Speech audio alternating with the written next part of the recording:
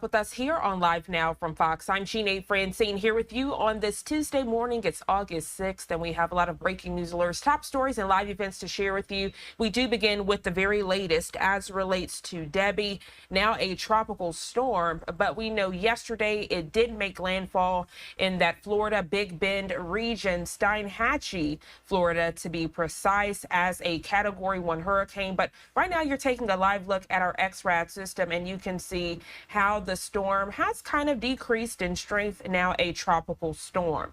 We know after decimating large swaths of Florida with intense rain and heavy flooding, and I actually want to show you some of that video coming out of Citrus County, Florida. Just to put it into perspective, this was an area that was heavily impacted by Debby. It continues to crawl across the south at this hour. The system's slow pace, meaning it has more time for downpours to impact soggy communities.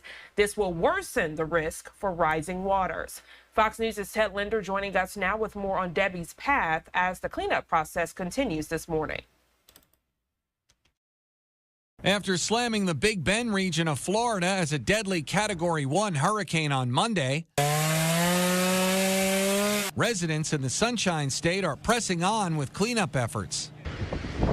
But those are still being complicated by intense flooding, ushered in by Debby's heavy rainfall.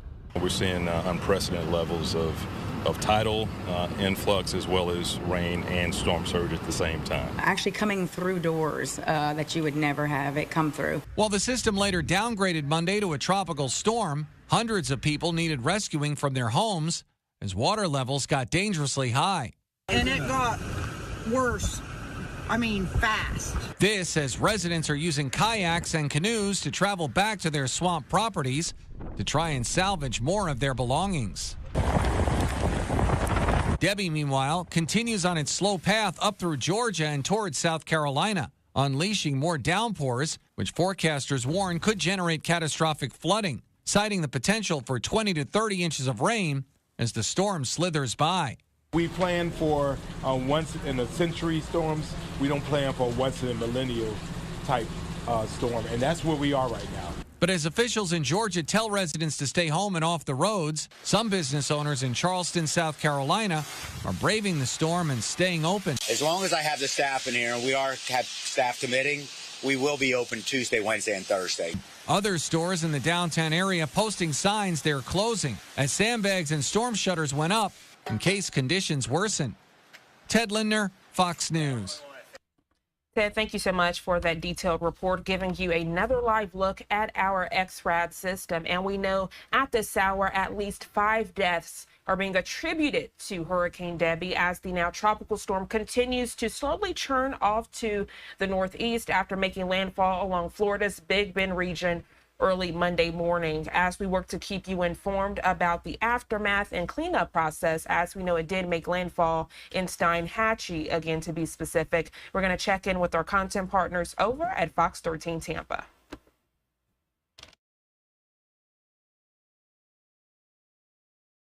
Affected neighborhoods. Plus, Debby's not done yet. Why the worst damage from the storm is now headed north. And till Debby do us part? One memorable marriage proposal just ahead of the storm.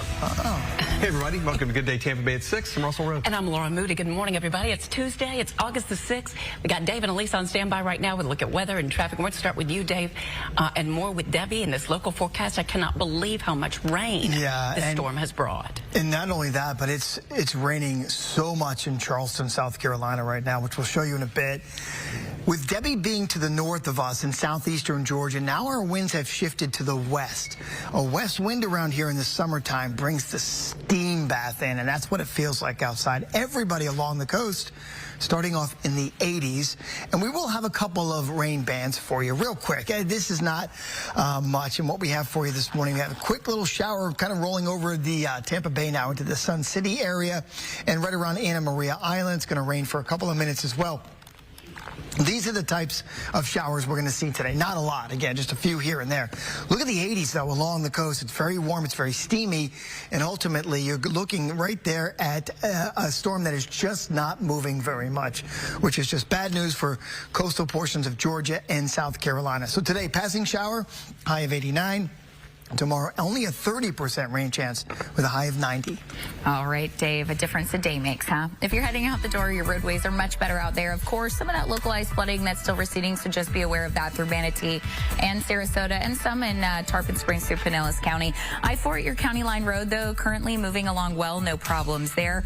And we do have a crash sitting out there still on 75 northbound at Sumter Boulevard down in Sarasota. You can see things are moving along fine there around it, though.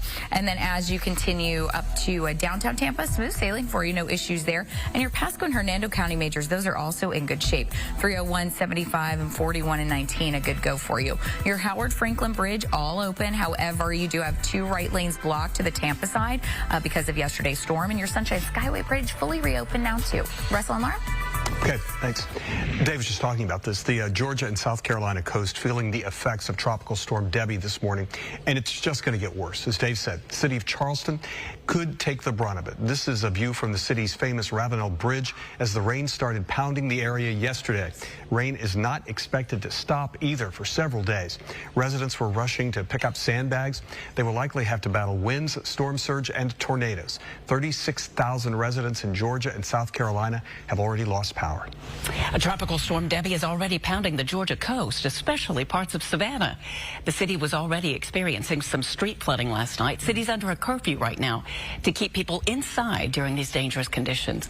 Elsewhere in Georgia, a 19-year-old was killed after a large tree fell on her porch as the tropical storm moved into the Atlantic.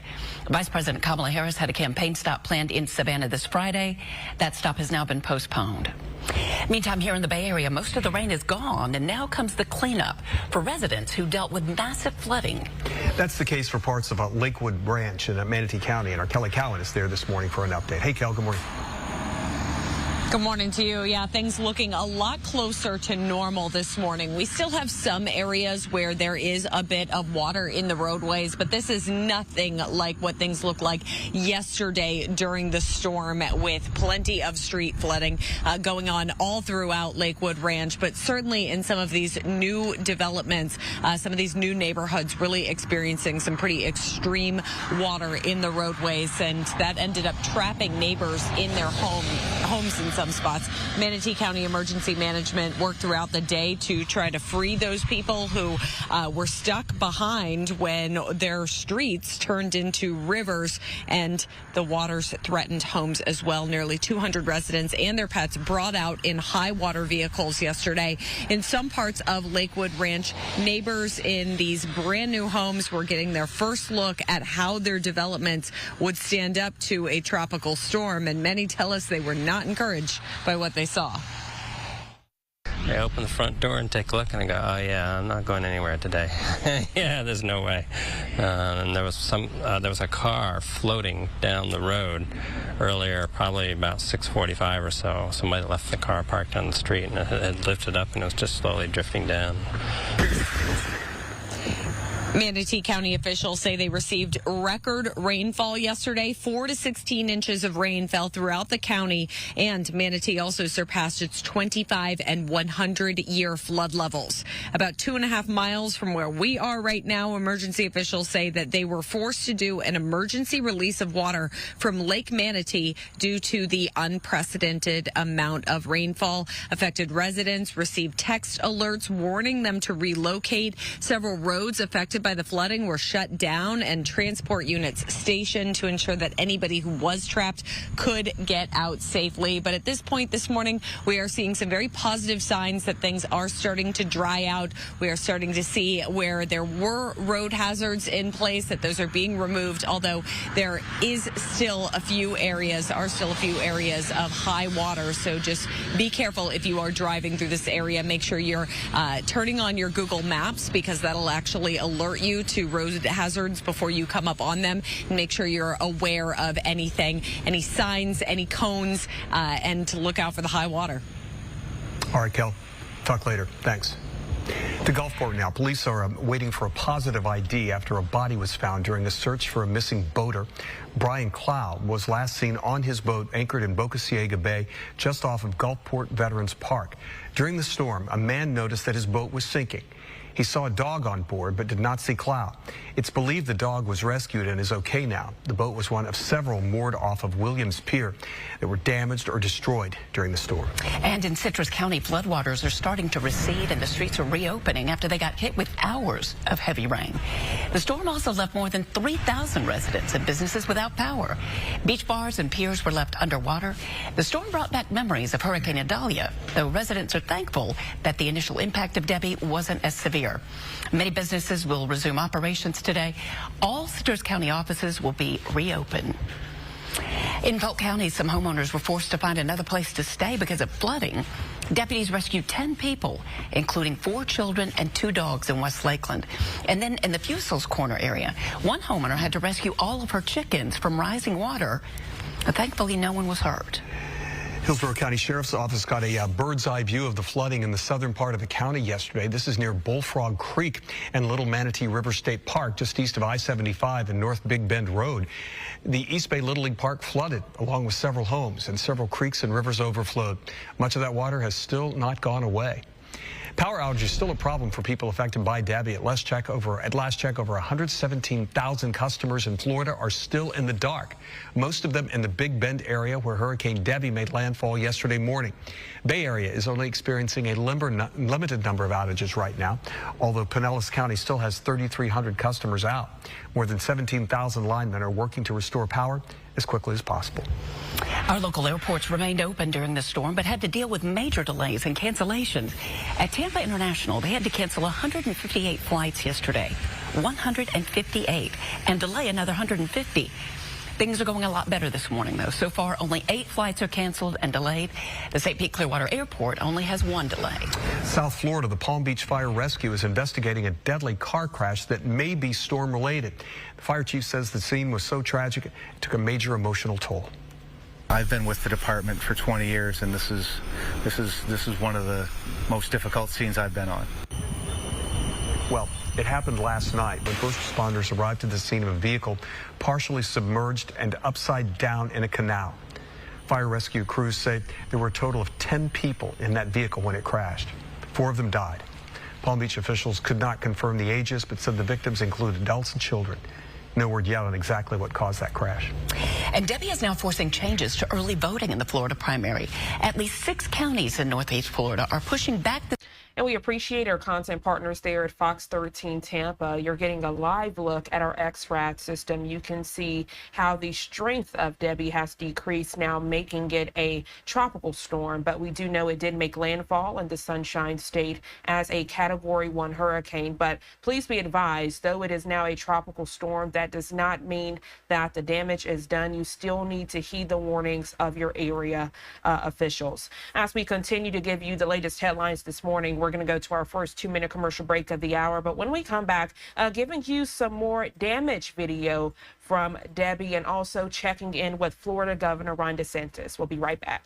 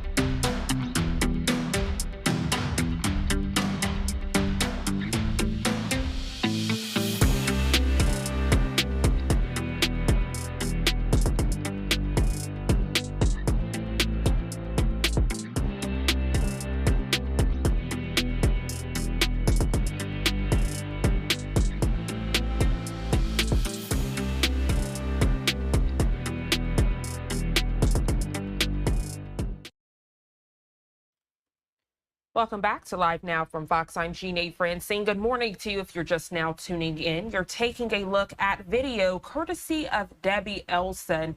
This is a few hours after Debbie made landfall in that Florida Big Bend region. Debbie making landfall around 7 a.m. Monday Eastern time. And my goodness, this puts into perspective how deep those waters are. And definitely the damage is not done yet, even though we know it is now shifting to other states, including Georgia and the Carolinas. As cleanup and recovery efforts are still underway this morning out in the Sunshine State. Now we're going to check in with Florida Governor Ron DeSantis and other Florida officials as they provide their latest update. We're back at the state EOC providing an update on Hurricane Debby, now probably below that strength as it wanders across the state of Florida. It did make landfall earlier today near Steinhatchee, near Taylor and Dixie counties. We're still at a level 1.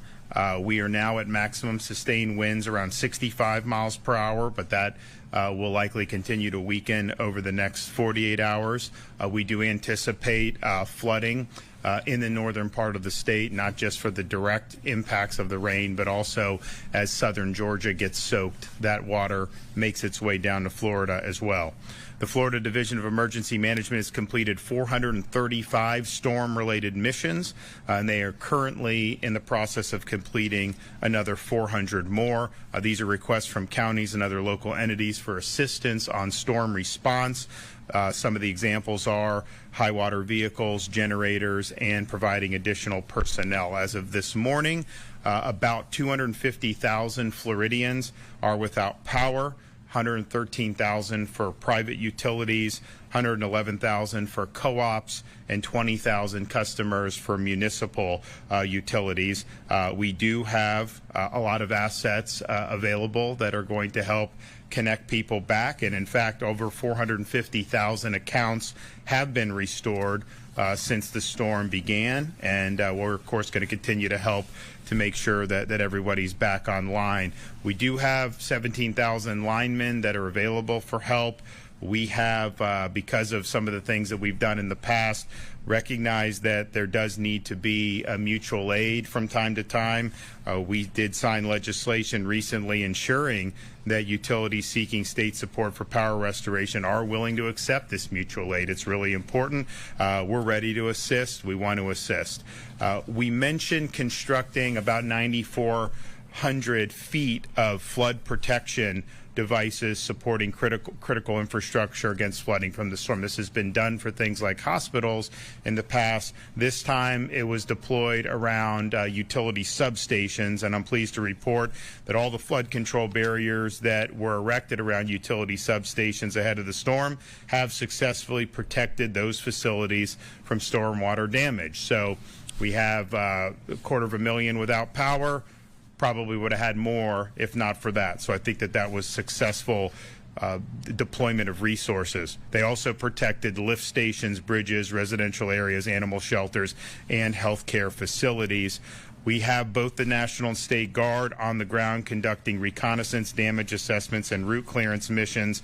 Now, this did not bring the catastrophic hurricane force winds that we've seen in previous storms like Hurricane Ian, but it has and continues to produce lots of water. We have reported a total of 4 fatalities. Again, these are when you're in the traffic stuff, we count it. We had 2 fatalities from a traffic accident in Dixie County, 1 in Hillsborough, which was the big rig truck, and then we did have 1 fatality of a young girl who was killed when a tree fell onto the roof of the family's home in Levy County. So as of now, we have 4 confirmed fatalities since the storm has begun. Are we live, or are we're still live? Okay, good. So that's obviously very tragic. We do think, though, that Floridians heeding the call of being careful, particularly on the roads, has reduced what would otherwise have been, because there's been some nasty conditions out there. So please Be very cautious when you're going out. We're going to continue to see some of these roadways that are going to have water, particularly in northern Florida, and that's going to happen. FDOT is working. As soon as it's safe to do, then they will open up different portions of roads. We want people to be able to get around, but we don't want to see these accidents or anyone be put in danger. We have 3,500 service members from the state emergency response team that is from the Florida National Guard, as well as the 14 rotary aircraft and 450 tactical vehicles. Of course, we have 100 soldiers from the Florida State Guard and 12 swiftwater rescue teams from Florida Fish and Wildlife Commission.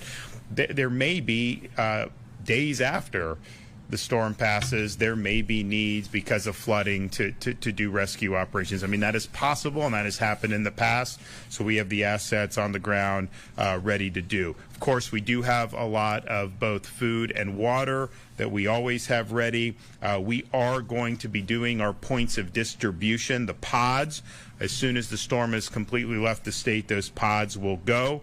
Those missions will begin tomorrow. We've accepted requests from Jefferson, Dixie, and Taylor counties to stand up pods for residents who need help or resources. As well, in addition to that, the Department of Commerce plans to set up a resource center for businesses, consumers, and others in need tomorrow at Taylor County Middle School. And as there's needs around the state, Commerce will also flex to be able to meet those needs.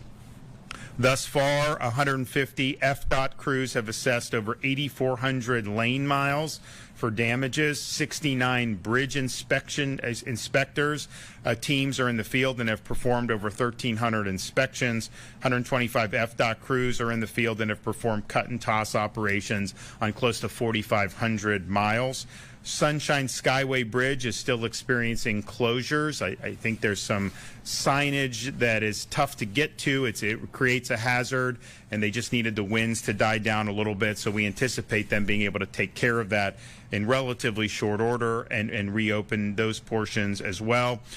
We have deployed traffic signal generators and pumps to clear and maintain the operability of intersections around the state. For up-to-date information about any road closures in your area, you can visit fl511.com, fl511.com. Manatee, Tampa, and St. Pete seaports are closed, but all are due to open later this evening, and all airports are open. So just a reminder that as we have more and more water, we are going to see flooding, particularly in the northern part of the state. Be very careful.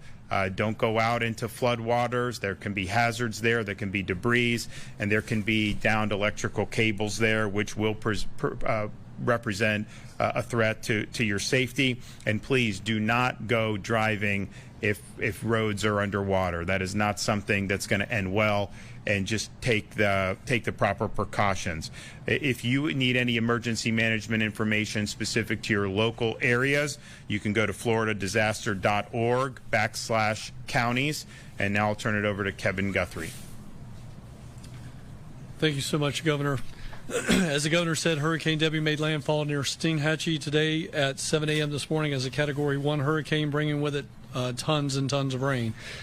The state will continue to experience tropical conditions, and we just experienced that here in live time, through tomorrow as Debby makes its way through North Florida. The hazards from this system are far-reaching and will be long-lasting. Our next event in this evolution of this disaster is going to be the riverine flooding that the governor has talked about. I want to make sure that people understand this could take anywhere from 3 to 7 days, depending on the type of basin and the type of river that we're dealing with. So this is going to be about a week-long event that we're going to be monitoring. But rest assured, the governor and his leadership, the state emergency response team, and myself are committed. We will be here the entire time. You will have resources in your counties ready to respond to whatever may come. As the governor's mentioned, we are fulfilling nearly 900 missions. We're about 50% of all of those are completely filled, and about 50% more in progress. And just to give you a little more context, the stuff that came in before the disaster has been filled. Now we're starting to get those requests for things like additional pumps and additional items after the disaster. Missions can be everything from personnel support, law enforcement, urban search and rescue, food, water, ice, tarps.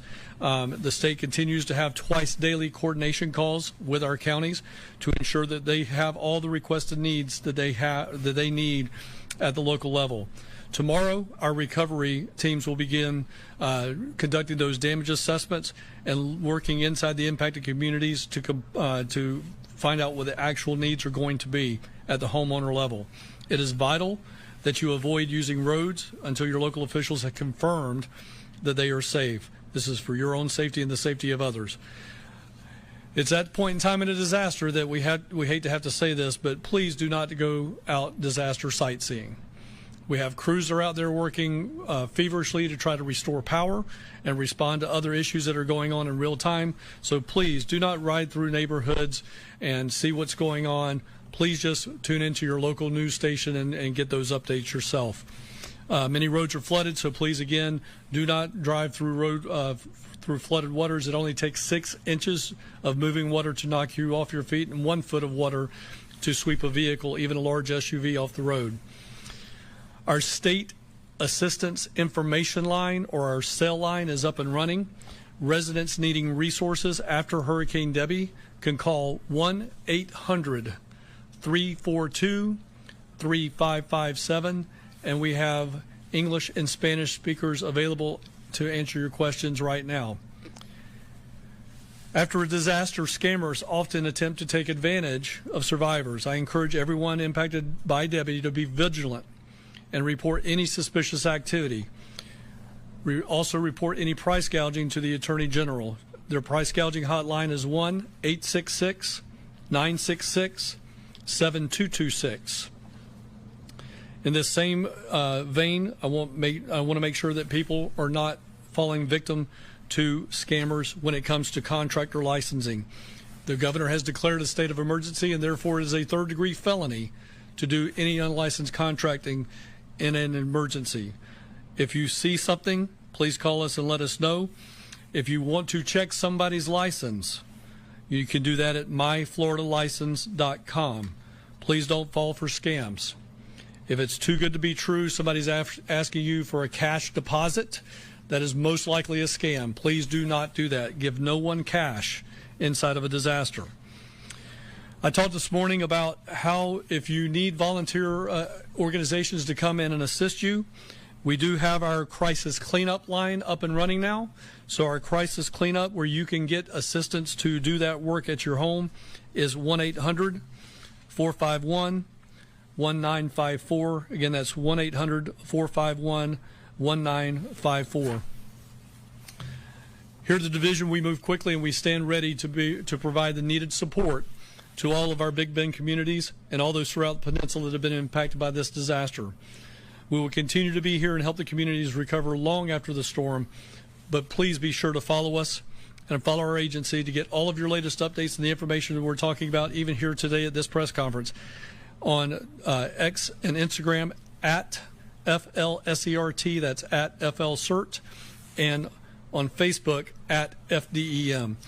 You can also get our traditional website at floridadisaster.org/updates. And once again, Governor, thank you so much for your support. Sure. So we'll end up, for what was staged and all the preparations, I mean, we will not even scratch the surface of needing to use what was mobilized. And I think that's the way to do it. We want to make sure that we're prepared for the worst, and we hope for the best. You never want to have a storm, but compared to Ian and even Idalia, this one is not leaving the same destruction in its wake. We know there's a lot of water. We know that presents hazards, and we'll be ready to work accordingly. We are not, Kevin and I are not going to be getting on the road today. We're going to continue to monitor, let the storm get through the state, and then we will go to some spots tomorrow to be able to help with the pods and some of the other stuff that are going on. You know, frequently when these things happen, you go down and you go on a tour to inspect the damage, and the good thing is that there's not really a place where you would do a big tour of the damage compared to what we saw with Idalia and certainly what we saw with Hurricane Ian. There's still risks.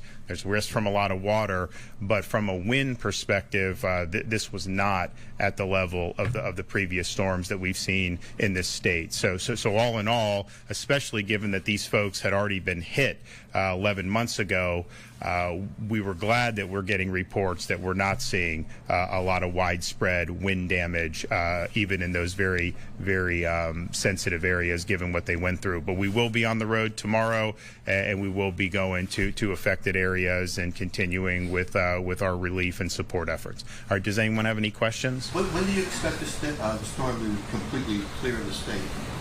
Well, the eye of the storm is basically North Florida, South Georgia right now. I think there's probably going to be some bands that are going to continue. Yes, sir. We're going to continue to get bands, but the eye wall is at the state line. Yeah. So. You started the attention. We'll move on then, with the media and everybody. No, I mean, I think that if you look at how this is going and the amount of water, you're looking at places like Savannah and Charleston, which are going to see a lot of water, potentially a lot of flooding. For those, my wife went to college at Charleston, so I've been there, and I mean, it could be like a light sun shower and they can flood there. I mean, it is very sensitive to a lot of water. So I think that both Georgia and South Carolina are probably going to brace, and we'll see. We'll hope for the best there. But I do think you're going to see attention on that, because this is just a lot of water. When a lot of water dumps in areas that are sensitive to flooding, you end up potentially seeing some events. Now, I don't know if that's definitely going to happen, but if you look at how they're mapping this now, that's the case. We don't need the cameras. We'll be where we need to be. I remember going to Hurricane Michael. That happened before I was even governor, going down there, and we were doing things down there for years to be able to help, which is a very catastrophic Category 5 storm. So we're going to do it. We'll make sure that our folks that all these missions are complete. And I think if you look at the number of missions that have been done by Kevin and his team, that is not ordinary. That is not how this stuff normally works. And in other parts of the country, it would not work this way. So they've done a really, really good job, and we'll continue to do it. There is going to be damage from this storm. There has been, there will be. But compared to some of the things that I think Floridians have been used to in the last 5 or 10 years, this is not Hurricane Michael. This is not Hurricane Ian, but it is a very saturating, wet storm. And as Kevin said, these riverines, when they get to be a certain level, and when they crest, and the water that's going to come down from Georgia, it's just going to be something we're going to be on alert for, not just throughout today, but for the next week. The Florida delegation in Congress is asking the president to amend his disaster declaration to include debris removal. I guess can I talk about how important that is and why it wasn't included in the original declaration? So in the governor's original declaration request that he signed and sent up to the White House, it was included. We requested what's referred to as Category A, or debris removal, and Category B, all items inside of what's referred to as emergency protective measures. The deck request that we got back as to what was approved was Category B, the emergency protective measures related only to evacuation and sheltering, and direct federal assistance. For some counties, only direct federal assistance for evacuation and sheltering provided only by the federal government in other counties. So they did not include any debris removal as being a part of that emergency declaration. We will go back. There's a way to do this a couple of different ways. Number one is the delegation has petitioned the White House to give us that and reconsider it. But what we will also do in parallel is we will go and do the damage assessments, and that's what we talked about today. We're going to go and start doing that in earnest tomorrow. And then when we get the necessary data that proves that we have met thresholds, then we can then ask for a major disaster declaration, which will include debris, all emergency protective measures, and then permanent work. Is this unusual? Because you guys do the pre-disaster declarations fairly often now. Yeah, we do a pre-disaster declaration for every hurricane that we have. I would say Cody, it's mixed. You know, obviously the bigger the storm, the faster those things happen, and we get what we call in our world an auto declaration where we get everything up front. Whereas in other situations, like the tornadoes that we just had here in Tallahassee, we had to do it the old-fashioned way, what we call the old-fashioned way, which is we had to go and show our work, prove our work, show our math. So this is kind of in between. We got a little bit, but not everything that we were asking for. And these, I mean, the damage assessments are just starting, so we'll see. We'll see what level of debris there is. Hopefully, it's not a lot of debris. I mean, I remember seeing the debris left in the wake of Hurricane Michael. I mean, it's like you could go like a mile outside the storm and you didn't even know. But anything that was in that, there was debris everywhere. Ian, there was debris everywhere. You have some of these local, particularly when you're talking about financially constrained counties, sometimes in these big storms, you could have a debris bill that's more than the entire budget. In fact, many more times, I think Mexico Beach in the Panhandle, their debris budget, I think they had like $100 million in debris, and their annual budget was less than $10 million, or maybe even less than $5 million, if I remember correctly. So those are things that are there. So we'll see where we are with that. But I mean, I'm confident if there's a need for assistance with debris, I mean, I think we probably will get it. I just think it's probably premature to know for sure exactly what we're looking at, and Kevin and his team and other folks in the state are doing that. So my hope is that it's a minimal amount and that everyone gets what they need to be able to take care of it. All right, we'll see you guys tomorrow. Thanks. So that was the very latest from Florida Governor Ron DeSantis and other Florida officials out in Tallahassee, Florida. And I also had some video out of Citrus County, Florida, just showing all of the flooding and the impact from, at that time, Category 1 Hurricane Debby, but now it has decreased. You're getting a live look at our XRAD system, seeing how now it is a tropical storm. Now at 6:34 on the East Coast, we are going to go to our second 2-minute commercial break of the hour, but when we come back, heading out to Georgia, you're getting a live look at the Atlanta skyline. We'll be right back in just 2 quick minutes.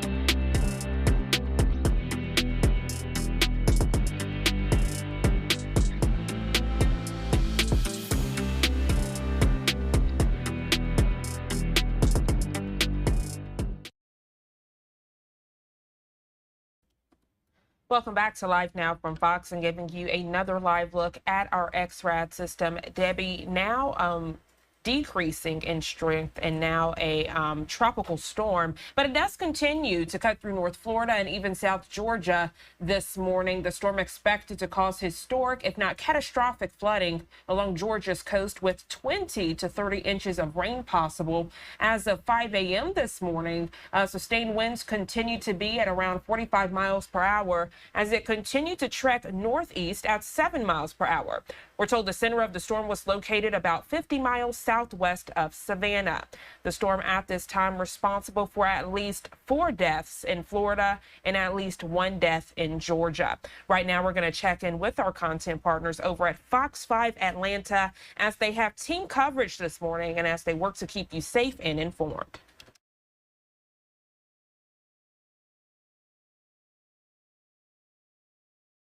Leaders and the National Guard, along with power crews, are on standby. And so is our team as we track the storm and its impact in Georgia. We're live in the storm zone in Savannah and at Georgia Power's Operations Center. Plus, we have you covered from the Fox 5 storm and traffic centers. Also this hour, a violent night in the metro. 3 shootings, 2 of them deadly. 1 man was killed overnight at a downtown Atlanta hotel. We're live with the latest on the investigation. Also breaking, Vice President Kamala Harris is now the official nominee for the Democratic Party and the first woman of color to lead a major party ticket. But first, let's get straight over to Joanne Feldman in the Fox 5 Storm Center. She is tracking Tropical Storm Debby. Joanne, what's the latest track here? Okay, well, the latest that we know is this is still slowly moving and centered over southeast Georgia, despite the fact that it made landfall into the Big Bend of Florida about 24 hours ago. It just has not made a whole lot of progress across the state. Latest update for the Hurricane Center has it moving northeast at 7 miles an hour. And the worst of the weather, if you will, is right there on the northern side of it, swinging into South Carolina and parts of coastal Georgia. We're going to be watching historic rainfall continuing to unfold. So the question naturally is, what does this mean for us here in North Georgia? And the answer is very little, actually. We do have clouds as a result. It's 77 to start this morning, and the breeze has picked up a little bit with Debby off in the distance, a 13-mile-per-hour wind currently. That's a look at the cloud cover on the satellite image. You don't have nearly as much of it the farther west you go. And while most of us are beginning the day in the 70s, how hot it gets in any one location is going to be determined by how much sunshine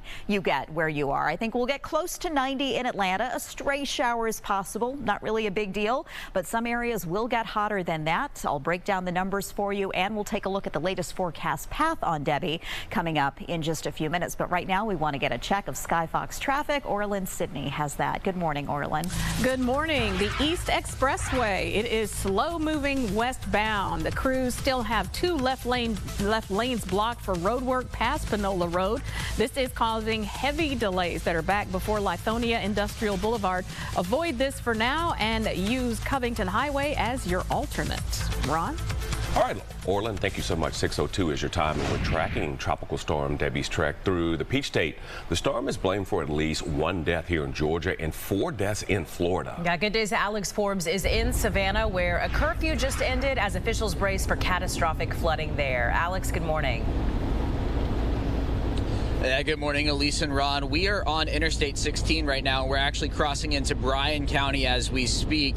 The reason why we're on the interstate is because we've gotten word that there is potentially some road damage due to flooding not too far away as we make our way towards Ellabelle, Georgia. Officially in Savannah, we've picked up over 8 inches of rain so far, but as Joanne has been talking about, this is a several days long event, so we have a lot more rain to go. And the good news is, it sounds like the word got out across Savannah as residents were able to prepare.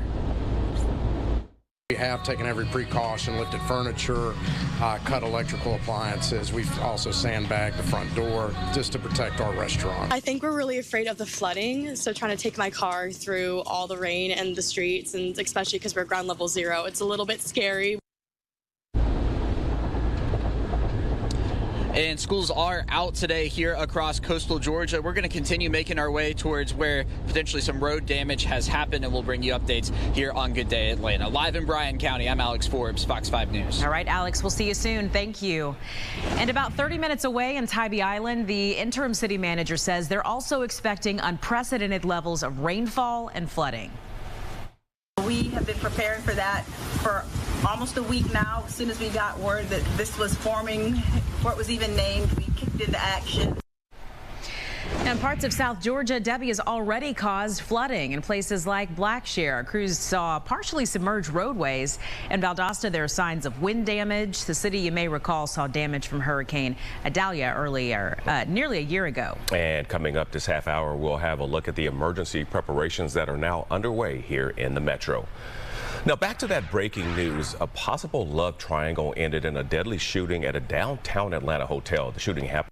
So our team at Fox 5 Atlanta transitioning to some breaking news they are following this morning, but we will continue to stay on the very latest as it relates to this breaking news headline now, Tropical Storm Debby. And we are also following other headlines this morning as relates to Michigan voters. We're going to go ahead and go to our third 2-minute commercial break of the hour. But when we come back, checking in with Fox 2 Detroit's Robin Murdoch for the very latest and what you need to know before the polls open. We'll be right back in just 2 quick minutes.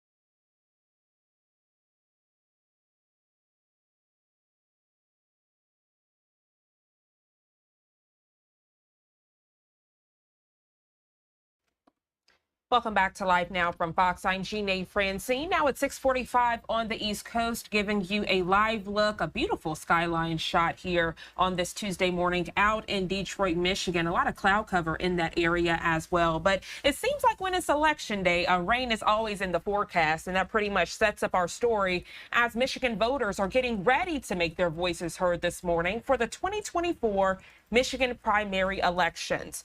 Fox 2 Detroit's Robin Murdoch joining us live this morning. Robin, good morning to you. Polls are set to open in about 15 minutes. Yeah, polls here in Michigan for the primary, Janae, will open in about 15 minutes at 7 o'clock this morning. As you just mentioned, probably within the last half hour or so, it started raining pretty steadily where we are right now in Detroit, and hopefully that will not keep the voters away when they do head out to the polls, because there are a number of big issues that they need to decide on depending on where they live. We've got some House seats that are up for grabs. We've got some Senate seats. There's some sheriff's races that are ongoing right now, as well as a number of millages and proposals all across the Metro Detroit area. So it is expected to be very busy at the polls today. More than 1 million people have actually already cast their ballot in this primary election. About 970,000 people have submitted absentee ballots, and then more than 73,000 others took part in early voting.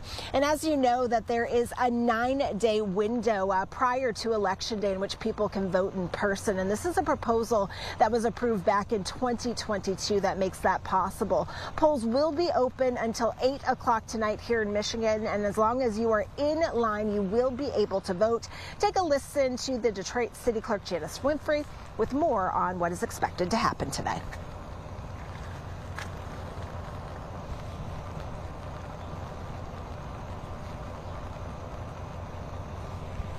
Within the 100 feet or in the precinct, you cannot wear a vote for me t-shirt or vote for whoever t-shirt. You have to turn it inside out. You can't wear that hat that you like that says support whomever.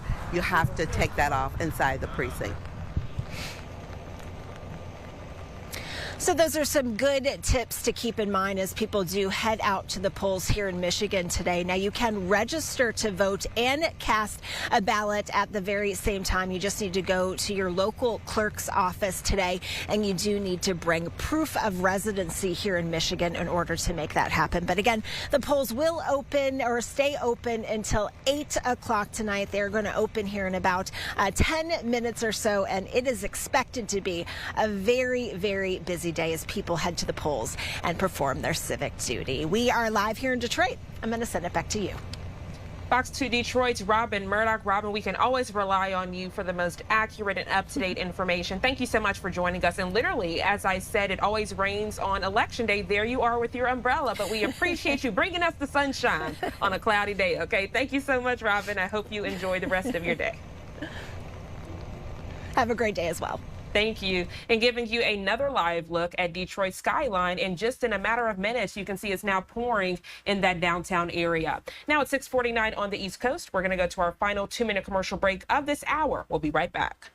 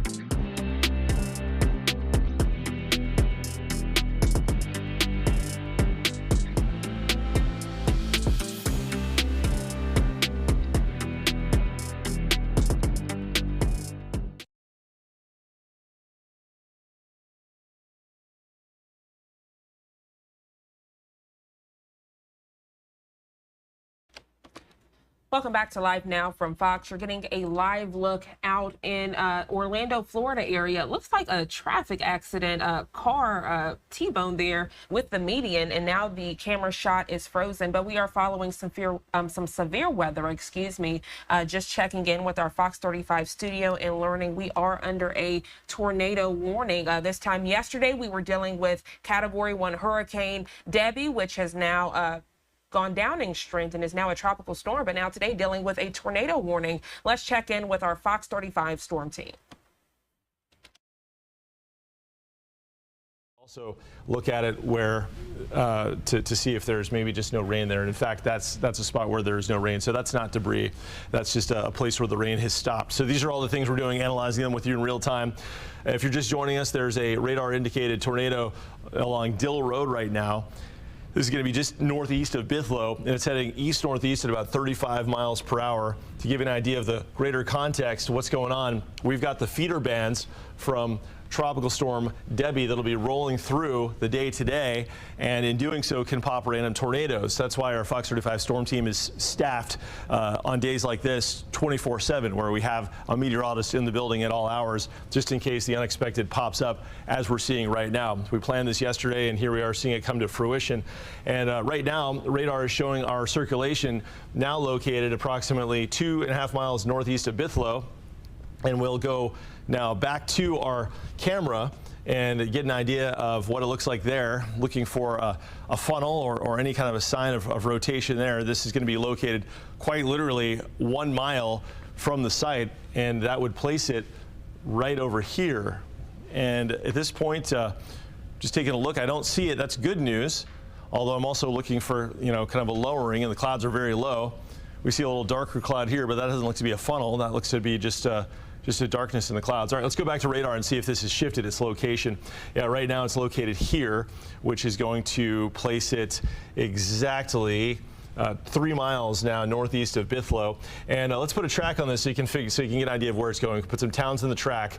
This is a fairly rural zone right here east of Bithlo, but there are still, of course, homes here and some neighborhoods. And so going east-northeast at 35 miles per hour, that is going, if it holds together, and keep in mind this tornado warning is only in effect for 6 more minutes, but if it holds together, and it probably will not hold together, which is good news. These tropical tornado warnings tend to only last for about 10 minutes or so. There's a quick dip with a quick rotation, and it lifts back into the clouds.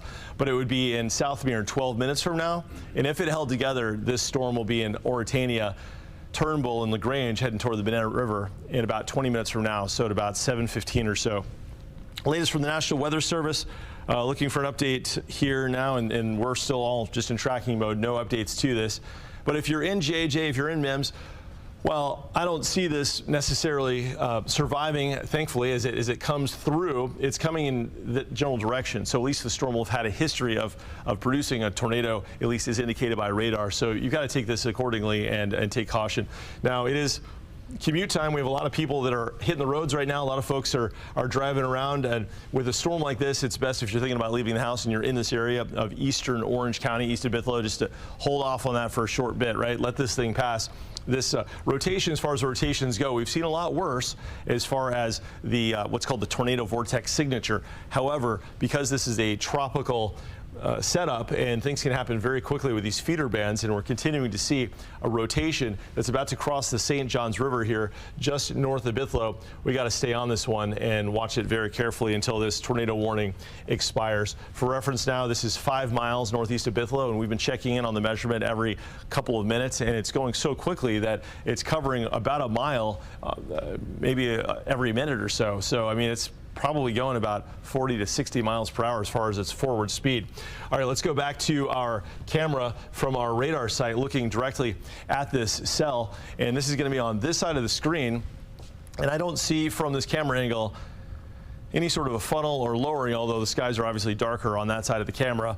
But it's also an illustration of why it's not like you're going to be able to see this thing. It's either not touching down and it's a circulation inside the cloud, meaning it could touch down with very little notice, or it's very small, or more likely it's rain wrapped, meaning there's rain surrounding the entire circulation. So it's nothing you can actually see.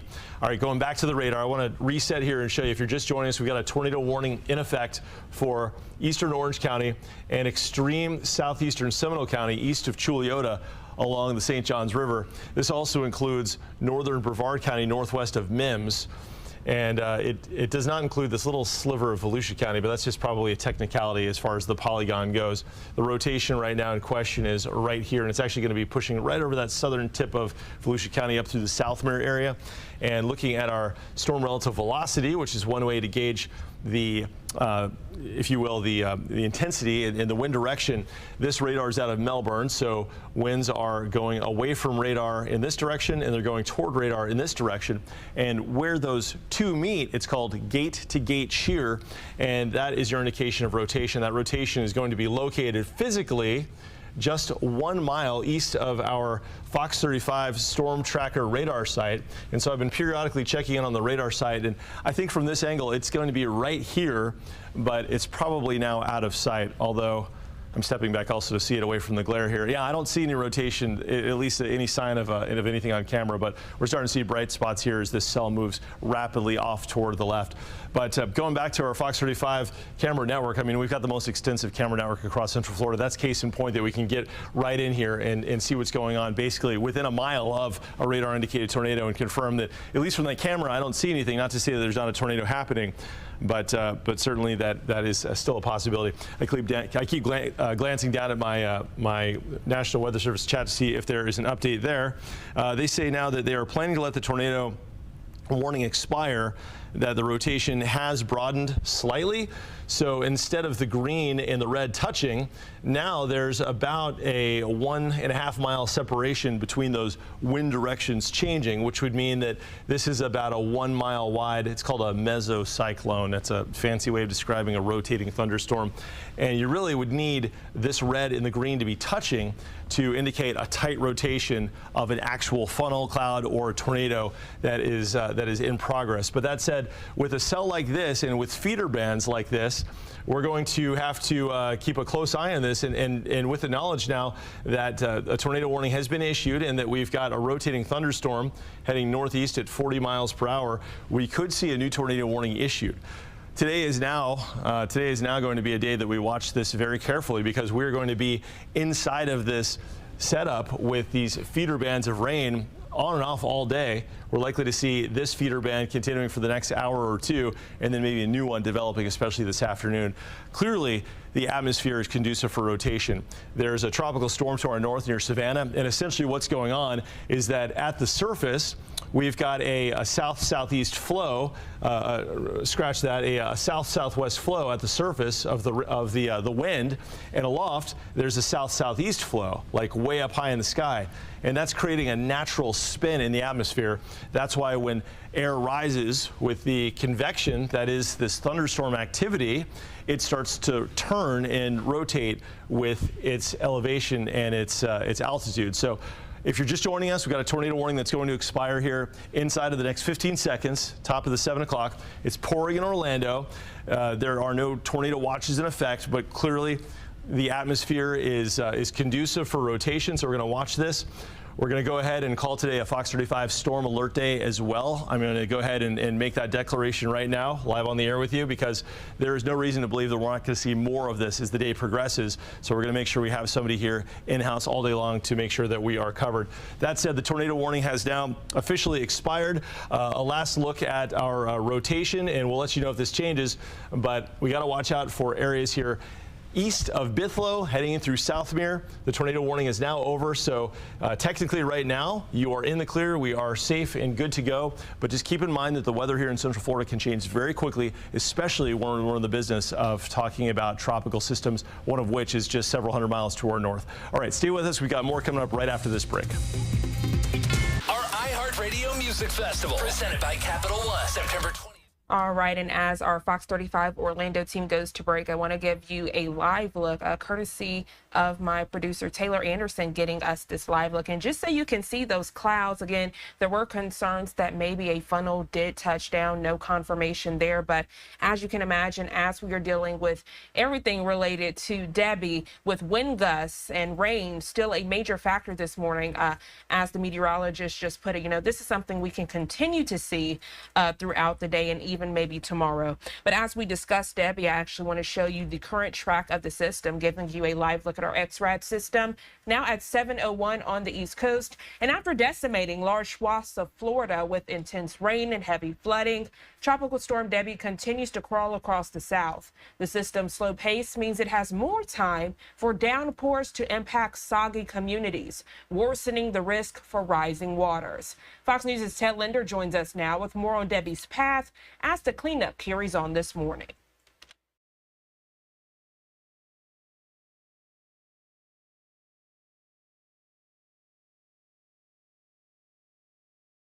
After slamming the Big Bend region of Florida as a deadly Category 1 hurricane on Monday, residents in the Sunshine State are pressing on with cleanup efforts. But those are still being complicated by intense flooding, ushered in by Debbie's heavy rainfall. We're seeing unprecedented levels of tidal influx as well as rain and storm surge at the same time. Actually coming through doors that you would never have it come through. While the system later downgraded Monday to a tropical storm, hundreds of people needed rescuing from their homes as water levels got dangerously high. And it got worse. I mean, fast. This as residents are using kayaks and canoes to travel back to their swamp properties to try and salvage more of their belongings. Debbie, meanwhile, continues on its slow path up through Georgia and towards South Carolina, unleashing more downpours, which forecasters warn could generate catastrophic flooding, citing the potential for 20 to 30 inches of rain as the storm slithers by. We plan for once-in-a-century storms. We don't plan for once-in-a-millennial type storm, and that's where we are right now. But as officials in Georgia tell residents to stay home and off the roads, some business owners in Charleston, South Carolina, are braving the storm and staying open. As long as I have the staff in here, and we have staff committing, we will be open Tuesday, Wednesday, and Thursday. Other stores in the downtown area posting signs they're closing as sandbags and storm shutters went up in case conditions worsen. Ted Lindner, Fox News. Ted, thank you so much. And again, we're even seeing the impacts of Debbie still this morning right here in the Sunshine State, just moments ago dealing with a tornado warning in Orlando. But we know a few hours away out in Tampa, the cleanup process is underway as it relates to Debbie. We're going to check in now with our content partners over at Fox 13 Tampa.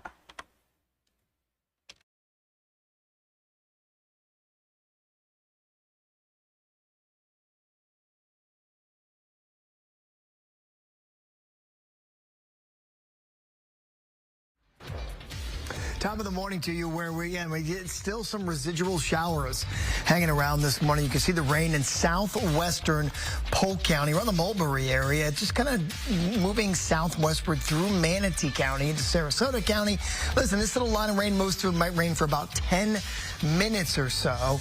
Temps are starting off very steamy in the 80s, and we'll head back into the lower 90s with that 40% rain chance.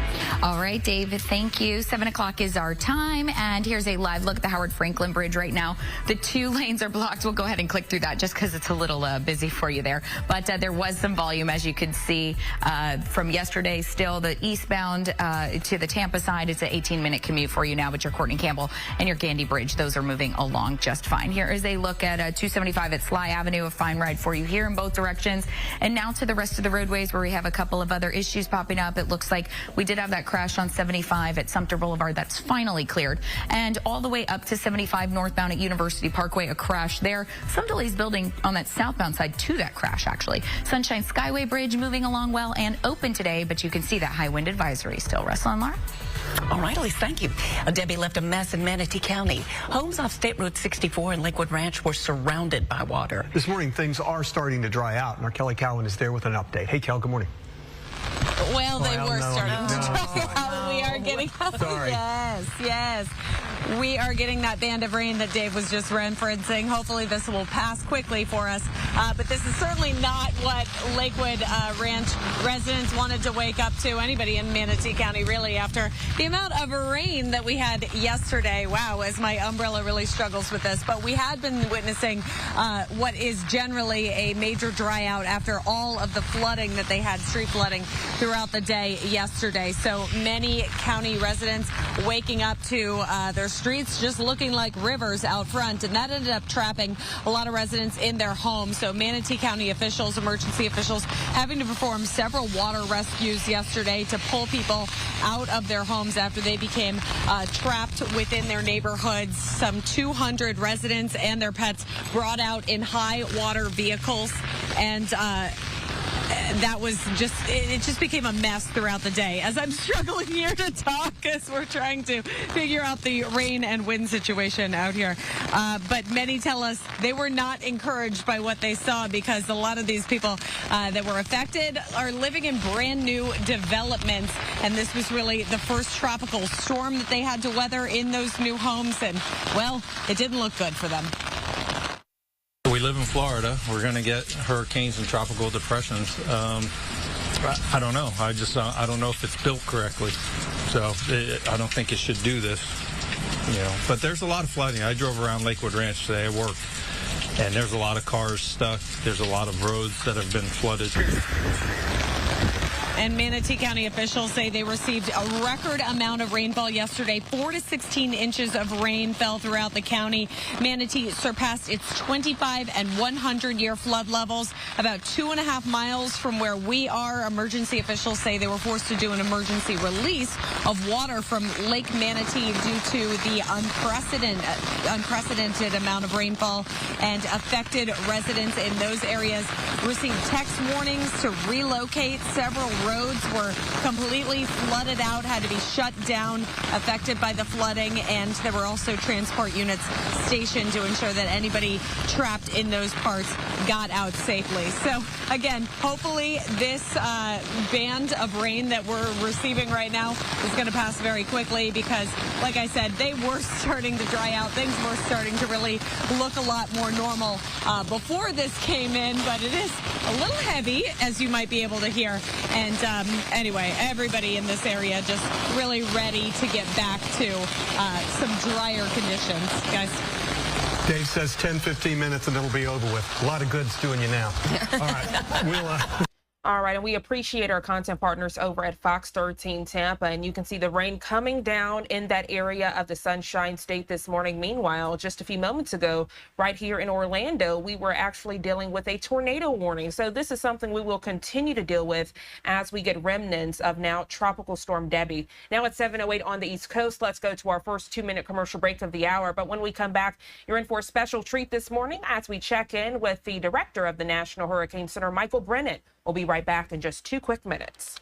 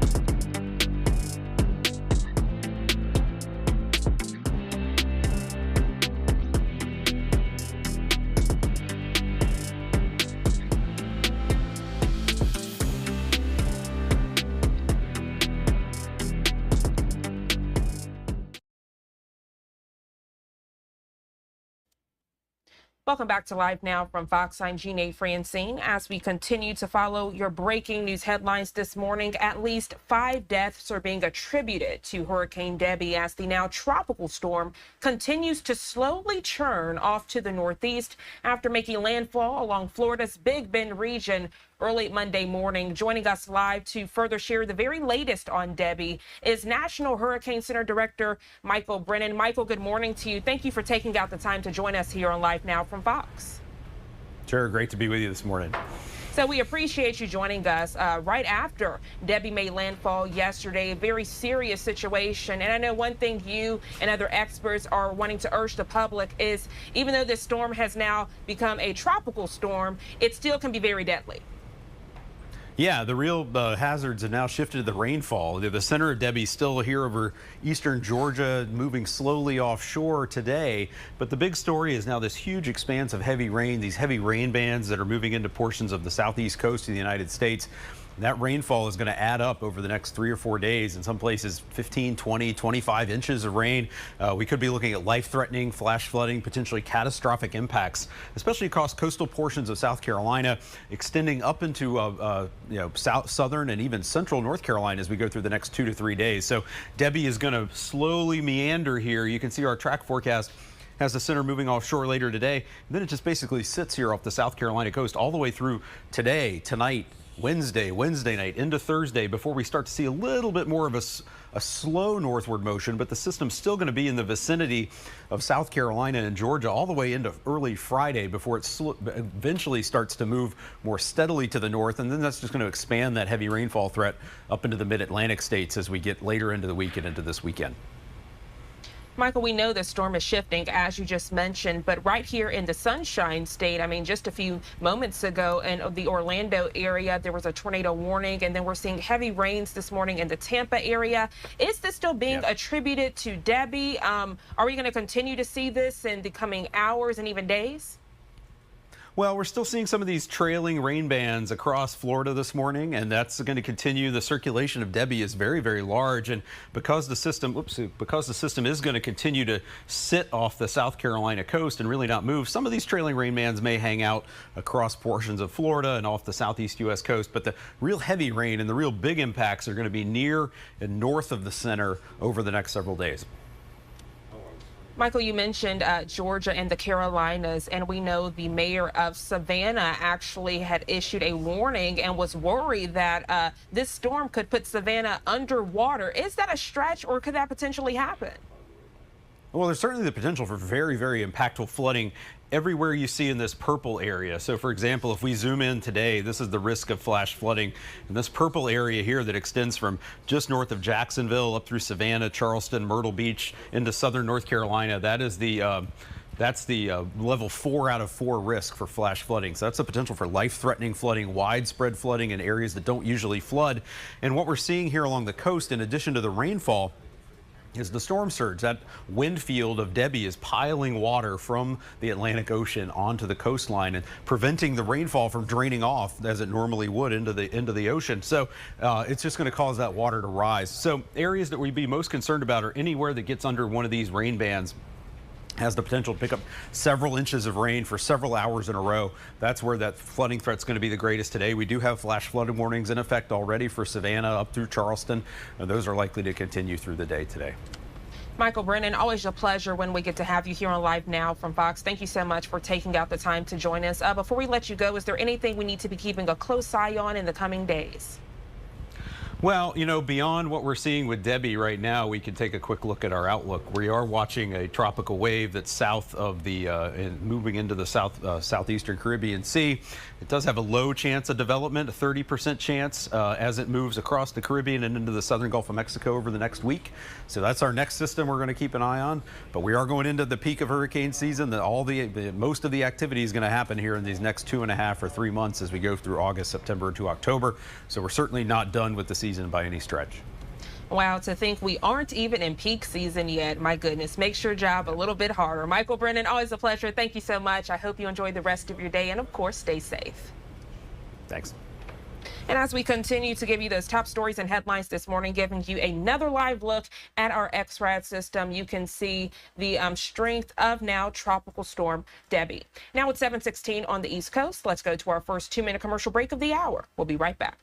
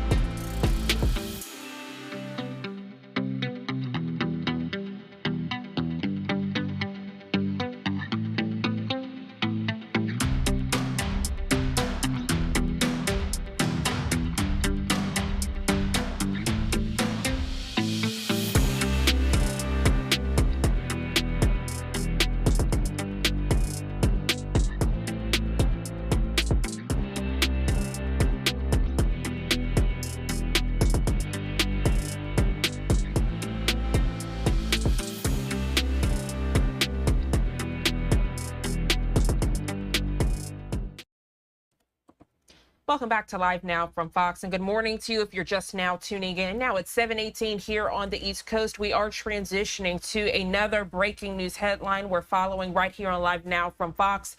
The world is closely watching the Middle East this morning as world leaders are trying to prevent violence there from turning into an all-out war. There are also reports U.S. service members have been hurt during an attack at a base in Iraq. Fox News correspondent Connor Hansen joining us now with the very latest from New York. U.S. officials say several Americans have been injured at Al-Assad Air Base in Iraq in a suspected rocket attack. It's unclear if it's connected to the ongoing fighting along the Israel-Lebanon border. Israel has been preparing for retaliation from Iran after a senior Hamas leader was killed inside Tehran and a Hezbollah leader was killed in a strike in Lebanon. Top diplomats have been working around the clock trying to prevent escalation and salvage the fragile ceasefire deal. All parties must take steps to ease tensions. Escalation is not in anyone's interests. It will only lead to more conflict, more violence, more insecurity. Both President Biden and Vice President Harris met with their national security team to be briefed on the situation. The White House says they discussed what they are doing to protect U.S. forces along with Israel and how to respond to a potential attack. The U.S. has moved more warships and fighter jets into the region. We have been sending consistent messages through our diplomatic engagements, encouraging people to communicate to the government of Iran that escalation is not in their interest and that we will defend Israel from attacks and that escalation does not serve Iran's interests. Back in April, Iran launched more than 300 missiles and drones towards Israel. Most were intercepted. A number of major airlines have canceled flights to and from the region as several countries warn their citizens to leave. In New York, Connor Hansen, Fox News. Connor, thank you so much. And as we further discuss this breaking news alert, now at 7:20 here on the East Coast, giving you a live look out at the Israel-Lebanon border. And as we further dissect the conflict in the Middle East right now, I want to check in with my colleague Austin Westfall as he has a detailed interview with national security expert Hal Kempfer. National security analyst and retired Marine intelligence officer Hal Kempfer. As always, Hal, it's good to see you. We heard in that piece they're talking about Al-Assad Air Base, and I know that's a air base that you are familiar with. Can you tell us a little bit about it? Tell us a little bit about it, please. Yeah, Austin, it's been 20 years, but I was stationed there for a period of time when I was over in Iraq, and it's a very large air base. We took it over from the Iraqi Air Force. It was one of the premier air bases that Saddam Hussein had, and it's a very robust facility. We have put a lot of resources, but we have put a lot of new construction in there. It's also been a base that has been typically hit over and over again. You may recall some time back that Iran launched a series of missile strikes on there, caused a lot of damage, caused some traumatic brain injury issues with those stationed there. In this case, two service members were injured in this rocket attack. These are smaller Katyusha rockets, not very sophisticated, but it was enough that they get there. And the thing is, it just depends on when it hits. That's one of those problems. About the time that I was over there, I wasn't actually on the base when it hit. But at the same time, we got hit with a rocket attack, and we actually had a fatality, and it was just one of those things where it was timing. They just happened to hit at a time that we didn't. It was very short lead time. Nobody had time to get into all the shelters, and some did, some didn't. And it looks like this may have been one of those cases where they just didn't have time to get into the shelters with enough advance warning. And that's one of the challenges. I mean, these are working bases. You can't sit in the shelters waiting to get hit all the time. You have to do your job. You have to go out there. You have to move around.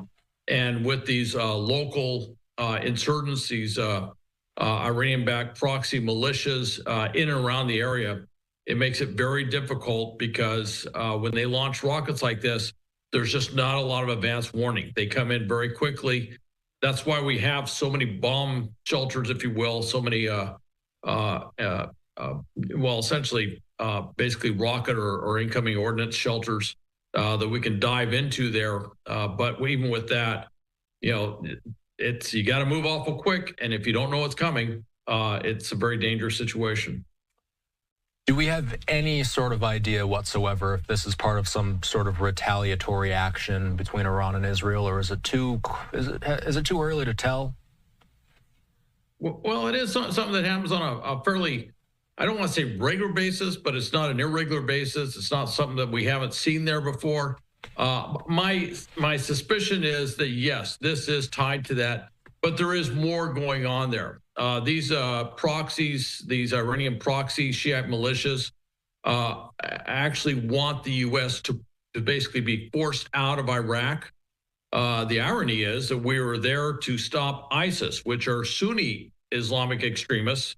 Actually came from, if you want to go back far enough, Al-Qaeda of Iraq is where they came from. The Sunnis and the Shiites have a long historic animosity, hatred towards each other. One of the reasons that ISIS was in there was to destroy the Sunni rule, if you will, Sunni majority that was ruling Iraq. They would have erased that. And Saddam Hussein was Sunni. The current government is Shiite.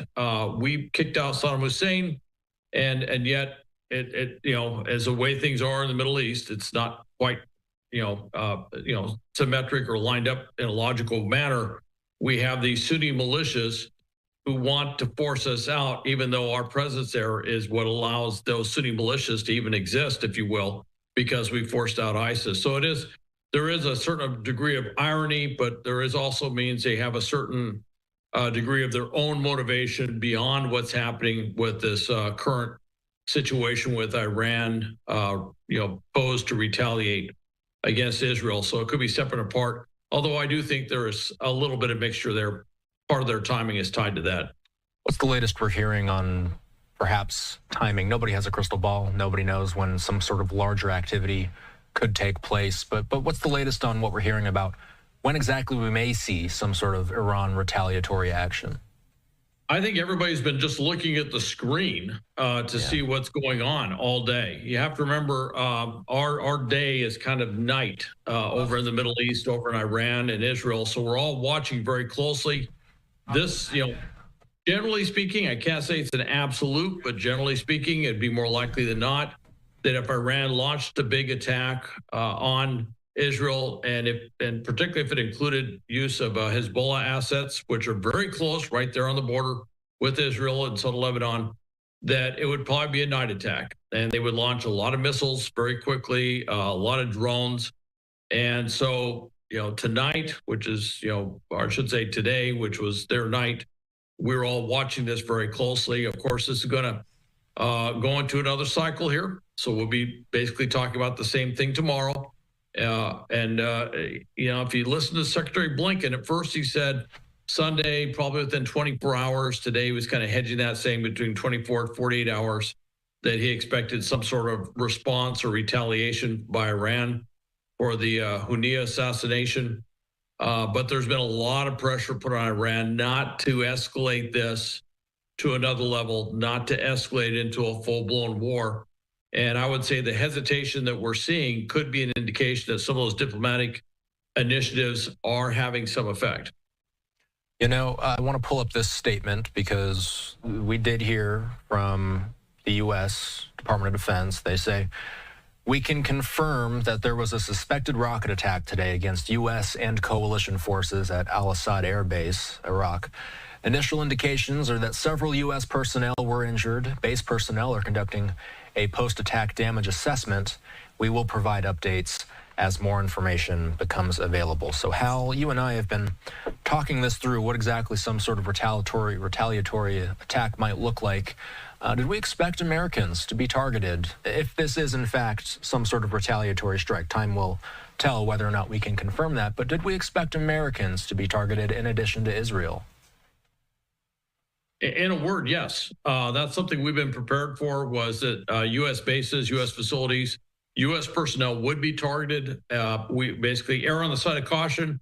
But also, if you listen to the Iranian foreign minister today, he very much linked Israel with the U.S. and in his mind, and which represents the policy of Iran. They don't really see a big difference in that.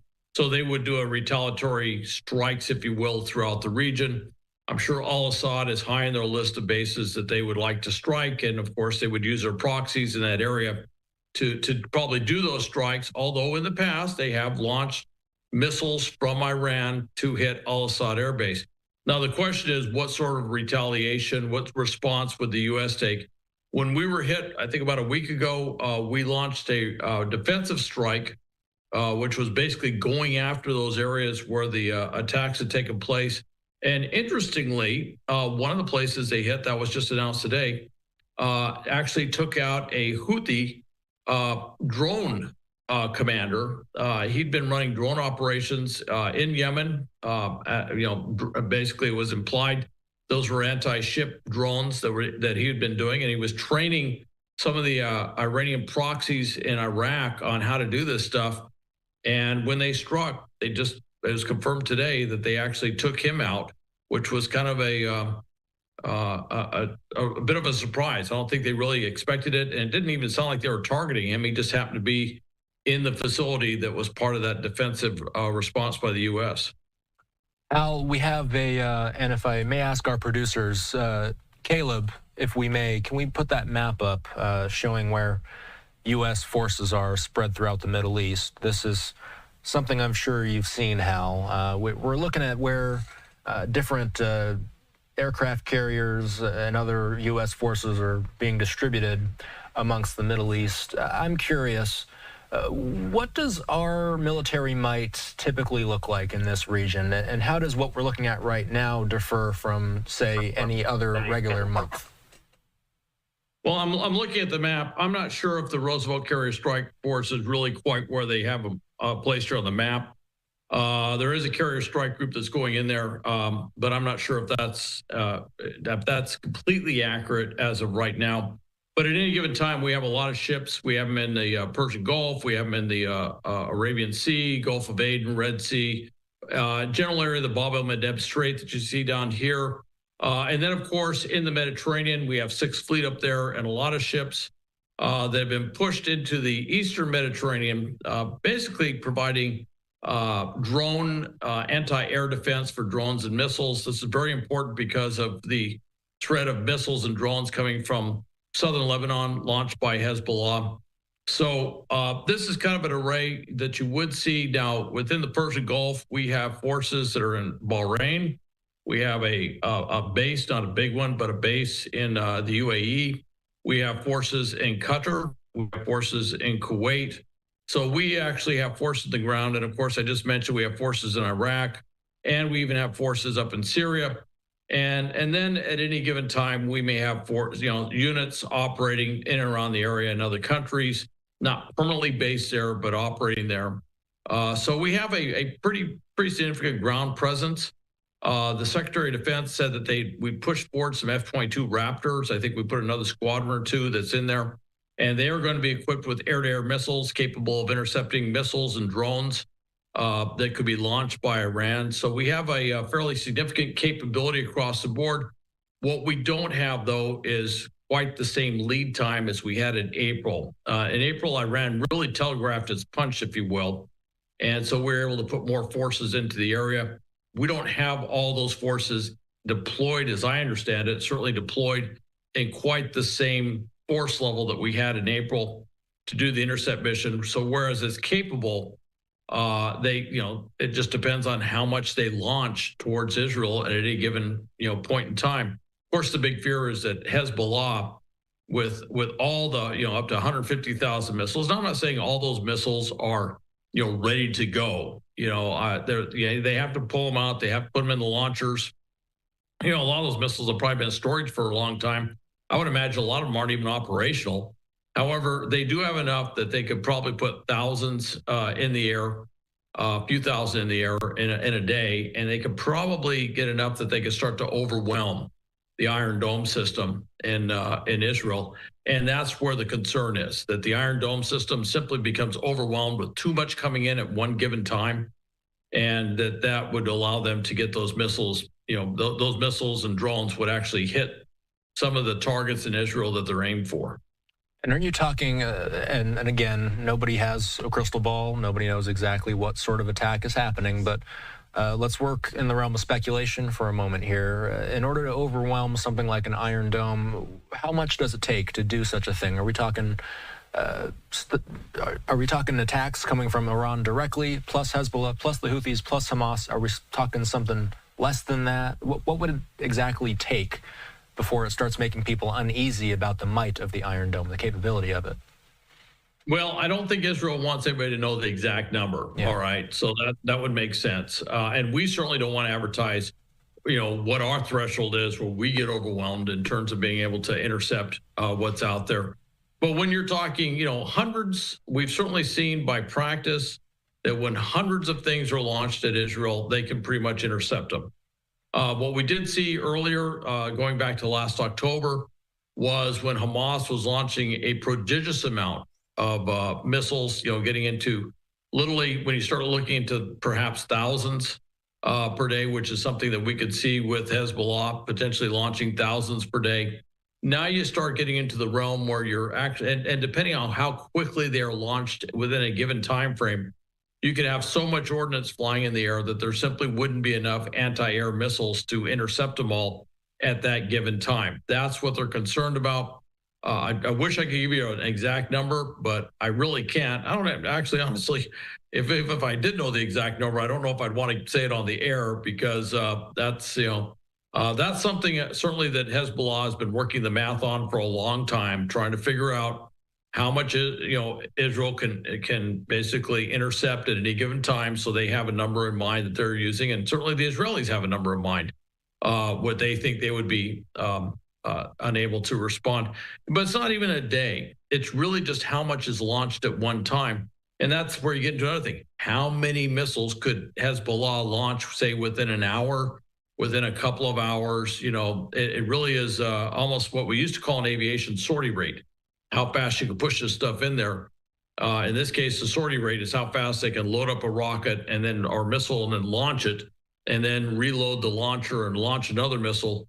And that determines how much ordnance is flying in the air at any given time, which goes on the other end is how fast that they can deal with it on an air defense standpoint. So that's really what the whole issue is could they overwhelm their system? What's been happening in Gaza as we've been talking so much about Iran, Lebanon? We sometimes, I think, lose track of the situation that's still unfolding within the enclave. What's been taking place there recently? Well, they're still doing strikes. Of course, it made the news yesterday. They had hit a school, which is under the international law of war. Things like mosques, schools, hospitals are protected sites unless they're being used for military purposes. And what we've seen with Hamas and then certainly Palestinian Islamic Jihad, a smaller group that also operates in sync with Hamas, is that they routinely use these protected sites for military operations, whether it's for storing ammunition, command and control, like headquarters things, or anything else. In fact, in one very famous case with a video, they were using a hospital to move hostages, Israeli hostages, through the hospital. So these are flagrant violations of the international law of war. But on the other hand, if you hit a hospital or if you hit a school, excuse me, there was always if nothing else, but the inference that, of course, that innocent civilians were killed, and with schools and stuff, that even if there weren't any women or children killed, Hamas is going to put out that there were women and children killed, because that's part of what they do as a terrorist group, is to try and portray their enemy, if you will, in this case Israel, in the worst possible light. One thing I have noticed is, and this is something over the last few months, that the Ministry of Health, which is an arm of Hamas, will now say 46 people were killed. All right. But they won't give an immediate breakdown of women and children. The inference is and they may say this, is that most of them were children, or most of them were women and children, or something like that. But they don't give an immediate number, and that's because they don't have an immediate number, and probably because most of those killed were actually Hamas fighters. They were not innocent women and children. I'm not saying there hasn't been what's called collateral damage, which is that civilians that were not the intended target do get caught up in this because it is very condensed, tight urban warfare. So when you see kinetic effects and that type of warfare, and you have civilians in the proximate area, you are going to have issues of collateral damage that will pop up. But I have noticed that Hamas has been holding back, unlike what they did in the early months of war, where they would immediately come out and provide a number which honestly was probably impossible for them to provide, saying this is how many women and this how many children were killed in an attack. They've been a little bit holding off on that of late. And I think that's because, I think the Israeli targeting's probably gotten more precise in terms of what it's doing. But also, I don't think Hamas has the ability to even make wild projections anymore like they used to. They have to wait for a while before they can make some sort of statement. I want to bring in national.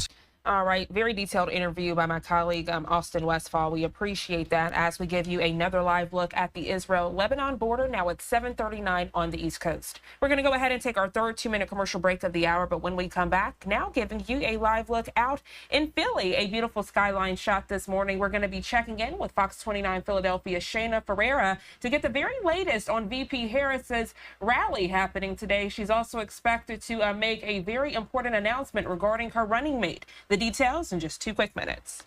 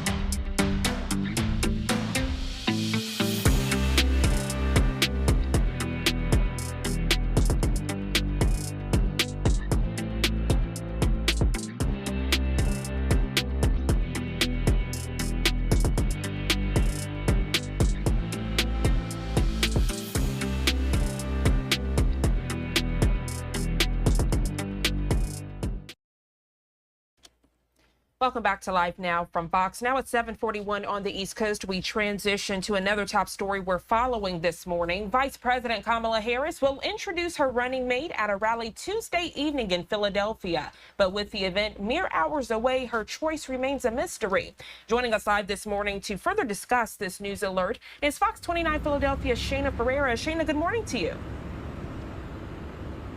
Good morning. Thanks for having me.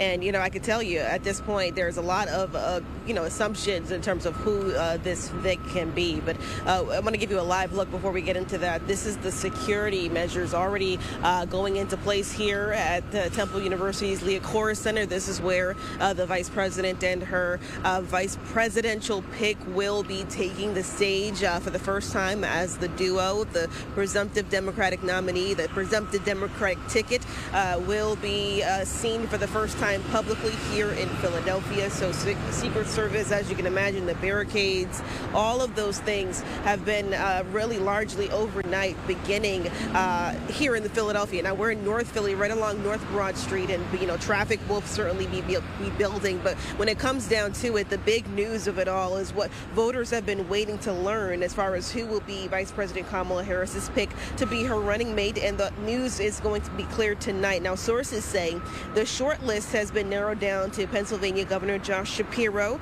and Minnesota Governor Tim Walz. Now, we are told by sources close to the Harris campaign that she has already chosen her running mate, that the candidate is aware and has accepted the offer. However, the campaign is not saying publicly that a decision has been made just yet. Once Harris, of course, makes that pick, the two will begin a 7-state swing of key battlegrounds, including Michigan. So Philadelphia is the first stop of her battleground tour, again with Pennsylvania being a swing state, but certainly the buzz generating across the city for her arrival. Pennsylvania's been getting so much attention, and especially with like Shapiro as well, getting in the run with Kamala should be definitely interesting, and I don't know, I'm excited. I'm very happy that she decided to run. I think the children, especially my children, as far as for myself, needs a future here. And civil rights are important to me. I went and saw Trump, so I'm like, why not like see both sides? And it's a big election coming up, first one that I'm able to vote in, so definitely want to make sure that everything and I say or do will count. Now, Vice President Harris has earned the majority of the Democratic roll calls, achieving the nomination as of last night. She had been the party's presumptive nominee since Friday, but she has achieved 99% backing amongst her Democratic delegates at this point. So certainly today we make history in seeing what this 2024 Democratic ticket will look like. Now, it is important to note that J.D. Vance, former President Trump's vice presidential pick, is also set to be in Philadelphia today. Speaking at noon in South Philly, VP Harris will be here in North Philly at 5 o'clock with remarks beginning at 5:30. So again, the campaign very tight-lipped in terms of who this pick will be. Again, it's a very short list. A lot of folks making their assumptions, but we don't know until we know. And at this point, it has not yet been announced. But today and live, of course, on Fox platforms, we're going to get a live look tonight in just about less than 12 hours from now, who this vice presidential pick for the Democratic ticket would be. Well, Shayna, a lot of anticipation surrounding this announcement. We appreciate you taking out the time to join us here on Live Now from Fox. Always stellar reporting. I hope you enjoy the rest of your day. Thank you. Thank you for having me. Thank you so much. And giving you another live look at the Philadelphia skyline. A beautiful day out there now at 7:46 on the East Coast. We're going to go to our final 2-minute commercial break of the hour. And when we come back, transitioning to other top stories of the day as we are following breaking news headlines, learning at least 5 deaths reported related to now Tropical Storm Debby. The details in just 2 quick minutes.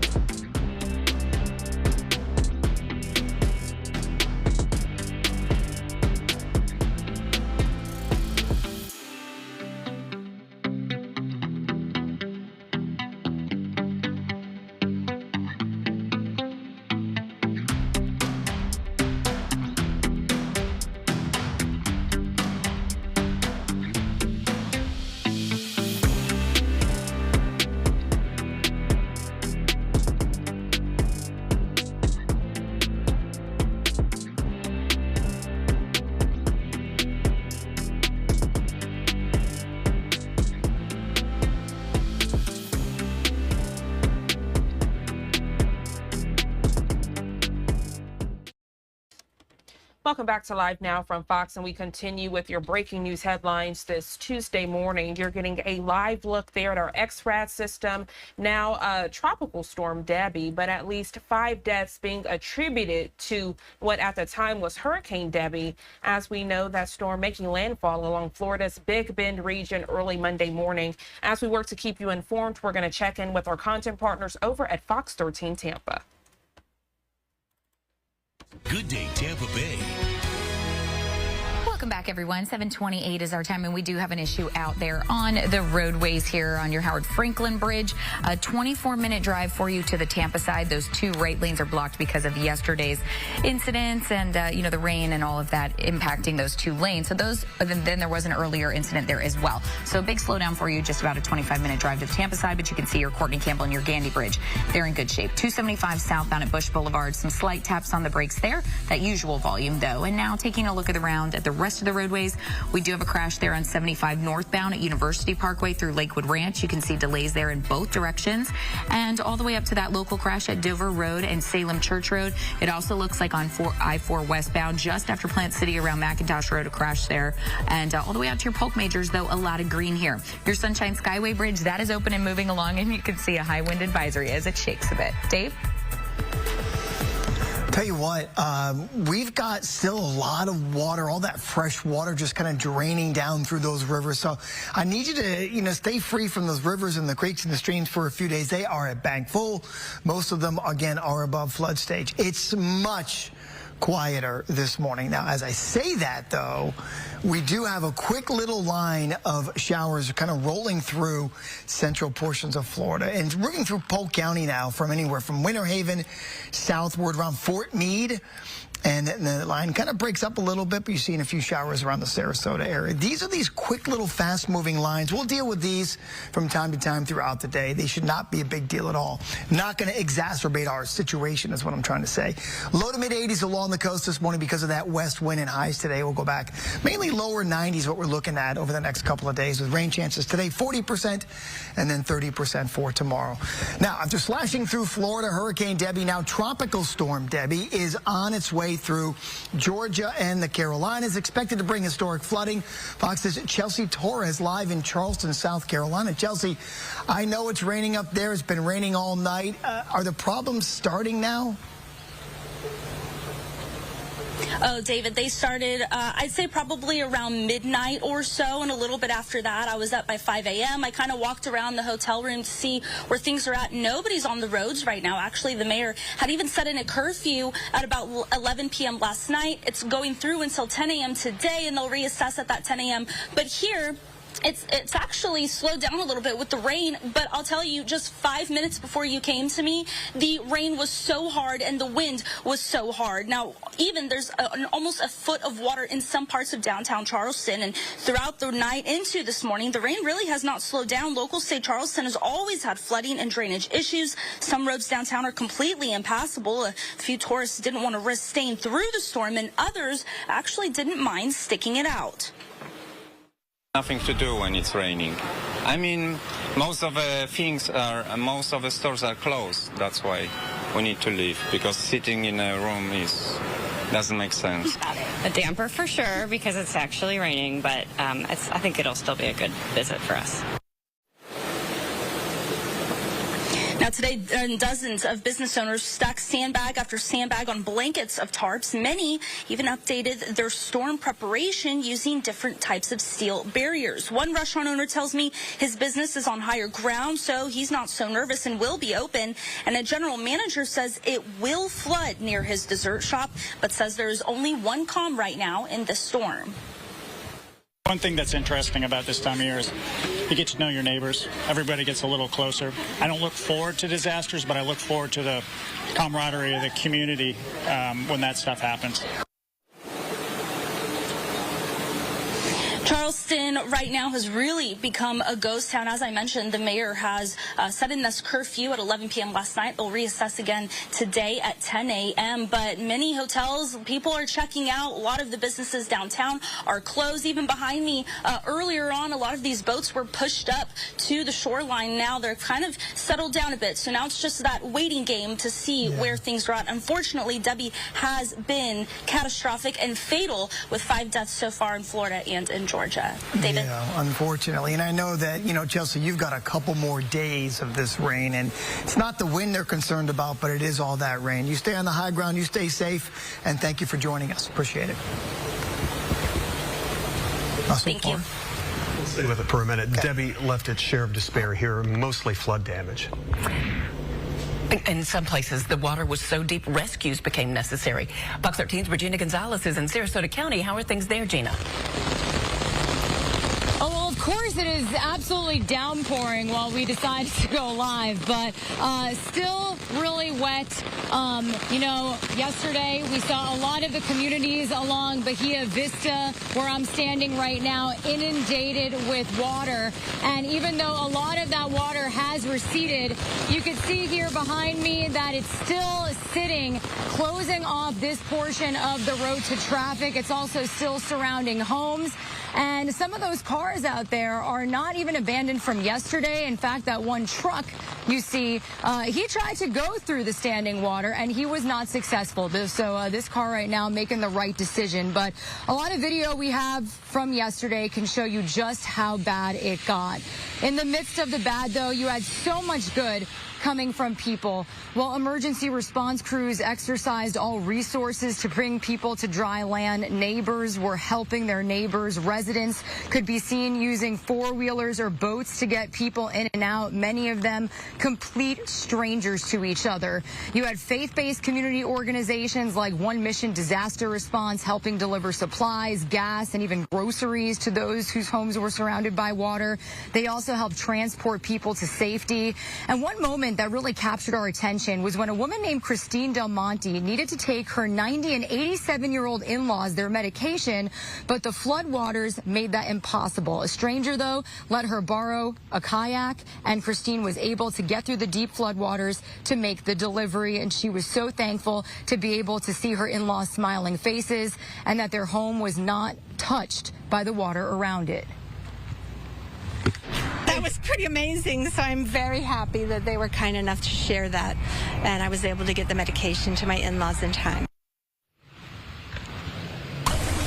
Now, unfortunately, rising water did make it into plenty of homes. Torrential rain mixed with water from Philippi Creek brought flooding that hasn't been seen in this area in years. The county does, though, want people to know about all the resources that will be available now that people will start to clean up.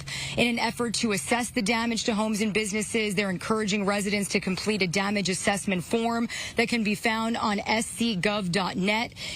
And we appreciate our content partners over at Fox 13 Tampa as they continue with their team coverage and giving you a live look at our XRAD system. You can see the states of Georgia and the Carolinas being impacted as well, not just the Sunshine State. And as we work to keep you informed and weather ready, we're going to check in with our content partners over at Fox 5 Atlanta.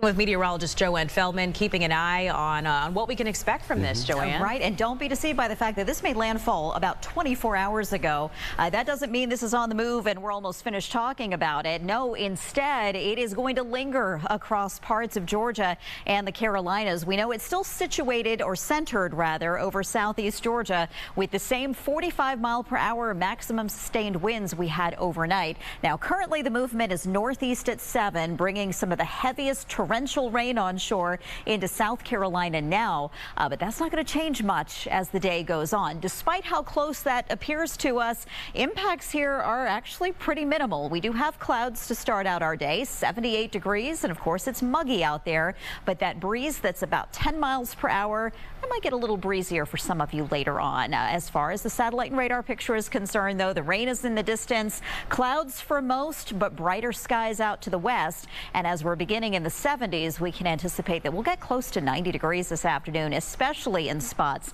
that get more sunshine. At the same time, very small risk of a shower or thunderstorm briefly passing by, but certainly not those bigger tropical impacts. We'll talk about where those will be unfolding over the next few days coming up in just a few minutes. But right now, we want to get an update on your Tuesday morning commute. Orlin Sydney has that. And Sky Fox traffic. Good morning. Good morning. We are still looking at trouble on the south side. A serious injury crash. South side perimeter is headed west at Jonesboro Road.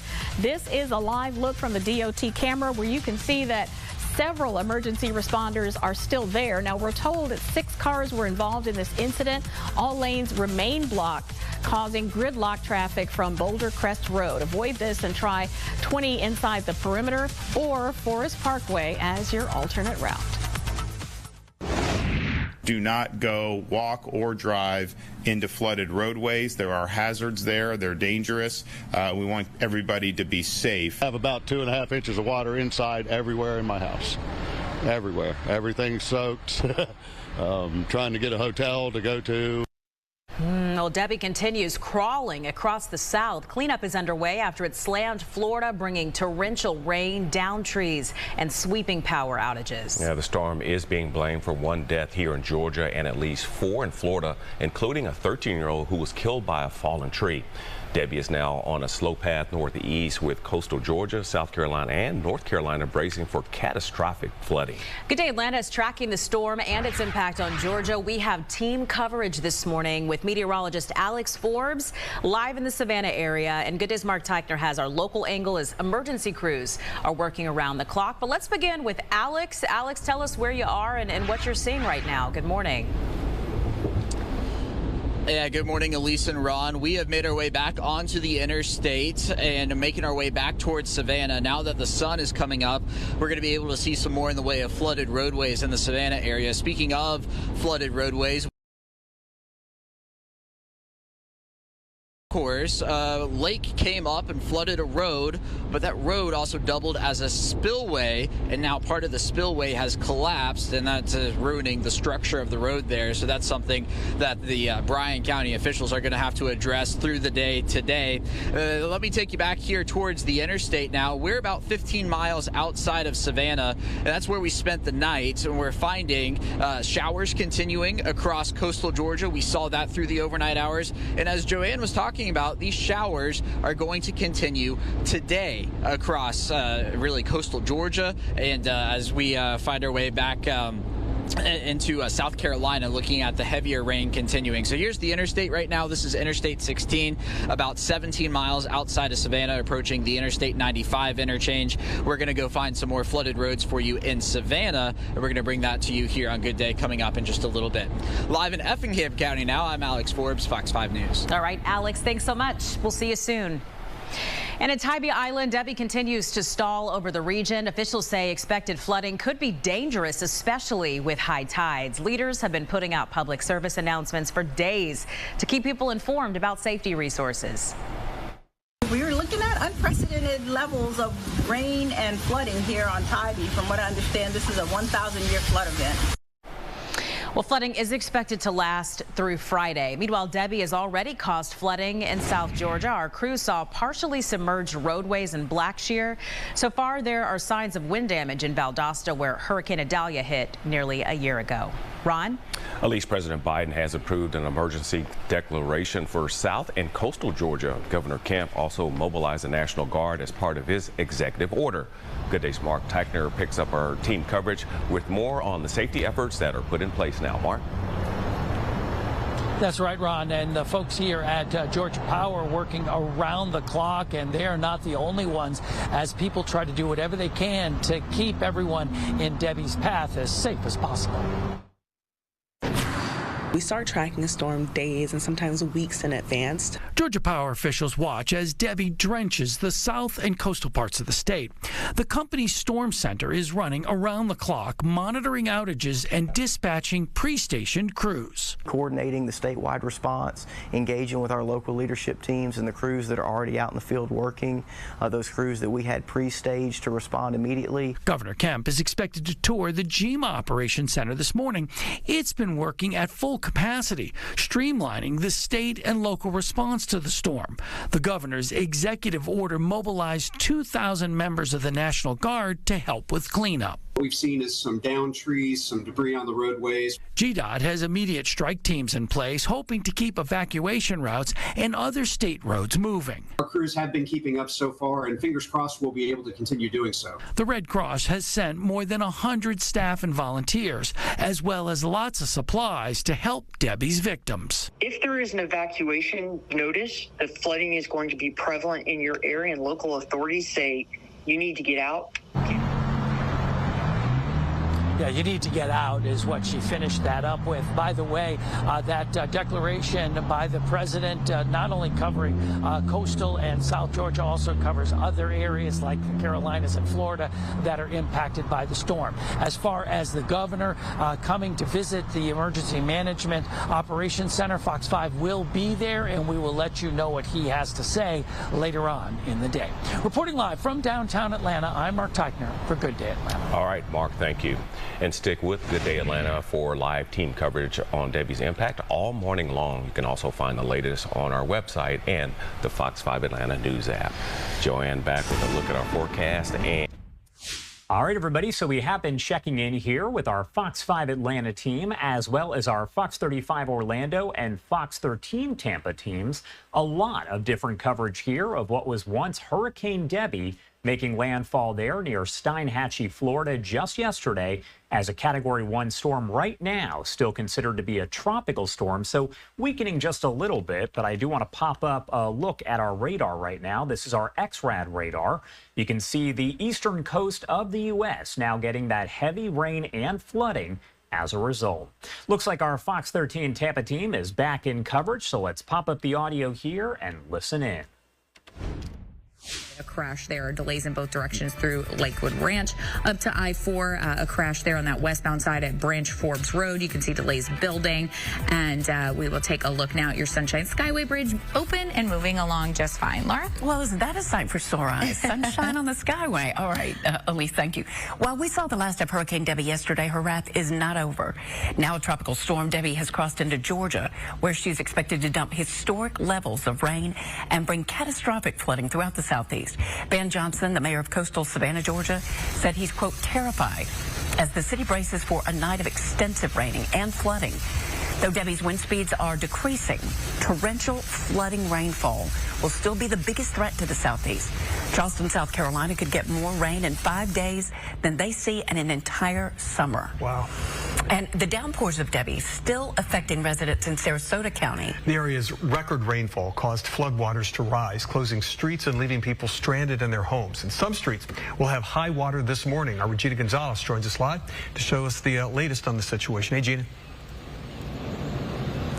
Russell, Laura, good morning to you. In a lot of areas across Sarasota County, yes, floodwaters have receded a couple of feet, but as you can see in communities like Sherwood Forest behind me, it's still sitting, and it's still enough to leave people trapped in their homes and afraid to drive through it. Actually, just before we went live with you guys, we saw a pickup truck try to go through, but decided to turn around. It was not a good idea, and it is not a good idea because to the left of us, which you can't see right now, Bahia Vista is closed because of standing water, and a truck did get stuck trying to move through the water.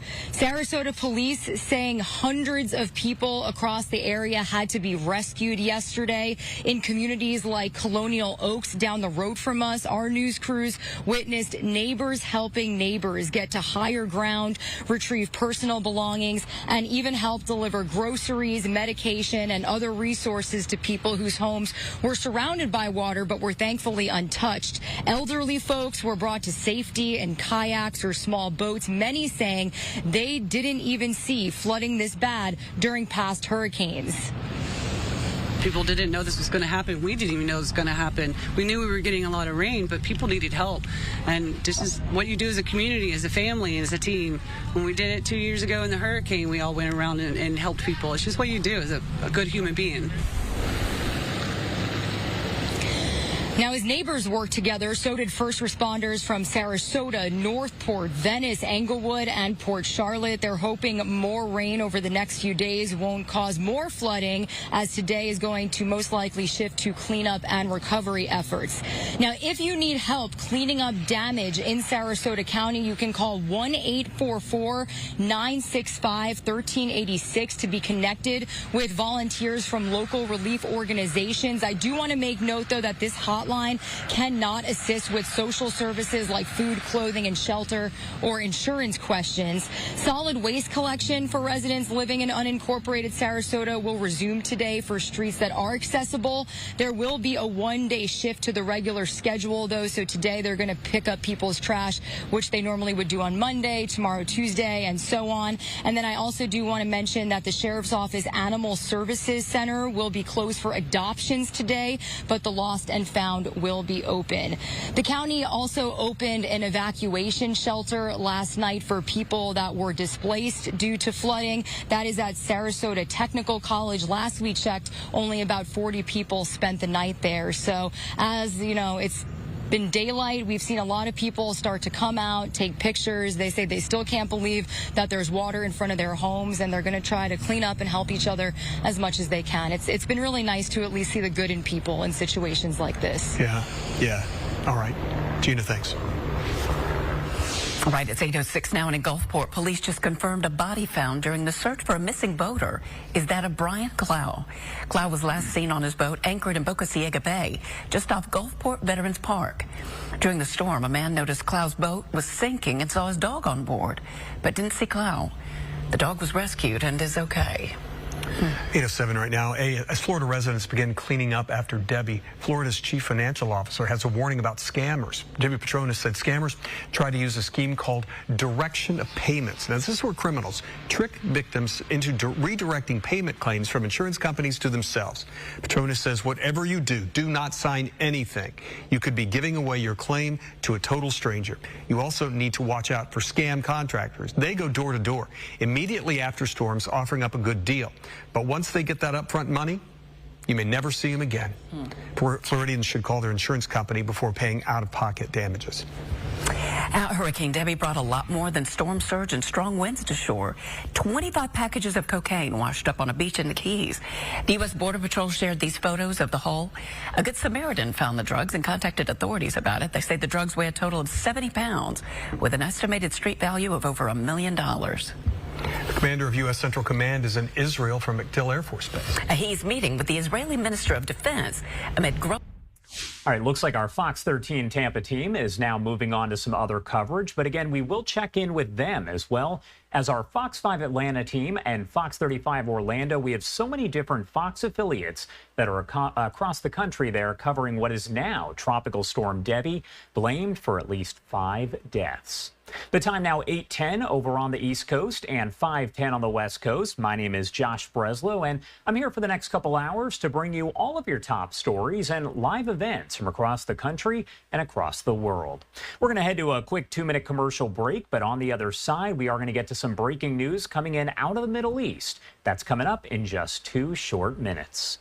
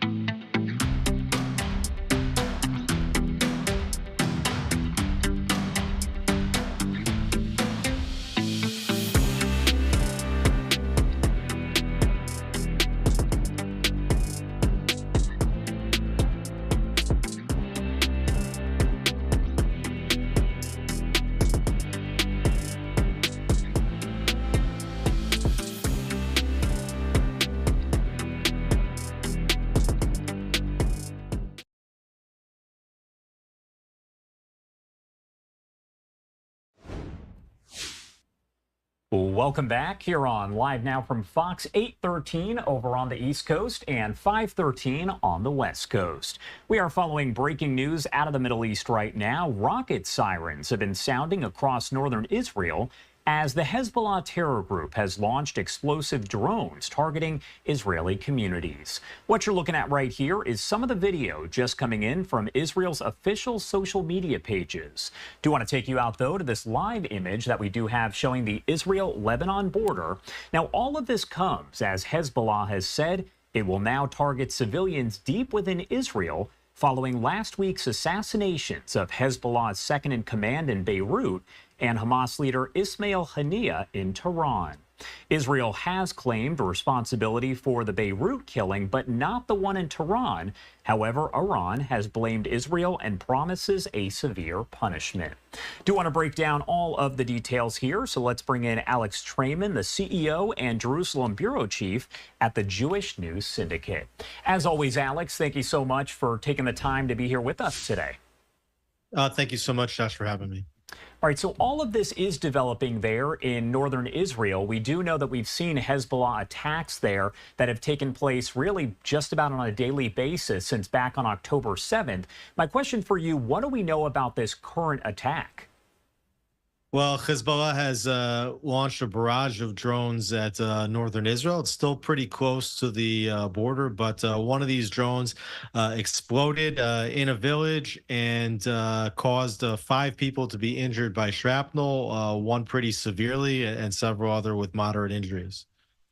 And we have seen these different attacks that have come in from Hezbollah over the last several months. Does this one differ from some of what we have seen? Because we know that Hezbollah said that it will now target civilians after the death of Haniyeh. So has anything changed? Well, I think what's changed has been the success of their attacks. I mean, they've been pummeling Israel nonstop with the drones, with anti-tank guided missiles, with Katyusha rockets and others. Israel has evacuated over 80,000 of its residents from communities that are near the border specifically so that these attacks will not kill civilians. We saw one of the attacks that today hit a home that would have been populated had Israel not evacuated those communities. So we see now that these 2 strikes, this drone strike that's now injured 5, one severely, and also the attack a week ago that killed 12 people in Majal Sham's Druze residence. It's not that they have fired more or changed their pattern, but rather that, unfortunately, 2 of their strikes have been very successful. And I do want to talk to you about a New York Times report that came out that says that Iranian officials have confirmed that Russia has actually started to deliver advanced air defense and radar equipment to Iran. Why is that of note to not just Israel, but also the U.S.? Well, I think that those in the U.S. that have seen the aggression of Russia against Ukraine, they should understand that Iran has provided drones to Russia that they've used in their attacks against the Ukraine. And now we see that Russia is providing weapon defense systems to Iran. So we're seeing a bit of an axis forming. And I think that that's important. This isn't just an isolated group like Hamas attacking Israel or an isolated group like Hezbollah attacking Israel. Hamas, Hezbollah, the Houthis are all Iranian proxy groups, and it's clear now that Iran is also working with the Russians. Iran put out a statement and essentially said that it does want to punish Israel for the death of Haniyeh, though it is important to note that Israel has not claimed responsibility for that attack. But they said they want to punish Israel. However, they don't want the situation to escalate there in the Middle East into an all-out war involving Iran, possibly involving the U.S. What does that say about the severity of a possible incoming attack from Iran? Well, we're hearing that Iran definitely wants to attack. It could be a coordinated strike between Hezbollah to Israel's north, firing deeper into civilian population centers, as you mentioned earlier, together with Iranian-launched strikes. And we remember back in April, they fired 300 drones, cruise missiles, and ballistic missiles at Israel. Now, clearly, deterrence has not been restored there because they feel that they can now strike again. And a lot of intelligence reports suggesting that this attack could be more intensive than the April 13th attack. which was pretty serious in its own right.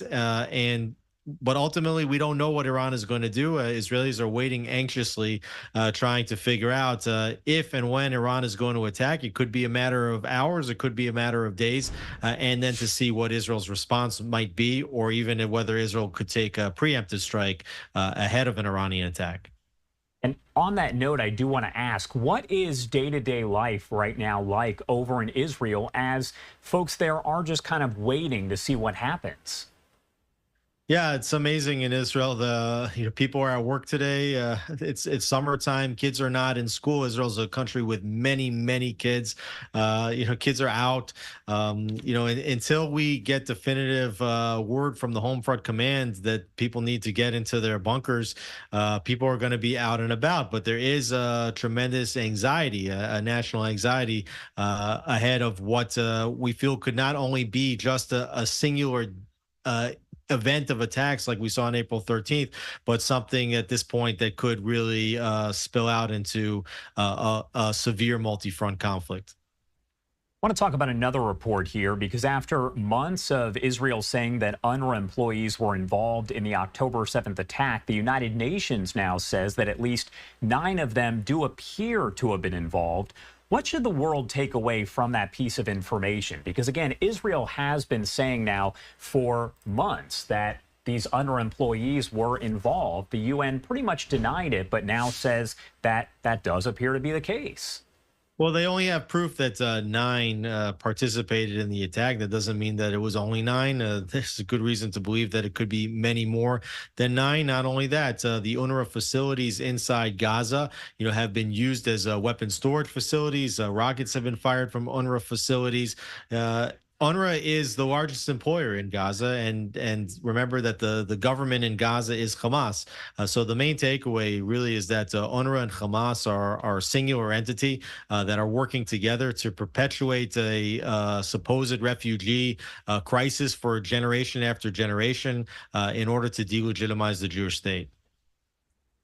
Another topic of note here, we do know from the Israel Defense Forces that apparently a tunnel, a large tunnel, was located over at the Gaza-Egypt border, and it appears that it's large enough for a vehicle to actually drive through. What does that say to you, as there has been concern, of course, about whether the different hostages that have been held since October 7th could be transported over to Egypt? Well, Egypt was very insistent that they did not want Israel to go into this Philadelphia corridor, which is the on the border between Egypt and Gaza, and did not want Israel to go into the southernmost city of Gaza, Rafah, which abuts the Philadelphia corridor. The United States was also putting tremendous pressure on Israel not to go into Rafah. They said they couldn't do it. Israel, of course, not only proved them wrong, accomplishing their military goals without taking out many collateral civilian casualties, but they found hostages, they uncovered weapons, and they uncovered vast tunnel network, including this latest tunnel discovered, which go across the border into Egypt. This last tunnel that you mentioned came directly under an Egyptian military post. So it's obvious that the Egyptians knew that there was this tunnel network that was extending into its territory. And these tunnels have been used to smuggle vast amounts of weapons into Gaza, could have been used to smuggle terrorists in, could also have been used to smuggle terrorists out, and could have been used to smuggle hostages out as well. All right. Alex Trayman, as always, thank you so much for taking the time to join us and break down all the latest developments there. Is there anything you want to add about any of this before I let you go? Well, I think that the idea that Iran supposes that it can attack Israel and calls it a retaliation for the strike against Ghania, in Tehran, is a major disappointment. Israel and the United States have the capacity to put a military option on the table that would create a tremendous amount of deterrence. But when the United States is telling the public, we don't know if Iran is going to attack, we're hoping that Iran won't attack to the extent that it would cause a major regional escalation, or that Israel wouldn't respond in order to set off a major regional escalation. What they're basically saying is that there's no deterrence. What the United States should be saying is that if Iran will lift a finger and attack Israel, that they will cause severe consequences for that attack. And that is the only thing that you can do to restore deterrence. And even if they don't want to present their own deterrence, then they have to make it clear that they support Israel's right to respond in the fullest amount of force possible, because only the fear of a major Israeli reprisal is going to cause the Iranians to pause before launching an attack on the Jewish state. Alex Trayman there with the Jewish News Syndicate. Thank you so much for being here with us today. Thank you for having me, Josh. All right, I do want to take you out to this post here from the Israel War Room. They say breaking nonstop sirens across northern Israel for the past 10 minutes as Hezbollah continues its assault against civilian areas. Again, as Alex said, at least 5 people have now been injured, one of them seriously as a result of those explosive drones that have been fired. You're taking a live look right here over at the Israel-Lebanon border. That is right there on your screen. Not a lot of activity right here, though some days we tend to see a lot of smoke rising right there on your screen. As we mentioned, Israel preparing for an imminent attack from Iran. Russia reportedly started delivering advanced air defense and radar equipment to Tehran. The New York Times reporting the new details via Iranian officials, saying Tehran made the request of its, quote, strategic partner Russia. Iran's new president reportedly telling the Secretary of Russia's Security Council the assassination of Hamas's leader, for which Israel has not claimed responsibility, is a clear violation of international laws and regulations. Connor Hansen is following the latest out of the Middle East and filed this report. U.S. officials say several Americans have been injured at al-Assad Air Base in Iraq in a suspected rocket attack. It's unclear if it's connected to the ongoing fighting along the Israel-Lebanon border. Israel has been preparing for retaliation from Iran after a senior Hamas leader was killed inside Tehran and a Hezbollah leader was killed in a strike in Lebanon. Top diplomats have been working around the clock trying to prevent escalation and salvage the fragile ceasefire deal. All parties must take steps to ease tensions. Escalation is not in anyone's interests. It will only lead to more conflict, more violence, more insecurity. Both President Biden and Vice President Harris met with their national security team to be briefed on the situation. The White House says they discussed what they are doing to protect U.S. forces along with Israel and how to respond to a potential attack. The U.S. has moved more warships and fighter jets into the region. We have been sending consistent messages through our diplomatic engagements, encouraging people to communicate to the government of Iran that escalation is not in their interest and that we will defend Israel from attacks and that escalation does not serve Iran's interests. Back in April, Iran launched more than 300 missiles and drones towards Israel. Most were intercepted. A number of major airlines have canceled flights to and from the region as several countries warn their citizens to leave. In New York, Connor Hansen, Fox News. Connor, thank you so much. And as we do continue to follow the latest out of the Middle East, we did hear from U.S. Secretary of State Antony Blinken. You kind of heard from him a little bit in Connor's story right there, but he spoke for about a minute about what is being done to prevent any sort of escalation there in the Middle East. Before I begin, though, a few words on the situation in the Middle East because it is a critical moment. We are engaged in intense diplomacy, pretty much round the clock, with a very simple message. All parties must refrain from escalation.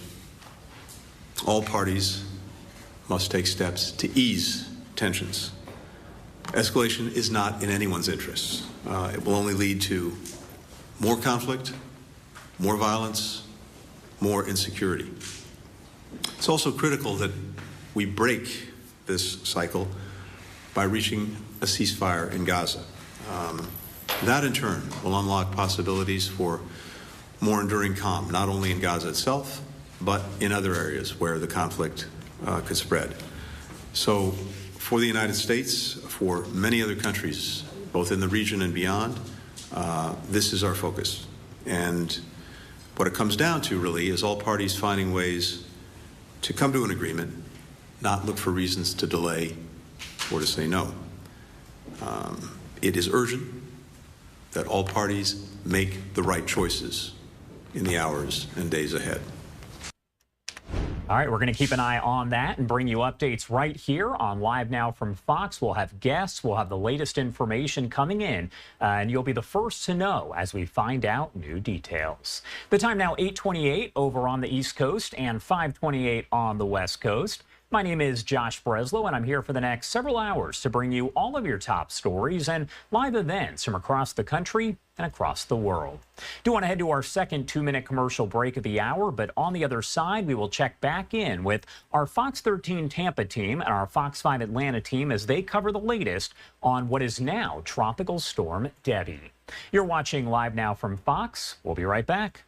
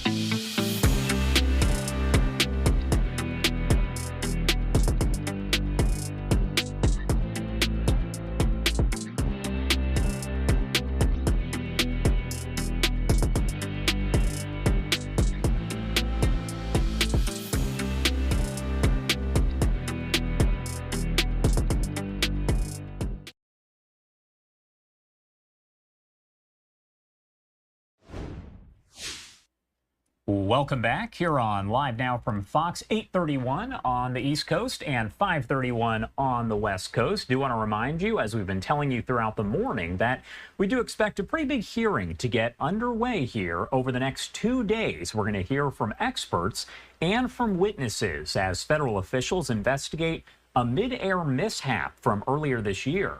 Back on January 5th, a door plug blew off an Alaska airplane as it was flying at an altitude of about 16,000 feet shortly after leaving Portland, Oregon, en route to Ontario, Canada. After the door plug blew off mid-flight, there was rapid decompression and the plane was forced to return back to Portland.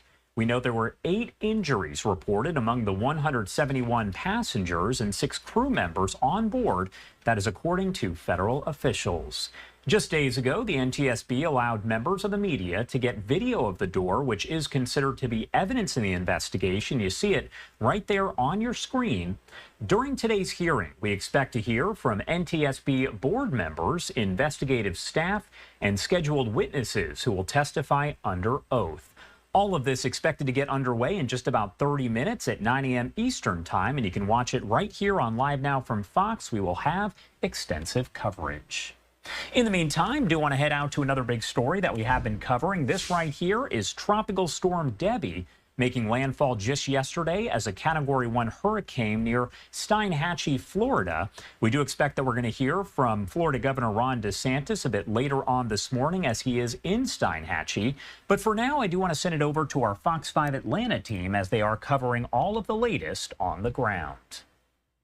People in Florida are without power after it made landfall. The National Guard is assisting with water rescues while thousands of utility workers are helping to restore power. The system quickly swamped roads yesterday as it moved further inland. You're taking a look at some of that flooding there. Authorities say the storm is to blame for at least 1 death here in Georgia, and in Florida, another 4 deaths. Forecasters warn parts of South Carolina and Georgia could see potentially historic rainfall as the storm stalls over the southeast today. Yeah, and Fox's Chelsea Torres is live in Charleston, South Carolina. Chelsea, good morning to you, and what are you seeing there this morning? Good morning, Buck, Alex. You can see just behind me and even just right now how much wind really is starting to come through, how hazy it is behind me with all of that rain. And it kind of has been ebb and flowing through the past 2 days. It'll be a little slower and then it really starts to pick up. And right now it's been this strong for the past, I'd say, 10 to 15 minutes. Even some streets in the downtown area of Charleston are already seeing nearly a foot or a little more of water. A lot of roads are also impassable. We know that right now throughout the night into the morning, the rain has not slowed down. Locals say Charleston has always had flooding and drainage issues. A few tourists I spoke to didn't want to risk staying through the storm, but others didn't mind riding it out. Nothing to do when it's raining. I mean, most of the stores are closed. That's why we need to leave, because sitting in a room doesn't make sense. A damper for sure, because it's actually raining, but I think it'll still be a good visit for us. So dozens of business owners stacked sandbag after sandbag on blankets of tarps. Many updated their storm preparation using steel barriers. One restaurant owner tells me his business is on higher ground, so he's really not so nervous and will remain open. And a general manager says it will flood near his dessert shop, but says there is one calm in this storm. One thing that's interesting about this time of year is you get to know your neighbors. Everybody gets a little closer. I don't look forward to disasters, but I look forward to the camaraderie of the community when that stuff happens.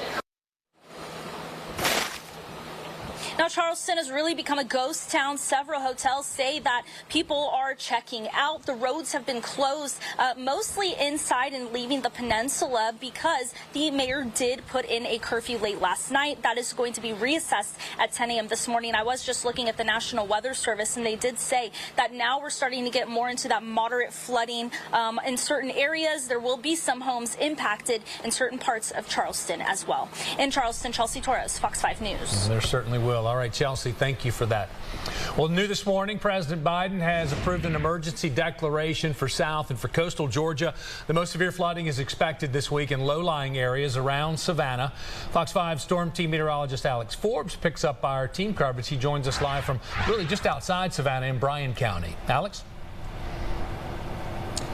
Yeah, Buck, we've made our way back into the city now, where we came across a flooded roadway just to the east of Hunter Army Airfield. I want to show you here. This is going to be just south of downtown Savannah, and we have Haney Creek, which typically runs through here. Well, Haney Creek is now running over the road here, and somebody drove into that earlier this morning. That Honda you see there stalled out, not able to get out of the floodwaters there. We also have another car down on the right. This flooding, the result of really 24 hours of rain now in Savannah. On and off, but mostly on, especially through the evening yesterday and then to the morning hours. Even now, we're still looking at some light rain in and around the area. Now, the kids today in Chatham County, they are out of school. They are going to be out of school tomorrow as well.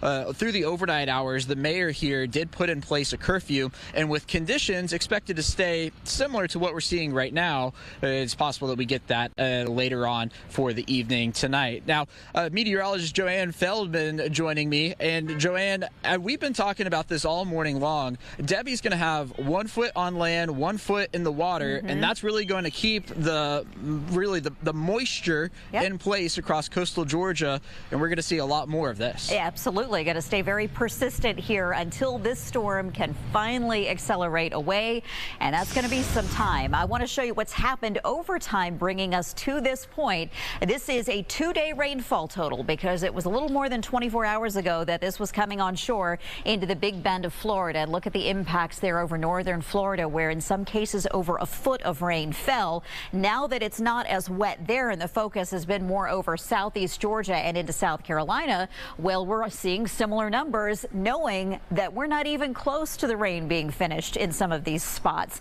That total near Savannah, over 8 inches, over 13 coming inland just away from Charleston, and that moisture is going to keep pulling on shore as this Debby just sort of lingers here across the south for at least through the next couple of days. Now, what this means for us is actually very little. We did have a couple of downpours, managed to skirt parts of our viewing area. You see a couple little pockets there outlined in green of somewhat heavier totals in our viewing area yesterday, but many stayed dry. Others got next to nothing. And I honestly believe the rain chances will be even lower going through today and tomorrow. Now, the chance of rain in our extended forecast isn't 0 on any given day, but it's pretty low, all things considered. The reason you see a little uptick on Thursday, that's really going to hinge on how far west Debby comes back after it moves out over open water, makes a second landfall along the South Carolina coast tomorrow, and then by Thursday, okay, maybe it can swing a few extra showers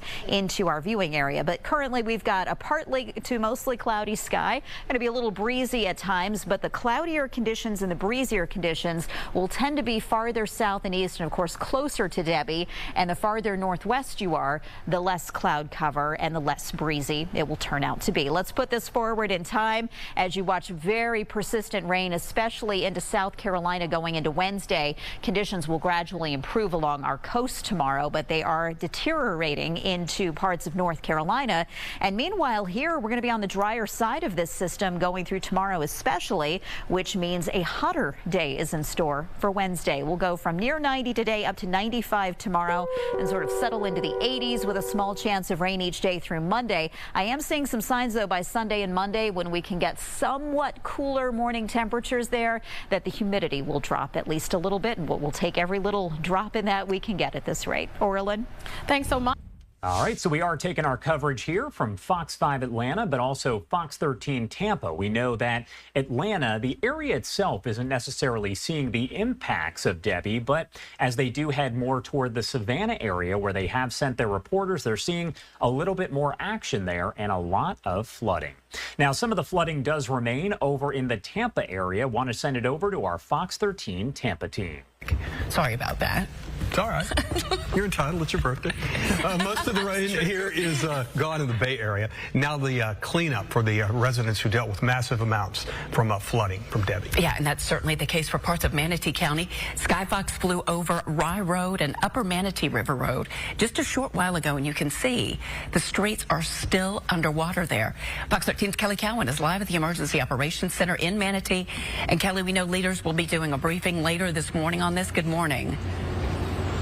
Good morning to you. That's right. We're actually, in fact, waiting on the senator to arrive. Senator Rick Scott expected to arrive here to get a briefing from emergency manager officials here in Manatee County. And they're meeting currently, but the senator arriving in about an hour from now. And so we'll be getting an update from him later on this morning. But emergency crews, we know, worked throughout the day yesterday here in Manatee to help rescue those who found themselves trapped behind floodwaters after streets were turned into rivers in some parts of the county. More than 200 residents and their pets brought out in high water vehicles yesterday.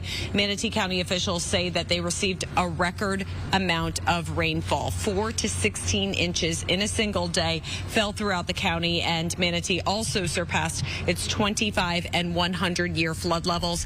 That led to an emergency response from the waters of Lake Manatee. They had to release some of that due to the unprecedented amount of rainfall, and that led to some more flooding for certain residents. So affected residents, they received text alert warnings to relocate. Several roads ended up being flooded out because of this, and those were shut down.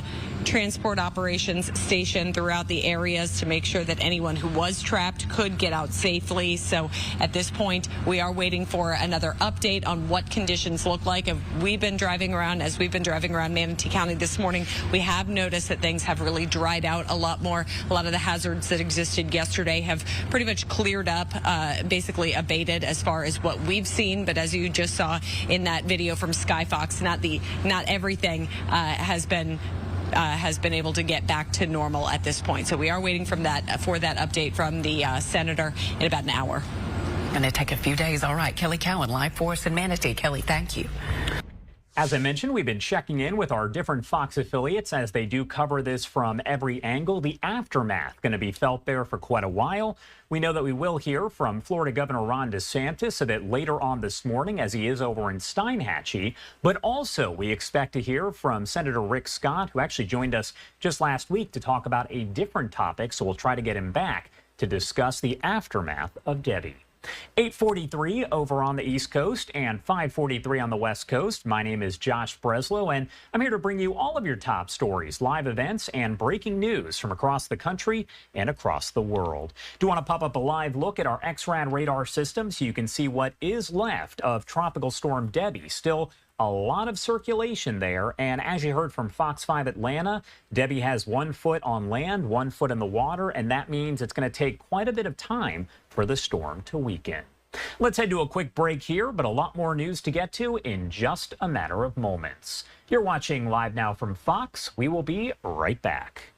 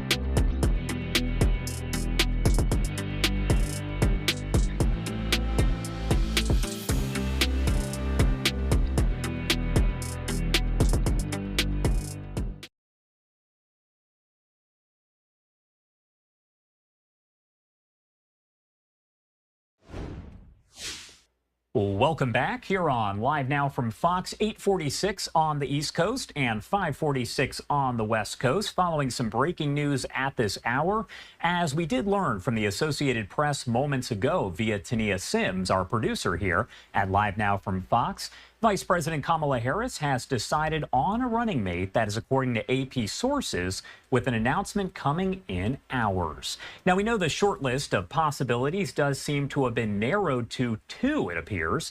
Pennsylvania Governor Josh Shapiro and Minnesota Governor Tim Walz, though some other names, including Arizona Senator Mark Kelly and Kentucky Governor Andy Beshear, have been thrown around as well. Despite word circulating Monday that Harris had chosen a running mate and that person had accepted, the Harris campaign denied that, saying Monday night no decision had been made. But again, now AP sources saying she has made a decision.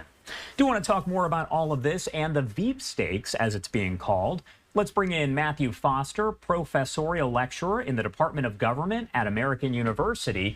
Matthew, thank you so much for taking the time to be here with us. Good morning, and thank you.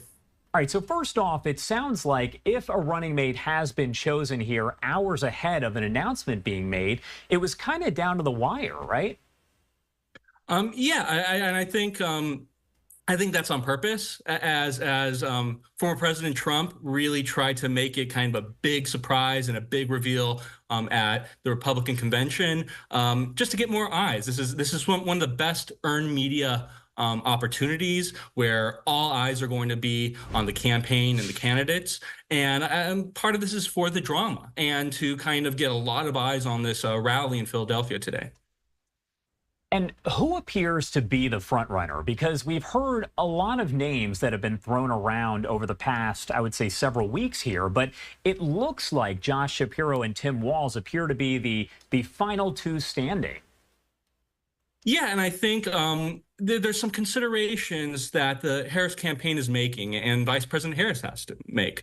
And I think there are three main considerations. One is, are you going to use this candidate to balance out the ticket, both kind of ideologically and demographically?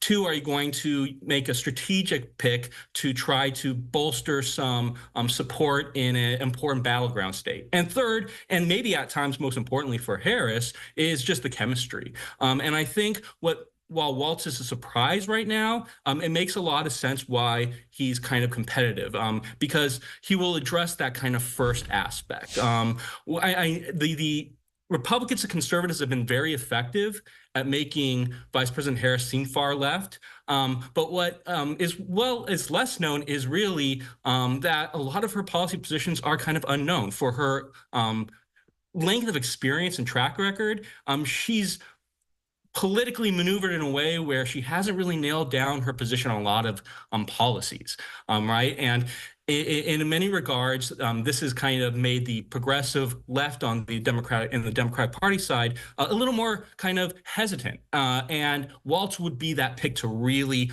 bolster the progressive base and to really make them kind of reassure them that she will be kind of a progressive candidate. On top of that, his kind of although he's the governor of Minnesota, he did come from Nebraska, rural community.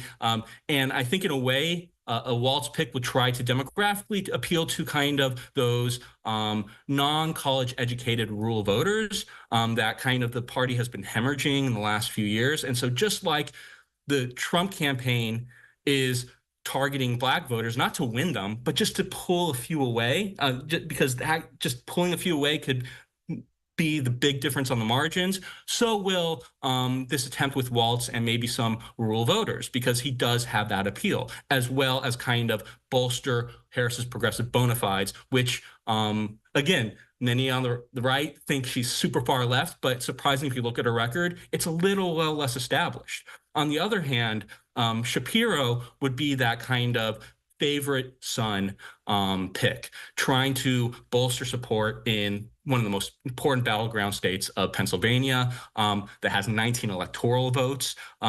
Senator Kelly would also kind of appeal this way, and possibly definitely bring in Arizona, but also possibly Nevada, which would be about 17 electoral votes. The worry there, though, is that he would give up a Senate seat. He's a very popular candidate, and this may open the door for a Republican to get that seat. And so really it looks like Shapiro for that very strategic, let's get that battleground Pennsylvania state, while Walz would be a good way to balance out the ticket, kind of appease the base, as well as appeal to maybe rural voters. But in the end, it really comes down to chemistry too. As we're seeing how this candidate interacts, how these candidates interact, how they go on stage together, if they look like they're a really good team, that at times can matter even more than the other two. And I have to ask, maybe I'm reading too much into it, but we know that Kamala Harris today is going to make this announcement, and she's going to start her tour of battleground states in Pennsylvania. Is that her way of saying it's going to be Josh Shapiro? Because would it be strange if she starts off in Pennsylvania knowing that he's a finalist for the VP spot and it's not him? I mean, that could be weird, but at the same point, I think Pennsylvania, no matter what, is going to be the battleground state. This might tip the hat that's not Kelly per se, and that the Sun Belt strategy of trying to make sure to lock down Arizona and Nevada. I think this is maybe indicating how important kind of that Rust Belt strategy of Pennsylvania, Michigan, and so forth. And I think Walz appeals with that crowd as well. So it would make sense. I think more it's just the importance of Pennsylvania than anything else. But I do agree. It does make you wonder if you're a betting person. I think you might hedge your bets on Shapiro from this, but we don't want to read too much into it. I love reading into stuff. No, I like to wait for the actual official word before, putting anything out there. But I do want to ask you here, how important is, and I've asked this question of a lot of political experts and gotten several different answers, so I want to get your take, but how important is a VP pick for the actual candidate? Does it make a huge difference overall? I think the one difference is this all eyes on you moment, right? And that's why they're trying to build that drama and tension. This is going to lead to probably another bump. But as we saw with the RNC and the Vance pick, it's ephemeral.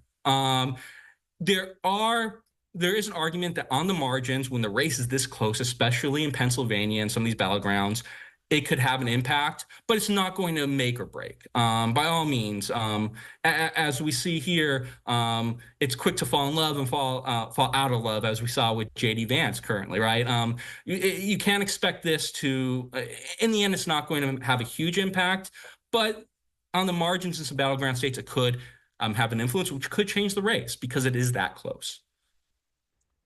I do want to talk a little bit about the Democratic National Convention, because we're just a couple weeks away from that. And how will it maybe differ now that you have Kamala Harris as the presidential nominee for the Democrats versus if it was Biden seeking re-election? I think it's going to be, there's going to be a lot more energy. I think anybody that denies that, we've seen the amount of sheer energy that's come in the past few weeks, and I think that'll carry over into the convention. It is cutting it close. From what I've heard around, like a lot of the plans have just been made in the last week or so, and there's a very big uphill battle. So it'll be impressive if this goes off without a hitch, because it is a really short time. But I do think, I mean, from what I hear, especially being in D.C. and around the Beltway, there's a lot of excitement. And so there's a lot more volunteers, a lot more hands on deck. I just think it's going to be a big celebration, just like the Republican convention was. And that's what most conventions are today. All right. They're not here to kind of truly decide the nominee. They're not going back there and having it's not brokered conventions where they're deciding things in smoke-filled back rooms. It's really just a celebration and a party and a way to kind of identify your platform. What is the party's platform, first and foremost, and then just celebrate the candidate and really pick up kind of the fundraising, pick up the energy for this big stretch coming up. All right, Matthew Foster, thank you so much for taking the time to join us here and help break it down. We are likely moments away from learning, maybe a couple hours away, who her running mate is going to be. Thank you again for being here with us. Anything else you want to add before I let you go?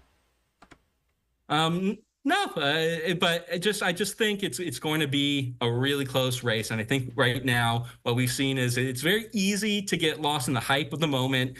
A few weeks ago, we thought former President Trump was an inevitability. Now people are thinking that Vice President Harris is an inevitability. It's never that. There's a lot of race left. And it's going to come down to the wire. And of course, thank you so much for being here. As we're talking to you, we just got word from the Associated Press literally moments ago that they are saying that Harris has chosen Minnesota Governor Tim Walz as her running mate as she looks to boost the Democratic ticket there. That is according to the Associated Press and their sources. So all of that coming in just moments ago. We are going to continue to follow that right here on Live Now from Fox. Thank you again, Matthew, for being here with us. Thank you. All right, so again, that information coming from the Associated Press. Do want to head to a quick 2-minute commercial break, but we will continue to cover this and bring you more information right here on Live Now.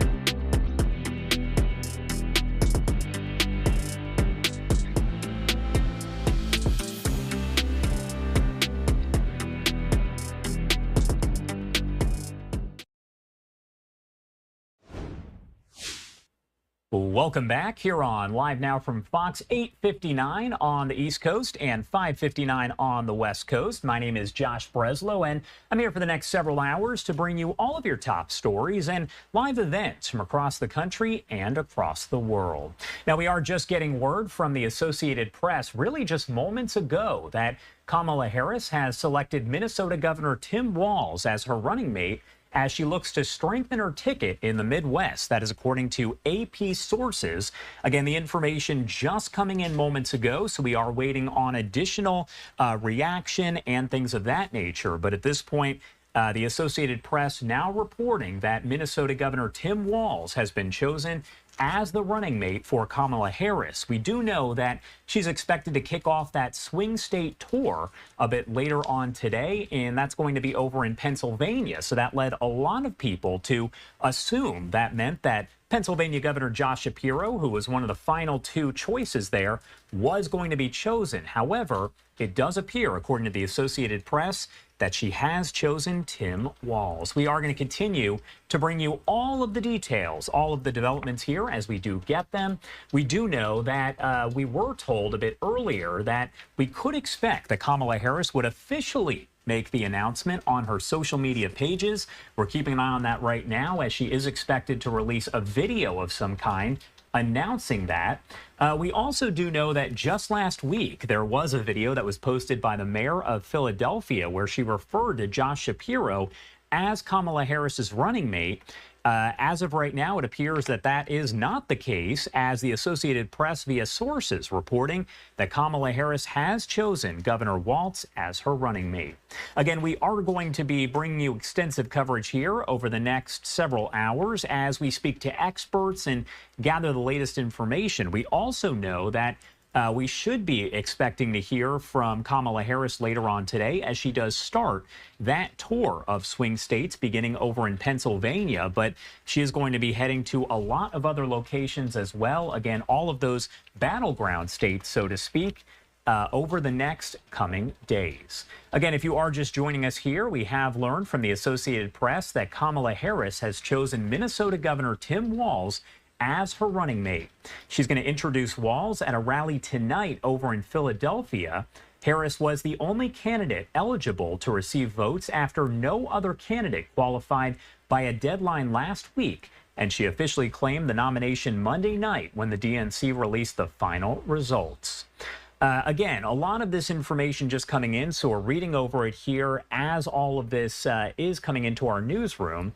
We know that in recent days, Kamala Harris zeroed in on a trio of potential finalists that included Pennsylvania Governor Josh Shapiro, as well as Arizona Senator Mark Kelly and Minnesota Governor Tim Walz. It was not clear as of really, I would say 30 minutes ago, who she had chosen. But again, we did learn from the Associated Press, it appears that she has chosen Tim Walz. He really has helped the surrogate campaigns in the Midwest states. He served 6 terms in the U.S. House of Representatives, does have an extensive background there. While nothing official has come out from Kamala Harris just yet, I'm keeping an eye on her social media, as we were told that she would release some kind of video there on social media as she does make that official announcement. We learned maybe about 20 minutes ago that officially Kamala Harris had made a decision, and then AP sources came out moments later and said that decision was Minnesota Governor Tim Walz. Again, we are working to gather some different details, some information and reaction that is coming in from all over as we do get these details here. I do actually want to send it over to Doug Luzader with Fox News as he breaks down more, as we do know now that Kamala Harris is the Democratic nominee for president.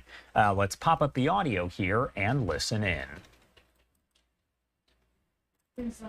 For Kamala Harris now, the convention this month is just a formality. She is now the nominee, and she's hoping to get a boost later today when she announces her choice for a potential vice president. Vice President Kamala Harris has been through this selection process before, but this time she won't be on the receiving end of the offer. She'll be making it herself.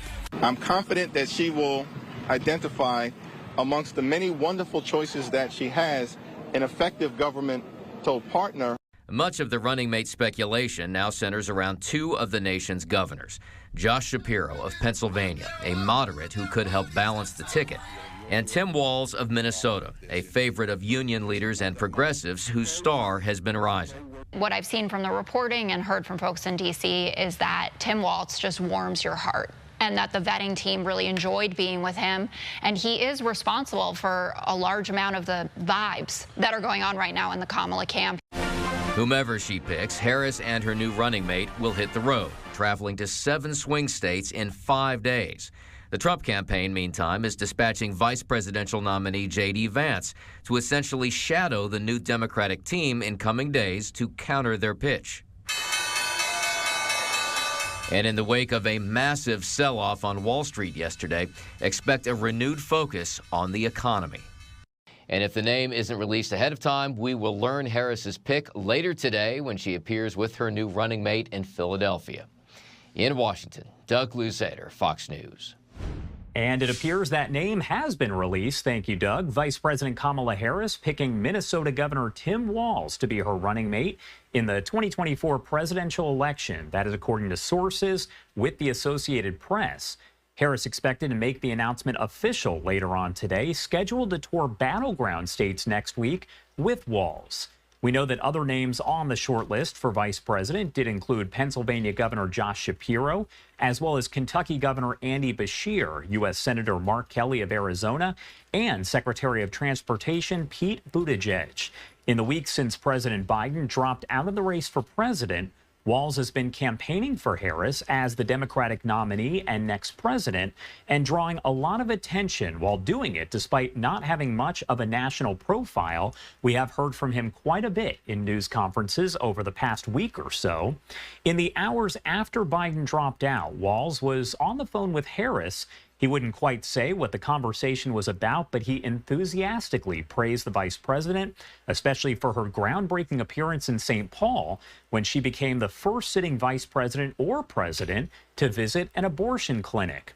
The second-term DFL governor was seen as a dark horse early on, but got a boost from social media and has created excitement after a series of appearances on national networks. That included, of course, on Fox News.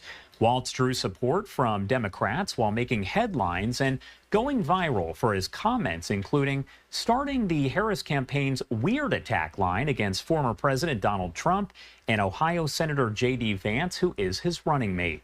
Those who support him have cited his experience passing liberal priorities in Minnesota, as well as his background as a teacher, coach, and veteran of the National Guard. Even before Biden dropped out, some in Minnesota's congressional delegation said Walz would make a great vice president, including U.S. Senator Tina Smith. She hasn't yet endorsed Walz for vice president, and U.S. Representative Betty McCollum.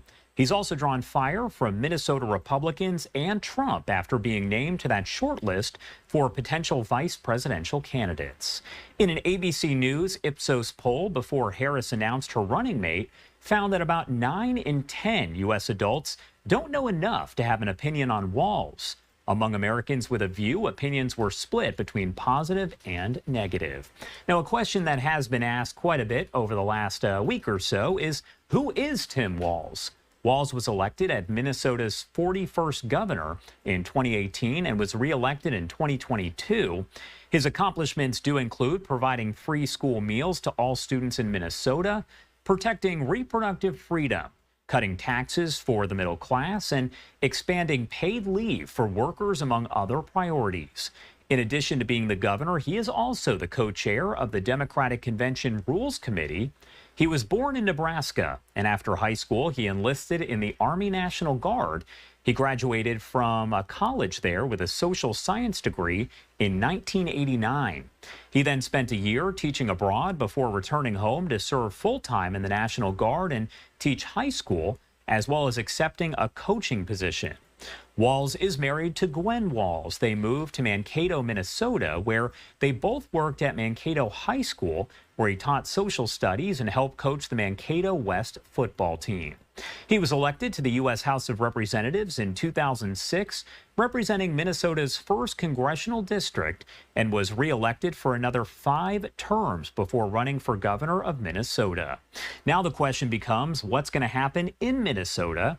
If Harris and Walz are elected president and vice president, it sets off a chain of promotions there in Minnesota, making Lieutenant Governor Peggy Flanagan, who we've had here on Live Now from Fox, Minnesota's 1st female and 1st Native American governor, and State Senator Bobby Joe Champion, its 1st black lieutenant governor.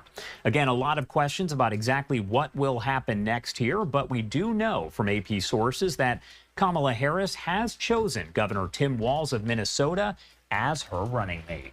We're going to have some experts who will join us here in the next, I would say, few minutes or so to break down all of these developments, but a lot still left to determine, as Kamala Harris has not posted on social media this video that we've been hearing about over the past several hours that would officially make Governor Walz her running mate. Again, the Democratic National Convention coming up here in just about 2 weeks, so we're going to have full coverage on Live Now from Fox as that does get underway. We know that Democrats from all over the country are going to come together in Chicago to officially nominate Kamala Harris as the party's pick. The Democratic National Convention, August 19th through the 22nd, and like we did with the Republican National Convention, we will have that full coverage with speeches, interviews, and the latest developments from Chicago, including checking in with our Fox 32 Chicago team. You can watch it all right here on Live Now from Fox as it does happen. For now, I do want to head to our first 2-minute commercial break of the hour at 9:10 on the East Coast and 6:10 on the West Coast. You're watching Live Now from Fox. We'll be right back.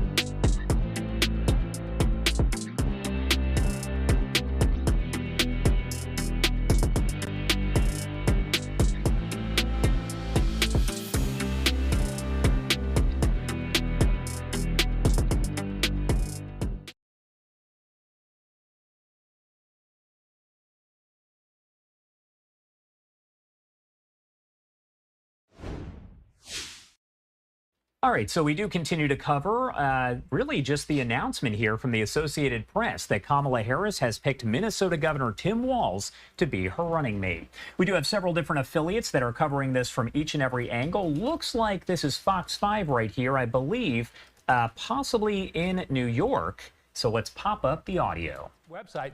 His next event is scheduled for Friday, and that is in Bozeman, Montana. And that's a look at your headlines for now. Elise, back to you. All right, Buck, thank you. It's 9:13, and coming up on Good Day Atlanta.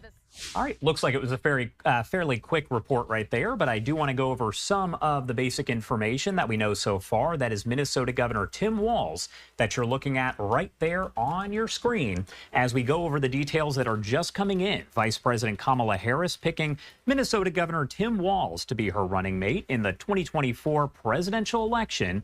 That is according to the Associated Press and their sources. We know that Harris is expected to make the announcement official later today, scheduled to tour battleground states with Walz all throughout the week. All of this beginning over in Pennsylvania, leading many people to say it was likely going to be Josh Shapiro, the Pennsylvania governor. However, that appears not to be the case. We know that other names on the short list for vice president do include Pennsylvania Governor Josh Shapiro, as well as Kentucky Governor Andy Beshear, U.S. Senator Mark Kelly of Arizona, and Secretary of Transportation Pete Buttigieg. The list kind of being narrowed down over the past day or so to Shapiro and Walz. In the weeks since President Biden dropped out of the race for president, Walz has been campaigning for Harris as the Democratic nominee and as the next president, and drawing a lot of attention while doing it despite not having much of a national profile. We've seen a lot of news conferences with him over the last, I would say, week or two. His name obviously getting a little bit more recognition as all of this is taking place. In the hours after Biden dropped out, Walz was on the phone with Harris and wouldn't quite say what the conversation was about, but did praise the vice president, especially for her appearance in St. Paul, where she became the first sitting vice president or president to visit an abortion clinic. Now, the second-term governor was seen as a dark horse early on, but got a boost from social media and has created some excitement after a series of appearances on several national networks, and that includes on Fox News.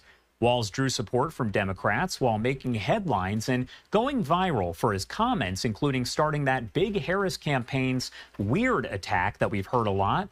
It's the line against former President Donald Trump and Ohio Senator J.D. Vance. Those who support him have cited his experience passing liberal priorities in Minnesota, as well as his background as a teacher, coach, and veteran of the National Guard. Even before Biden dropped out, some in Minnesota's congressional delegation said Walz would make a great vice president, including U.S. Senator Tina Smith and U.S. Representative Betty McCollum. He's also drawn some fire from Minnesota Republicans and Trump after being named to that short list for potential VP picks.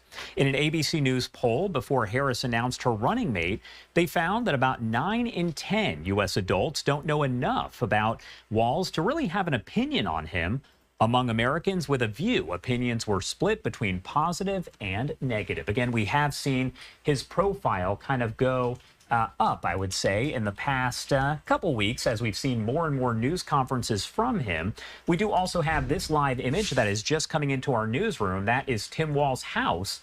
You can see people are just kind of standing out there. Not sure if he's going to walk out, maybe make some comments, but considering that Kamala Harris hasn't officially named him as her running mate, that's very unlikely. But again, we do have cameras that are outside of his house. There were also cameras that were outside of Shapiro's house as well. We are working to get some more details and waiting for Kamala Harris to post on her social media platforms to say that Walz is the official candidate. However, we do know from the Associated Press via their sources that she has made the decision and he has accepted. I do want to talk more about all of this, so we are going to bring in a guest to break all of this down, a political guest here. Let's bring in David Washington. Thank you so much for taking the time to be here with us today and help break down this decision. Thank you, Josh. I appreciate it. Of course. Well, first off, all of this information here is just starting to come in. So we know that Kamala Harris is going to be starting this tour of battleground states over in Pennsylvania, specifically in Philadelphia. And that led a lot of people to say, well, it's got to be Pennsylvania Governor Josh Shapiro. But it appears that's not the case. Why might she have chosen Walz as her running mate? So I believe that she chose Walz because Walz represents a demographic that the campaign needs to capture to win in November. Governor Walz is the everyman that the Democrats have been bleeding from the party for some time now. And his story is compelling. A coach, a teacher, grew up in a small town, now governor of Minnesota, and a very popular one at that. Not only can he bring in the votes from Pennsylvania, but he can also bring in votes across the country and not make this contest as close as some people are anticipating.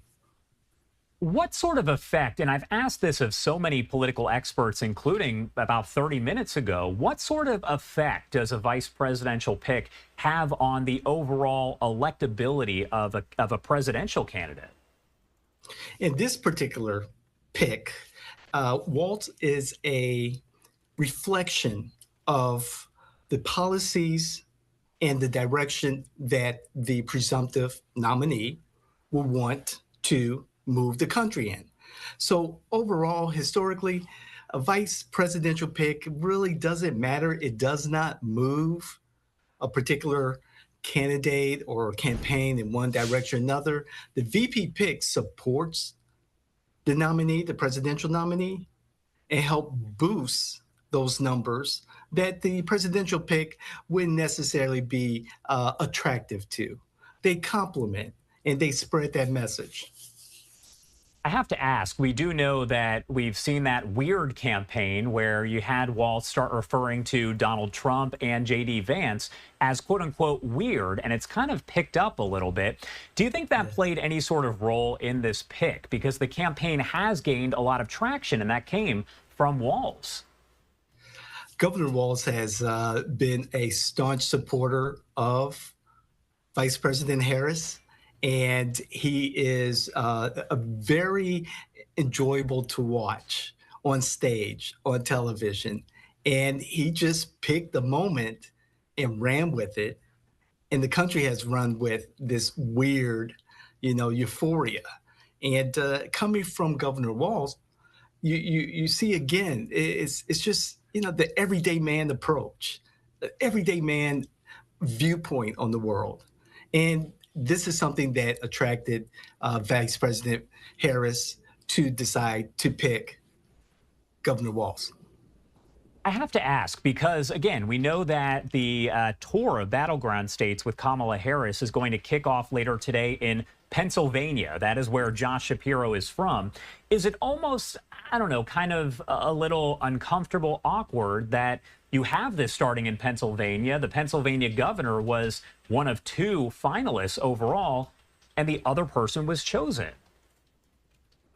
It is awkward. There's no doubt about it. However, at the end of the day, whether it's the Democrats or the Republicans, your team falls in line, they get on the same playbook, and they execute the plays, the game plan, and go towards a win. So it is awkward. However, the respect that the governors have amongst themselves and the respect that they have for Vice President Harris and the larger picture of winning this contest against Donald J. Trump and J.D. Vance is the ultimate goal. I want to talk a little bit more about J.D. Vance, Ohio senator, obviously announced by Trump as his running mate. What sort of role do you think he has in Trump's campaign overall, his electability? We talked about what role a vice president plays, but what are some of his pros and some of his cons? Wow. Senator Vance has not had a very good last week or two. And what Senator Vance needs to do now as the vice presidential pick is to show that, one, he's ready on day one in the case that he's called upon to lead the country. That has to be made clear, especially when you have Governor Walz, who is running a state, who is the governor of a state, a more mature man, a more experienced man. What Senator Vance needs to do is get back to his roots, get back to that everyday, I'm just like you. I grew up not like an elite, but I'm the type of person that is emblematic of what the Republican Party wants to show America. I grew up in not the best circumstances, but look what I've achieved.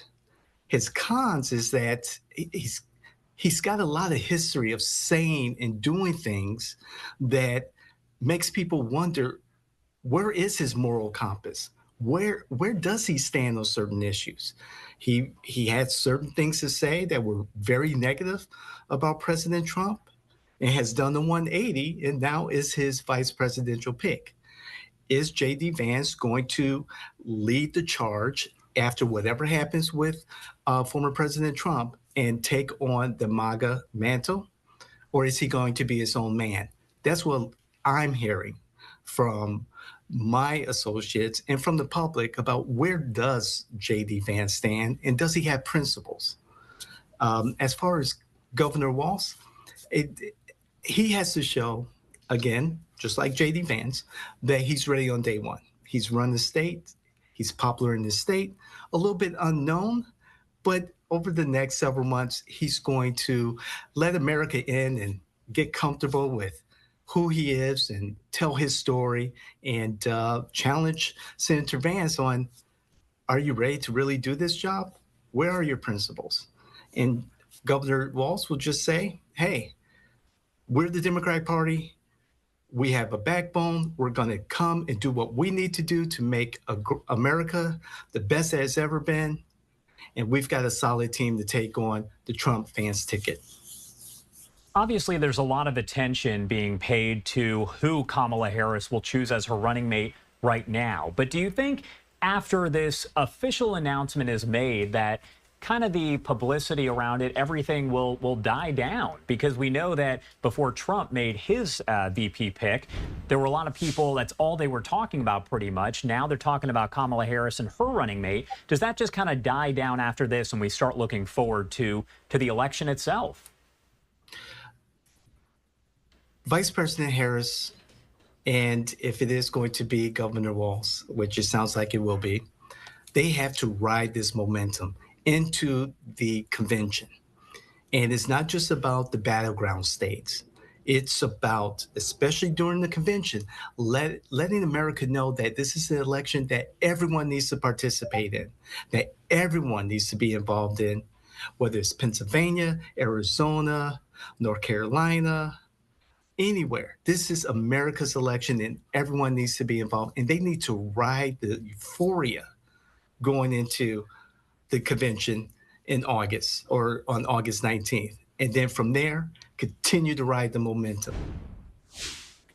What do you think about the role that social media has played in all of this? It's interesting that President Biden did announce via social media, his X page, in a statement that he was not going to be running for re-election. That is how a lot of people found out, including some in his own administration. Then he tweeted out, or X'd out, whatever you want to call it, that he was endorsing Kamala Harris. Now today, we are told that Kamala Harris will make that official announcement via her social media pages and a video. So what kind of role does social media play in all of this? Which each election cycle passing, with each year passing, social media has become more and more important in political campaigns and reaching as many individuals as possible, particularly those individuals who are influencers, those individuals who have large audiences in their networks and spreading the word there. Elections have drastically changed since social media has come into play. And now it's more than just traditional media, newspapers, radio, television. Social media is an entity unto itself with many players, individuals, politicals, influencers who can carry your message beyond the typical demographics that in the past campaigns have targeted. David Washington, thank you so much for taking the time to join us and help break all this down. Obviously, a lot of this is just coming in, so we appreciate it. Is there anything else you want to add before I let you go? Again, please, everyone, do your research. Educate yourselves on the issues that matter the most to you, your kitchen table issues, and determine as you research the candidates from the top of the ballot all the way down to the ballot, determine if these are the individuals that best represent your issues. All right. Thank you again for being here with us today. We appreciate it. You're welcome, Josh. Thank you for the opportunity. All right, everybody, and I do want to take you back to this breaking news that we are following here and will be following all throughout the day. Vice President Kamala Harris picking Minnesota Governor Tim Walz to be her running mate in the 2024 presidential election. That is according to the Associated Press and their sources. Harris expected to officially make the announcement later on today via social media. She's expected to post a video there, and she is scheduled to tour battleground states with Walz starting this week. A lot of them to tour there. Other names on the short list for VP had included Pennsylvania Governor Josh Shapiro, as well as Kentucky Governor Andy Beshear, U.S. Senator Mark Kelly of Arizona, and Secretary of Transportation Pete Buttigieg. Minnesota producing two vice presidents, Hubert Humphrey and Walter Mondale. In the week since President Biden dropped out of the race for president, Walz has been campaigning for Harris as the Democratic nominee and next president, and drawing a lot of attention while doing it, despite not really having much of a national profile. His name not really known all over the place right now. In the hours after Biden dropped out, Walz was on the phone with Harris and wouldn't quite say what the conversation was about, but enthusiastically praised the vice president, especially for her groundbreaking appearance in St. Paul when she became the first sitting vice president or president to visit an abortion clinic. The second-term governor, seen as a dark horse early on, but got a boost from social media and has created some excitement after a series of appearances on several national networks, and that includes over on Fox News. Walz drew support from Democrats while making headlines and going viral for the comments that included the Harris campaign's weird attack line against former President Trump and J.D. Vance. Those who support him have cited his experience passing liberal priorities in Minnesota, as well as his background as a teacher, coach, and veteran of the National Guard. Even before Biden dropped out, some in Minnesota's congressional delegation said Walz would make a great vice president, including U.S. Senator Tina Smith and U.S. Representative Betty McCollum. He's also drawn some fire from Minnesota Republicans and Trump after being named to that short list for potential VP candidates. In an ABC News poll before Harris announced her running mate, they found about 9 in 10 U.S. adults, so we're talking 90%, don't know enough to have an opinion on Walz. Among Americans with a view, opinions were split between positive and negative. Again, a question right now has been, who exactly is Tim Walz? And we know that he was elected as Minnesota's 41st governor in 2018, re-elected in 2022.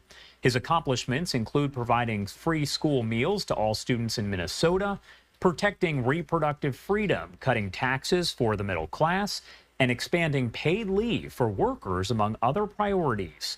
In addition to being the governor, he's also the co-chair of the Democratic Convention Rules Committee. He was born in Nebraska and after high school enlisted in the Army National Guard, graduating from a state college there with a social science degree back in 1989. He then spent a year serving full-time in the National Guard, teaching high school and accepting a coaching position. Walz is married to Gwen Walz. They moved to Mankato, Minnesota, where they both worked at Mankato High School. He taught social studies and helped coach the Mankato West football team. We know that Walz was elected to the U.S. House of Representatives in 2006, representing Minnesota's 1st congressional district, re-elected for another 5 terms before running for governor of Minnesota. If Harris and Walz are elected president and vice president, it's going to set off a chain of promotion, so to speak, in Minnesota, making Lieutenant Governor Peggy Flanagan Minnesota's first female and first Native American governor, and State Senator Bobby Joe Champion its first black lieutenant governor. Again, a lot to figure out here, as we have not received that official word just yet, but once we do, we will make sure to bring that to you right here on Live Now from Fox. In the meantime, do want to head to a quick 2-minute commercial break right now, but we will get right back into your live, raw, and unfiltered coverage here on the other side. You're watching Live Now from Fox. Much more to come.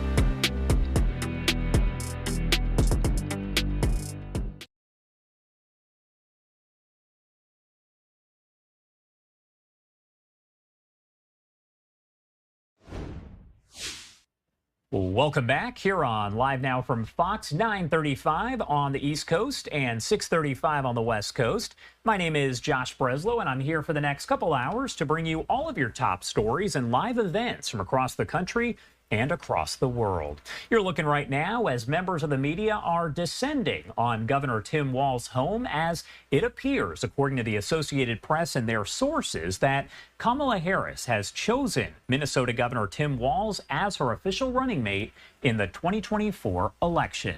This happening, of course, 2 weeks before the Democratic National Convention does kick off. I do want to talk more about all of this, the implications, what it means, and why he was chosen. Let's bring in Dr. Corte, political journalist and author of Kamala, The Motherland and Me. Thank you so much for taking the time, as always, to be here with us. Thank you, and good morning, Josh.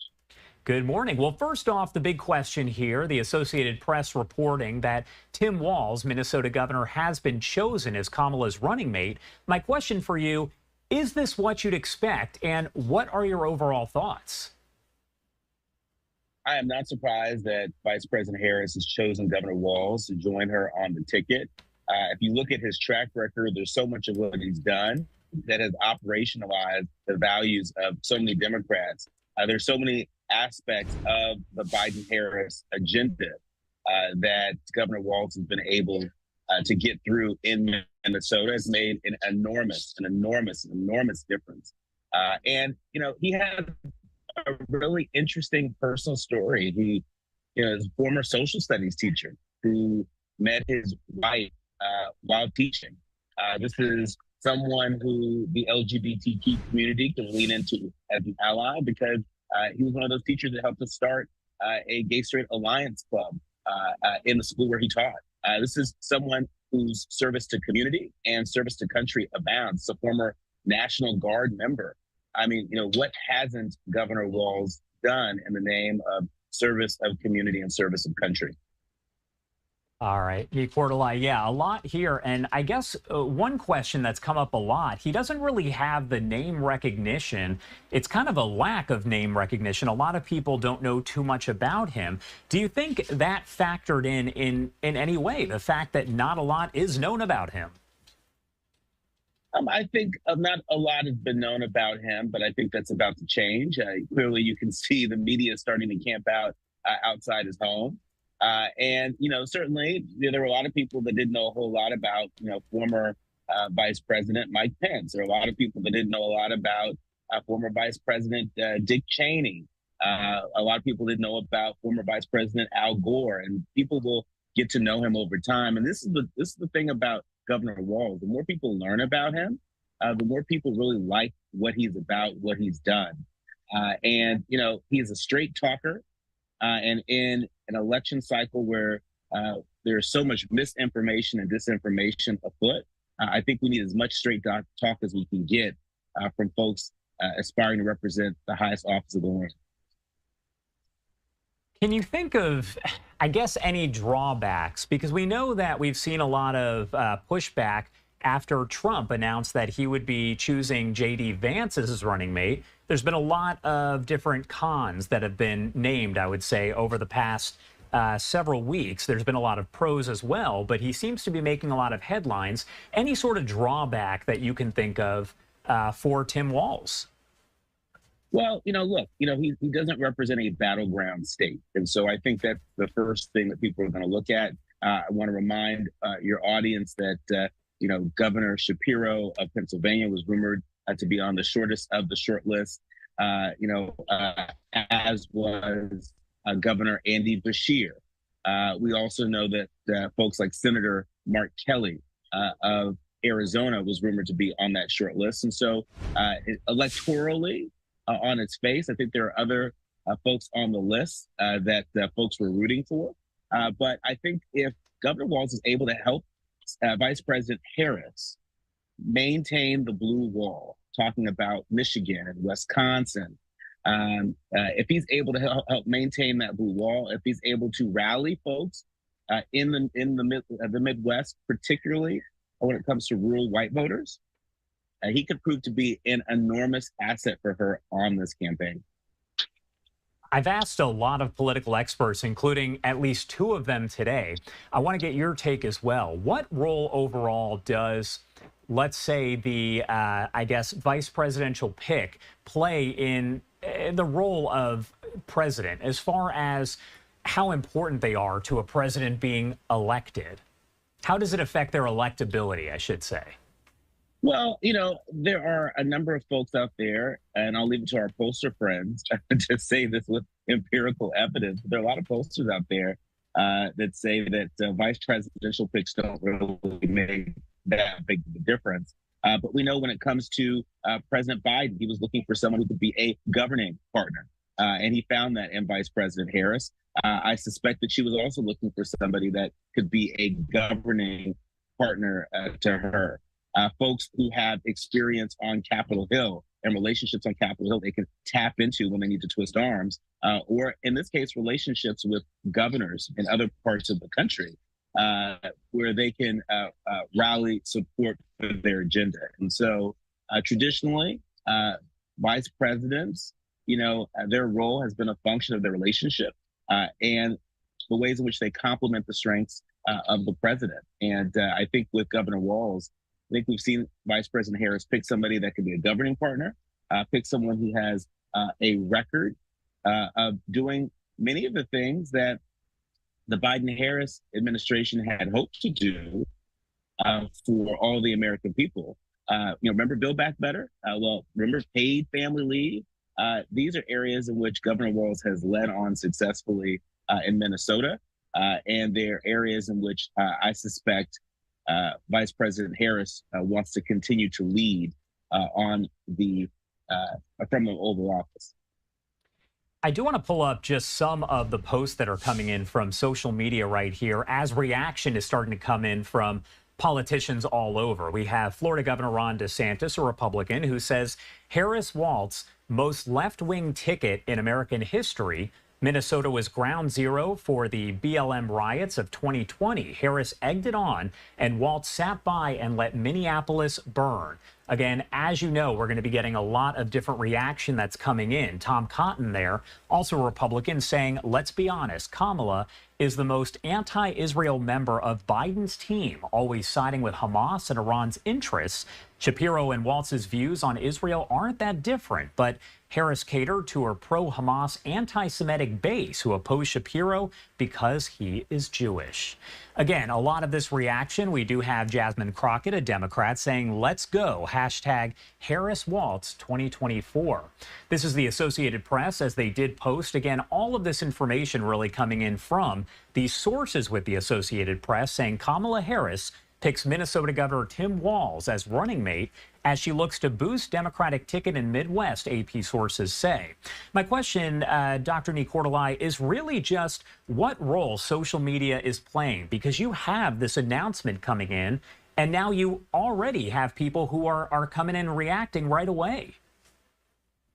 Well, it is to be expected. There are a number of folks who have been anticipating the VP pick from Vice President Harris. And I think there are a number of people out there that are also really excited to hear about Minnesota Governor Tim Walz being selected as her running mate.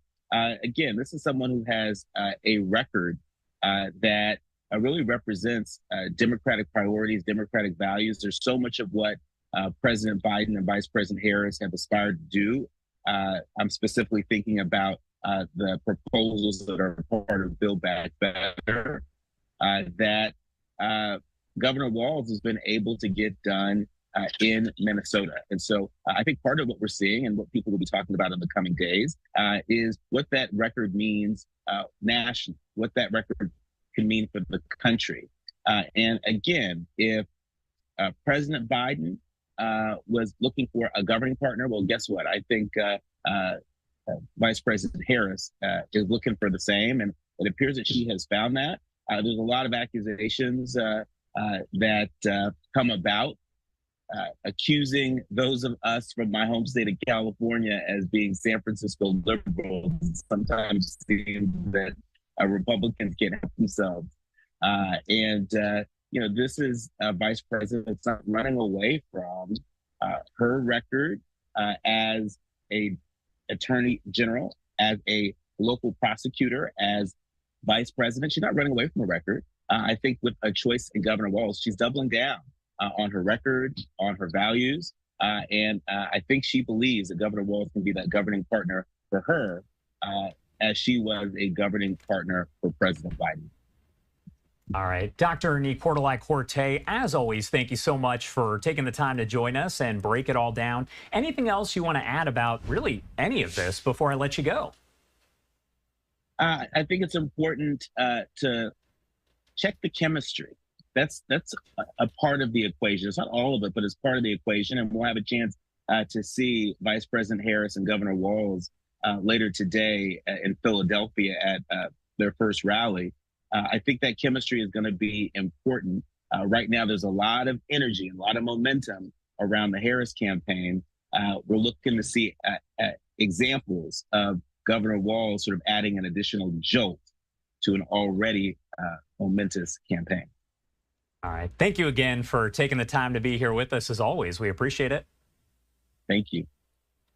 All right, so we do continue to cover this breaking news here as the Associated Press now reporting via sources that Kamala Harris has chosen Tim Walz, the governor of Minnesota, as her running mate. We had a camera that was outside of his house. We're going to check in with our Fox Minneapolis team in just a matter of moments. I do believe we have them up right here, so let's pop up the audio and listen in. Tomorrow, we'll continue to follow all these developments, but for now, we'll throw it back to you guys. All right, thank you, Bill. You know, in Minnesota history, we've had a couple of vice presidents, Hubert Humphrey and Walter Mondale. Tim Pawlenty, the governor, was in the running to be. He was one of the finalists then too. So interesting times here. We're going to take a quick break and be right back with our breaking news this morning. Governor Tim Walz, the sources say he is the vice presidential. All right, so they're going to a break, and we are too. It looks like they are going to get back to their coverage here in just a matter of moments. So let's take that break, and we'll be right back.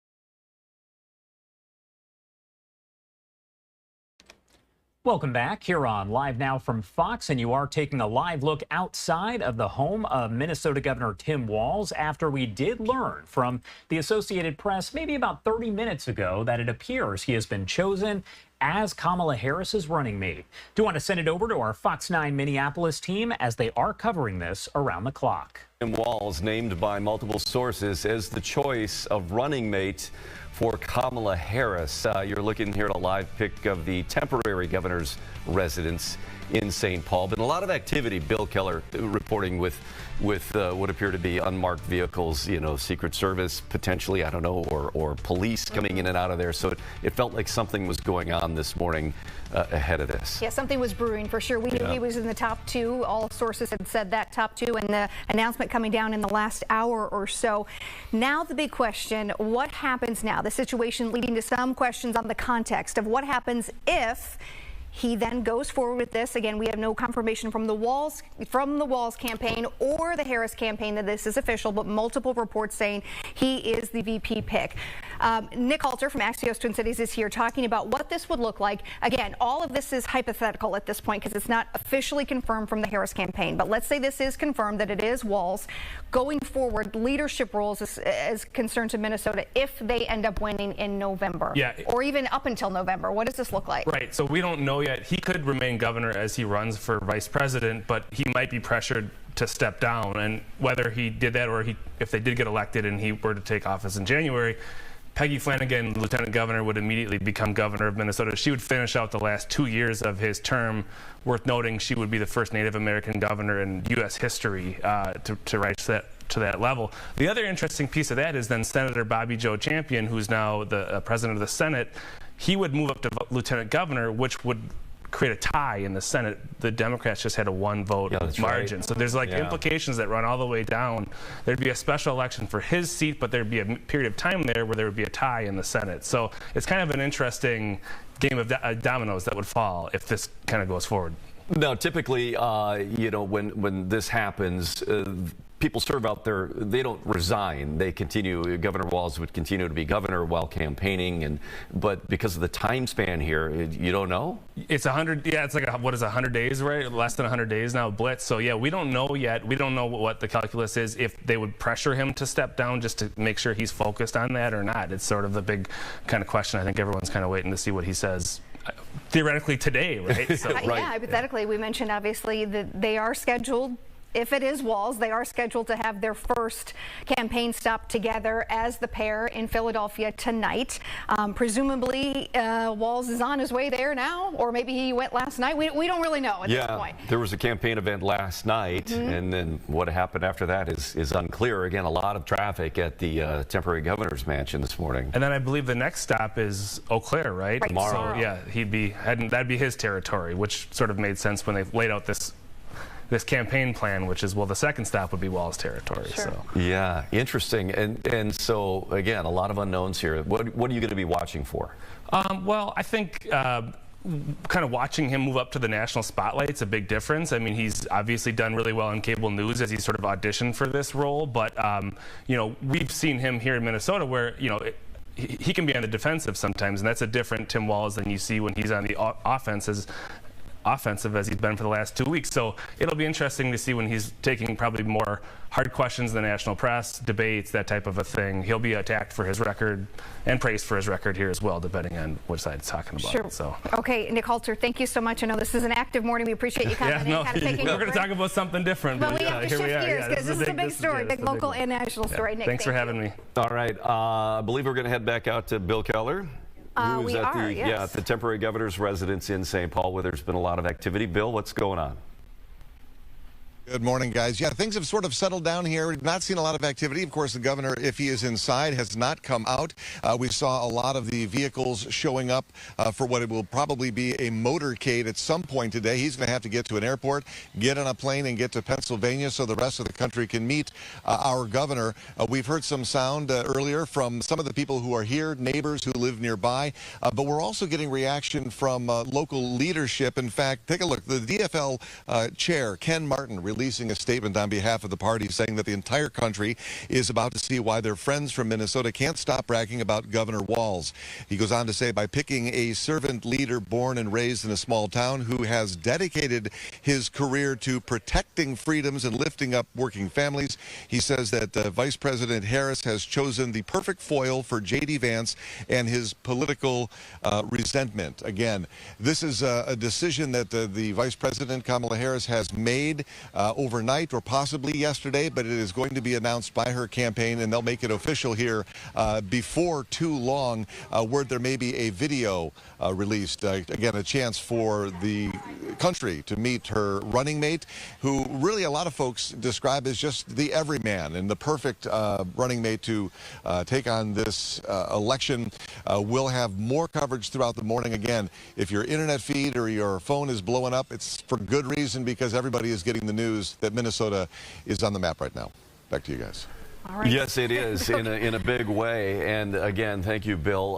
Has been on the map for the last couple of weeks here as his name became mentioned. He started making, Governor Walz started making a lot of appearances on cable news, rallies, fundraisers, etc. And that quickly did raise his profile amongst the watchers of this, in terms of the political watchers, journalists, other insiders saying that really raised his profile here. For sure.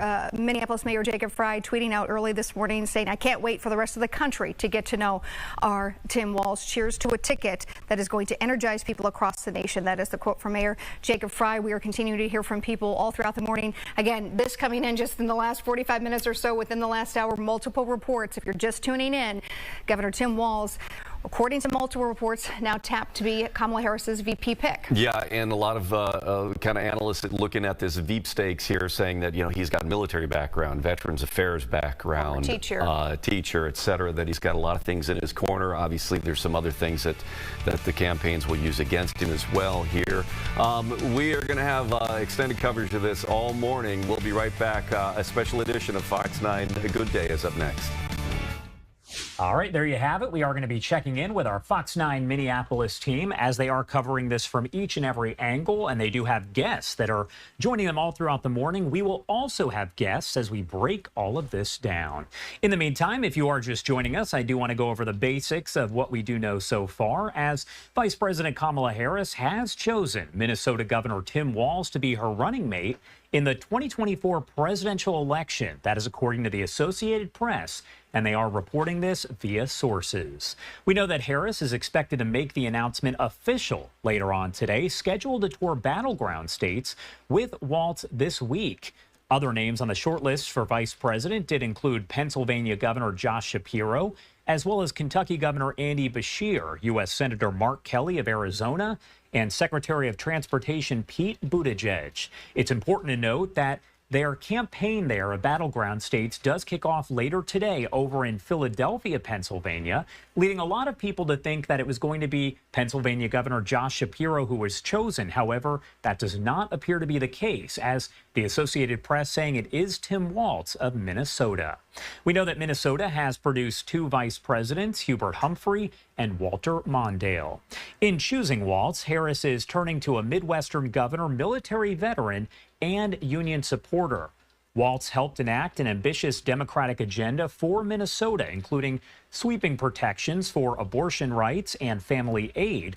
Harris's running mate pick shows she hopes to firm up her standing across the Midwest, which is fairly crucial as a region in presidential politics and serves as a buffer for Democrats who are seeking to become president. This comes as Democrats are haunted, so to speak, by Republican Donald Trump's wins in Michigan and Wisconsin back in 2016. Trump did lose the states in 2020, but has put forth renewed efforts on them in Minnesota for the 2024 election. In the weeks since President Biden did drop out of the race for president, Walz has been campaigning for Harris as the Democratic nominee and next president, and drawing a lot of attention while doing it despite not having much of a national profile. In the hours after Biden dropped out, Walz was on the phone with Harris and wouldn't quite say what the conversation was about, but he enthusiastically praised the vice president, especially for her groundbreaking appearance in St. Paul, where she became the first sitting vice president or president to visit an abortion clinic.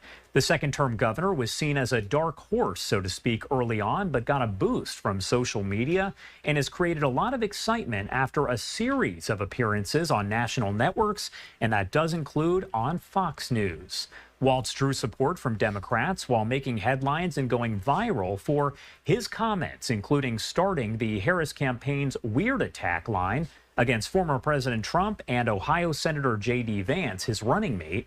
Those who support him have cited his experience passing liberal priorities in Minnesota, as well as his background as a teacher, coach, and veteran of the National Guard. Do want to head back out to our Fox 9 Minneapolis team as they continue their breaking news coverage. Kamala Harris's vice presidential candidate and running mate, not official yet, but that's the word that we are getting from many sources. And we're going to continue our coverage this morning with analysis from Hamlet University political science professor David Schultz. Good morning. Good morning. Hey, good morning. Thank you for having me again. Well, let's talk about, I know we've been for the last hour discussing this, but for people maybe just tuning in, what does this mean for Minnesota? What it means for Minnesota is a few different things. First off, of course, it puts Minnesota on the map again. You know, for many people on the two coasts, we're flyover zone. Suddenly, everybody's going to be interested in Minnesota and the Minnesota governor. But internally to politics, what this means is a couple of possibilities here. One is assuming that Harris does win and Walz is the VP. He resigns as governor probably at the end of the year. This means Lieutenant Governor Peggy Flanagan goes up to become governor. Bobby Joe Champion, who is the president of the Senate, goes up to become lieutenant governor. And it has a cascading effect in terms of what it means for other positions. But if that were to happen, we would have the first female governor, first Native American governor in Minnesota, and we would have the first African-American lieutenant governor in Minnesota. So a lot of, let's say, again, cascading or domino effects internally in Minnesota politics. Let's talk about this pick. We knew pretty much at the start of the day it was likely going to be Walz or Shapiro. Those were the two top finalists. The final two is what we were hearing from sources all across the board. What do you think changed? Why do you think Walz tipped the scales, if you will? Why do you think he was picked over Shapiro out of Pennsylvania? Okay, I think a couple of possibilities. One, I'll first say that he's been a very good, that is Walz, a very good defender of Democratic Party values and a very good in terms of criticizing the Trump administration and, let's say, the Republicans. I think that's first. Second, I always say that the first factor in terms of picking a vice president is do no harm. And there were some people who said that Shapiro's stance on Israel, some will even go as far as saying because he was Jewish, also hurt him in terms of possibilities. But at the end of the day, I think for Walz, he represents a lot of what the progressives in the Democratic Party want to do. You know, his positions on abortion, LGBTQ issues, the spending for educational funding, for a whole host of issues, voting rights, I think is important. And what this signals to me is that Harris is going to run a campaign from the progressive left at this point, is that she was not going with a more moderate Shapiro, a more moderate Kelly from Arizona, but is going to run really a progressive ticket and set up a clear contrast between the Trump-Vance ticket. So this is a pretty significant direction for Harris to be going for Walz. And also, given the fact that he's a relative unknown across the country at this point, I think one of the challenges is going to be to ask how well does Walz introduce himself and can he help deliver some additional votes that Harris will need in those critical swing states to be able to win the election.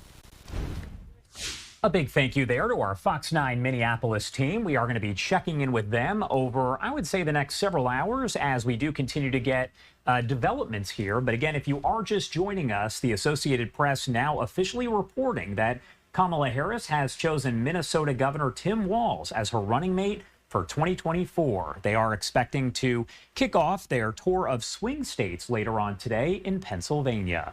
We also did just get this post coming in. It's reaction from Donald Trump and his campaign. It's a quote that actually was posted by our Fox 2 Detroit team, but it does come from Caroline Levitt. She is the Trump campaign press secretary.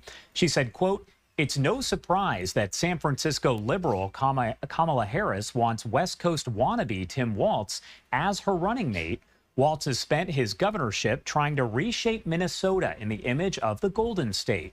While Walz pretends to support Americans in the heartland when the cameras are off, he believes that rural America is, quote, mostly cows and rocks, from proposing his own carbon-free agenda to suggesting stricter emission standards for gas-powered cars and embracing policies to allow convicted felons to vote. Walz is obsessed with spreading California's dangerously liberal agenda far and wide. If Walz won't tell voters the truth, we will. Just like Kamala Harris, Tim Walz is a dangerously liberal extremist, and the Harris-Walz California dream is every American's nightmare. Again, that is a statement that is coming in from our Fox 2 Detroit team, and it is courtesy Caroline Levitt with the Trump campaign. Do want to talk more about really all of this and the latest developments, so let's bring in Alan Sanders, a friend of the show. He is a professor emeritus of political science at St. Peter's University in New Jersey and a former Time magazine reporter. Thank you so much for taking the time, as always, to be here with us. My pleasure. All right, so the big question here that I'm asking of all of our guests, I do just want to get your overall reaction here upon hearing that it is going to be Tim Walz versus, let's say, Josh Shapiro.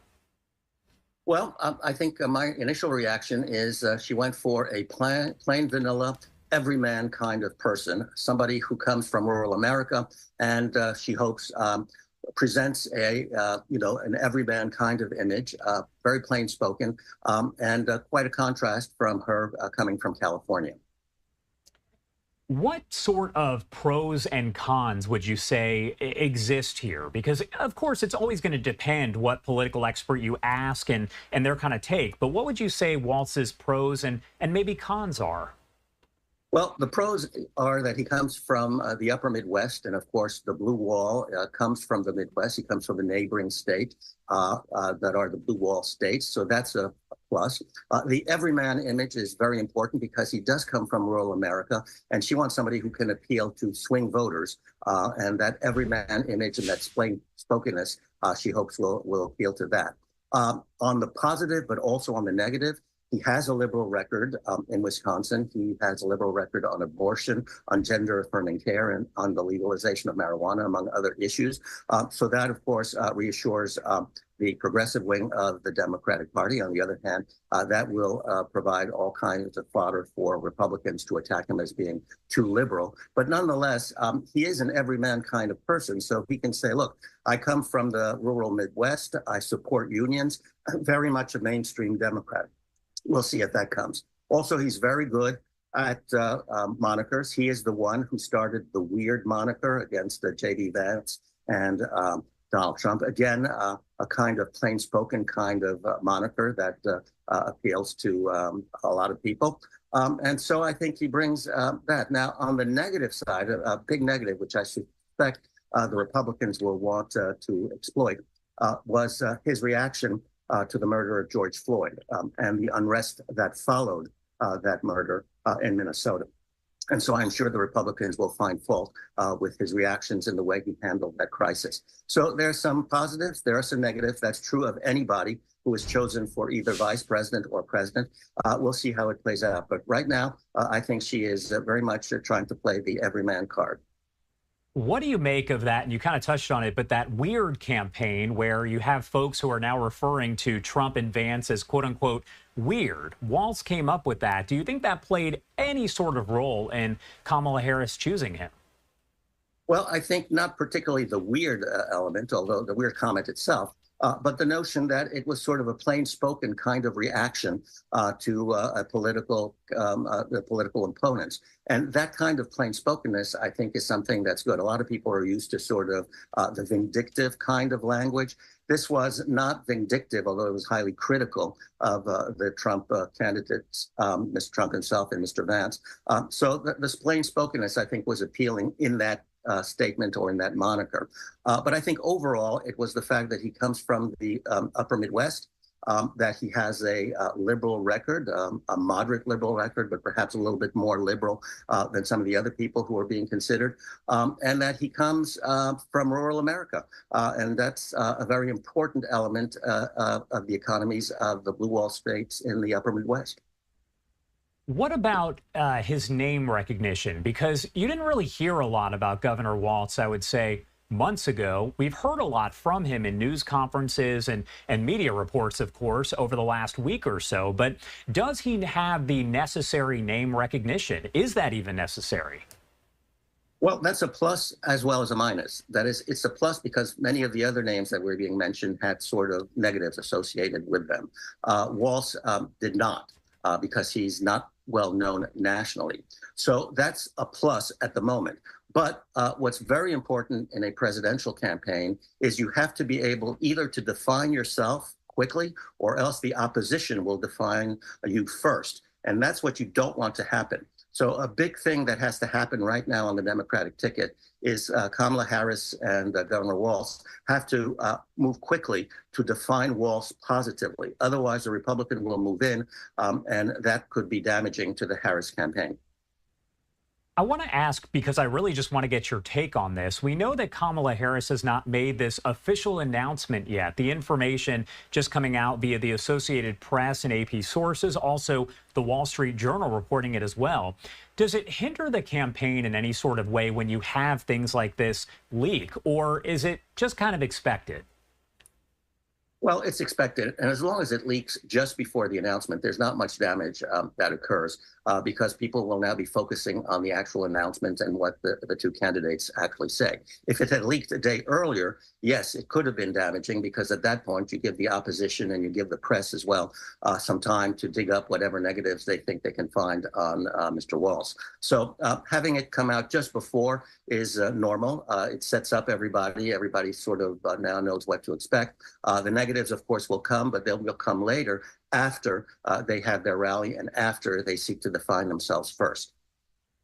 The terms kind of say it all, but when you're talking about battleground states, swing states, whatever you want to call them, we know that Kamala Harris and now Tim Walz will go on this tour starting today over in Pennsylvania.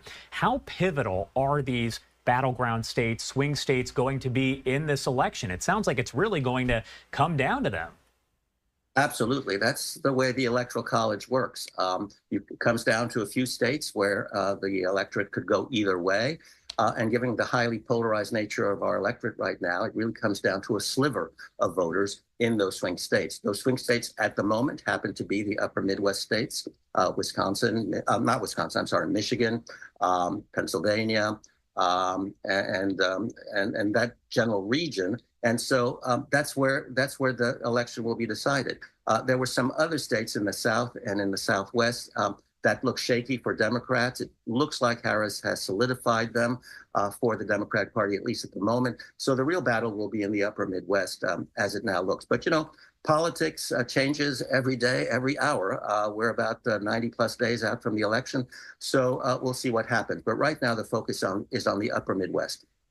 I have to ask your opinion here because let's say a little more than a month ago, did you think that we'd be here talking about Kamala Harris being the Democratic nominee and choosing a vice presidential nominee of Tim Walz? Did you think that's the direction we were headed? No, certainly not. President Biden seemed to be quite settled in his desire to seek a second term. There seemed to be no one who could convince him to do anything else other than that. So that was a momentous decision by President Biden, and many people will look back on this as a really historic decision and a very highly praiseworthy decision for the Democratic Party. No, nobody could look at that. On the other hand, what we've got is a very compressed campaign now. It really started anew once Kamala Harris became the front runner. And so we're dealing with a very compressed campaign, something which we really haven't seen in the United States. And we'll see how compression works for either the Democrats or the Republicans, and also whether it works or not for the electorate. And you can see in that live image right there on your screen that is outside of Governor Walz's home, where it seemed pretty quiet for the most part. There were a few people showing up, but now on your screen you can see that a bunch of people have shown up. Some of them are holding signs there, and I'm sure that crowd is only going to grow over the coming, I would say, hours here as we wait for that official announcement. But as we heard from Fox 9 Minneapolis, our team that is covering this, at some point he is going to get on a plane and head over there to Pennsylvania. Alan Sanders, thank you so much for joining us here. Anything else you want to add about any of this before I let you go? No, let's watch it very closely and see, again, who defines whom. Will the Democratic campaign define Walz first, or will the Republicans succeed in defining him first? Alan, thank you as always. We appreciate it. My pleasure. And I do want to take you back out to that statement here that came in not too long ago from the Trump campaign. You can see it there on your screen. It is from Caroline Leavitt, the Trump campaign press secretary. This all coming out again moments ago as that announcement was made by the Associated Press and now the Wall Street Journal that Kamala Harris did choose Tim Walz, the governor of Minnesota, to be her running mate. They said, quote, "It's no surprise that San Francisco liberal Kamala Harris wants West Coast wannabe Tim Walz as her running mate. Walz has spent his governorship trying to reshape Minnesota in the image of the Golden State. While Walz pretends to support Americans in the heartland when the cameras are off, he believes that rural America is, quote, mostly cows and rocks. From proposing his own carbon-free agenda to suggesting stricter emission standards for gas-powered cars and embracing policies to allow convicted felons to vote, Walz is obsessed with spreading California's dangerously liberal agenda far and wide.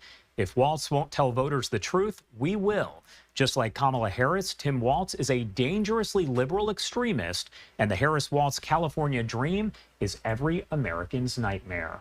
Again, we are getting a lot of different reaction that is coming in from lawmakers. We do have AOC, Alexandria Ocasio-Cortez, who did post here a short time ago. Vice President Harris made an excellent decision in Governor Walz as her running mate.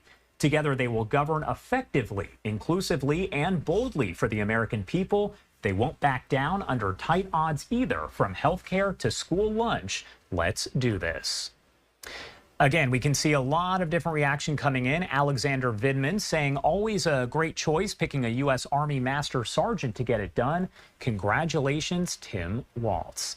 We also have the Human Rights Campaign that tweeted out this photo, obviously put together there, of Kamala Harris and Tim Walz, and the Human Rights Campaign right there. Again, you are seeing a lot of this that we're getting in here, so we'll bring you all of that reaction on Live Now from Fox. Time now is 10:16 on the East Coast and 7:16 on the West Coast. We're going to head to our first 2-minute break of the hour, but we will get right back into your live coverage here of this breaking news on the other side. You're watching Live Now from Fox.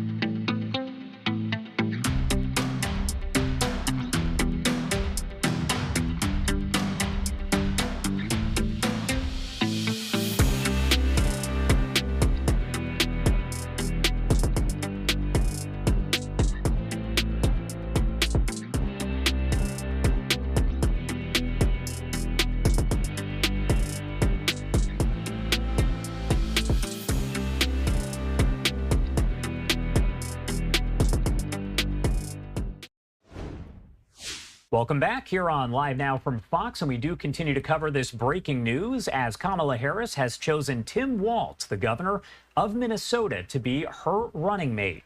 We did learn this from the Associated Press via sources and also the Wall Street Journal reporting this as well.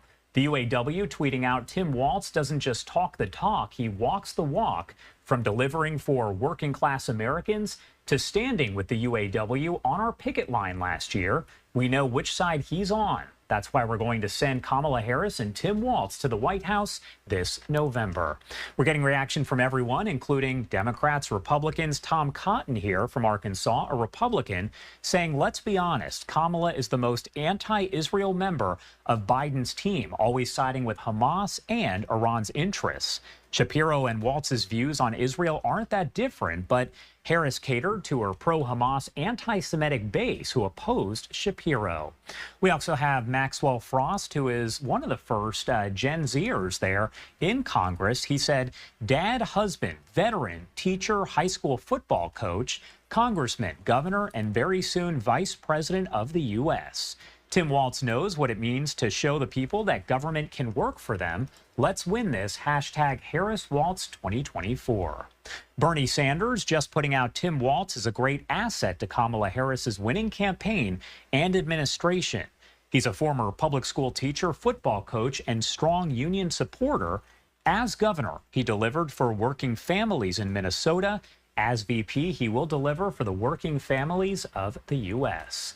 Ilhan Omar saying, congratulations to our next vice president, Tim Walz. Our North Star State governor has signed universal school meals, paid family and sick leave, marijuana legalization, and protections for reproductive rights into law, bringing Minnesota right to the ticket. Again, we read this for you earlier, but that was the statement coming in from the Trump campaign in response to this. We also have Arkansas Senator, once again, Tim Cotton, Republican, who tweeted out that photo and said Tim Walz is a perfect choice for Kamala Harris.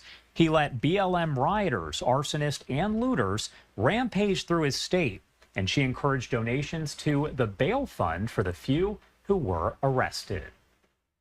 All right, everybody, do want to head back to our Fox 9 Minneapolis team to get some of their reaction here, as they do have live reports. It is 9:17 right now. Welcome back to Good Day. We are in breaking news mode this morning. Of course, Vice President Kamala Harris has chosen Governor Tim Walz as her running mate. That is the news reports we're hearing. Fox 9's Paul Bloom joined us live in the newsroom with more. Good morning, Paul. Yeah, good morning, Kelly. Alex, I heard you before the commercial break just how exciting a time it is in the newsroom in this selection of Governor Walz. Of course, we're all trying to reach out to our contacts. Just heard from former mayor, Minneapolis Mayor R.T. Ryback. And the others. And, you know, in terms of perspective from my vantage, I remember covering Governor Walz in 2018 in the build-up to the gubernatorial election. Of course, he would go on to defeat Hennepin County Commissioner Jeff Johnson at that time. And as a reporter who was at the DFL party that night where he won, you might recall his theme of One America, the flannel red and then black shirts and jackets, campaigning across the state. I had the chance. I think I was the very first reporter to grab him. They had just announced Governor Walz, Tim Walz, at the time, obviously a U.S. House of Representative for about a decade down in the Mankato area, and he had come campaigned positive message throughout, the folksy look, the flannel, campaigning across Minnesota. And he had won, and we just thought it was a neat moment at this time where he's about to be unveiled to the rest of the country, if you will, to take a look back at my exchange with him, 2018. Tim Walz at the time, Representative Tim Walz, learning he had just become the state's governor. Mr. Governor-elect, how does that sound? I'll tell you what, we're trying to let it all soak in, but what I've been saying is when we ran a campaign based on a positive message, one Minnesota where we come together rather than divide, that sounds pretty good. And you're ready to reach across that aisle tomorrow? Ready to go. I think you heard it up there. I think it's very important in a night like this, sending a message to our business leaders, sending a message to folks who may not agree with us. I need to be the governor for them, too. I need to listen to what they have to say. Bring them in. And obviously that is 6 years ago. You wonder what kind of message he takes to the national stage. Of course, this is a partisan situation here. The choice of vice president will be scrutinized all across the country.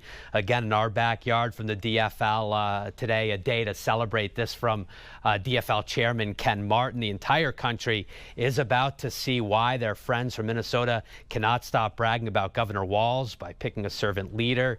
Born and raised in a small town, of course, Down there in Nebraska, who's dedicated his career to protecting freedoms and lifting up working families. Vice President Harris has chosen the perfect foil for J.D. Vance and his politics of resentment. Under Governor Walz's leadership, Minnesota has built a model for how Democrats across the nation can both win elections and improve people's lives. We could not be more excited to help bring the Minnesota magic to this campaign and to put Kamala Harris and Tim Walz in the White House. Obviously still an election to win there for Governor Walz, now Vice President.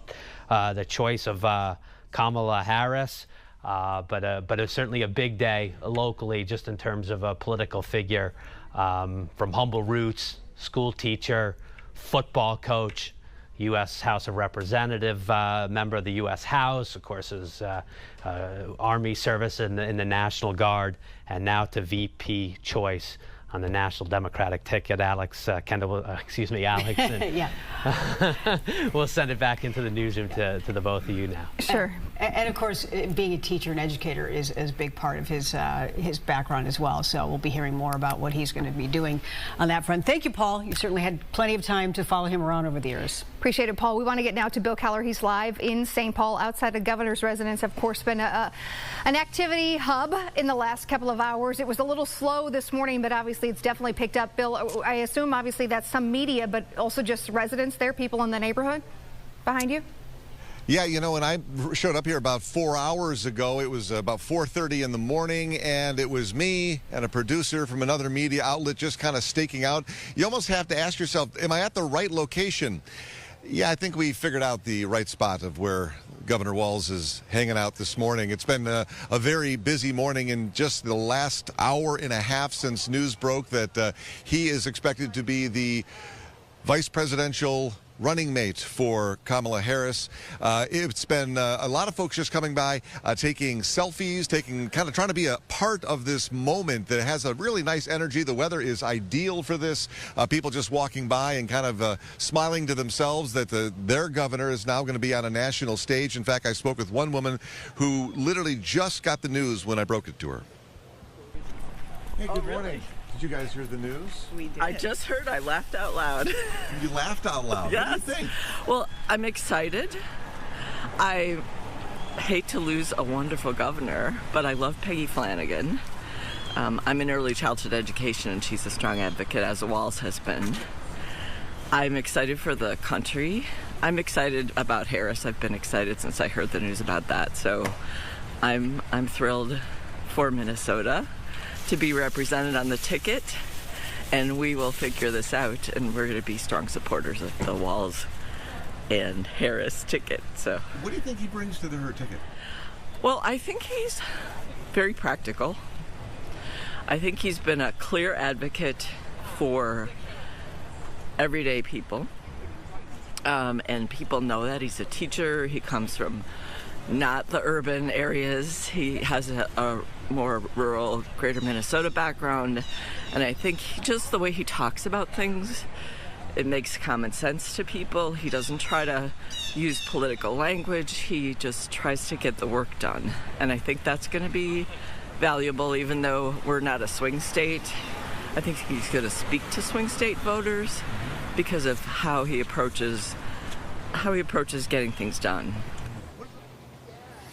And that was one of the same thoughts I got from another resident who said, you know, you pick your vice presidential candidate because you want somebody that's going to appeal to the largest number of voters to strengthen your ticket and hopefully pick up some wins in those swing states. But he said the bottom line is he likes the way that Governor Walz has governed, not just here to try and get votes, but actually help in their, not just the campaign, but in a potential for her time in office.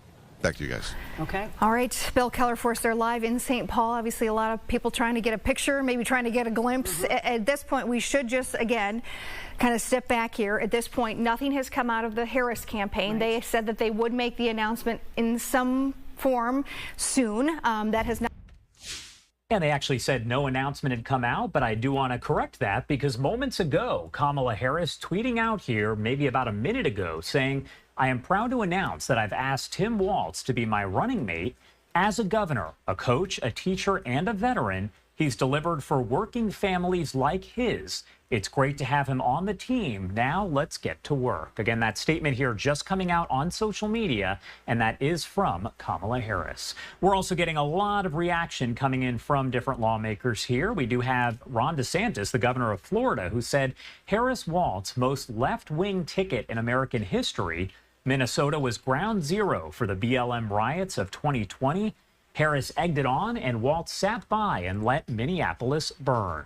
Also have this post that came in from the Associated Press. They did release this information via sources maybe a little more than an hour ago, and we've been bringing that to you right here on Live Now from Fox. Do want to head to a quick break now at 10:29 on the East Coast and 7:29 on the West Coast. You're watching Live Now from Fox.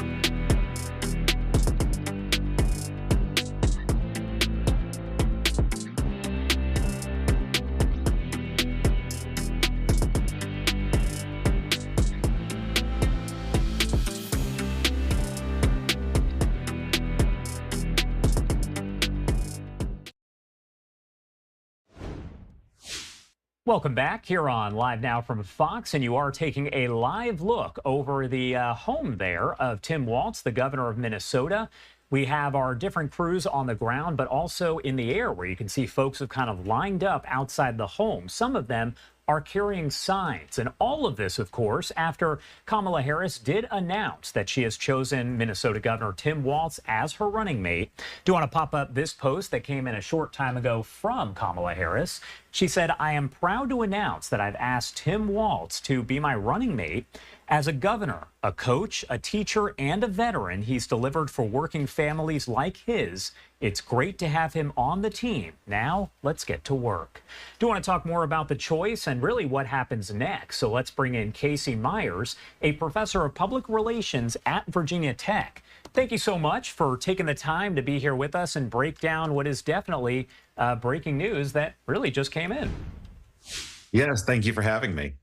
All right, so first off, the big question, I want to get your overall reaction here, because a lot of people were saying that this tour of battleground states was going to take place starting in Pennsylvania. So that led a lot of people to say, well, it's going to be Josh Shapiro, Pennsylvania's governor, but now we know it's Tim Walz. So your thoughts overall on that? Well, and in fact, that was probably my thought as well when we saw that it was going to be a Pennsylvania kickoff. But ultimately, what you see here in the pick, I think, is sort of a counterbalance to Harris. This is a governor. This is somebody who has had a career outside of politics. As they mentioned in the tweet, he's been a coach, he's been a teacher, he's been in military service before. So he has this background that I think could connect more with just regular voters. And I think another thing, a part of what Walz does, is that he has a track record in Minnesota that kind of demonstrates what the Harris team thinks is potentially could be what the United States could look like, some of the policies that he's implemented, particularly around education. So I'm not totally surprised, but again, he was not talked about in the last couple of weeks as being the front runner, and now he's emerged as the vice presidential nominee. So we'll see what the campaign brings in November. I would suspect one of the strategies around this is that he will be able to campaign in multiple battleground states, particularly in the Midwest and in Michigan, which has become ever more important in this election. Does it matter that he doesn't necessarily have that same name recognition? You talked about the fact that we really haven't heard much about him. His name kind of snuck up in there all of a sudden. So does that name recognition matter overall?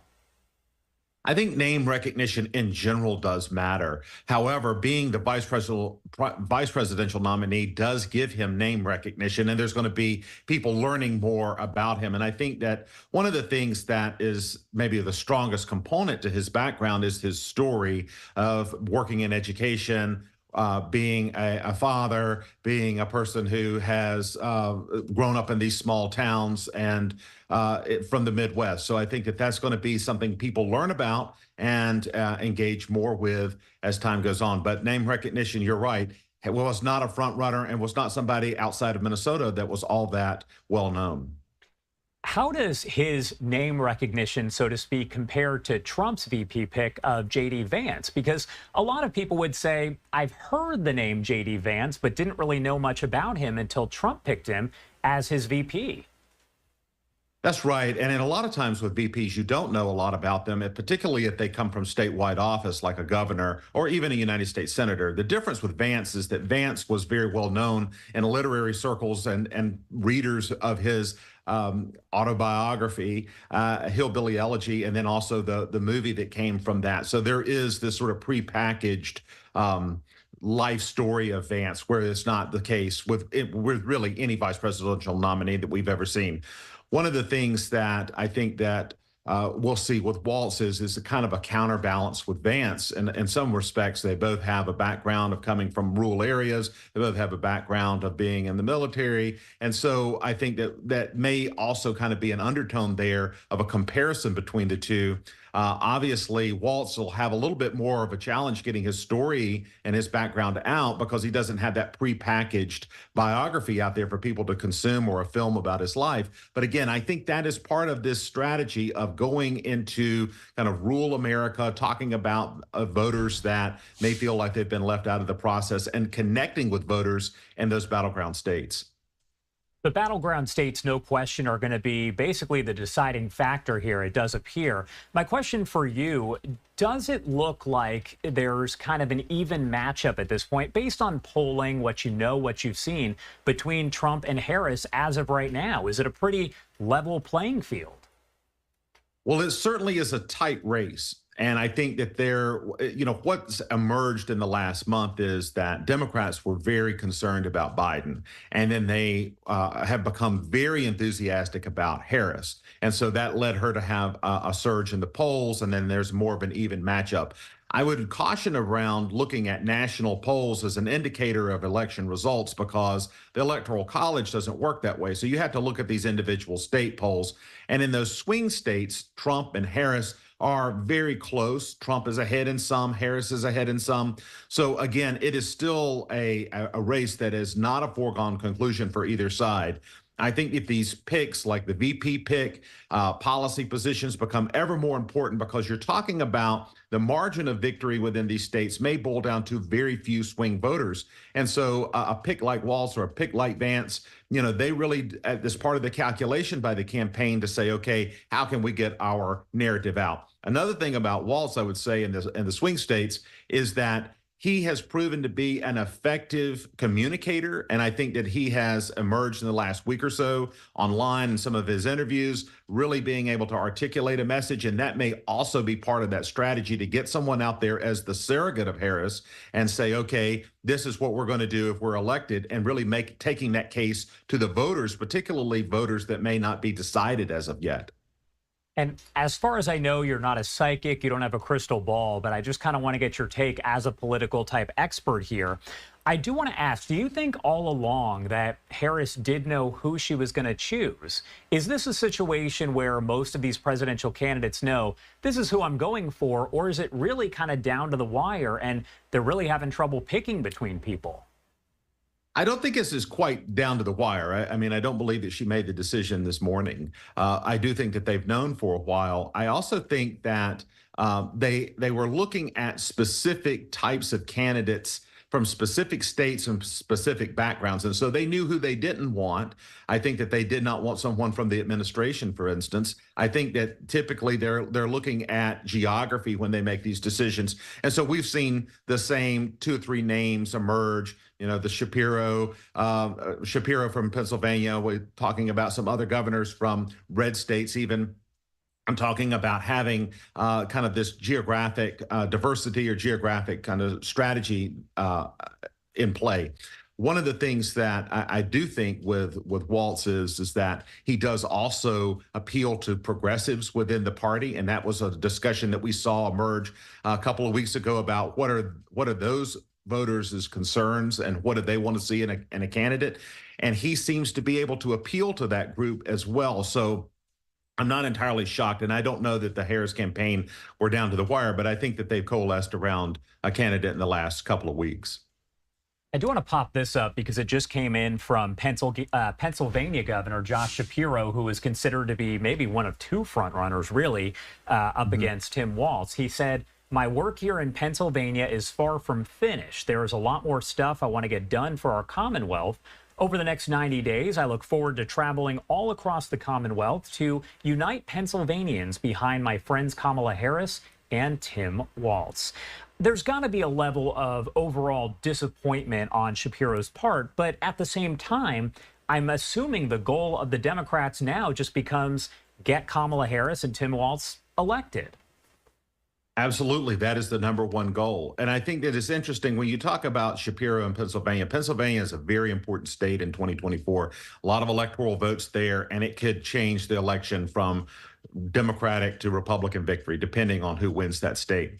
One of the things, though, that we've seen within vice presidential selections is that being from a particular state does not necessarily equate to winning that state. And so we've seen that in a few cycles in the last 20 years where you have a vice presidential candidate doesn't necessarily carry their state. So that is part of the calculation, but I'm not entirely surprised that they did not pick Shapiro. That we had heard some things about his stances, particularly in the Middle East, come out in the last couple of weeks. We also kind of know that there's not a guarantee just because you pick someone from Pennsylvania, Pennsylvania goes into the Democratic column. So I think they're looking at, you know, who's a good campaigner, who's got a narrative that they can tell that really supports the Harris administration. All right. Casey Myers, thank you so much for taking the time to join us here and break it all down. Obviously, a lot of developments and a lot left to see as far as really just how everything plays out over the next several months. I think I forgot to ask you here, as far as those swing states go, what's it going to come down to as far as what states are going to be the most important? You're really looking in this election at 3 states. You're looking at Michigan, you're looking at Pennsylvania, and you're looking at Wisconsin. And if you look at those polls are kind of all over the place. Sometimes you'll see Harris up, sometimes you'll see Trump up. But I would look at Pennsylvania and I would look at Michigan. Those are the 2 big ones. All right, Casey, thank you again for being here. Anything else you want to add before I let you go? This is going to be a very close race, I believe, in 2024. And I would look over the next several months how the vice presidential candidates on both sides are utilized to really take that case to the people in those battleground states. And I would suspect if I'm in Pennsylvania or if I'm in Michigan, I'm going to get a lot of television ads and candidate appearances.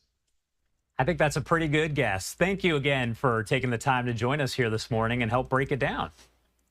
Thank you. All right, everybody, the time now is 10:43 on the East Coast and 7:43 on the West Coast. My name is Josh Breslow, and I've been here for the past several hours to bring you all of your breaking news, top stories, and live events. And we did learn, of course, just several hours ago that Kamala Harris has chosen Minnesota Governor Tim Walz as her running mate in the 2024 election. Now, we do know that campaigning in the swing states is going to start later on today over in Pennsylvania. So that led a lot of people to think that Pennsylvania Governor Josh Shapiro would be her VP choice, but that is not the case. We know she has now chosen Tim Walz. We're going to head to a quick break now at 10:44 on the East Coast and 7:44 on the West Coast. You're watching Live Now from Fox. We'll be right back.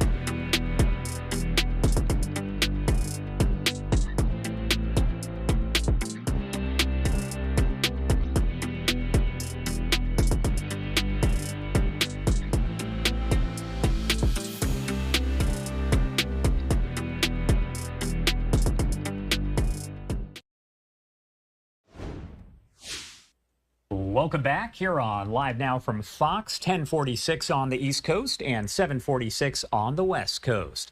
My name is Josh Breslow, and I'm here to bring you all of your top stories and live events from across the country and across the world. Vice President Kamala Harris picking Minnesota Governor Tim Walz to be her running mate in the 2024 presidential election. We are now getting some reaction coming in. We've heard from lawmakers all throughout the morning, but Tim Walz actually tweeting out himself saying, "It is the honor of a lifetime to join Kamala Harris in this campaign. I'm all in." Vice President Harris is showing us the politics of what's possible. It reminds me a bit of the first day of school, so let's get this done, folks. Join us. Again, we did learn maybe about an hour or so ago that Tim Walz was going to be the running mate for Kamala Harris. The announcement came from the Associated Press via AP sources, but we later learned from the Wall Street Journal as well. Now, in a text to supporters at 9:20 a.m. Central Time Tuesday, so that would have been maybe about 20 minutes ago, Harris said she is, quote, "pleased to share that I've made my decision. Minnesota Governor Tim Walz will join our campaign as my running mate." We did actually lose the shot that we had the aerial over the temporary home where Walz has been staying. Actually looks like it did just pop back up, so let me pull that on camera for you. This is over in St. Paul, Minnesota, and it is his temporary home as the other home is undergoing renovations. Now, back to that text, Harris did say Tim is a battle-tested leader who has an incredible track record of getting things done for Minnesota families. I know that he will bring that same principled leadership to our campaign and to the office of the vice president. That, again, was a text message. In a post on X, Harris said, quote, "As a governor, a coach, a teacher, and a veteran, he's delivered for working families like his. It's great to have him on the team." Walz has also stated on X, saying, quote, "It's the honor of a lifetime to join Kamala Harris in the campaign. I'm all in." Harris is scheduled to tour battleground states with Walz this week, including a stop in Philadelphia later on today, and then tomorrow he will be in Wisconsin. Other names on that short list for vice president did include Pennsylvania Governor Josh Shapiro, as well as Kentucky Governor Andy Beshear, U.S. Senator Mark Kelly of Arizona, and Secretary of Transportation Pete Buttigieg. Minnesota, by the way, has produced 2 vice presidents, Hubert Humphrey and Walter Mondale. In choosing Walz, Harris is turning to a Midwestern governor, military veteran, and union supporter. Walz helped to enact a Democratic agenda for Minnesota, including sweeping protections for abortion rights and family aid. Harris's running mate pick shows she hopes to firm up her standing across the Midwest, which is a critical region in presidential politics and serves as a buffer for Democrats who are seeking to become president. This comes as Democrats are haunted, so to speak, by Republican Donald Trump's wins in Michigan and Wisconsin back in 2016. It's important to note that Trump did lose the states in 2020, but has put forth renewed efforts on them in Minnesota for the 2024 election. In the weeks since President Biden dropped out of the race for president, Walz has been campaigning for Harris as the Democratic nominee and the next president, and drawing a lot of attention while doing it despite not having much of a national profile. In the hours after Biden dropped out, Walz was on the phone with Harris and wouldn't quite say what the conversation was about, but he did praise the vice president for her trip to St. Paul when she became the first sitting vice president or president to visit an abortion clinic. Again, we do have a lot of reaction that is coming in from all over, so we'll make sure to bring that to you right here as we do get it. We do have to head to our final 2-minute commercial break of the hour now at 10:50 on the East Coast and 7:50 on the West Coast. You're watching Live Now from Fox. We'll be right back.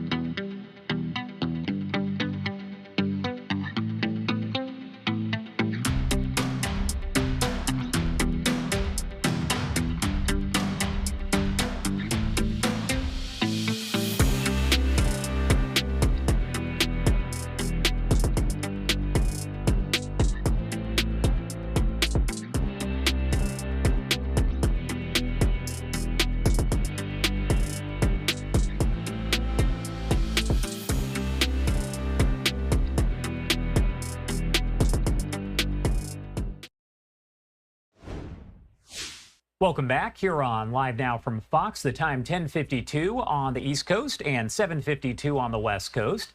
My name is Josh Breslow, and I've been here for the past several hours to bring you all of your breaking news, and really a lot of it surrounding the Kamala Harris campaign, as she has now officially announced that she's chosen Minnesota Governor Tim Walz as her running mate in the 2024 election.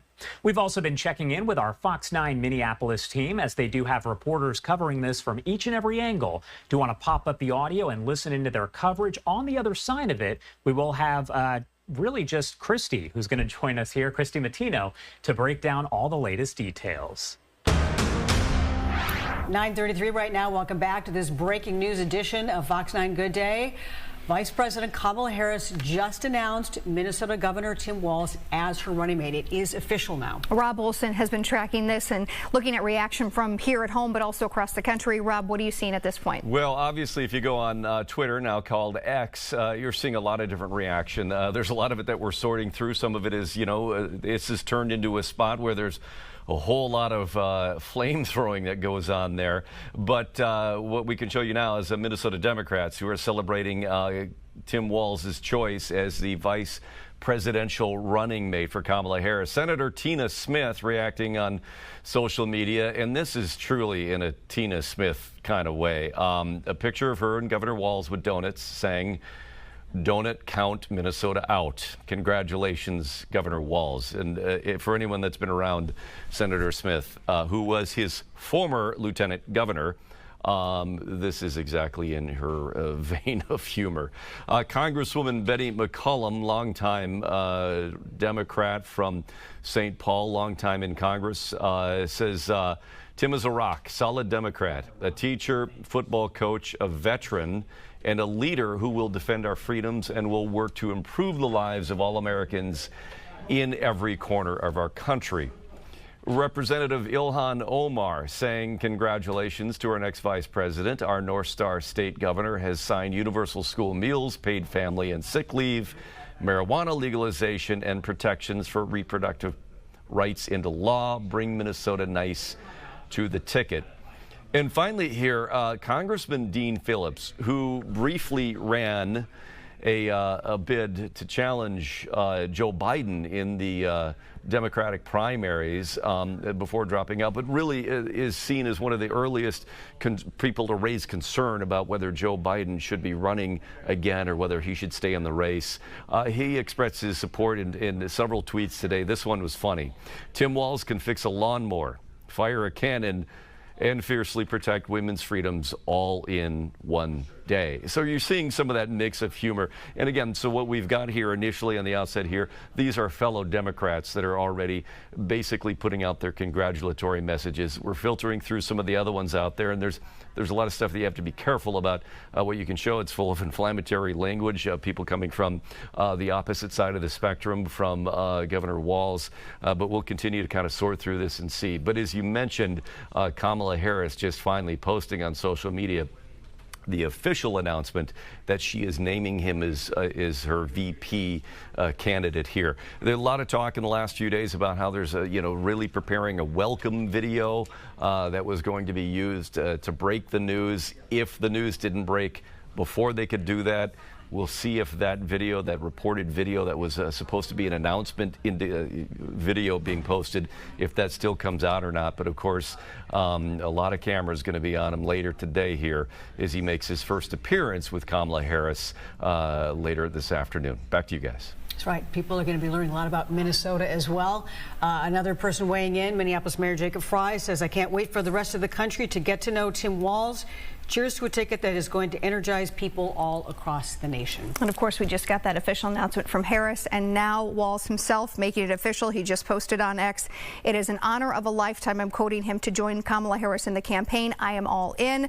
Vice President Harris showing us the politics of what is possible. He says, "It reminds me a bit of the first day of school." Coming from the former teacher there, goes on to say, let's get this done. Again, we are continuing to follow this developing situation. Earlier this morning, we spoke with U of M political professor Catherine Pearson to get her take on what happens now and what this all means. We knew he was, all indication, he was kind of in the final two. We knew the pick was going to come down sometime today. Just your first thoughts, hearing that it is Walz. I mean, this is tremendous news. 2 weeks ago, when Vice President Harris became the presumptive nominee when President Joe Biden stepped aside of running for office, he was on the long list. There was a lot of speculation that he would be in the mix as a Democratic governor from a Midwestern state, having served in the U.S. House of Representatives, representing a rural background, bringing demographic diversity, a totally different background and life experience. So he's always been in the mix. But as he's interviewed for the position, essentially by going on national television, sort of interview after interview, it's become clear that he got down to the finals. And as of this morning, he had a 50-50 chance, and and now it is Walz. And so it's really tremendous for Minnesota, and obviously very exciting for Walz and Democrats in Minnesota. Now, is always the case in these is they look for balance in a ticket. And so you kind of thought that, okay, we've got a Californian, maybe they would look to balance it. That's where Mark Kelly got a lot of attention. Here's somebody from a southern border state, battleground state, or you had, Kentucky. You had Michigan, a battleground state, and that's where Walz initially was seen maybe a little bit lower on the short list. What do you think changed it? Well, that's right, because Minnesota leans Democratic. It's still a competitive state, but it's not considered one of those key swing states in the way that Pennsylvania is, where Governor Josh Shapiro serves, or the way that Arizona is, where Senator Mark Kelly serves. But electoral considerations certainly matter, and I think it is likely that the Harris campaign is thinking that electorally he will both, make the Democratic base happy, but yet also appeal to some rural voters who may have defected from Democrats in the past, given his background, his experience coming from Mankato as a high school social studies teacher in the Army National Guard. But it is also the case that candidates are looking for partners in governing. And so I think that's where the interview process really comes in. And that's also where Walz's experience, both as a Democratic governor in his second term and as a member of the U.S. House for 12 years, really comes into play as well. So obviously the electoral calculations are huge, but it's also about looking for a partner in governing. You mentioned his experience. With that comes, obviously, a track record. And the Harris campaign will use that to their advantage, highlighting what they think are perks. The GOP will use that as what they think are negatives towards Walz. I asked the same question to you. What do you think will play on both sides? That's right. Well, Democrats will certainly point to a very successful session with the DFL trifecta. Governor Walz signed a lot of Democratic priorities into law, and so that will certainly be something that Democrats campaign on. On the other hand, Republicans will point to the aftermath of the George Floyd murder, sort of Minneapolis burning, and also point to Governor Walz's more liberal record as governor compared to his record in the House of Representatives. So, with any choice, there's going to be a long record that comes with positives and negatives. And I think that, the entire country will learn more about both those things in the days and weeks to come. When you compare him to the other finalists on that list, do you think his list of negatives was potentially shorter than some of those other candidates, that they had more, problem areas in their records? I do, because in addition to looking for a partner in governing and someone who's electorally appealing, there is a rule, do no harm. And so I do think that, for Democrats, the positives of Governor Walz, greatly outweigh any negatives. I mean, any candidate is going to have, things that are going to be used against him. But relative to the other candidates who were vetted, I think that Walz's list of negatives is shorter. And then he also brings, I think, an energy to the ticket that it's likely that the Harris campaign found appealing. All right, Catherine, let's talk about Minnesota specifically. So now that he is on the ticket for the Harris campaign, what does that mean for the governor role? Well, if he becomes vice president, it means that Lieutenant Governor Peggy Flanagan will become governor. That is stipulated by law. And that at that point, the president of the Senate, Bobby Joe Champion, also a DFLer, would become the lieutenant governor. And then his seat would be vacant. During the campaigning, though, he would still remain governor? Yes. During the campaign, he would still be governor. And then what do you see this meaning for Minnesota in terms of, does this make this more of a campaign stop, or is it irrelevant that the running mate is from this state and they're going to focus on other parts of the country? They're going to focus on the key swing states. I think it was always likely that Minnesota may get a visit or two from both sides during the campaign. But again, Minnesota is a state that is competitive but leans Democratic. And so just looking at the campaign schedule for this week, both of the Harris campaign and the Trump campaign, with J.D. Vance sort of following them around, it's pretty clear that they're focusing on those key swing states, including Pennsylvania, Wisconsin, Arizona, Georgia. All right, thank you to Fox 9 Minneapolis there for that coverage. You are taking a live look right now outside of Governor Tim Walz's home there after it was just announced Vice President Kamala Harris confirming that he will be her running mate.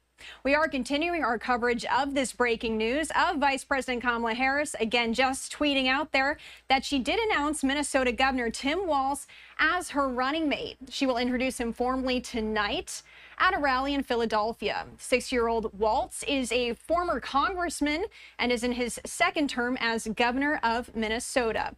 A state Democrat won in presidential cycles for decades that the Trump campaign has now aimed at flipping this cycle. So we want to talk a bit more about this and to bring in here Kyle Stokes. He's an Axios reporter based in Minnesota. Thank you so much for joining us here on Live Now from Fox. Good to be here. So I just want to ask you your first initial reactions to this news of Walz being picked as Vice President Kamala Harris's choice here. Truthfully, there's still a little bit of shock and still a little bit of surprise. I think that for a lot of years, we sort of assumed there would be some other national Democratic figure who'd be pulled into this. You hear names like Pete Buttigieg, Josh Shapiro's name being out there. Mark Kelly is an astronaut, for crying out loud. And I still think there are people who do not know who Tim Walz is. And, so for a lot of folks here in Minnesota, it's still a little bit of a surprise that Walz is riding this sort of viral moment and some very deft national surrogacy on behalf of the Biden ticket and now the Harris ticket into this opportunity that he has now with this campaign. And it is interesting because we have been speaking to other people here on Live Now from Fox since this news broke about the fact that, like you just said, Walz isn't super well known here. So what was it about him that Vice President Kamala Harris thought he would be the best choice here? A lot of us thought it might have been Pennsylvania Governor Josh Shapiro. And so what made Walz the choice here?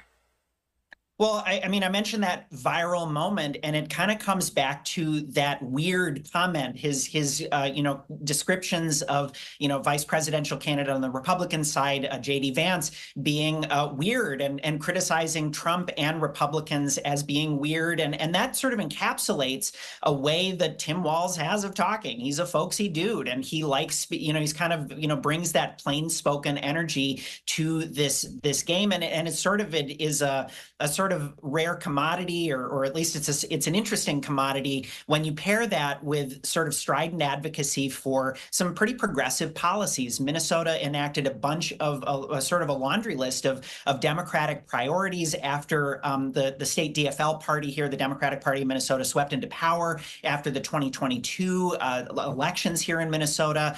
And so he brings that track record to the campaign of being able to talk about those progressive policies, but it's hard to divorce that from the style. And the gamble here, or the hope that I think the Harris campaign is pointing toward, is that you've got a guy who's got a background as a member of Congress for a rural district in southern Minnesota from 2007 until his election to the governorship in 2018.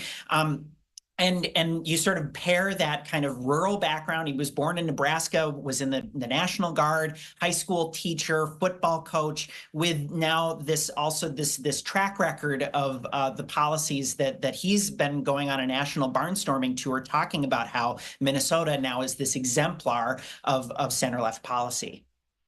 I'd be interested to hear your thoughts on what you think we're going to see in terms of polling. Now, polls we have to take with a grain of salt, right? Because if we go back to 2016, Hillary versus Trump there, we saw how that worked out. But what do you foresee in the coming polls ahead here after this announcement? Well, my personal feeling is that you don't want to overplay any poll, especially when it comes to the vice presidential decision. And the rule that you hear a lot is first do no harm. And we have to talk about some of the other cross currents that are going on here on the left with some of the choice that Harris had to make here. There was a lot of discomfort within the union, kind of the labor sector of the Democratic coalition, with both Shapiro, with his past support of school choice legislation in Pennsylvania, with Mark Kelly over his past kind of coolness to some federal labor legislation. Walz doesn't have that, those issues with unions in his state. And as well, the issue of the Israel-Hamas war. The left is not super comfortable with some of the response that Shapiro had in Pennsylvania over protests that took place on Israel-Hamas and the Gaza war. and Walz has been able to stay out of the fray. So I think that there's kind of the aspect of what does this do to this moment that Harris is having since Biden's withdrawal from the race, and does Walz, I think that there's sort of, you got to think about that do no harm rule when you're looking at the polls and how they've kind of adjusted so far since Harris came into the race. And I think that there's a pretty good argument that there's a do no harm kind of angle to this here. We will see, though. I mean, like, this is a person who has not been in the national spotlight much, and we'll see what happens when he's doing more than going on TV as sort of in this sort of hype man role, and has to, for example, take part in a vice presidential debate. That's a space that we haven't really seen Tim Walz tested in. And going off of that, my next question was going to be, how much sway does the vice president have over who people end up voting for at the ballot box in November? I'm sure the Harris campaign hopes that it has a sway over voters in Wisconsin, Michigan, and even in Minnesota, as you mentioned, Christy, the state is one that Trump hopes to put into play this year, and even in rural Pennsylvania. So I think there's certainly a calculus on the part of the Harris campaign that there would be that Walz will speak to the same voters that they maybe hoped they could lock up by picking Governor Shapiro in Pennsylvania. So that's sort of the hope from the Republican side. But in general, though, political scientists and even sort of surrogates here talk about how the vice presidential pick is not as big of a deal as we tend to make it out to be, unless it hurts the top of the ticket. So in terms of poll movement, I don't know that we can. A, we don't know what we're going to see, and B, I think that we should be careful about overstating the impact of this pick as well. Kyle, one of the last questions I have for you here, Harris is trying to be perceived as a bit more moderate compared to what we saw in 2019, for example, where she said she was in favor of some more progressive topics there, such as banning fracking. Now, I do want to read out something here to make sure that I am saying this word for word. Walz, going off of that, he made headlines a few weeks ago. He said on a recorded call, quote, "Don't ever shy away from our progressive values. One person's socialism is another person's neighborliness." So my question to you, if she's trying to keep this more moderate stance, why would picking someone who is saying comments about socialism, for example, is that going to help or hurt Harris when it comes to that moderate stance?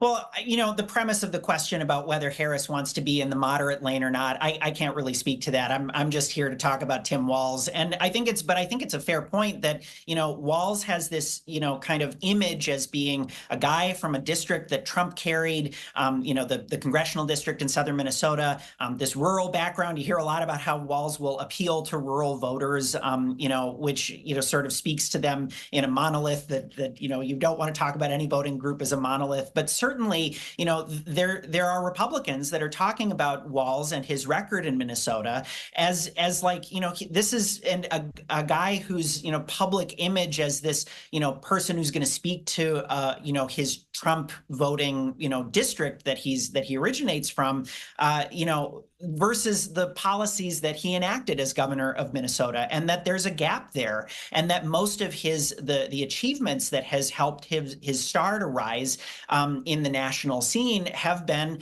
left policies that are coming from the progressive wing of his party. It's worth noting as a data point to this question that in 2018, the primary, he was not the favorite of the sort of left wing of the party. He was the more centrist option, and there were deep discomforts between the, kind of big progressive institutions here in Minnesota and the Walz campaign. He emerged victorious in that primary, went on to win the governorship. But just look at the policies that he's enacted. For example, the universal school lunches bill has gotten a lot of play. Prescription drug affordability boards, the expansion of child care tax credits, the paid family and medical leave. These are not policies that have always made the sort of like Chamber of Commerce types super comfortable. Walz embraces it and says, go, you know, like if you want to come at us on this, bring it on. We think that they're popular policies, you know, but I think that that's worth, you know, sort of noting, Christy, that, yeah, there are people on the right, especially saying there's this sort of gap between if you want to pick him because he comes from a Trump district versus the policy positions that are raising his national profile. There is a little bit of a gap there. Kyle, you are a wealth of knowledge on this. I know that you are based in Minnesota and you cover this extensively. So thank you for joining us here. Do you have anything else you'd like to add to the conversation before I let you go? That is all I got. Okay, great. Thank you so much, Kyle. We appreciate you being here on Live Now from Fox. All right, and we are going to step away for a quick 2-minute break. When we come back, lots more live events to get to, as well as some breaking news. Stay with us here on Live Now from Fox.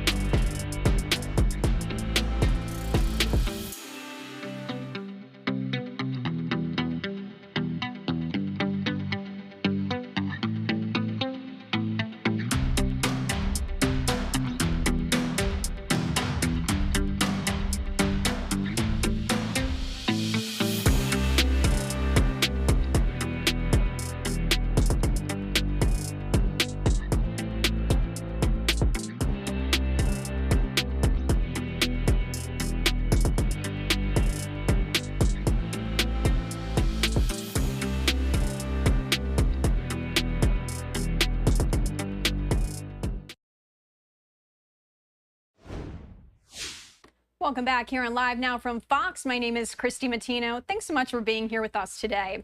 Well, we are going to pivot right now. There is a live event happening on the ISS right now as NASA engineers are answering questions about being astronauts. We are going to pivot to that and give you a live look in. The question, if you ever said, oh, I can't do that, she would say, like, why not? You know, and so that is like, it's always in the back of my head, why not? Of course, I'm going to go, you know, do whatever I want to do, or at least try. And that came from my mom. So I have to say my parents, and Tracy, you're probably going to say the same. Oh, absolutely. But like Sonny, my mom said something very similar to me. Whenever I said, I can't do that, she'd say, can't, never could. And so I had no way out. I had to do it. And my father taught me a lot of skills, from the mechanical skills, working on cars, to electrical, being a construction worker. Oh, but what both my parents did, and I know Sonny's have done the same. She and I are athletes. We've been athletes all the way through college, and our parents have been there. For Sonny, when she was running a marathon barefooted, her mom was there. For me, my dad used to drive behind me when I would go on long bike rides, just on off season to get in condition. My mom would take me to every track meet. I mean, we've got stories like that where our parents really sacrificed, and what we got to see from our parents is just love in action, and just the belief that they had in us, that it didn't matter what we wanted to do, they were always there to support us. I think helped us to achieve a lot in our life, uninhibited, thinking we needed to please them or anything like that. Anyway, we could probably go on and on. I'll stop talking. Well, so the next question we have, I think, is kind of a fun question. And we put the question out to social media to all of our members. And, you know, one of the things that came back time and time again is there anything you learned in engineering school that you're still applying to your work now? And I think that comes from, you know, we go to engineering school, we build up a lot of skills, but nothing can really prepare you to be an engineer out there practicing in the wild. So they really wanted to know what you're really still applying to your work today. Really not the right name for Trump. I'm going to make it sort of specific because I will never forget my thermodynamics teacher, unit analysis. And I know that sounds like, how do you apply that in life, right? But I mean, it was just the meticulousness of solving a problem and actually knowing that you're just going to get it right because everything lines up. And so, I mean, I think in my life it works that way too. Like I have a problem, I don't know how to solve it. I start to, you know, tackle a little part of it, but it doesn't quite line up. So I know it's not quite right, and I got to figure out another piece that's going to go into it. So I think just that methodical understanding of solving a problem based in thermodynamics and unit analysis has stuck with me throughout my life. So for me, something similar when I was in graduate school and beginning my research in laboratory with Professor Don Land. I remember distinctly one day I was down in Lebanon. It was very hardware intensive laboratory. We had lasers and vacuum chambers and all sorts of equipment. Very delicate, some of it very delicate, some of it very robust, but yet complicated. And as a new graduate student, I remember having trouble one day getting signal from the instrumentation, and I dialed up his number where he was in his office, and I said, you know, I'm having this problem. I'm not getting signal. I don't know what to do. And he says, Tracy, V=IR, figure it out. And I was like, okay, I've got the tools. I can figure it out. And I know it sounds simple, but it was he revealed to me what his expectation was, and it was that I didn't need his hand to hold me. I could do it on my own, and I had the skills. And so I think that really translates into what we do up here on board the space station, and even what we do on the ground when we support the missions, which is primarily the majority of our career. But it's just having that courage to take what you know, and even if you go back to the basics like unit analysis or V=IR, that you have the tools and you just need to put them to work. Sometimes it takes your professors to push you. I love that. Coworkers and colleagues can push us as well. And I remember one of my professors, units will save you. I think he said it about 50 times in my statics class. So same thing, absolutely. So Sunny, I understand that you are exactly. Sunny, I understand you're the second on the list of total cumulative spacewalk time by a female astronaut, clocking in at 50 hours and 40 minutes total and nearly a year total in space. What's the one thing you never get used to, or something that always gives you like a sense of awe? Oh, you know, when we came through the hatch this time, this is both Tracy and my third flight, and we came through.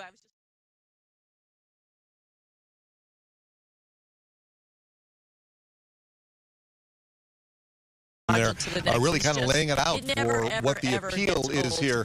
In fact, as I was watching the crowd, guys, I saw a couple of people in Gopher. Being up here and being able to look at problems, like when people ask me, you know, why do we go to space? Because you can look at problems from a totally different perspective.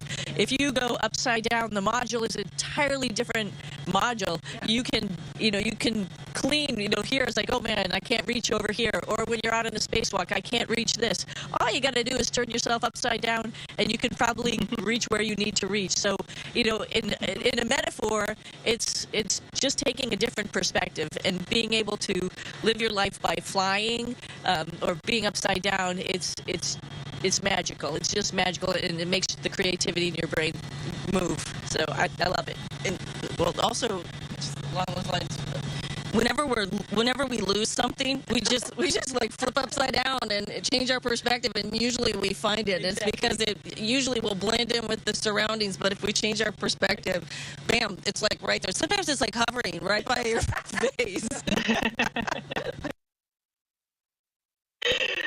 I love that. When we're on Earth and physics are holding us down, we can't just flip ourselves upside down and just look at it from a different perspective. We have to take a little bit more leap of faith to be able to look at it slightly differently.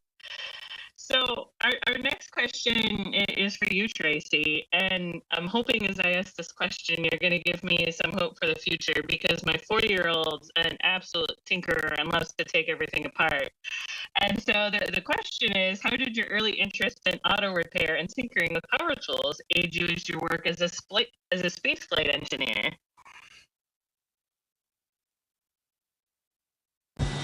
Well, you know, those skills that I learned early on working with my father have served me so well throughout all of my career, from my undergraduate research to all the way through graduate school, postdoc, and then here on board the space station. I hate to say it, but I probably do use those mechanical skills a whole lot more on a daily basis up here than I do the chemistry that I spent over a decade learning at a great depth. So it has served me well up here. Everything from the tasks that we have, you know, just trying to fix something that we weren't expecting to not work, to complicated setups for certain experiments or systems on board the station that we maintain or we help repair. But probably the proudest thing I have was the spacewalks where we had to go out and remove and replace a pump that was failed. And like Sunny can probably tell you, multiple times you go out there and things just don't work the way you expect them to. And it really takes you, it takes some kind of engineering mind, some kind of mechanical, you know, assurance, you know, in your mind that you understand the system and how it works and offer solutions, because you're the eyes, you're the hands, you're the person on the scene up here. And often it takes those kind of skills to help work with the ground to come up with solutions in a timely fashion. So what I heard is that every time I find something else taken apart in my house, that my daughter is definitely on the path to being a future astronaut. Yes, she's definitely on the right path. Do not discourage her. All right, I got this. I'll just keep remembering astronaut, astronaut, astronaut. So you mentioned how much you enjoy being in space, but I'm curious to find out if there is one thing you wish you had known about space station living before you got there for the first time.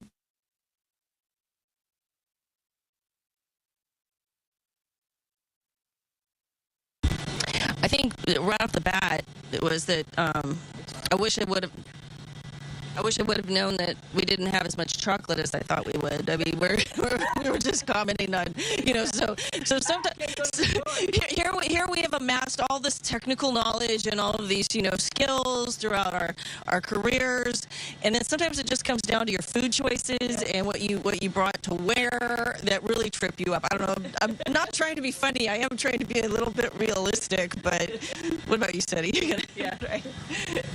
You know what? I didn't anticipate that I really missed a shower. You know, like here, unfortunately, we don't have a shower because water doesn't fall. And it was funny on my first flight, which was a little bit long. I remember flying over the Gulf of Mexico and seeing those big thunderstorms in the summertime, and I'm like, oh, I wish I was down there and could be under a thunderstorm and just have rain fall on my head. So I think that's what I missed. I don't know if I knew any better that we don't have showers. Of course we don't have showers up here, but like just to prepare myself for, like, I'm not going to wash my hair but twice a week because it's a lot of overhead to get this all done. Maybe I would have prepared a little bit better for that. I don't know. I don't think about like soap and shampoo at home, but maybe I would have thought a little bit more about that before coming up here. It's the little things, right? So we're down to our very last question, and so I just want to take 2 seconds to thank you both too. We have almost 50,000 members globally in the Society of Women Engineers, and so they just really appreciate taking the time to listen to you guys and hear your perspectives and have you both as great role models. So our last question also came from social media, so this is direct from the members, and it's, how does being in space change your perspective about living on Earth?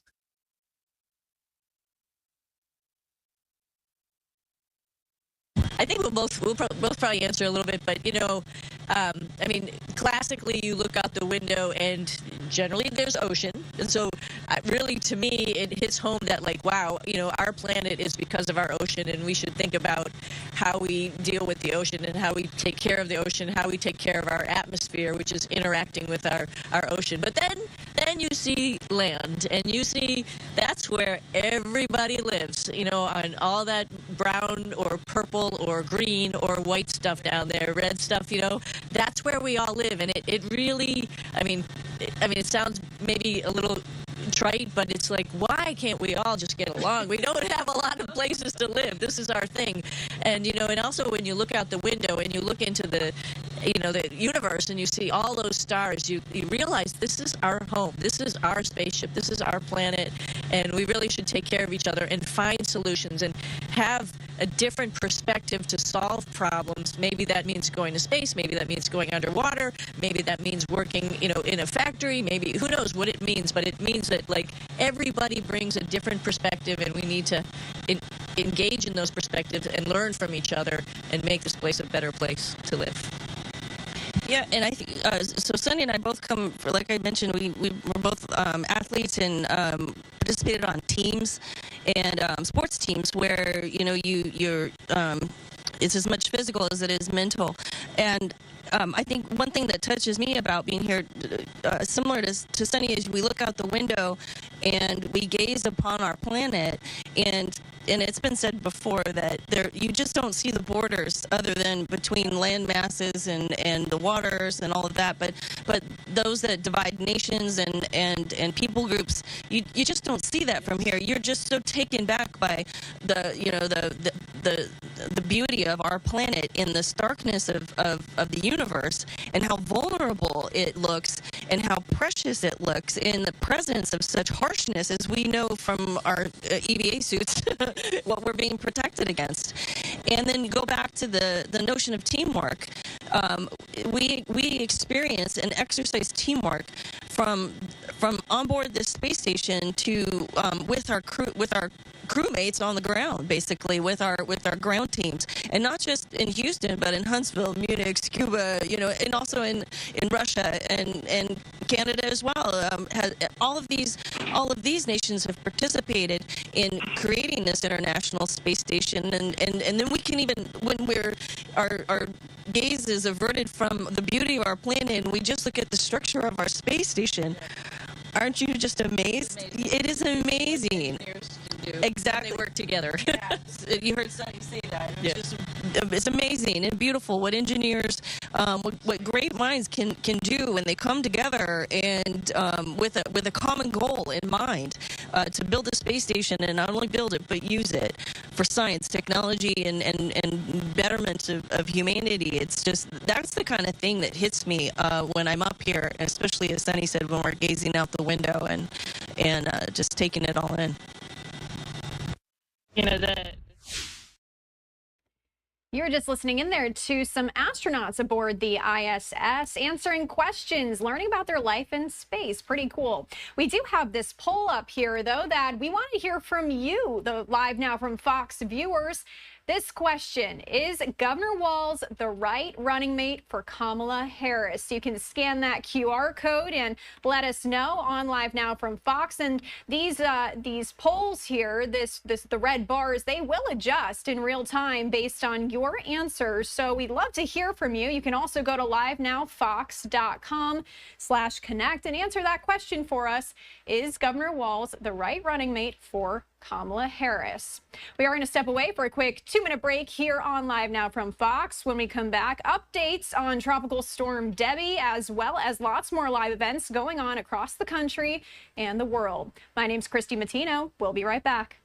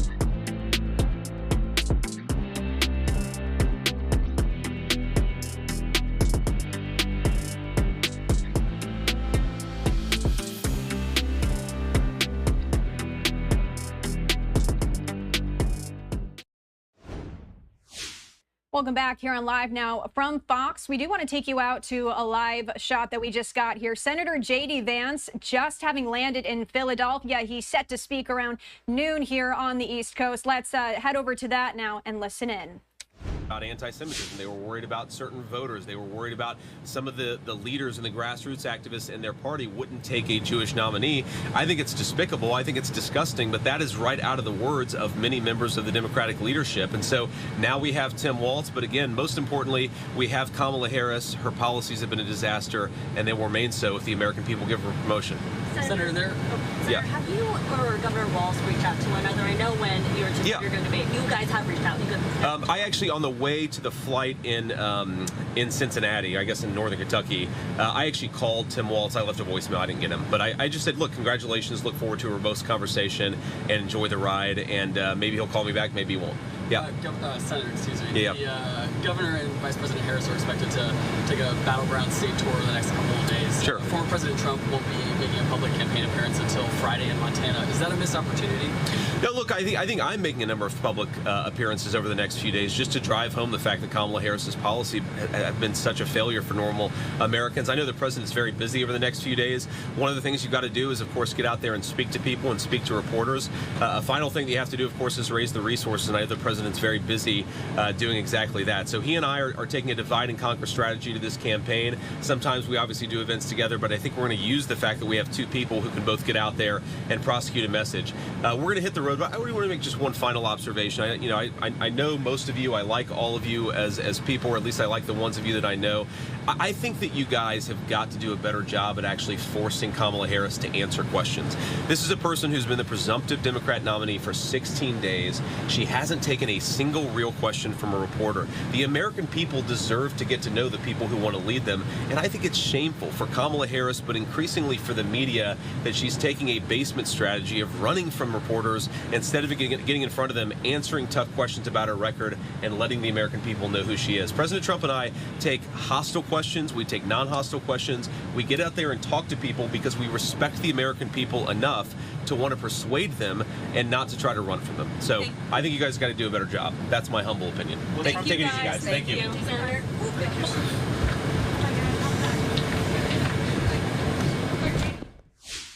That was Senator J.D. Vance, former President Donald Trump's VP pick there, answering questions for the first time since it was announced that Vice President Kamala Harris chose Governor Tim Walz of Minnesota to be her vice presidential pick. Vance is set to speak there in Philadelphia, and just about in, 20 minutes or so now. We're expecting him to speak at noon, and that comes ahead of Vice President Kamala Harris also holding a rally tonight in Philadelphia as well. We are going to take that here on Live Now from Fox for you as soon as we see Vance pop up again. Do want to take a look now at our XRAD camera there. As you can see, we're taking a live look there as Tropical Storm Debby continues to threaten coastal Georgia and the Carolinas as it slows down and potentially stalls over the southeast. The storm could dump more than 2 feet of rain and cause catastrophic flooding. After making landfall along Florida's Big Bend on Monday morning as a Category 1 hurricane, Debby is forecast to move slowly northeastward. Debby already dumped more than 20 inches of rain, sent feet of storm surge flooding into southwest Florida, knocked out power to more than 300,000 customers in the Sunshine State at the height of the storm. However, Debby is far from done. We did hear just a little bit ago from Florida Governor Ron DeSantis. He gave a briefing there on Debby, and we do want to turn now to those comments as we await Senator J.D. Vance to speak in Philadelphia. Let's turn up the sound and listen in. Good morning, sir. We're 11 months ago, of course, we were in the Big Bend region on the heels of Hurricane Idalia. And with Hurricane Debby, we had a very similar track. I mean, probably eerily similar to what we had. Fortunately, Debby was not as powerful as Idalia was, and consequently, the debris and the damage that we sustained with Idalia was not matched by this storm. Nevertheless, when you have a place that's still in the process of recovering from a major hurricane and you have another big storm go across, I mean, that presents challenges. I want to thank Kevin Guthrie Florida Division of Emergency Management Executive Director. We always monitor. As soon as we get into hurricane season, we monitor the weather. We look to see what's going on. We saw kind of something brewing. It wasn't even an organized storm, and we're like, look, there's a possibility it forms, and so we're going to be ready. So we did an executive order last week, marshaled resources, and we had an overwhelming amount of resources ready. And fortunately, we hadn't had to use a lot of what we had staged. I'd much rather prepare for the worst and hope for the best than not be prepared. So Kevin and his team did a great job with that. We are, of course, we had landfall as a Category 1 yesterday. The storm's now Georgia, South Carolina area. It's likely going to drop a lot of rain there. We have currently, as of this morning, 110,600 Floridians that are without power. That's about 37,000 from private companies, 71,000 from electrical co-ops, and less than 2,000 from the municipal utilities. Now, there's a lot of folks standing by that are helping with this. Almost 600,000 accounts have already been restored throughout Hurricane Debby. And we had 17,000 linemen ready to go, and I know they're working very closely with everybody. I think as of this morning, Jefferson County had the highest percentage without power. They were 99%. As you get into these Big Bend counties into north central Florida, you have some pretty significant power outages, but folks are working on it. We've got a lot of folks there. One of the things we did this time, this is not even close to the number of power outages that we had after Idalia. One of the things we did was we have 9,400 feet of flood protection devices that we erected, including around some of the substations. And that has helped prevent some of those substations from getting flooded, which I think is really, really good. Of course, we have National and State Guard on the ground. I'm pleased to be able to announce today that the Florida Small Business Emergency Loan Bridge Program has been activated, and we have $10 million available for businesses that have been impacted by Hurricane Debby. This gives immediate cash on hand needed to make repairs, keep employees on payroll until additional resources can be secured. We know daily operations matter to make ends meet, so this will help businesses be able to get back on their feet. Eligible businesses may get up to $50,000 through the program. Agriculture and aquaculture can get up to $100,000. Again, not as much damage as we had with Idalia, which is a good thing, but we want to make those resources available. Of course, there's zero interest loans, and so that's something that will be very good. www.floridajobs.org/EBL if you want to apply for the Emergency Bridge Loan Program.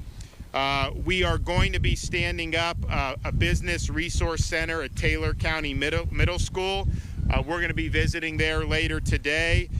It'll be operated by Florida Department of Commerce in partnership with a lot of state agencies, Citizens Insurance, and private sector partners.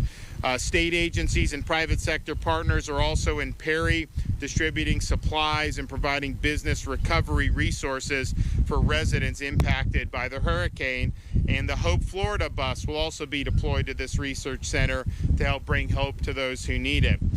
We have now, through the Florida Department of Emergency Management, completed 996 storm-related missions and currently engaged in about 500 more missions. And so these are requests from local communities, counties, municipalities to help with storm response. And Kevin and his team are the fastest in the business at meeting those requests. Heck, probably most states wouldn't even have requests met at all. We are also going to be standing up points of distribution in Jefferson, Dixie, and Taylor County. So that'll happen today. So those are things, if people need food and water, you go through the pods, and those are going to be able to be handed out. Kevin is working with different folks. You know, one of the things when we had Hurricane Ian that hit Southwest Florida, Category 5 storm, massive impact, massive damage, but you were in Southwest Florida the next day, a day and a half later, and you had Publix open, you had Wawa open, you had a all this stuff got open very quickly, and that really made a difference in the community. So Kevin's working. We want gas stations to be open. If there's not power in an area, get them up with generator. Kevin also has fuel that he's brought in. So there's a lot of things that are being done there, but clearly we understand getting all the different key. Now Waffle House is going to be open because they get open immediately every time, and Publix does a great job. A lot of these do a great job because they're battle hardened. They understand how these things operate. So Kevin's working with those folks. We want to make sure everyone has the fuel that they need. FDOT, we had big impacts in Sarasota, Bradenton from flooding. That is still ongoing. We are going to see more flooding in northern Florida. These things take time as the water comes down. You're going to see these rivers rise. You're going to see the tributaries rise. That's just inevitable. How much, we'll see, but we are definitely prepared for that. But on that west coast of Florida, you had port closures. Now all ports open. Manatee, Tampa, St. Pete seaports are open. All airports are open. Sunshine Skyway Bridge is back open. We have, if you want information on up-to-date road closures in your area, go to fl511.com. You may see, and particularly in North Florida, you may see some roads that will become flooded as rivers rise in the ensuing days. That's definitely possible. So check this out because it may be that it's not flooded today and it could be flooded tomorrow. That is definitely possible, particularly in some of the areas that we're talking about where some of the bridges are low-lying, some of these other ramps are low-lying. So please take precautions. Since the storm hit, and look, we count anything, so maybe the storm didn't cause, but we had a traffic fatality in Dixie, killing 2 people, an 18-wheeler in Hillsborough County. The driver was deceased there. The roads can be hazardous when they're underwater. Don't try to drive through that. Take proper precautions. We had, after Idalia, certain programs that the federal government agreed to do, and this is kind of part of how this stuff works. There's certain roles that FEMA plays, certain roles that the state plays. I can tell you, since I've been governor, we are way more proactive than any other state. We fill gaps. When the federal government drags its feet on stuff, we'll fill gaps. We did it with housing after Hurricane Ian, where we took on the mission. We're just listening in there to a little bit earlier today, Florida Governor Ron DeSantis giving an update on Tropical Storm Debby. We also did want to give you another look here at this poll here. We want to hear from you. Is Governor Walz the right running mate for Vice President Kamala Harris for president? You can scan that QR code, or you can go to livenowfox.com/connect. We'd love to hear from you. Well, we are still waiting for Senator J.D. Vance to pop up there for that rally in Philadelphia. We do see our cameras starting to get shots there, and we see the Trump podium there. So we are going to take our quick 2-minute break here right now on Live Now from Fox so that we can come back and bring that to you. Stay with us.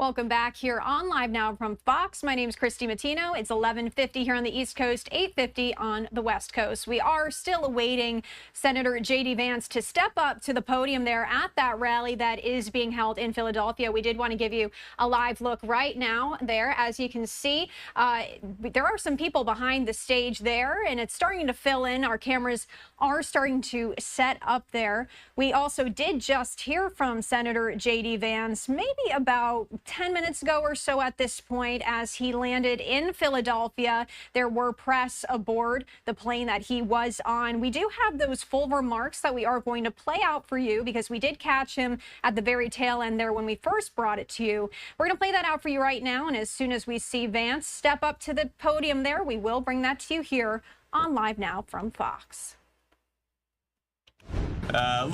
We're here in Philadelphia to highlight the Americans who have suffered under Kamala Harris's policies, especially Kamala Harris's border policies. To remind you, she, on day one, suspended deportations, proposed mass amnesty for millions of illegal aliens. She stopped construction of the border wall, and she stopped the Remain in Mexico policy that had kept a lot of Americans safe. Now, today we're going to talk to a lot of Americans who have suffered and had children and loved ones who have died because of these border policies. It has led to record fentanyl overdoses in our country. It's led to a lot of migrant crime from people who shouldn't even be here. And it's, of course, driven up the price of housing for a lot of Americans who shouldn't have to compete with 20 million illegal aliens for scarce homes. Obviously, the big news of the day is that Tim Walz has been nominated as the VP, or is now the presumptive nominee, I should say, for Kamala Harris.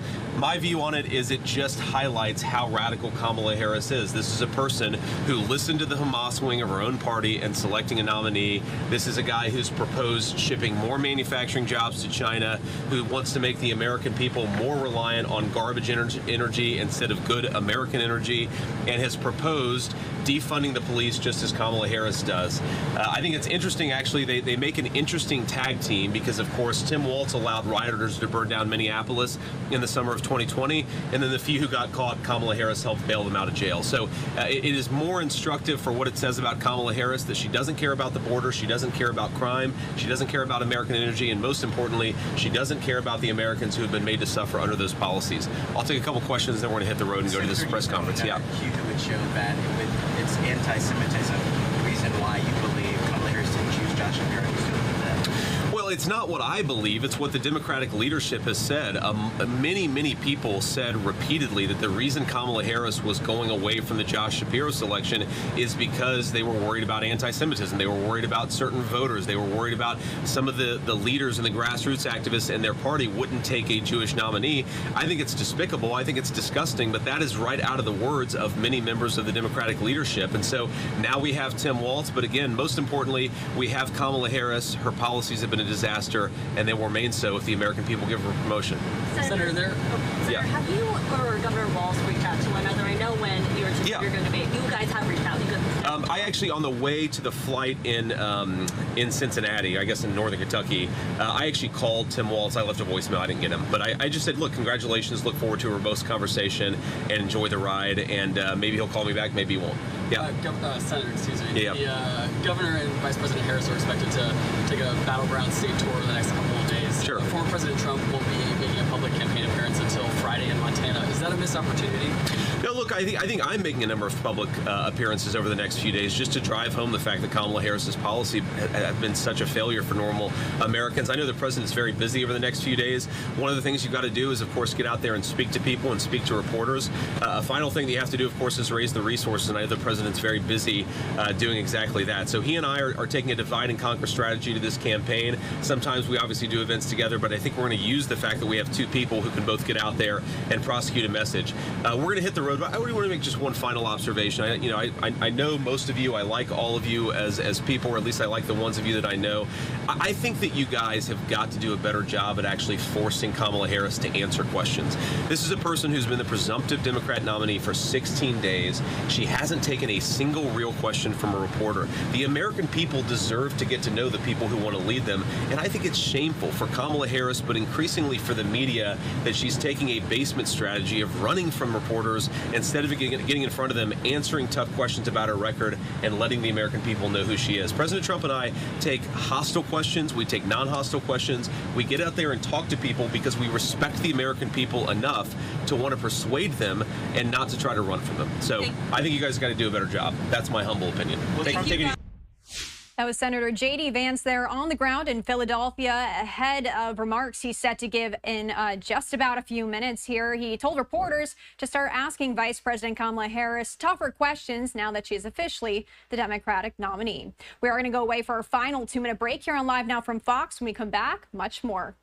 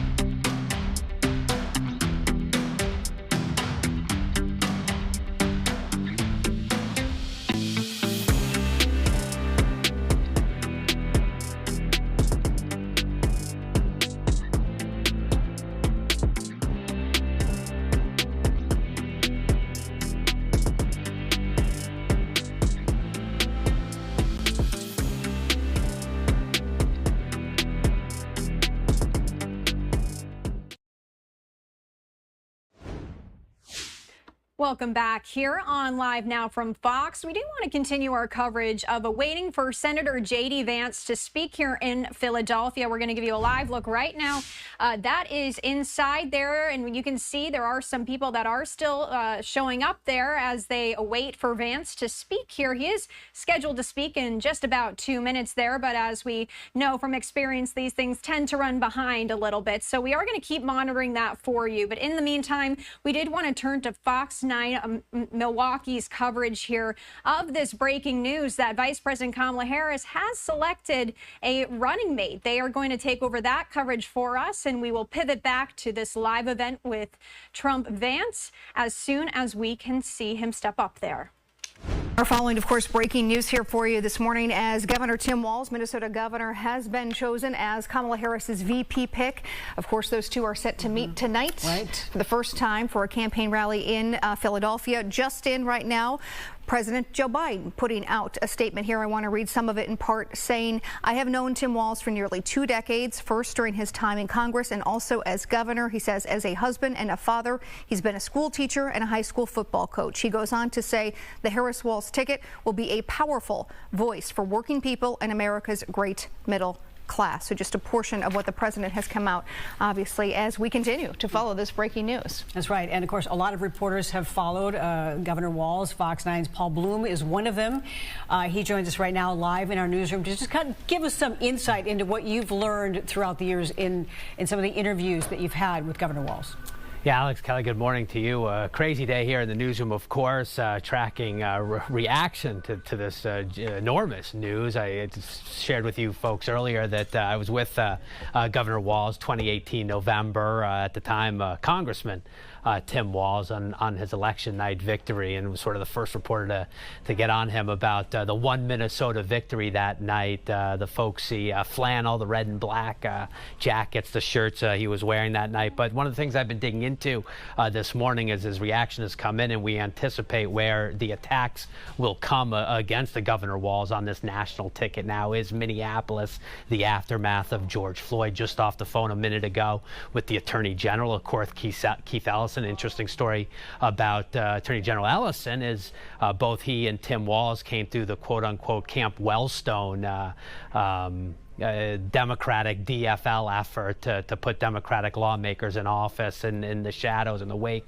of Paul Wellstone. They ran for Congress. They were elected to Congress the same time period, the same year, 2006. So they know each other well. And when I asked Keith Ellison about labeling the leadership of Tim Walz at the time of the Minneapolis, the unrest, the burning, the looting, the destruction across Minneapolis, he said, you know what, there's only one person to blame for that at that time, and that's Derek Chauvin. He supported and says Governor Walz did everything he could. He deployed the National Guard. He took back the city eventually and brought peace and prosperity back to the city and Minnesota. And to that point, I also have since spoken with former lawmaker, South Minneapolis lawmaker Jeff Hayden, who also, again, a DFL elected official, but he too supported Tim Walz's efforts during that difficult, dark days after the murder of George Floyd. Here's Jeff Hayden a few minutes ago with me. With former President Trump, you don't know what you might see. He may say or do anything. Here's what we know was that, and that was a district that I represented, that was a longstanding issue of the police and the community clashing. And at that tension point of the George Floyd murder, and I know there's a lot of controversy about it, that spiraled out of control that no one, I don't know anybody that would have been able to stop that at the time. Governor Walz stepped in decisively. We got it under control. But what I'd really like to think about is the great work that we did. I helped, and Governor Walz was leading the effort at doing really sensible police reforms that have gotten our state back on track, has gotten the police on track, and the rebuilding, not only by the government that has put in a ton of money, but also rallying around the business community and others. There's more that we could do, but Minneapolis is well back on track, and the state is back on track because of Minneapolis, because of Governor Walz. And that, of course, there's some of the rebuttal we anticipate hearing if the Republicans do attack this ticket for what happened in Minneapolis in the days following George Floyd. And, of course, Kamala Harris being linked to the Minnesota Bail Fund organization, the Freedom Fund, if you will. So there's a lot of, you just expect a lot of attention, spotlight on Minneapolis 2020, of course, Memorial Day and those early days of June. And that is some of the DFL response, the Democratic response we would certainly expect to the defense of Governor Tim Walz, now VP choice on the national Democratic ticket. With that, we'll send it back to you both in the newsroom.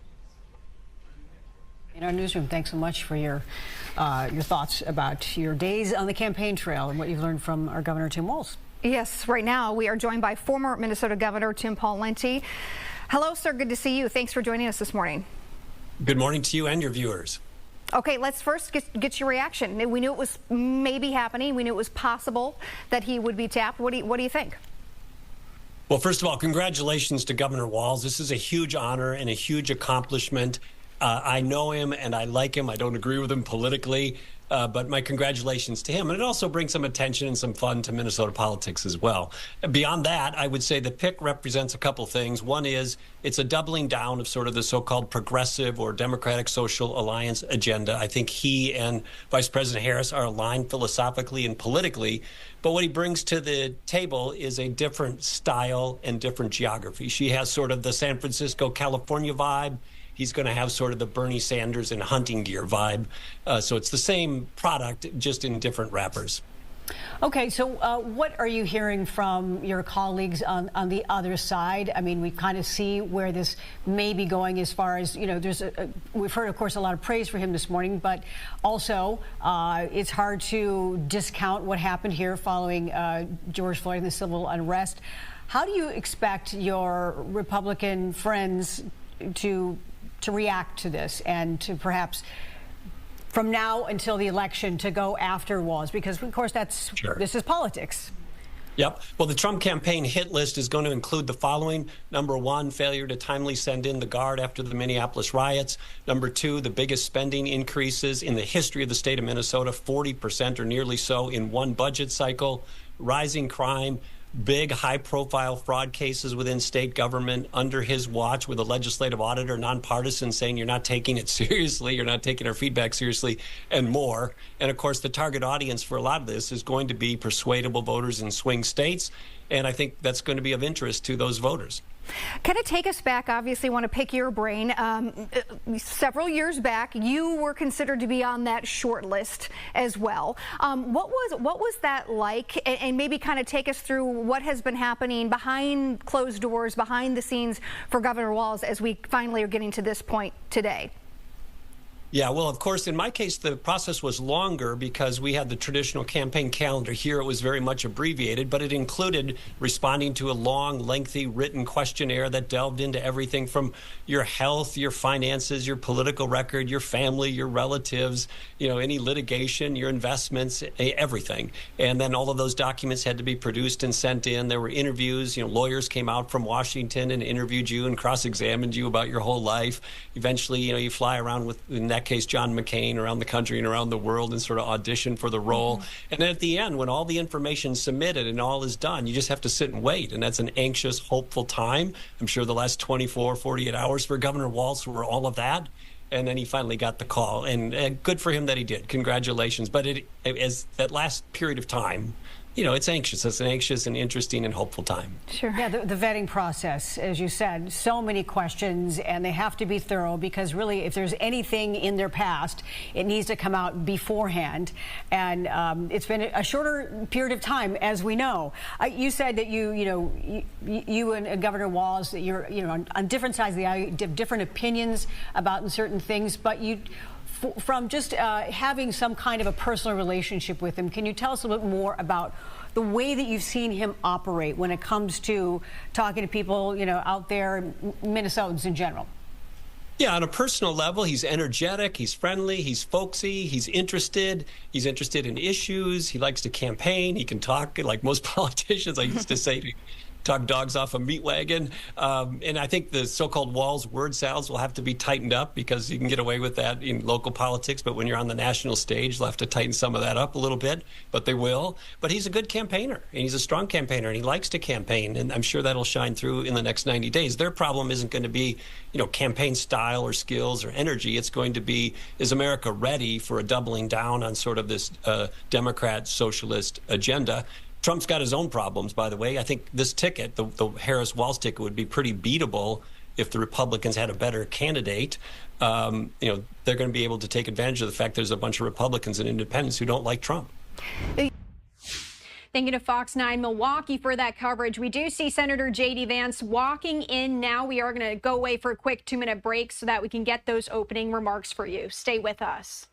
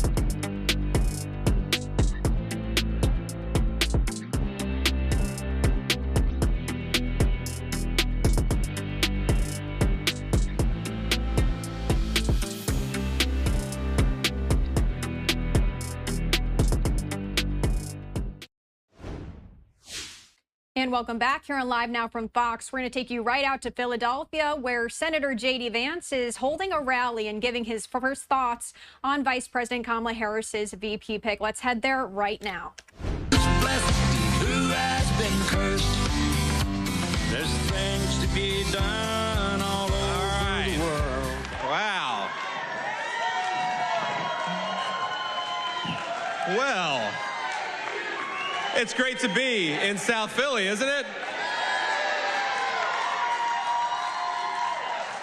So here's what I'm going to do. I'm going to say a few brief words, and I thank you all so much for being here.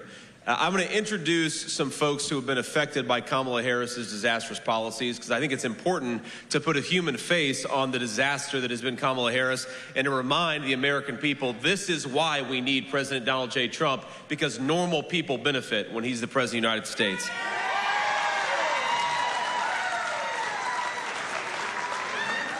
But first, let me say just a few words, and then we'll take some questions from reporters. But let me just start out by saying that Kamala Harris has been such a disaster as vice president of this country that everywhere she goes, chaos and uncertainty follow.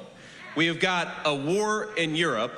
We have got a war in the Middle East that threatens to spiral out of control. We've got chaos in the world financial markets. Everything that Kamala Harris touches has been a disaster, and we have got to kick her out of the United States government, not give her promotion.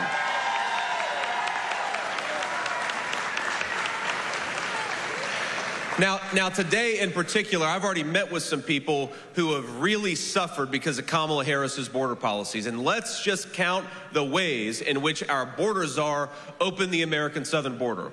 On day one, Kamala Harris suspended deportations. On day one, Kamala Harris stopped the Remain in Mexico policy that kept our country safe. On day one, border czar Kamala Harris, she stopped construction of the southern border wall. And on day one, she proposed amnesty for millions of illegal aliens in this country.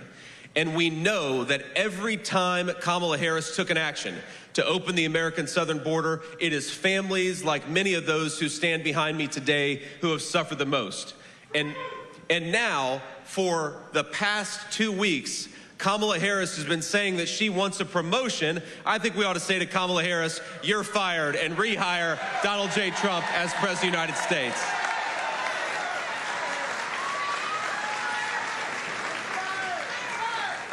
Now, I want to get everybody's name here, but before I do, I just want to say I'm not going to be able to introduce everybody I've spoken to just this morning and early this afternoon.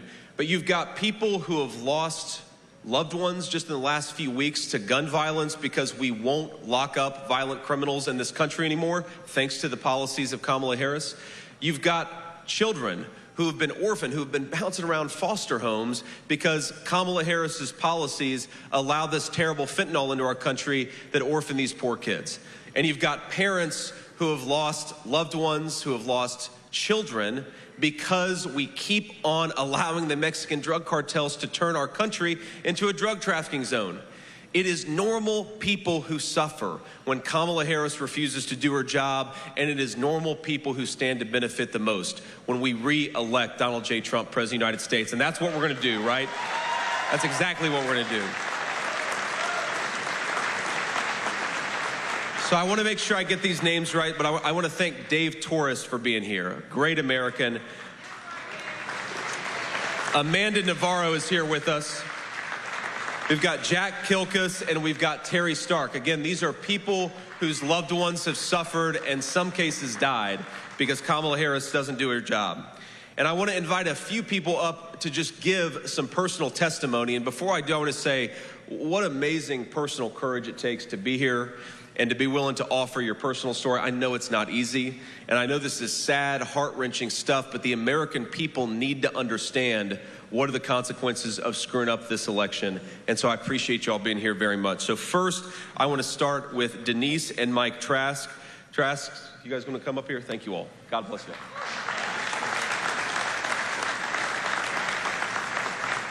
Thank you for having us today. Our daughter Jacqueline is the oldest of our 5 children. Jack was always a fearless, free spirit who was full of adventure and sometimes mischief. I'm proud to selfishly boast that we've raised our kids with good morals, values, and kind hearts. We are a God-loving and God-fearing family that never would have imagined we'd go through the devastation and torment of addiction.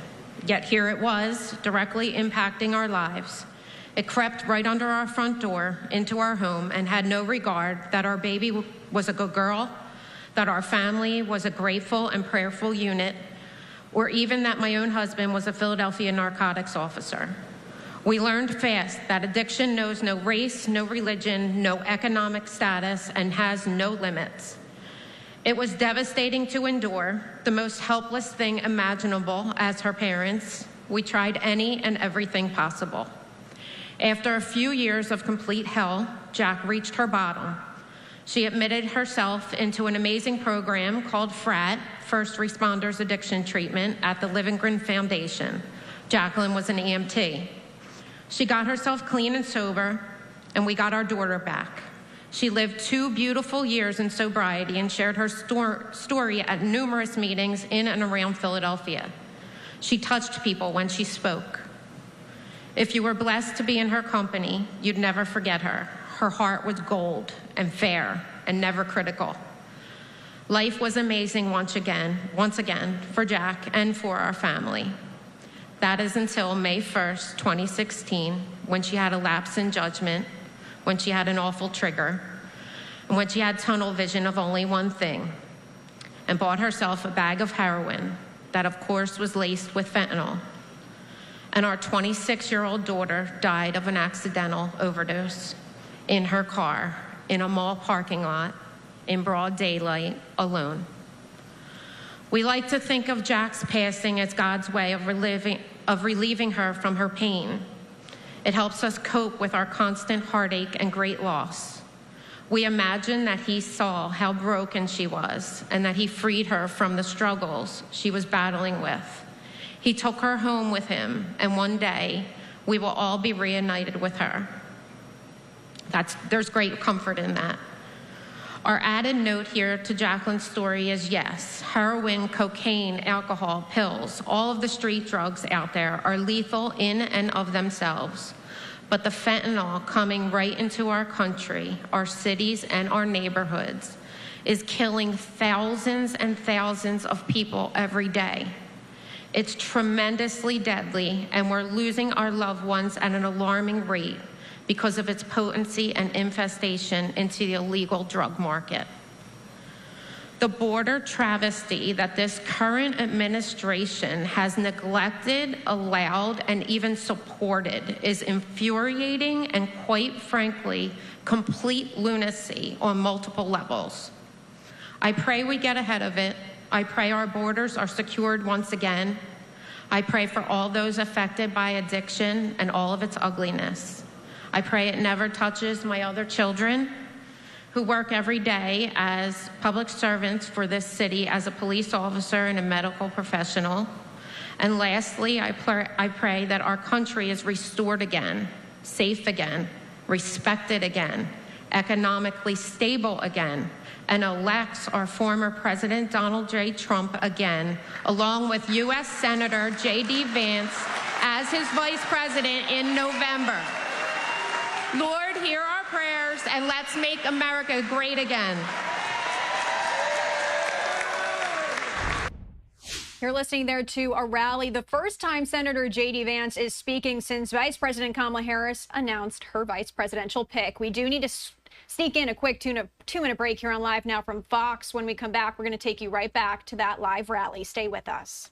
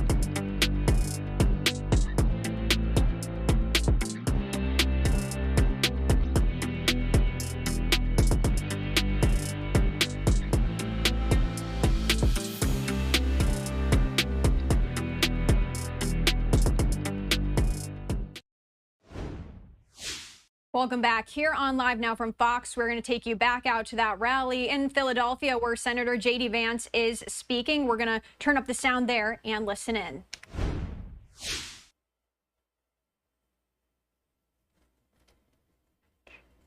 Tough not to admire the courage of the two families behind me, but I have to ask, why is it necessary? Why are they suffering? And the answer is because we have a leadership that is failing them. I want to tell my own personal story here because it touches on a little bit of what they talked about. You know, I remember when my own mom struggled with addiction, and my grandmother raised me for a big chunk of my early life. And I remember after one particularly bad overdose, sitting beside her bed and being just angry that mom had taken this stuff to begin with, but then just desperately hoping and praying, Jesus, please let her wake up from this. And that's what addiction does to our families. It sort of combines this incredible frustration, but also we still love the people who suffer, and we still want them to get better, even when we're frustrated when they take a wrong turn. But what I got with my mom, who's been clean and sober for nearly 10 years now, thank you.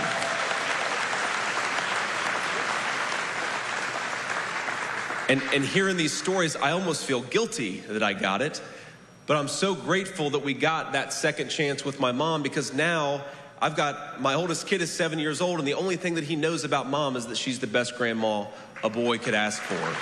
And I want more of you and more of the families here in Philadelphia to get that second chance with a loved one. I want them to have another opportunity to get back on that horse and get clean, knowing that sometimes they're going to fall off the horse, but we want to give them another opportunity to get back on. I want a leadership that makes our streets safe enough where kids can make a mistake without it taking their lives from them. I want a country where our leaders put the interests of our citizens first, and I want Donald J. Trump to be back in the White House because he's the only person running who is going to do exactly that.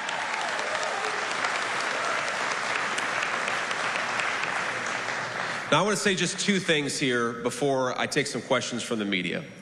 The first is, again, thank you all for being here. Seriously, I cannot tell you how grateful I am. We could do so much better. We could do so much better in this country with better leadership. We could give kids those second chances, and we could make sure that the next time we're here in Philadelphia, we're hearing stories of triumph and hope, of second chances successful, and not of kids who have lost their lives. We've just got to have better leadership. But the second message I want to leave you with, and this is for the media, because there are real stories to tell. There are real heartbreaks and real stories of hope and triumph.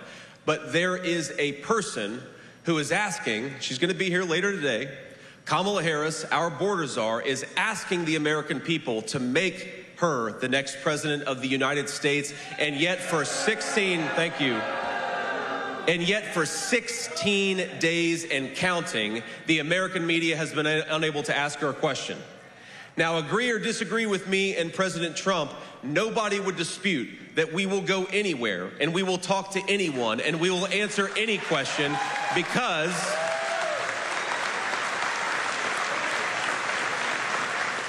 we will answer any question because we think we owe it to the American people to try to persuade them instead of running from them, and that's what Kamala Harris has done. She is running a basement campaign where she refuses to go before the free press and actually answer their questions. Well, what kind of an election can you have if your own presidential candidate won't actually answer tough questions?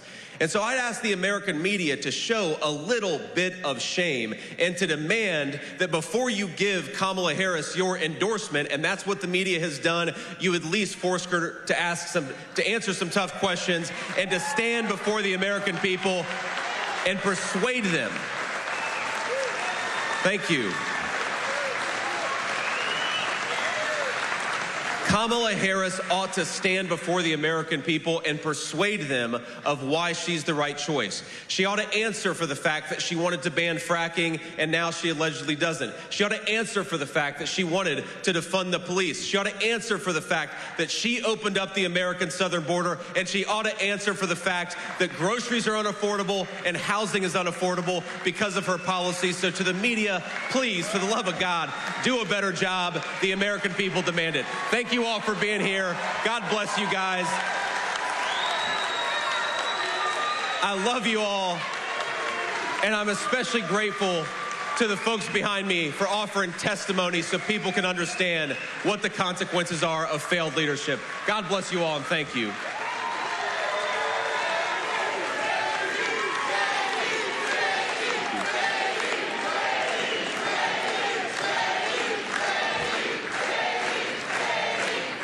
All right. Calm down. We've got to give the fake news a few questions here. Though I'm sure we have hopefully a few honest journalists here in the audience. Ma'am.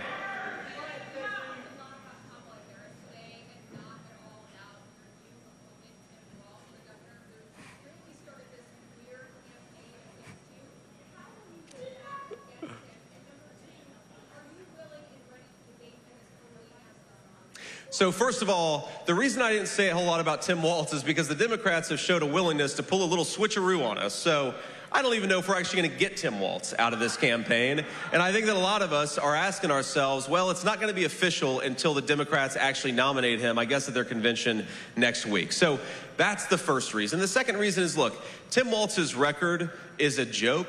He's been one of the most far-left radicals in the entire United States government at any level.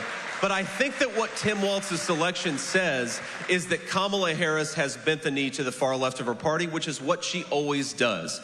Kamala Harris listened to the Hamas wing of the party. She selected Tim Walz, a guy who wants to ship more manufacturing jobs to China, who wants to give illegal aliens driver's license, and who wants to make the fentanyl crisis that we just heard about so much worse because he refuses to do his job and actually make it easier for American citizens and not illegal aliens to live a good life. So I think what it says is that Kamala Harris is running as a San Francisco liberal. She is governed as a San Francisco liberal, and she's chosen a running mate who will be a San Francisco-style liberal. The last thing that I'll say about Tim Walz is, to her credit, Kamala Harris and Tim Walz do make an interesting team, because if we remember the rioting in the summer of 2020, Tim Walz was the guy who let rioters burn down Minneapolis, and then Kamala Harris was the one who bailed the rioters out of jail. So there's an interesting team in that sense. Sir.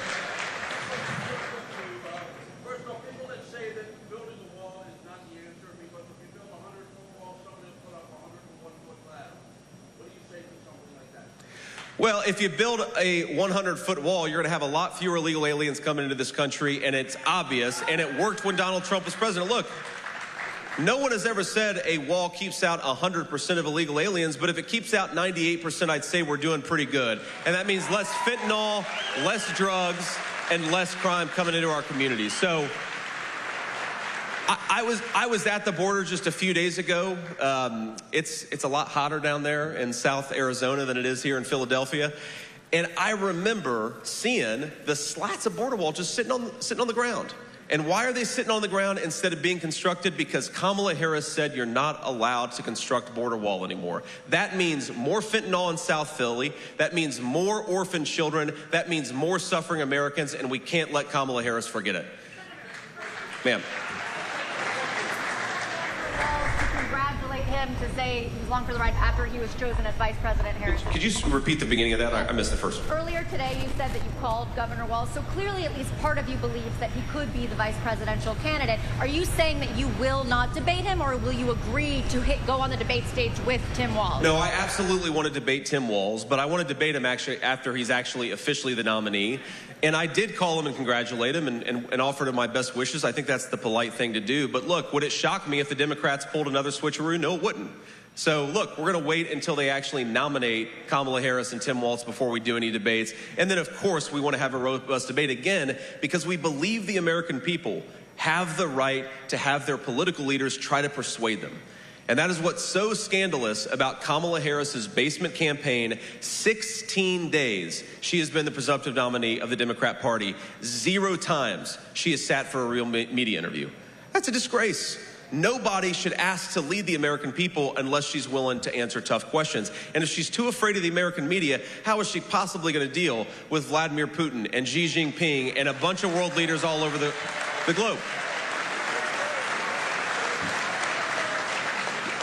Yeah, go ahead. I can hear you now.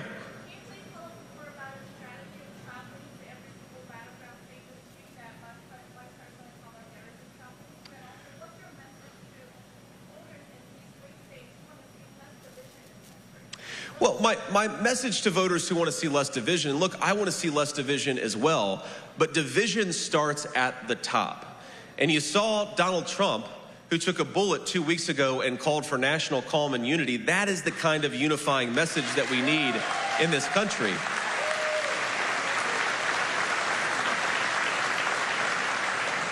But we're not going to have real unity in the United States of America when you have a border czar who's running as president of the United States who welcomed cartels and welcomed drugs into our communities. The division comes from bad leadership. We fix the bad leadership, and I think we have a great country from people from all political walks of life. Unity will come, but only after we get rid of the bad leadership. And you asked about the strategy. Look, the strategy is simple. We know that there are 6 or 7 states that are going to decide this election. We think that it is shameful that Kamala Harris is running from tough questions from the media. So I'm going to go to every single battleground state that I can. I'm going to answer tough questions. I'm going to talk to people because that is the minimum that you should do if you want to be the president or vice president of the United States of America. In the red, ma'am. And then behind you in the white shirt. Yeah.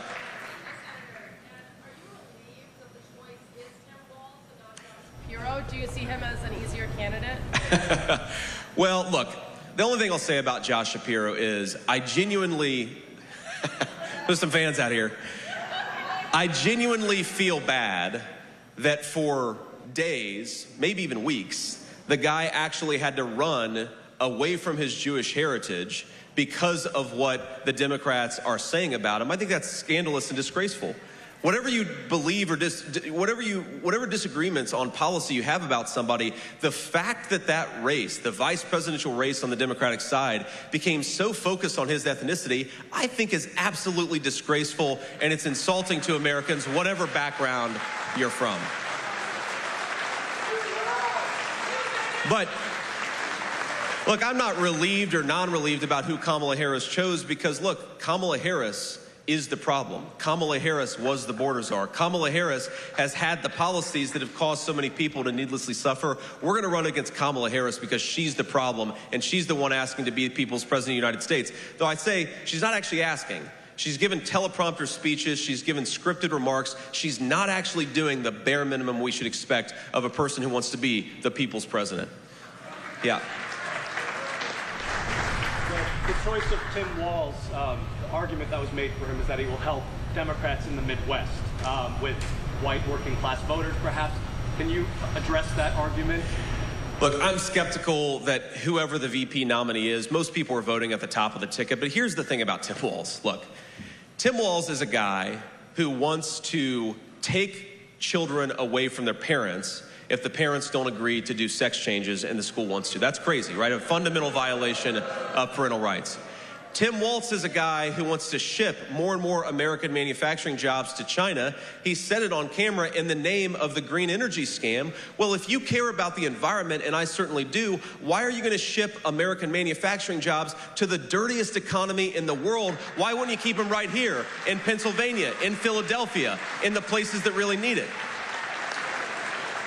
This is a guy who, when rioters were burning down the biggest city in Minnesota, was actively cheering them on. You think the black business leaders in Minneapolis are grateful, the working class business leaders are grateful that Tim Walz allowed rioters to burn down their businesses? You think that people are grateful to have a guy who wants to ship manufacturing jobs off to China? There's no way the American people are going to buy it. It just doesn't make sense. And again, the biggest problem with the Tim Walz pick, it's not Tim Walz himself, it's what it says about Kamala Harris. That when given an opportunity, she will bend the knee to the most radical elements of her party. That's exactly exactly what she did here. That's what she's going to keep on doing as president. That's why we got to elect Donald J. Trump, President of the United States.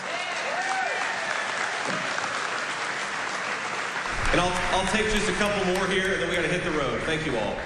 Senator, do you think you have any similarities with Walz? And you're both from the Midwest, and you work in the... Can you start that again? Yeah, do you think you have any similarities? And you can talk about like common ground that you share with Walz. Well, look, I mean, yeah, we're white guys from the Midwest. I guess there are similarities there. But what's different is the actual ideas about how best to serve people, white, black, or anything else, in the Midwest and everywhere else, right? I can't believe this is a guy who tries to claim that he stands for working people, and yet he wants to pursue energy policies that are going to ship everybody's job to China. In some ways, what Tim Walz represents is doubling down on failed 30 years of leadership in this country, where we don't make enough of our own stuff, we don't use enough of our own workers to make enough of our own stuff, we rely on everybody else for energy instead of American citizens, and then we throw open the southern border to make our communities less livable and less safe. He is the double down choice for failed leadership, and again, Kamala Harris selected him. I don't know why, but I think it's because she's fundamentally a radical herself and she wanted a partner in crime. Ma'am. Can we talk a bit about foreign policy? Yeah, sorry. Let's talk a little bit about foreign policy. Could you tell me how you handle the two largest conflicts in the world today, that being in Ukraine and also in Israel? Not so much what has been done wrong, but what you would do going forward. Well, I think the most important thing you got to do is kick Kamala Harris the hell out of office, right? I mean, that's going to make the world a lot more safer and more secure. Look, in Israel, I think it's actually very simple.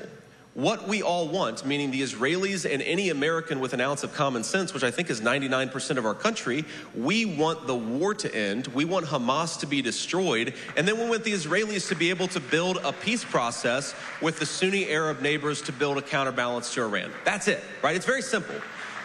Now, the problem is, Kamala Harris, on the one hand, says that she really cares about civilian casualties and really wants the war to end, and yet she refuses to give Israel the weapons that allow them to minimize civilian casualties and bring the war to a close end. It's the dumbest policy, maybe in the history of American foreign policy, to prolong this war, to promote the death of innocent civilians, and that is the Kamala Harris approach to the Middle East. Now, in Russia and Ukraine, I saw a report just a couple of days ago that the Ukrainians are running out of fighting men to actually staff the war. You've got to believe in peace, and you've got to bring peace to that region of the world.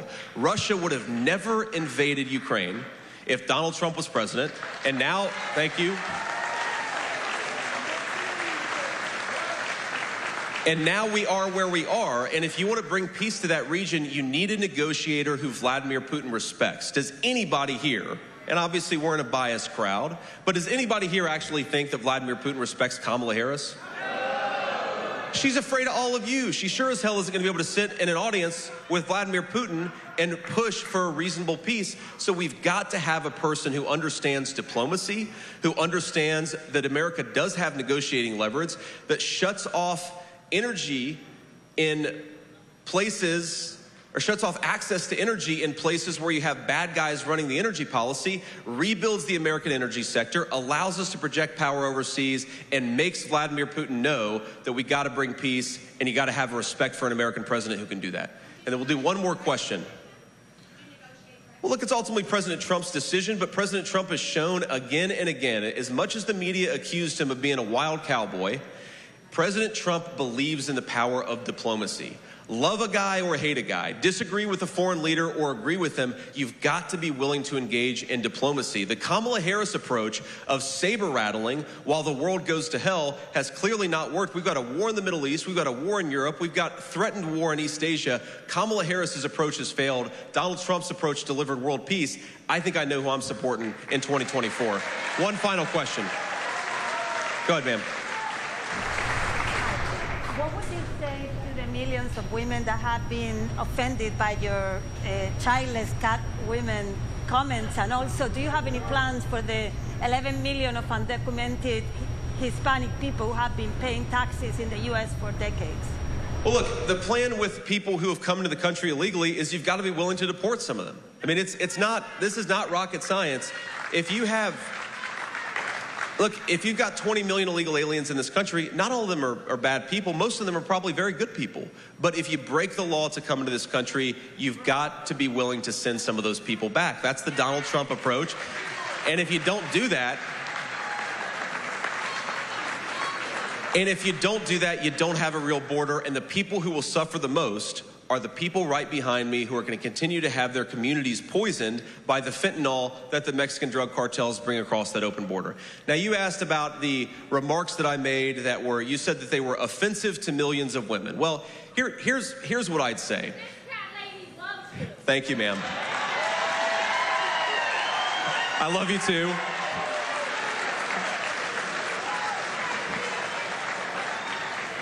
What I said is very simple. I think American families are good and government policy should be more pro-family. Now, if the media wants to get offended about a sarcastic remark I made before I even ran for the United States Senate, then the media is entitled to get offended. You know what I'm offended by? I'm offended that normal Americans can't afford grocery prices. I'm offended that Kamala Harris opened up the American southern border and allowed fentanyl to come into our communities. And I'm offended that she wants to be the people's president, but she won't even answer tough questions. That's what I'm offended by, and I think that's what most Americans are offended by too. And I guess on that note, I should say, thank you all for having me. It's great to be here. If I can ask you to just do one thing. We have got thank you. We have got an incredible amount of momentum. We've got an incredible amount of capacity to win this race, but it's going to require every single one of us doing everything we can. So, our national motto is "In God We Trust." God tells us to hope and not despair. So let's get out there, let's work the phones, let's knock on the doors, let's get everybody out there to vote, and let's re-elect Donald J. Trump, President of the United States. I know I can count on you. God bless you guys. I love you. Thank you. We were just listening in there as Senator J.D. Vance held his first rally since the news broke just a few hours ago that Governor Tim Walz will be Vice President Kamala Harris's running mate. We are going to go away for a quick 2-minute break. When we come back, we're going to be speaking with Rich Rubino, who's a political analyst, to continue our coverage on this. Stay with us here on Live Now from Fox.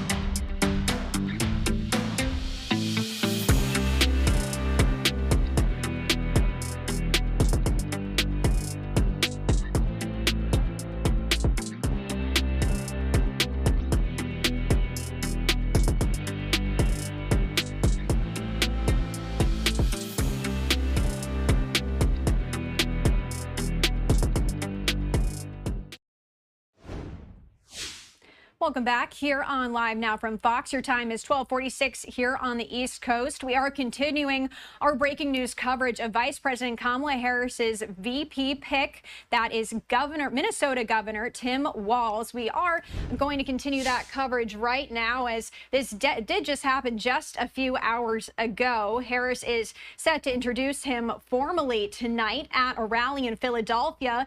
And we just brought you coverage of Senator J.D. Vance reacting to the news as well in a Philadelphia rally that just wrapped up here moments ago.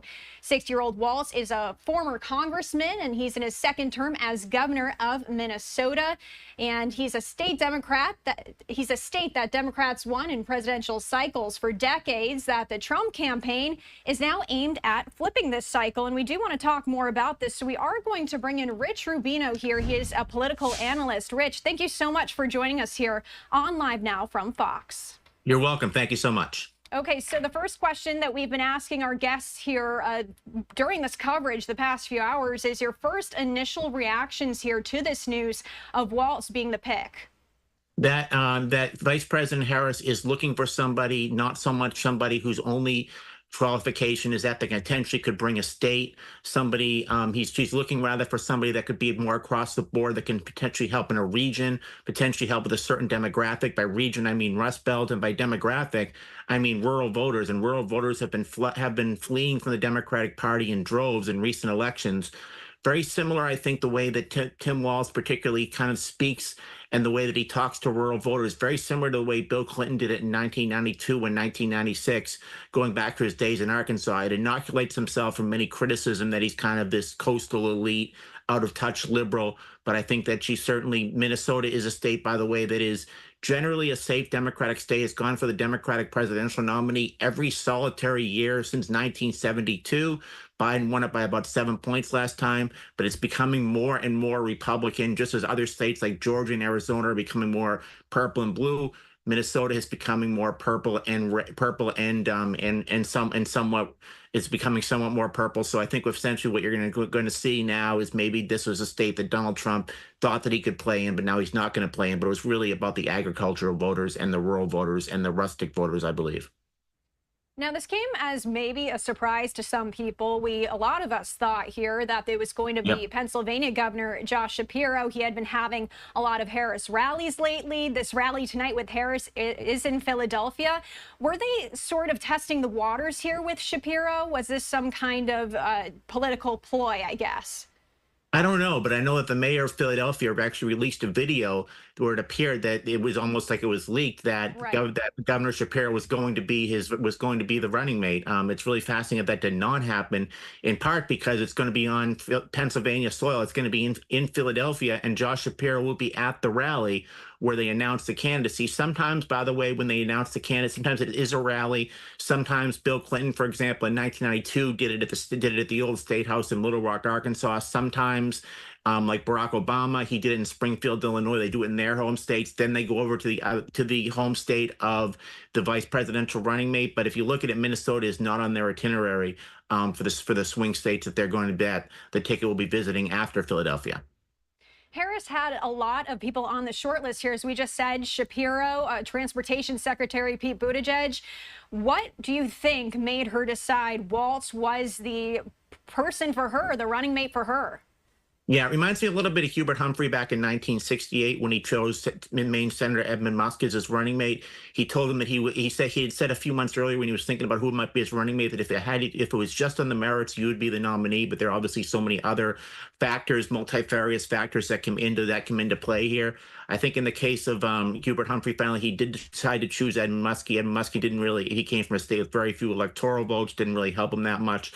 But he was more of a governing pick in that respect. I think in the case of Governor Walz, I think she was looking actually to pick up a demographic, but also just in terms of competence and in terms of experience, bona fides.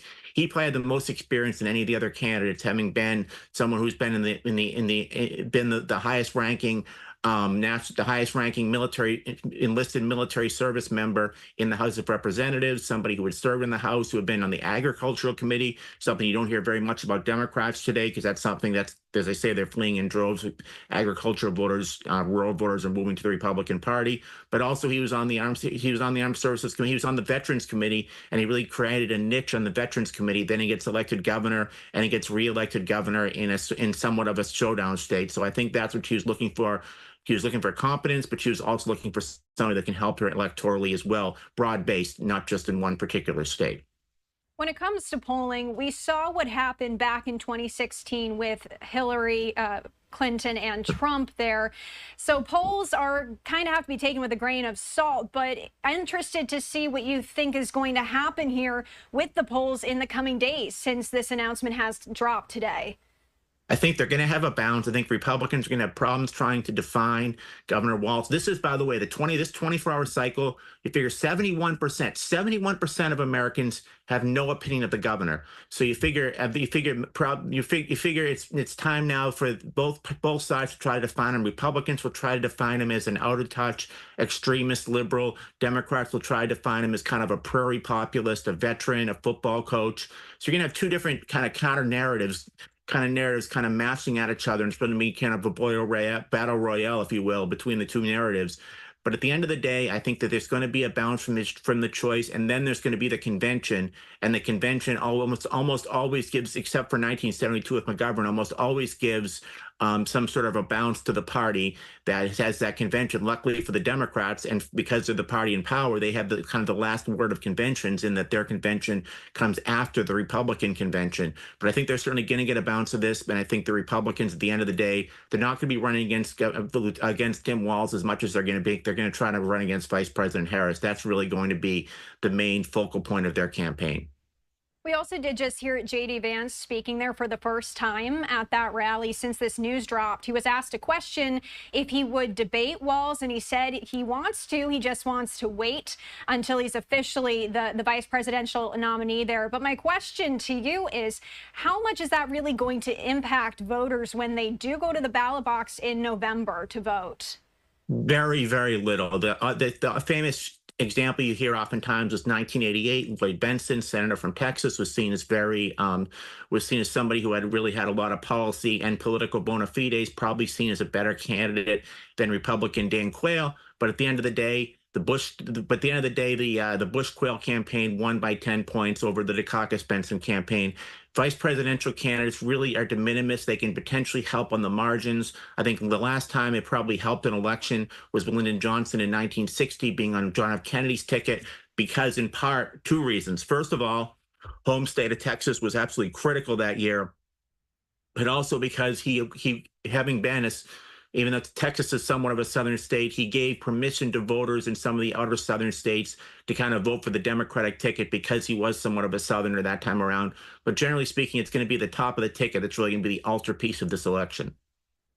And Harris has had some progressive views in the past. Back in 2019, for example, she said that she supported banning fracking. I do want to read you something that did happen just a week ago here with Walz. He said, quote, "Don't ever shy away from our progressive values. One person's socialism is another person's neighborliness." So do you think that choosing Walz as a running mate there is going to impact her votes among more moderate voters there? I don't think so, because I think it's invariably, it's very hard. Somebody who comes from a rural area, who represented a rural congressional district, a district, by the way, that went 10 points last time around for Donald Trump, somebody who's been elected governor of Minnesota, has bona fides that they're not necessarily kind of a liberal or a latter-day Tom Hayden, something to that effect. But I think that he's going to be seen as a center-left kind of moderate type of a guy. And I think that when they ask him that question, he's going to try to say that he's not saying I'm a socialist. What he's saying is the Republicans often portray Democrats as socialists, but there's a clear difference between a progressive on the one hand and a socialist on the other. All right, Rich Rubino there, political analyst. Thank you so much for your insight here on Live Now from Fox. Thank you. I enjoyed it. All right, we are going to step away for a quick 2-minute break. Stay with us. Lots more news to get to on the other side.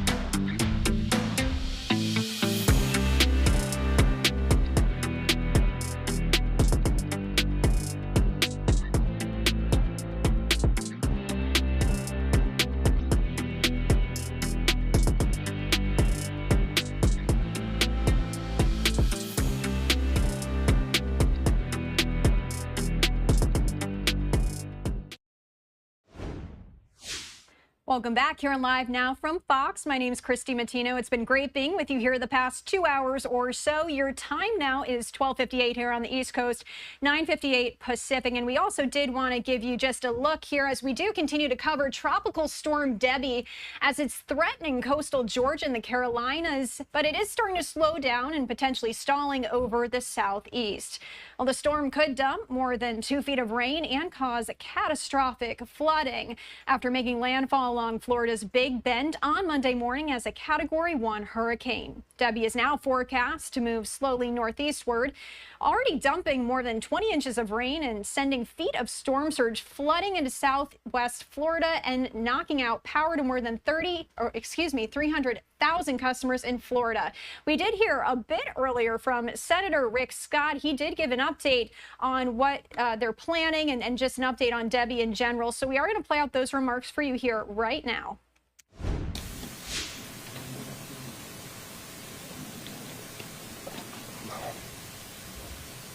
Hey, Bill, where's Casey?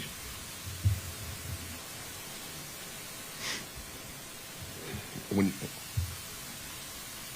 ready to go? Everybody ready? Press is ready? All good to go? Good morning, and welcome to the Manatee County Emergency Operations Center. I'm County Commission Chair Mike Ron, and just to give you a few updates on Hurricane Debby. Hurricane Debby brought massive amounts of record rain to Manatee County. And over the last 72 hours, we had more rain here in Manatee County. But let the citizens know that the emergency operations have been operating here 24/7 since this storm began. We've had over 55 water rescues, 210 individuals, and 2 horses were rescued by our rescue teams out there. And the rescue teams consist of fire, police, the sheriff, and the county, and our rescue water teams. And we appreciate the hard jobs that they did during this storm. Our call center took over 2,200 calls in the last 72 hours. Additional 800 emergency calls and 900 non-emergency calls have been handled by that call center. Our flood management realized that it handled a 100-year flood. This is a 100-year flood that we've had during this storm. And our dam at Lake Manatee did its job. It did its job protecting the lake and the levels at the lake, and it automatically released into the spillway so we can maintain safe levels at the lake. Damage reports are being done right now.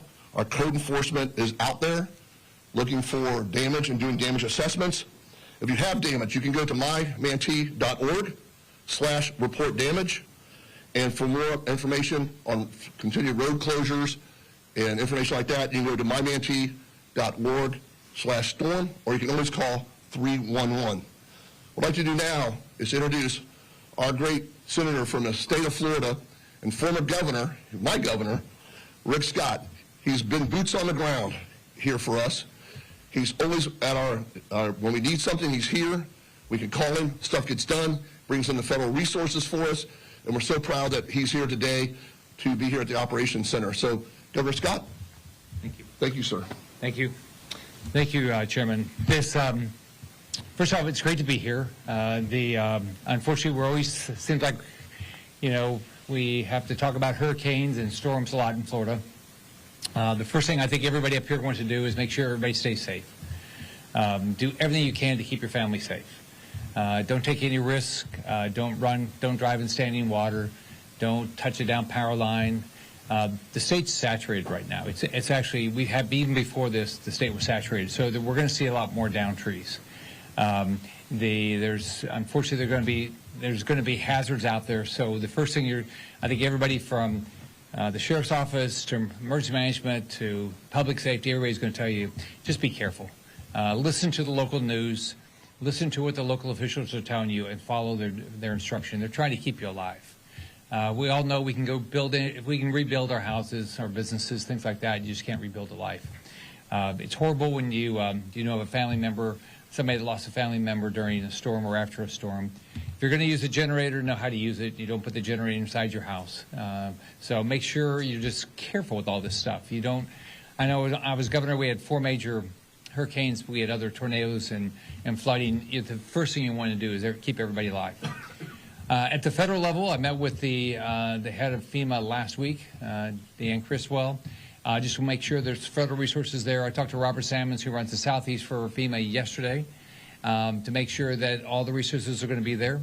It's important, one thing that's important to do is that the county is going to force everybody to comply with FEMA rules. The reason they do that is to make sure you keep getting a discount on your flood insurance plan. So when when the county officials are telling you you have to comply with these things, if you don't, if the county doesn't force you to do that, then you could potentially lose your discount on your flood insurance, which, as we all know, flood insurance and property insurance is too high already. So I've got 9 offices in the state. If you need anything, call us. I've got an office in D.C. If you need anything, call me.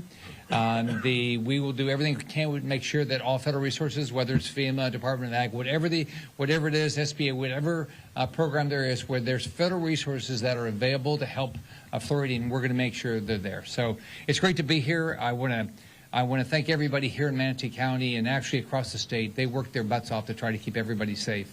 And I know a lot of people haven't gotten a lot of sleep. I've gone through this with quite a few storms, and the people that do this day in, day out, I mean, you have to really thank them because they're there every minute trying to keep you alive. Thank you, Senator Scott. And again, thank you so much for being here and everything that you do for us. What I do right now is I'm going to bring up the Mayor of the City of Bradenton, Gene Brown, for a few comments.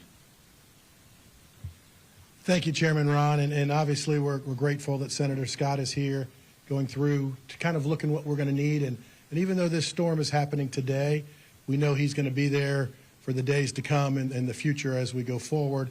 And some of the things that we find out that maybe in our cities and our county that are happening, that because of this 100-year storm, we will be able to still work with the federal government and Senator Scott and help us bring back some resources to even to fix some of those things that were happening before the storm. But one of the things that I just want to speak on the municipalities, and I've talked with all the other mayors in Manatee County, we are grateful to have this team that we have up here and the people that are in the seats in that war room, if you want to say it. Because when this storm is over and the county goes back to their normal operations, we have to go back to our normal operations. And that's one of the things that we're proud of, to have the partnership with all of the county commissioners, all of the staff, Jody Fisk and her staff, what they do.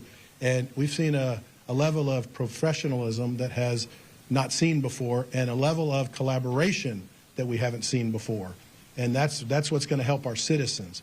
And one of the things we'll learn from this in some different ways to make it better for the next time we have a situation.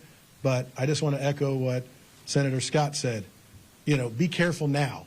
We can replace your things. We can't replace your life. And so many people now I've seen that are starting to go out and kind of explore. If it's flooded, it's still a problem. So really take that to heart. Some of our, in the city of Bradenton, some of the areas we have that normally flood, when high tide comes in, or a street that floods, which Senator Scott made a great point. Streets are supposed to flood. If your house doesn't flood, it's working. So that's important to remember. But some of these streets are going to stay flooded longer than they normally do, and that's going to be the problem. And we might see some cresting in the next couple days. Just because the rain has subsided a little bit doesn't mean that the storm's gone or the results of it. So please, safety is number one for you and your family, because we can replace things, we can't replace you. So we just want to once again thank everybody that's involved, especially with our county commissioners and the things that are going with what we do day to day. It makes this storm better. And again, thank Senator Scott for now and the future, as how in the past what he's done for us in this state. So thank you. Thank you, Mayor Brown, and we appreciate everything you do as mayor. And what I'd like to bring up now is the Sheriff of Manatee County, Sheriff Rick Wells. All right, thanks, everyone. Just real quick and brief, this is just a reminder that we all need to stay prepared for any tropical system, any storm. You know, sometimes as Floridians, I've been here my entire life, like so many of you, we get complacent. We got a lot of rain, East County and the parish area in a short period of time, so a lot of people are seeing flooding that they have never experienced before. So, you know, we're still dealing with some road closures on Golf Course Road, Upper Manatee. Rye Road is now open. County Road 675 is still closed around the Jim Davis area. So we're still trying to get people home safely and get them to areas that they need to go to in Manatee County, but we have to be cautious, ladies and gentlemen. We got to make sure that we get to where we want to go safely. So a lot going on, a lot that needs to be done. We're trying to do everything that we can to get people home safely and to make sure that they have the services they need from us if needed. We've been involved in over 200 rescues in Manatee County.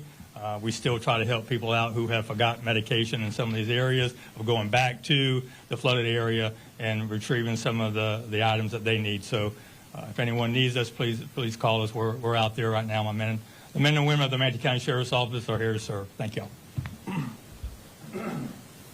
Thank you, Sheriff Wells, and thank you for everything you do. Your team, your deputies are phenomenal, and they've been great through this storm. In closing, I'd like to thank Director Jody Fisk and her team. This staff has been here since day one. They actually leaned forward into this storm before it even got here to make sure that we're prepared to take care of the citizens of Manatee County. Jody, you've done a great job. Thank you.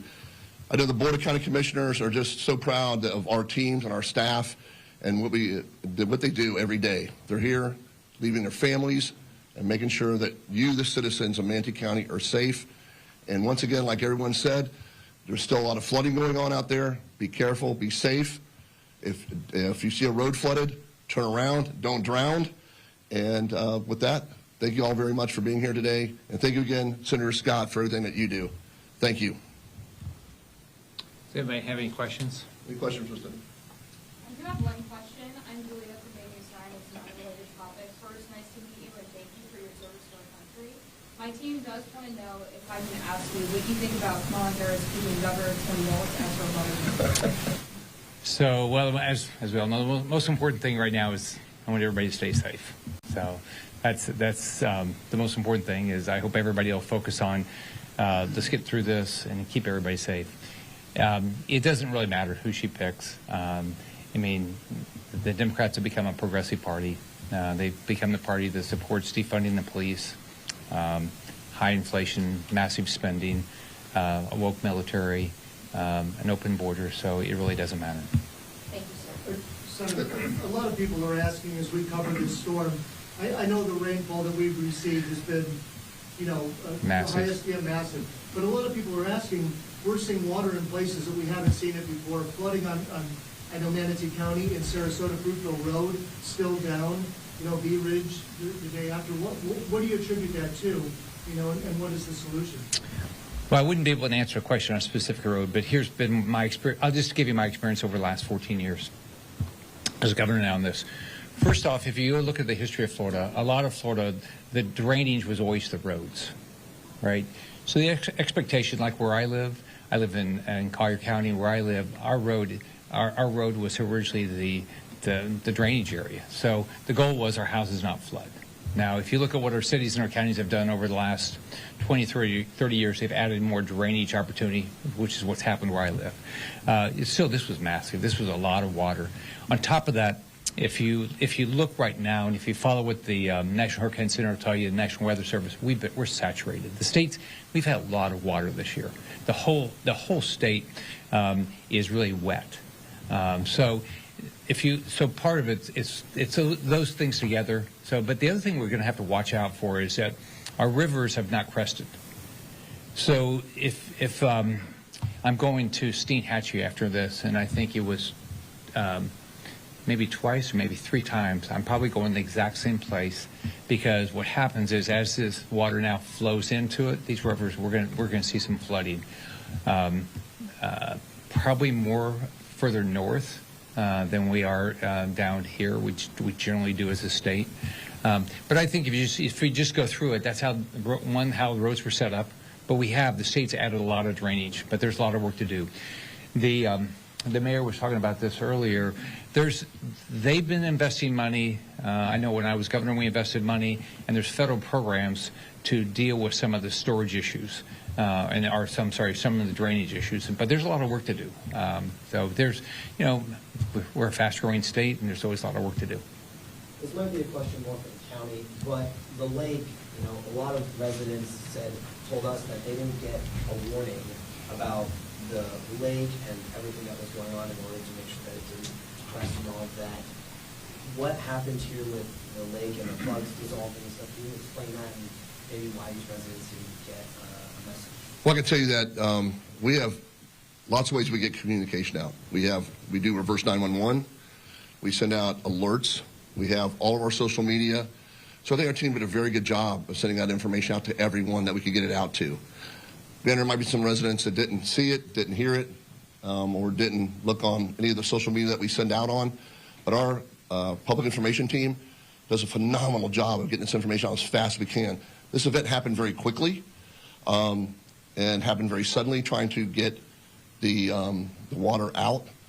The dam did exactly what it's supposed to do. The lake was rising to unsafe levels.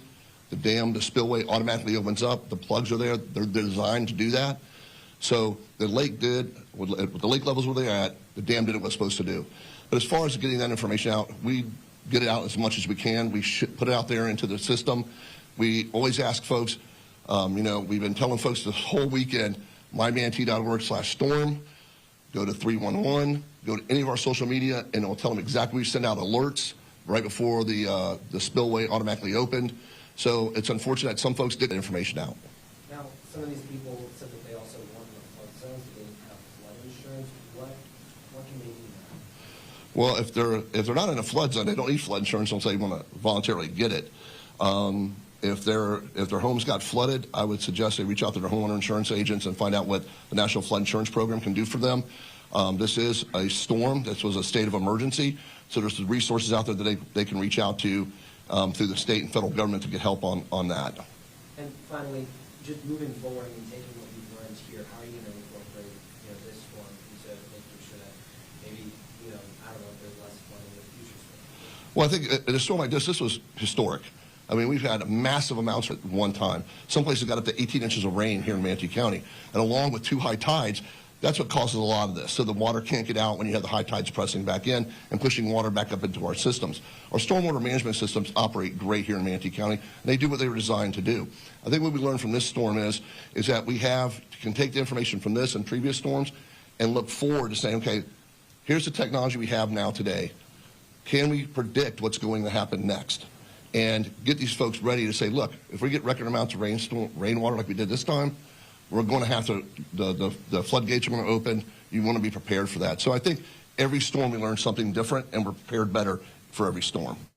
All right, so right there is a news conference with Florida Senator Rick Scott, as well as some other officials, as they're talking about Tropical Storm Debby. And I did want to share this live look with you. This is the remnants of Tropical Storm Debby as it continues to churn very slowly, really just hanging over parts of Georgia, South Carolina, and North Carolina. And that is the biggest concern, because even though it's been downgraded to a tropical storm, it did hit land yesterday morning as a Category 1.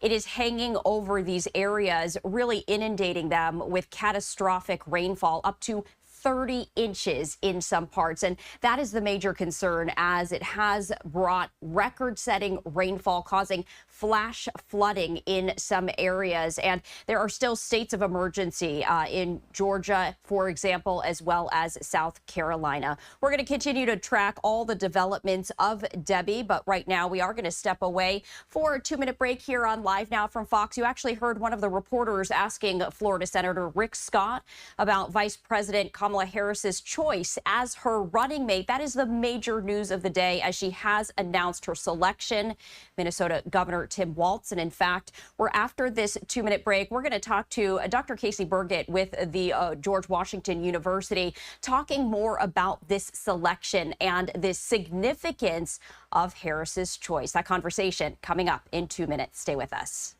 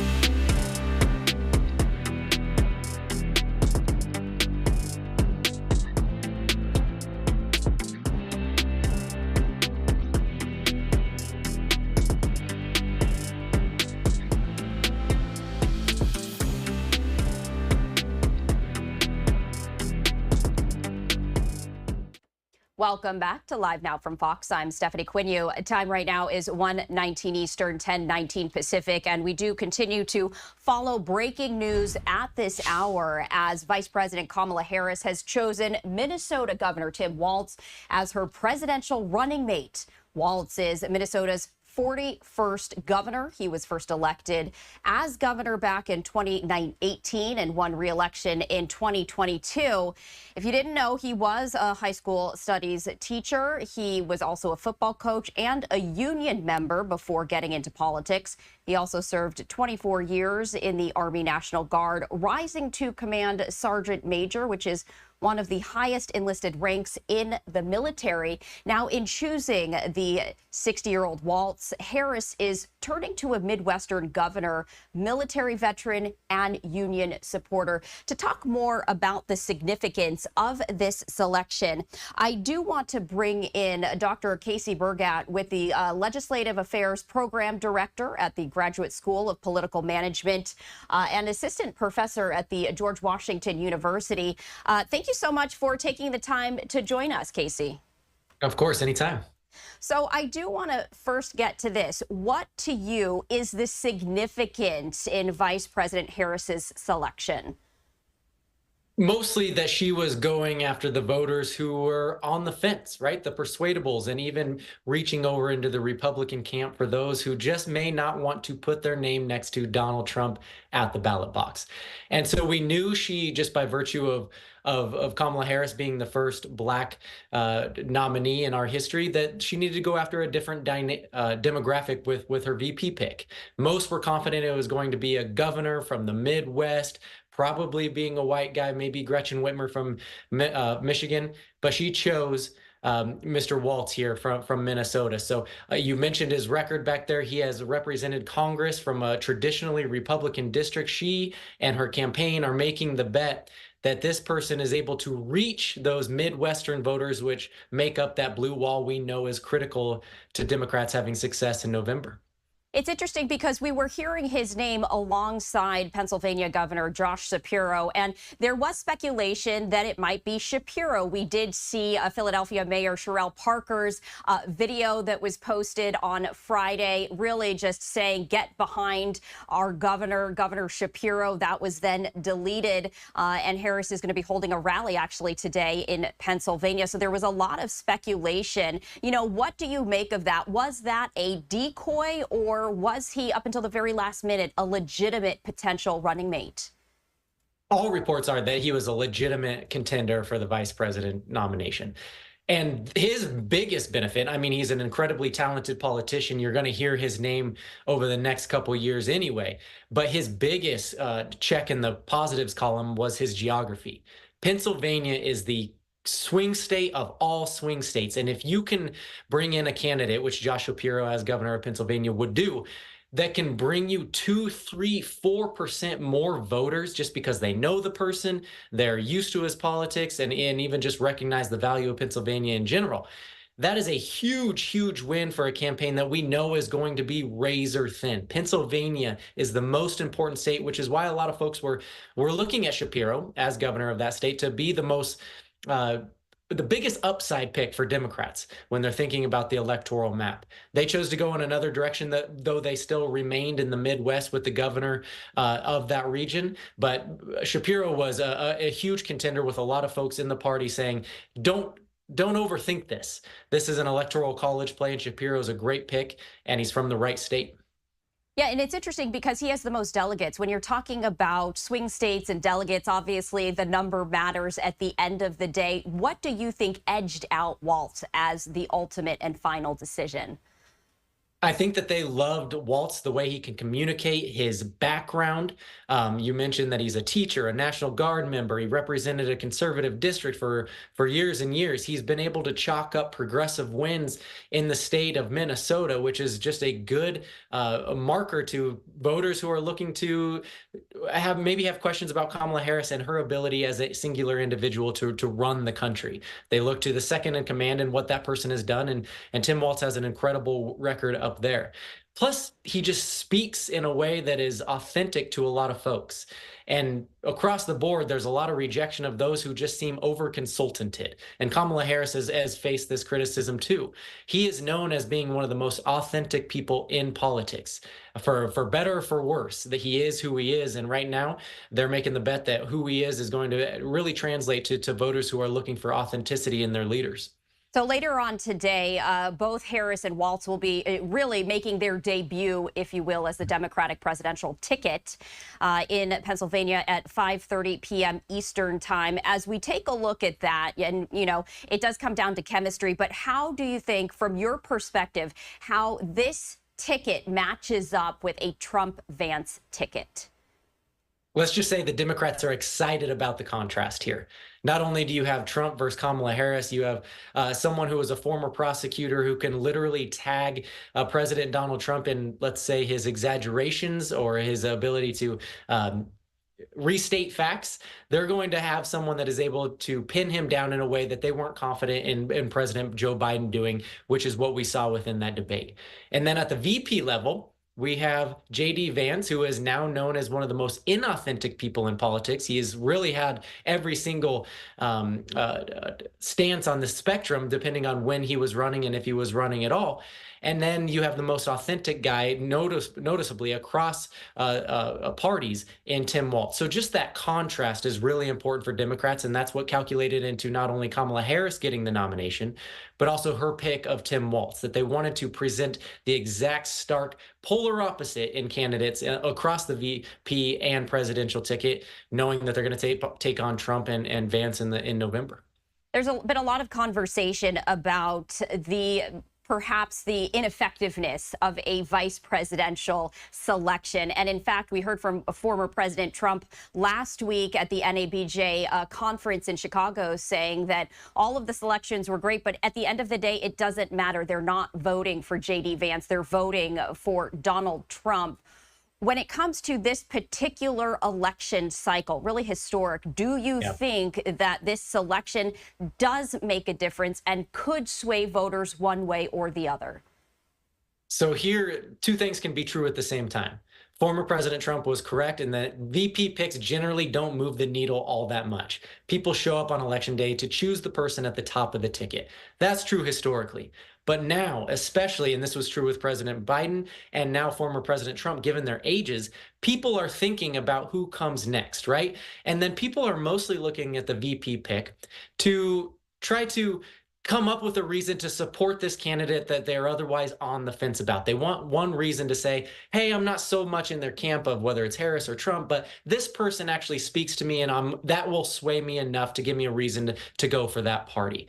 And so because this race is going to be so razor thin that just changing the votes of 2, 3, 4% is going to be magnitudes of difference when we come to the Electoral College. We already know what states matter. Now it's about thousands of votes within those states. And these VP picks may not move the needle in the positives, but they may give people a reason enough to show up for the party at all. And that's a hugely important pick, and that's what their calculus is, trying to choose these folks. Hindsight, of course, is always 20/20. We don't yet know how this will all unfold. We have seen presidential candidates select running mates that have then come to maybe harm their chances of becoming Sarah Palin, for example. John McCain selecting her. She was initially quite popular, and then that may have hurt his chances for winning. Do you think that Walz is a smart choice? And also on the flip side, do you think J.D. Vance was the smart choice for Trump? Two very, very different questions. And the overarching rule when you're choosing a VP is to do no harm, right? To keep your base excited, in fact, give them another reason to be more excited, but don't choose someone who is so unknown or so prone to gaffes that they can start detracting from the message you're trying to get across. And the reality is that folks don't know Tim Walz yet. He hasn't been nationally introduced, which is not uncommon for a governor, but that means he's going to have to do a lot of messaging that then can open yourself up just by virtue of numbers for making misstatements, right? That can ultimately harm the ticket.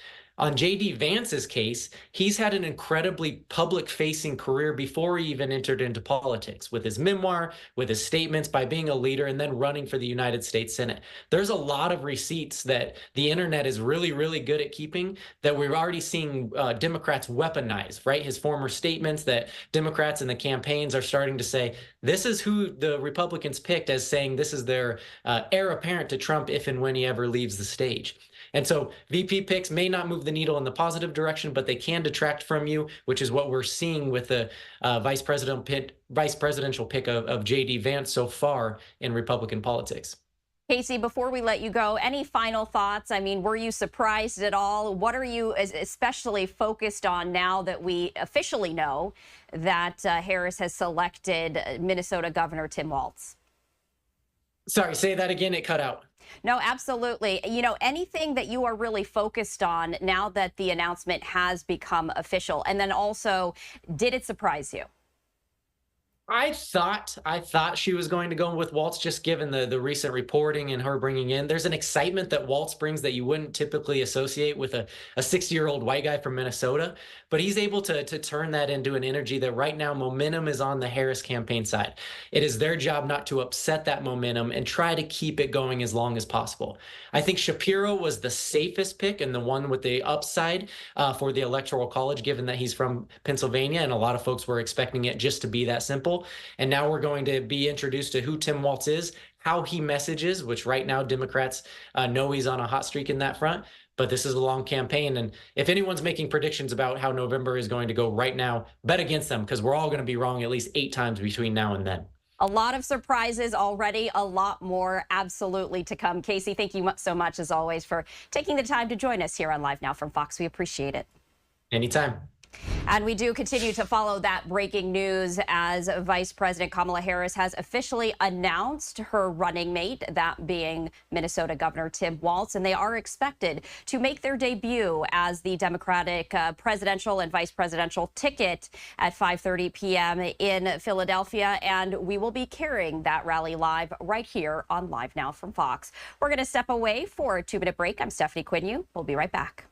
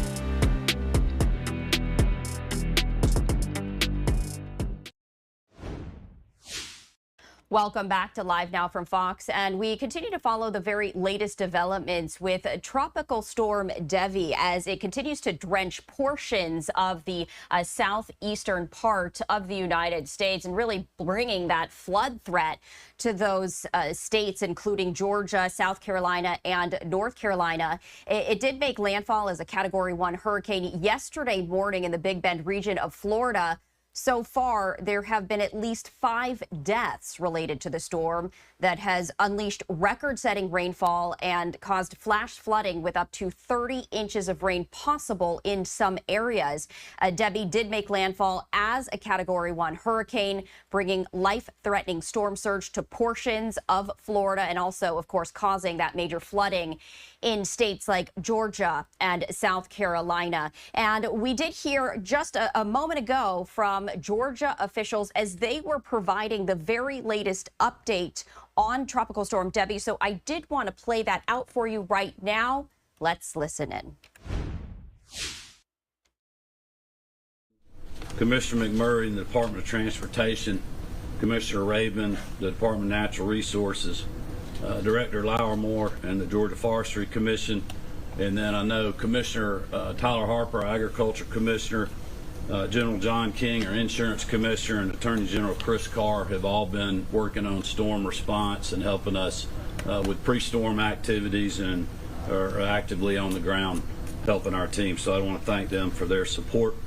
Also, just want to thank the Federal Emergency Management Agency. I've been trading phone calls with Administrator Criswell, but she reached out just to make sure we had the assets we need.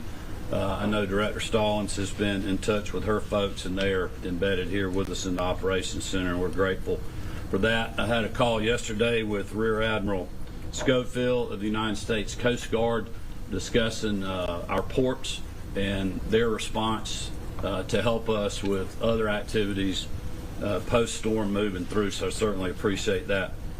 As you all know, Debby made landfall as a Category 1 hurricane in Florida yesterday and continues to move through our state and into South Carolina, is now a tropical storm. We've had a heavy impact on southeast Georgia with heavy winds and certainly a lot of rainfall.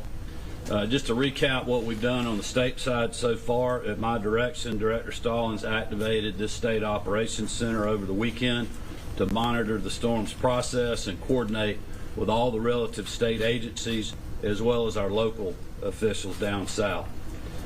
We issued a state emergency on Saturday, making state resources available to local governments and organizations within the impacted area. I issued an additional executive order yesterday enabling the Georgia National Guard to deploy up to 2,000 National Guardsmen if needed. Last night, I approved positioning of a couple of hundred guardsmen to south and southeast Georgia so that we can move in quickly if needed. Last night, we also had a pre-disaster emergency declaration approved by the President for evacuation and shelter only. This does not include storm response funding or other things. It's just to help us with evacuation and shelter. Our assets are continuing to be staged, and our personnel are embedded in local emergency operations centers in the affected areas. We've got the Department of Public Safety, Department of Natural Resources, Forestry Commission folks, Georgia DOT teams ready to deploy and are being deployed right now in affected communities. We continue to coordinate with our utility providers who have been absolutely great partners, Georgia Power and our EMCs, as well as other contractors who are responding as we speak to prepare for and repair power outages. Right now we have roughly 47,000 people without power, but while the storm has left us a little bit of a hole, if you will, in some of the affected areas, there's a lot of work going on right now to get power back on before this storm potentially circles back and dumps a lot more rain on us. So I just want to thank our utility partners. One request that I have for our citizens in the affected areas, I hope you would be patient with us. Do not let this storm lull you to sleep, as a lot of affected areas right now are not experiencing rain and high winds, but both models are showing that rain will come back potentially in the worst case scenario in a big way. Give us time to clear roads, get power crews in, help with any emergency efforts that we need to do in the local communities, that the local communities are doing, and just try to stay off the roads today if you can. The quicker we can get in there and get work done today while the rain is away will be helpful to us. Also, have patience with our first responders and our utility crews. As you know, our last storm, we lost some hardworking Georgians from the Department of Transportation that were responding to storms and also a lineman. So this is dangerous work for them, and if we can keep the roadways clear, allow them to deal with as less headaches as we can, that would be greatly appreciated. Also, the ground being very saturated, we've seen not only here but in other parts of our adjoining neighboring states where trees have fallen, hitting vehicles. So if you don't have to be out, just please don't be out. Be weather aware.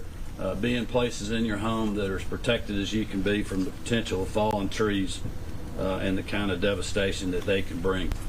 We expect the area, 50 to 70 miles from Savannah to continue to be affected by this storm.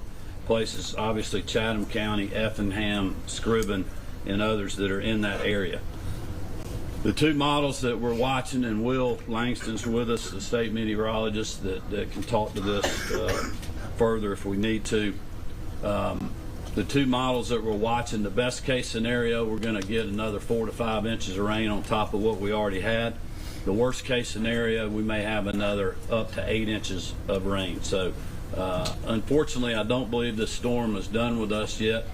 Even though South Carolina is getting hit harder than we are right now, we know that this is going to come back around, and we'll be prepared for that. But I just want to make sure our citizens understand that this event is not over. And Director Stallings and General Wilson will speak more to what their efforts have been, and then certainly we have the whole team up here that can answer questions. The last thing I'd also like to say is our hardworking farmers and agribusiness folks out there, we have heard from them as well. We know that this weather event is going to affect a lot of the crops that we have in the ground, cotton, peanuts, our pecans, and certainly timber.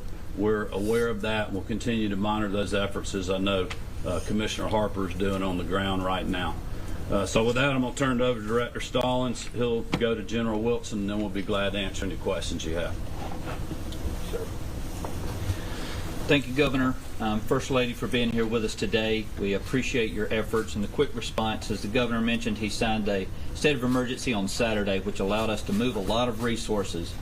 I've spoken with several of you over the last couple of days, and we've talked through some of those resource allocations, but certain things that you don't think about, and we're very proud of the efforts, are just by pre-positioning a lot of those currently around the state. We've got 18 water treatment facilities that are running off of generator. And that doesn't sound like a whole lot of effort, but you can't move those things during storms. And so by the governor signing these things early, that's just one resource allocation that we were able to get out there in advance. So folks have running water, they're able to get wastewater moving and keep yesterday behind us and moving forward with some recovery efforts already.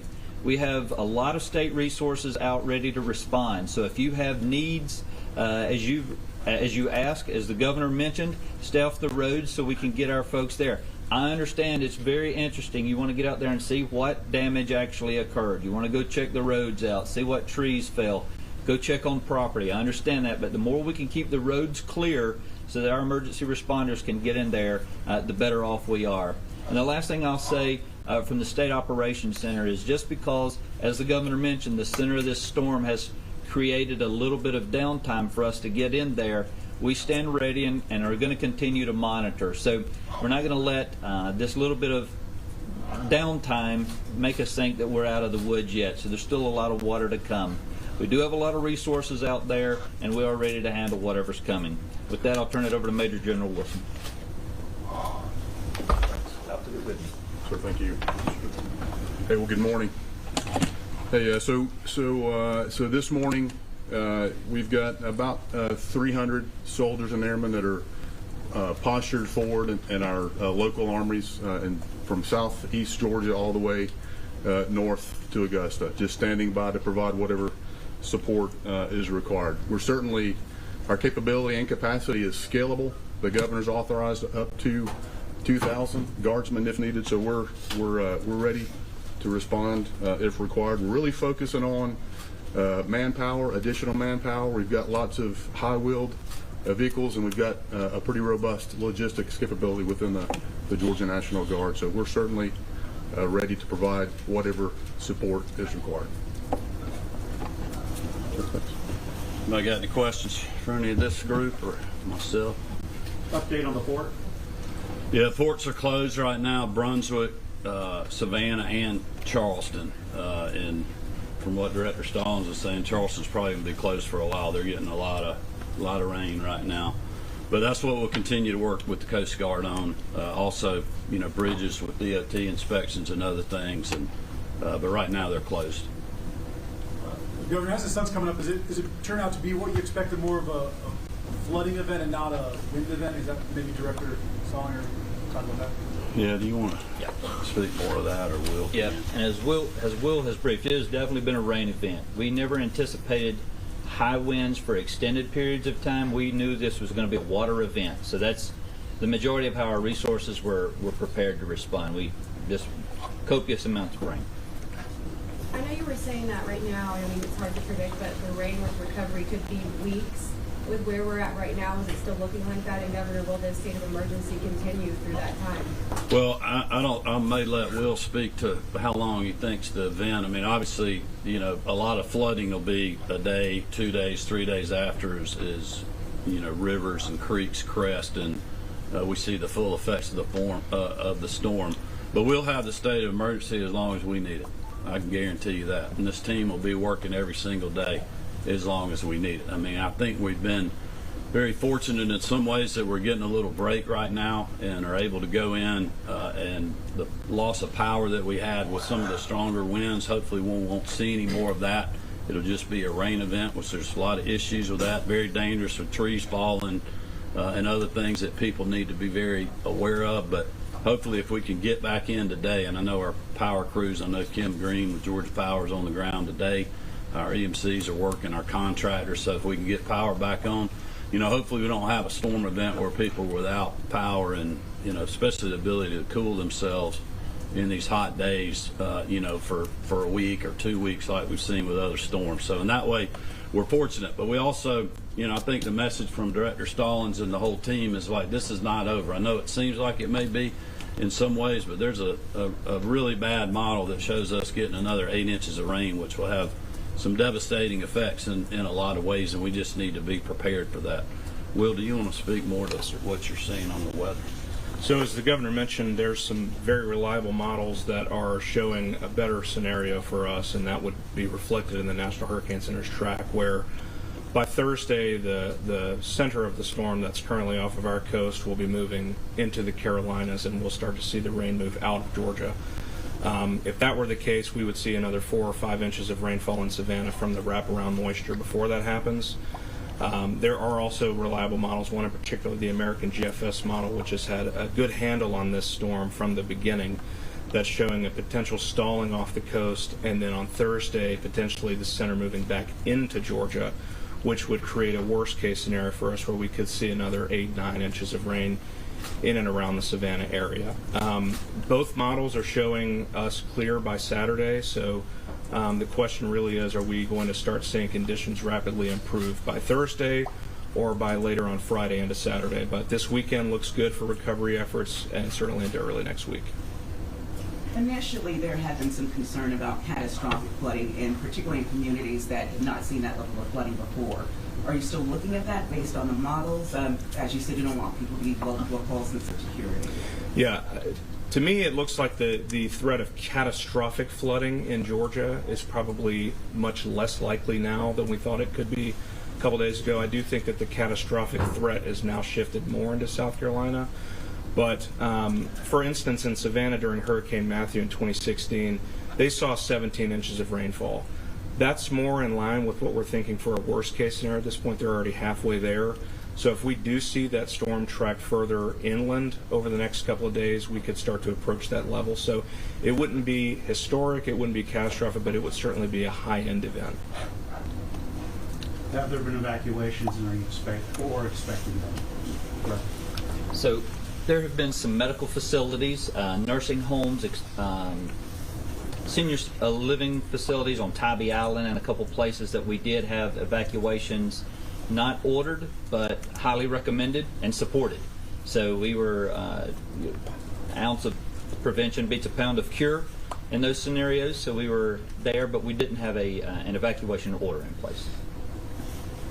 Director, if it's that worst case, what kind of flooding do you expect? Is it inland? Is it just on the coast, or just low-lying areas, or what would that actually mean, like logistically, or even getting supplies, and what does that mean? Yeah, with a slow-moving system like this, where those heavier bands start to set up, which is difficult to see before it happens, we would expect to see a flash flooding threat.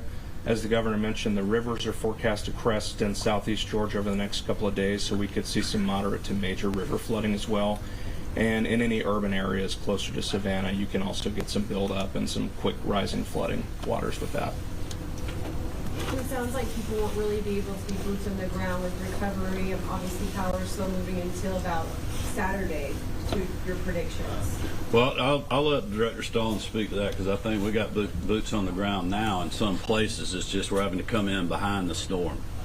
So we're able to work in areas now when you see on the radar where it's not raining and you don't have the green bands right there. I mean, there's power crews out that are working. If the winds get too high, they can't work in that environment in bucket trucks.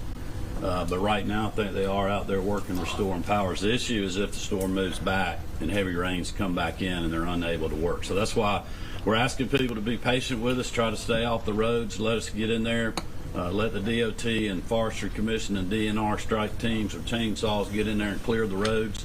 So we get the utility companies in there, get emergency vehicles in there, and do what we need to do if there's any kind of search and rescue that we need to do.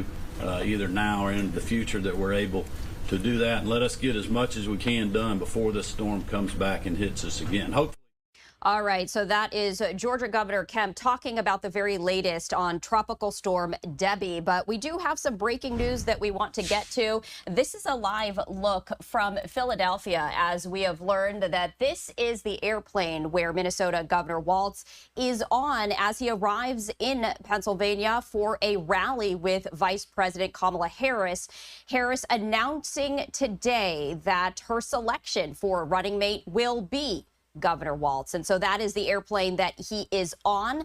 It's unclear as to whether or not we'll actually see him get off that plane. What we're going to do is we're going to step away for a 2-minute break. After that, we're going to continue to monitor this live stream out of Philadelphia, Pennsylvania. We'll be right back.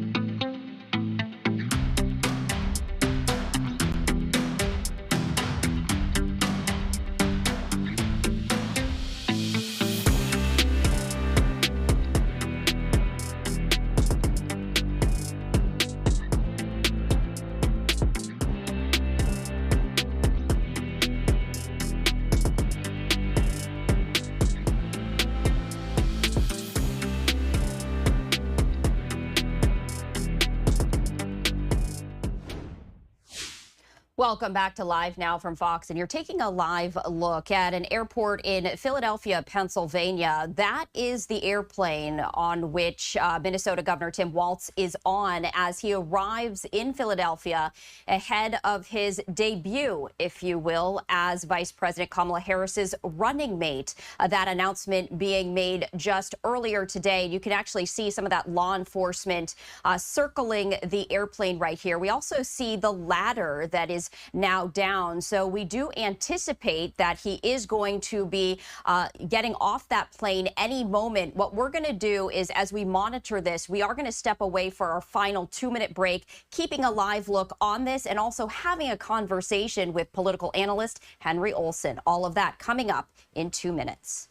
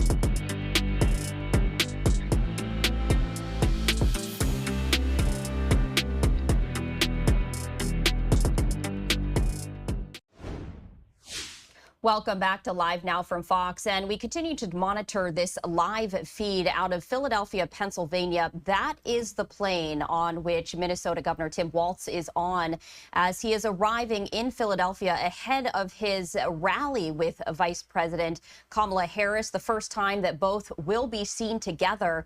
And you see this very heavy Secret Service presence right there. A couple of them were actually running to the other side of the plane, but we were seeing all of these SUVs and vehicles circling the plane. We haven't seen Tim Walz get off just yet. We do see someone leaving right there, but we don't. It's unclear. It looks like it's another Secret Service agent. This is a distance shot. So again, it's a little unclear as to who exactly is getting off the plane. But we do see a couple of folks now leaving the plane.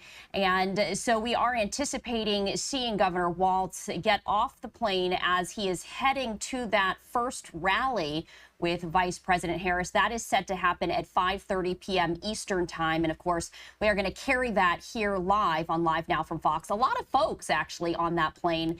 Maybe it was full of all the aides and the Secret Service agents, but we are anticipating Governor Walz to leave. And it's unclear because, again, this is a shot from a distance. This looks like it's a bit of an aerial view right here. As you can see, a very heavy number of Secret Service agents as Governor Walz is now officially Vice President Harris's Democratic presidential running mate. And so this rally that is set for just about 3.5 hours from now will be the very first time their political debut, if you will, as the Democratic presidential ticket. But you can see a lot of folks right there walking and running. So perhaps one of these individuals, it looks like they aren't exactly waiting for someone to leave the plane anymore. So again, it's a little hard to see who exactly was leaving the plane, as they all look to be wearing, dark suits, but you can see a couple of folks running around. As you can imagine, that security is likely very high, especially given the fact that former President Trump had an attempt on his life in Pennsylvania just a few weeks ago. So I did want to share this with you, as we are just waiting for that very first time that we see Vice President Harris and Governor Walz together on stage since that announcement was made on social media. So you're taking a live look at this airport in Philadelphia, Pennsylvania. I did want to share this with you. It's a little hard to see who is who, but I just wanted to give you that view, as we do have access to cameras all around the United States. Zooming in just a little bit, and you can see someone actually walking back on to the airplane, but we are expecting Governor Walz to join Vice President Harris on stage at their very first rally in Philadelphia in just a short while, just in about 3.5 hours. And given that, that is the big question. So we did want to ask you this. Do you think that Governor Walz is the right running mate for Kamala Harris? There is a QR code on the upper right-hand side of your screen right there. What you can do is you can actually scan that code, and we invite you to vote. Join us. Make your voice heard. Make your opinion known right here on Live Now from Fox. Right now, it does appear that bad choice is edging out good choice. Bad choice with 54% of the vote right now. 43% of folks who are voting believe that Walz is the right running mate for Kamala Harris. And then you have the 3% who say, we are not voting. So it's all very interesting as we continue this coverage. For more on this analysis, I do want to bring in Henry Olson, who is a political analyst. And Henry, thank you so much for taking the time to join us here on Live Now from Fox. Thank you for having me. So given our poll right now, we're asking our Live Now from Fox viewers, do you think Governor Walz is the right running mate for Kamala Harris? I want to ask that question to you. Yeah, I don't think he adds anything to the ticket. That she had the opportunity to name people who could use their popularity in key swing states to perhaps tip that in her direction. She declined to do that. Vice presidents typically don't add or detract very much, but Tim Walz certainly seems like tapioca pudding with respect to what he brings to the table. And for Republicans, he brings a lot of red meat issues that they can criticize. For example, his role of inaction in the Minneapolis George Floyd riots, his support of strong, if not extreme, transgender positions on things like tampons in high school boys' bathrooms, because there might be a menstruating person in there, to use the language of the law. These are things that will whip up conservative voters and may even cause some problems with independents. So I'd say it's a poor choice because she didn't get a whole lot of upside, and she brought somebody who has his own baggage to her ticket. So why do you think she chose Walz? We were hearing Pennsylvania Governor Josh Shapiro's name being floated about. Pennsylvania, of course, a swing state, the most delegates. A lot of people were thinking that that would be the smart choice. So why do you think that she chose Walz at the end of the day? Well, some of it is just down to a person. There was some statements that suggested that she just felt more personally comfortable with him. But you get down to the fact that he has no significant enemies within the Democratic Party coalition. Mark Kelly has not been as pro-labor as some labor unions would like. Josh Shapiro has not been as Israeli efforts in Gaza, as many on the party would like. And for Walz, he didn't have enemies. And sometimes not having enemies or not having adversaries within your coalition can be a huge advantage. So she basically chose the course of least resistance and chose somebody who would offend the fewest number of people within the Democratic Party hierarchy. But given that, and you were mentioning that there had been some contentious moments with Governor Walz, quite progressive. You also mentioned George Floyd and the protests that happened there. You mentioned a number of other issues. Vice President Harris, also known for some of that maybe more progressive, more extreme viewpoint. So why wouldn't she go with someone more moderate to kind of speak to the undecideds, the maybe more moderate Democrats? Why do you think she's putting all of her eggs in one basket? I know that you said that, Walz may not have a lot of enemies in the Democratic Party, but given the fact that it's such a close race, it is a very interesting choice. It is, and it shows something about her political calculus. I'd say Hillary Clinton made a very similar choice in 2016, when she could have picked somebody who was more decisive in some swing states. She could have picked somebody with a clearer record, and she picked Tim Kaine of Virginia. Again, somebody who wouldn't offend anybody. And I think that says something about Harris. She's not feeling secure enough in her position to be able to go to a strong Democratic constituency and say, thanks for your input. I'm going to be the president, and my decision is this, and you're going to like it. That's what leaders do. And what she shows is that right now she's not comfortable enough in a leadership position, and I expect Trump and Vance will drive that point home over and over and over again during the campaign. So you're mentioning that this might indicate that she's not necessarily comfortable in that leadership position. Do you feel that most folks in the Democratic Party wanted her to choose someone else, like a Governor Josh Shapiro, for instance, or Mark Kelly? Yeah, well, what you're hearing is that the strategists, the professionals in the party wanted her to choose Shapiro. But you have to understand is that the professionals and the strategists in this party are part of the establishment. And the Democratic Party has been buffeted by its own non-establishment wing for the last decade or so. Harris tends to be supportive of that wing, although she's not fully not fully put her future in their boat, but she tends to be much more supportive of that wing. And what she decided was that party unity meant more to her than even perhaps the chance to tip a state and maybe be the difference maker in victory. She did not want to go in and say, I'm more of a centrist than you on the left would like. I'm willing to take a chance with somebody you're not thrilled with. I'm a leader. Get on board. She wouldn't do that. And it shows that she values party unity more than political calculus. And that's something that those who value political calculus and are good at it will be factoring in. She may not be as good at this game as she thinks she is. So let's talk about former President Trump, right? There was a lot of speculation until today. There were a number of names floating around. Now that we officially know that Governor Walz is going to be the running mate of Vice President Harris, how do you think that the Trump campaign, of course that they share publicly, privately, though, do you think that they are cheering and happy with this decision, or do you think it might be making them a little nervous? I don't think it's making them nervous at all. They have somebody they can shoot at. They have somebody who they believe, and I think rightly so, will not fare well in a one-on-one debate or a comparison with J.D. Vance. The fact is, Walz is quite progressive. He has governed, and the governor is a quite progressive governor. The fact that he has no vocal enemies within the Democratic Party tells you something. If you have no vocal enemies within today's Democratic Party, it means the left is at least satisfied with you and usually happy. And you can see some of the earliest people who were on Twitter cheering him on were members of the squad. Well, they know what they just dodged. They dodged a bullet. They got somebody who's much closer to them than Shapiro or Kelly would have been. When they're happy, Trump is happy too.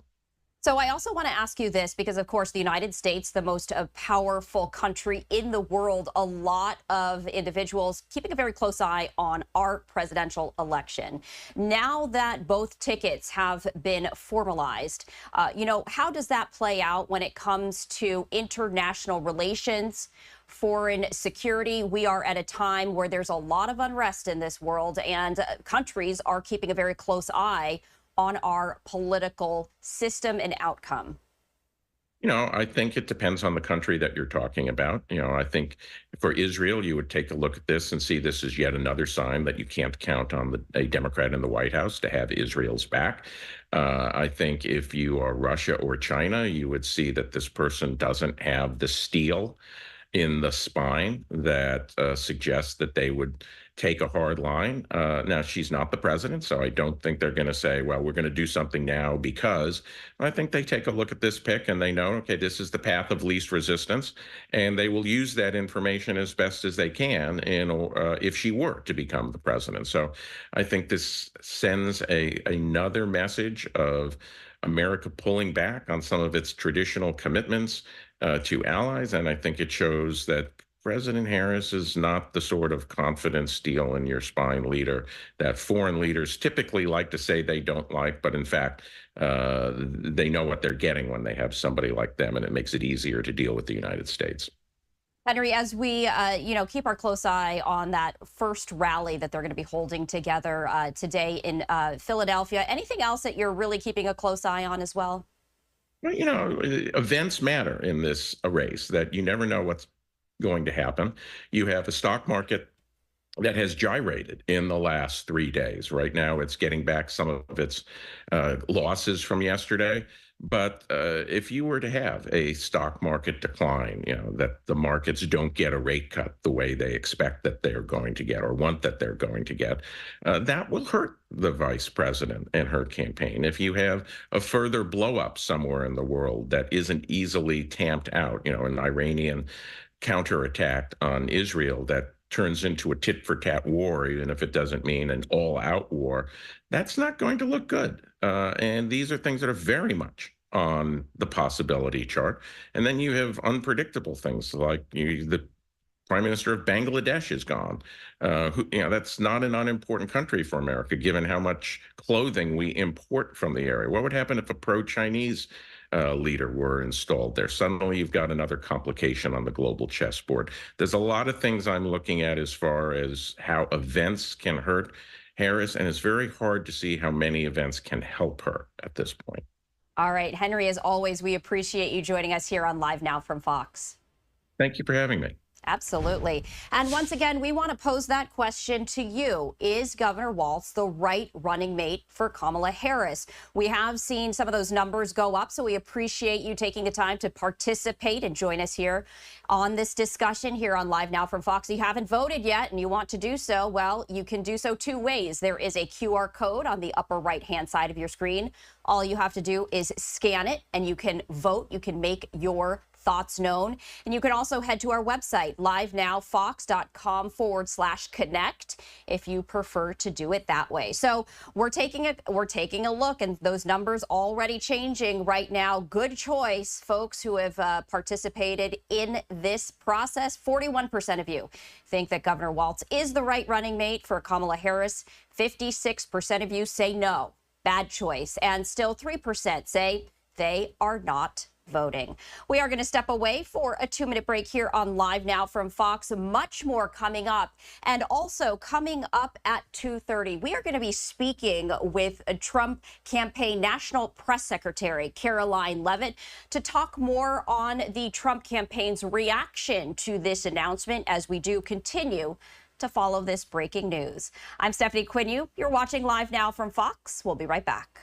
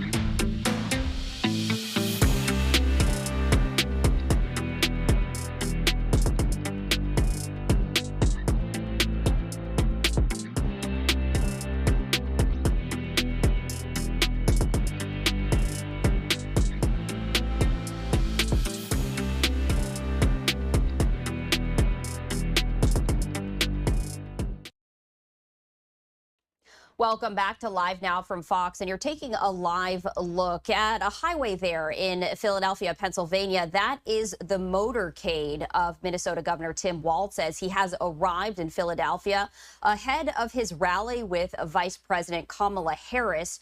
And you can see that motorcade right there as the helicopter is following it. The rally is set to start at 5:30 p.m. Eastern time. And of course, we're going to bring that to you live right here on Live Now from Fox, as this will be the very first time that we will be seeing Harris and Walz as that Democratic presidential ticket. Coming up in just about 15 minutes at 2:30 p.m. Eastern time, we are going to be speaking with Caroline Leavitt, who is the Trump campaign national press secretary, as we are interested in hearing from the Trump campaign about this selection from Vice President Harris.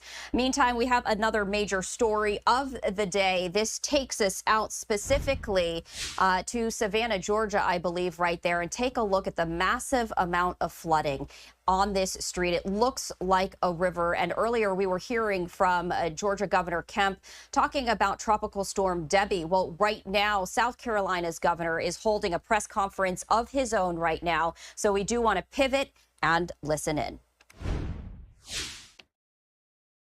And this storm is creeping across our state, creeping across. And so that's one of the reasons we have so much of this water. So we urge everybody to be careful. And now I'd like to call on John Quagliarello of the National Weather Service to provide details on what I just said and more. John? Thank you, Governor. Good afternoon. So as the governor had mentioned, a dangerous situation is unfolding across portions of the state, with life-threatening flash flooding ongoing, which has closed roadways and resulted in some water rescues. We've already experienced significant rainfall, with widespread 9 to 13 inches across southern South Carolina. Gusty winds have downed a significant number of trees across the coastal plain and eastern Midlands, causing some power outages. Some of the highest wind reports through midday so far include a 63-mile-an-hour gust at Folly Beach, 59-mile-per-hour gust at Battery Point in Charleston County, 56-mile-an-hour wind gust at Isle of Palms, 55-mile-an-hour wind gust at Beaufort, and 52-mile-an-hour wind gusts at Charleston Airport.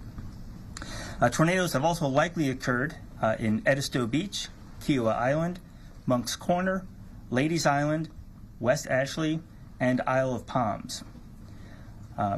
As of 2 p.m., Tropical Storm Debby had winds of 40 miles an hour and was located 10 miles southeast Savannah, so just moving offshore, and was moving east-northeast at 5 miles an hour. So its forward speed is already starting to come down. As the governor mentioned, it's really starting to slow down.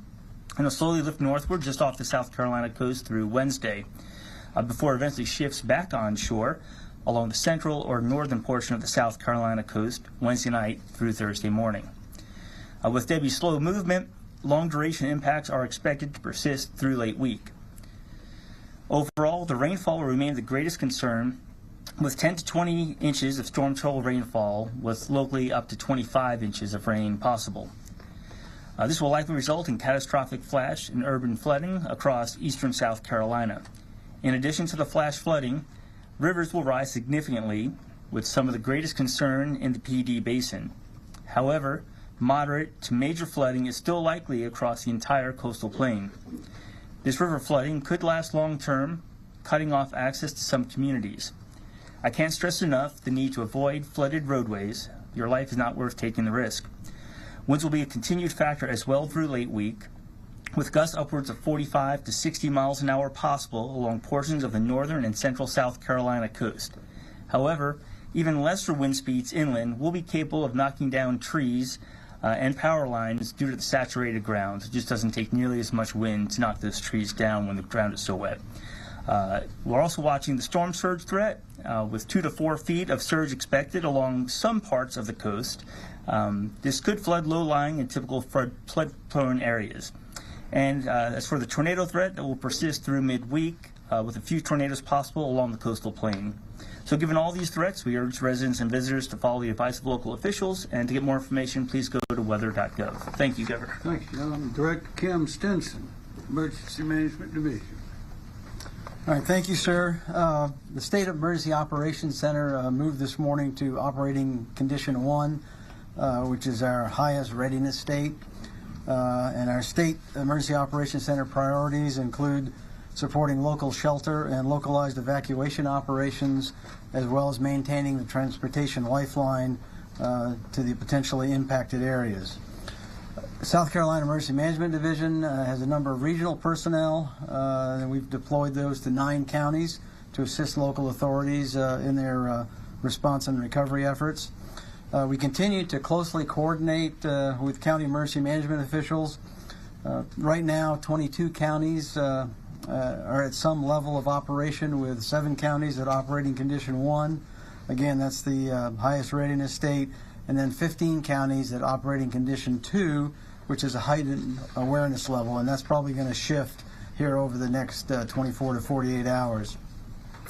Their primary focus includes sheltering operations, response, including rescue operations and possible local evacuations. No major communications issues have been reported so far. Also, very few residential and business damages have been reported, and they're very preliminary, but we're early in the operation. Colleton County did report that they had probably about 50 houses that had been damaged to some extent, but again, that's very preliminary. Many counties are reporting blocked roads and localized flooding, and coastal counties in the first tier back are primarily where that's happening right now.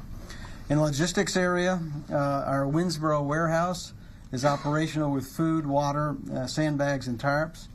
Our general logistics, transportation, and commodities contracts have been activated if additional supplies are needed. So far, we've fielded 155 requests from the local authorities, and 125 of those are either completed or in progress. And those requests range from sandbags to swift water rescue assets. And under the Emergency Management Assistance Compact, we have requested support from other states, including 5 swiftwater rescue teams and an incident management team. We also have a team here from South Carolina, from Tennessee, to coordinate those requests as we move forward. The public information phone system opened this morning for residents to call in with any questions, and that number is 1-866-246-0133. Now that's on our website. It's also in the Hurricane Guide and a number of other sources as well. In closing, I'd like to mention again a few points we talked about yesterday. First, if you live in a flood-prone area, a low-lying area, identify higher ground where you can seek safety if needed, and certainly don't wait until it's too late. If you're advised to evacuate by your local officials, please do so immediately. And then certainly monitor the weather updates and follow the instructions again of those local officials. And our website at seemd.org and our South Carolina Emergency Management app are also excellent sources of information. Thank you, sir. Thank you, Stinson. I mentioned yesterday our federal partners, Rear Admiral Doug Schofield of the Coast Guard called yesterday, and also federal FEMA Administrator Deanne Criswell called to offer reminders of their availability. And we have from FEMA today the Federal Coordinating Officer of FEMA, Brett Howard. Thank you, Howard. Good morning. Brett Howard, I've been appointed as Federal Coordinating Officer, as the Governor just stated. Governor, it's an honor to work here in your state. Everything that South Carolina has done to this point has been remarkable. The briefings that you're about to hear will let you know and let the citizens know that the governor, his cabinet, Director Stinson, and his staff know what to do, and they've got the plan in place to execute. And it's very comforting to work in a state that is this progressive and this forward-leaning to help the citizens and be ready to respond to anything that happens. And our concerns at FEMA go out, our thoughts and prayers go out to the families and the communities who are fixing to have either already undergone or about to undergo possibly catastrophic and historic flooding in their areas, like the governor said, like they've never seen before. Yesterday, the governor talked about President Biden made a declaration for for South Carolina. He turned on the ability for federal resources to come in and support the state. My job right now is to make sure that I am not late to the need. Whatever the governor, whatever Director Stinson, whatever the state needs, I want to make sure we have it in place, ready to respond to whatever it is they need it to. And you've heard that we've already had we've turned over 5 urban search and rescue units, federal search and rescue units, teams that have that swift water capability to the state. It was their request, and we have sent them to the state to deploy as they see needed.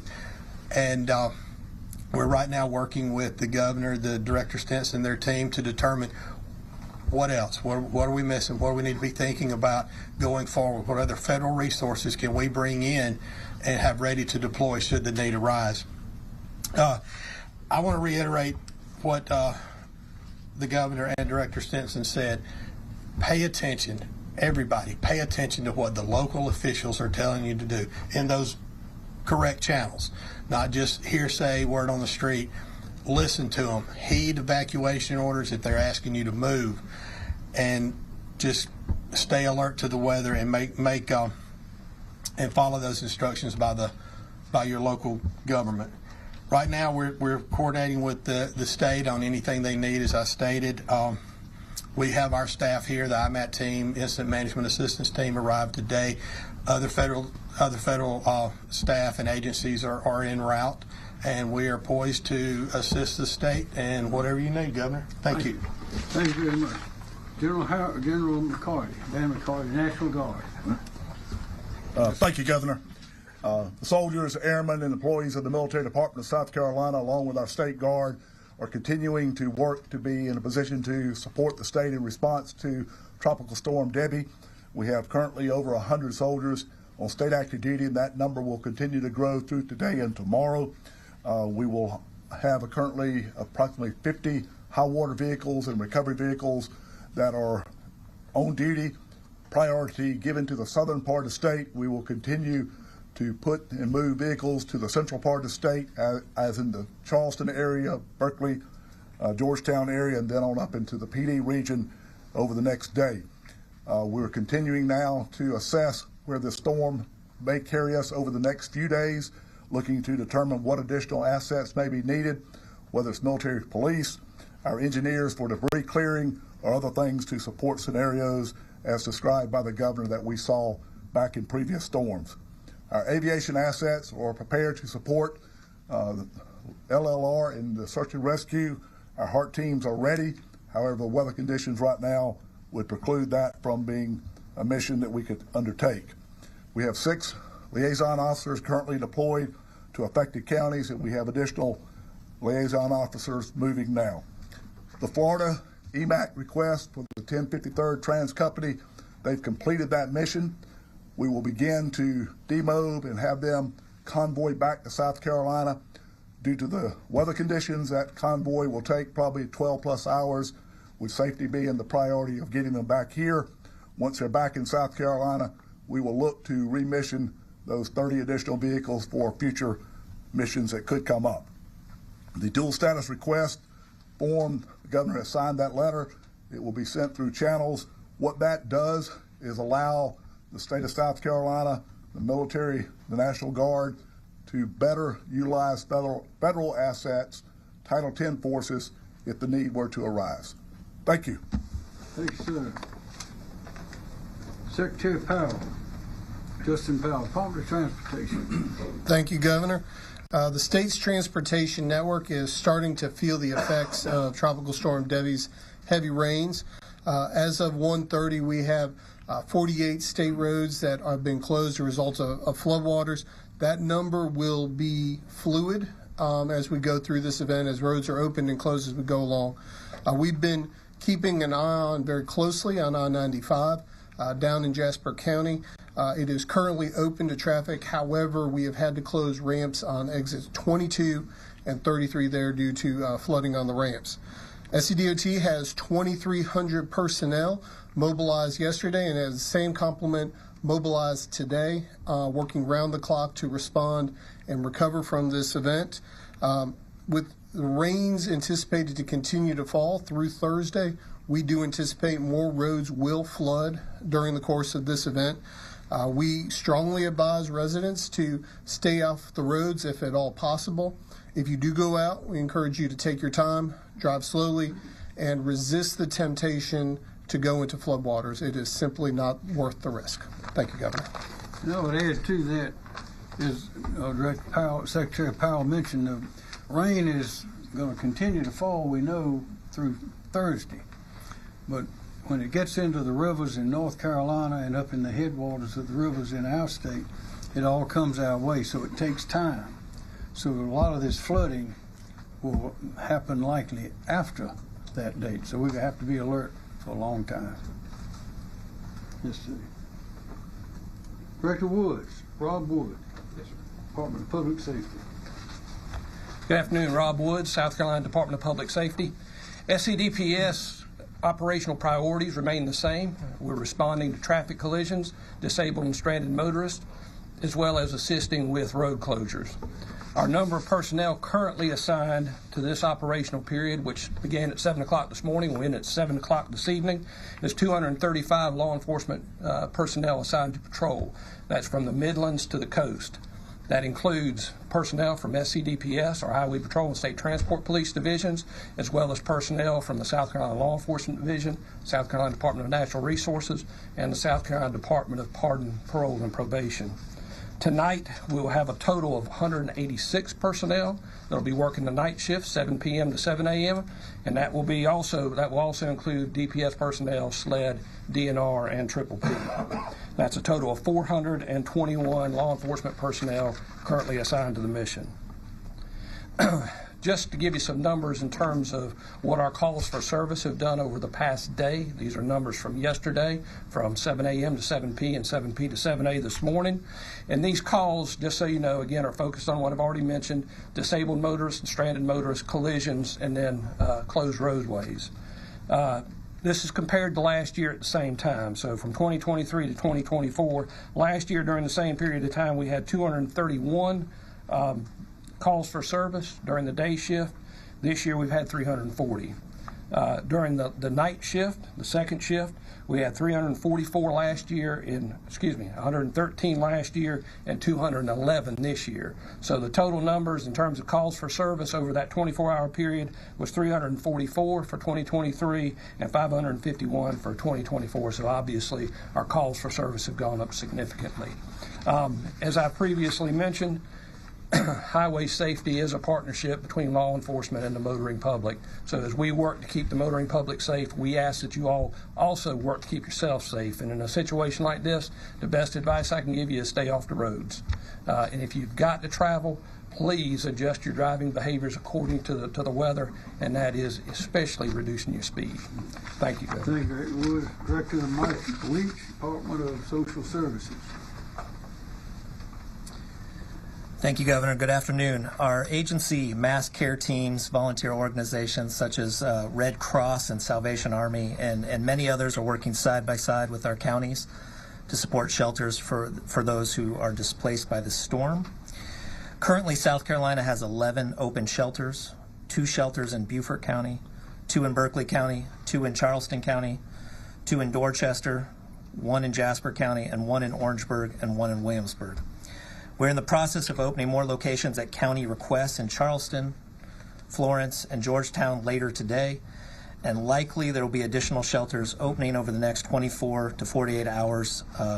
And so, please check with your local emergency managers. The local county officials will be sharing that information when a new one opens up, or you can go to www.scemd.org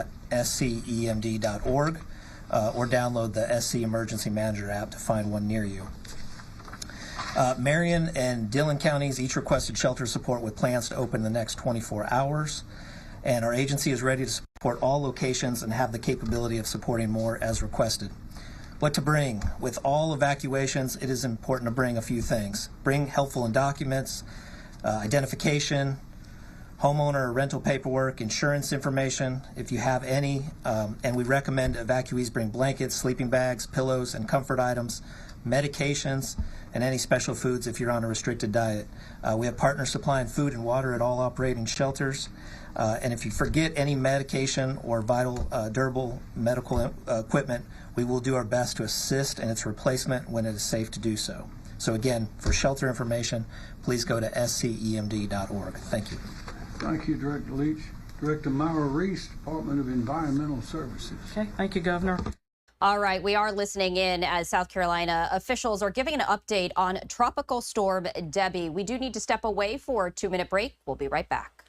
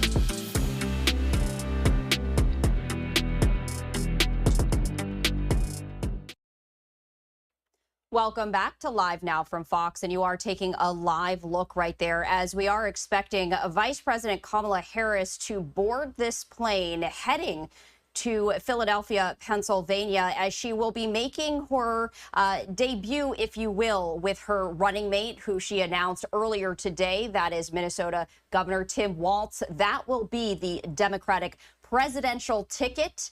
There was a lot of speculation as to who exactly Harris would choose. We've been hearing a number of names, including Governor Walz, but also Pennsylvania Governor Shapiro. Now it is official, as Walz will be Kamala Harris's running mate. And we have been asking you this question, and I did want to pose it to you once again.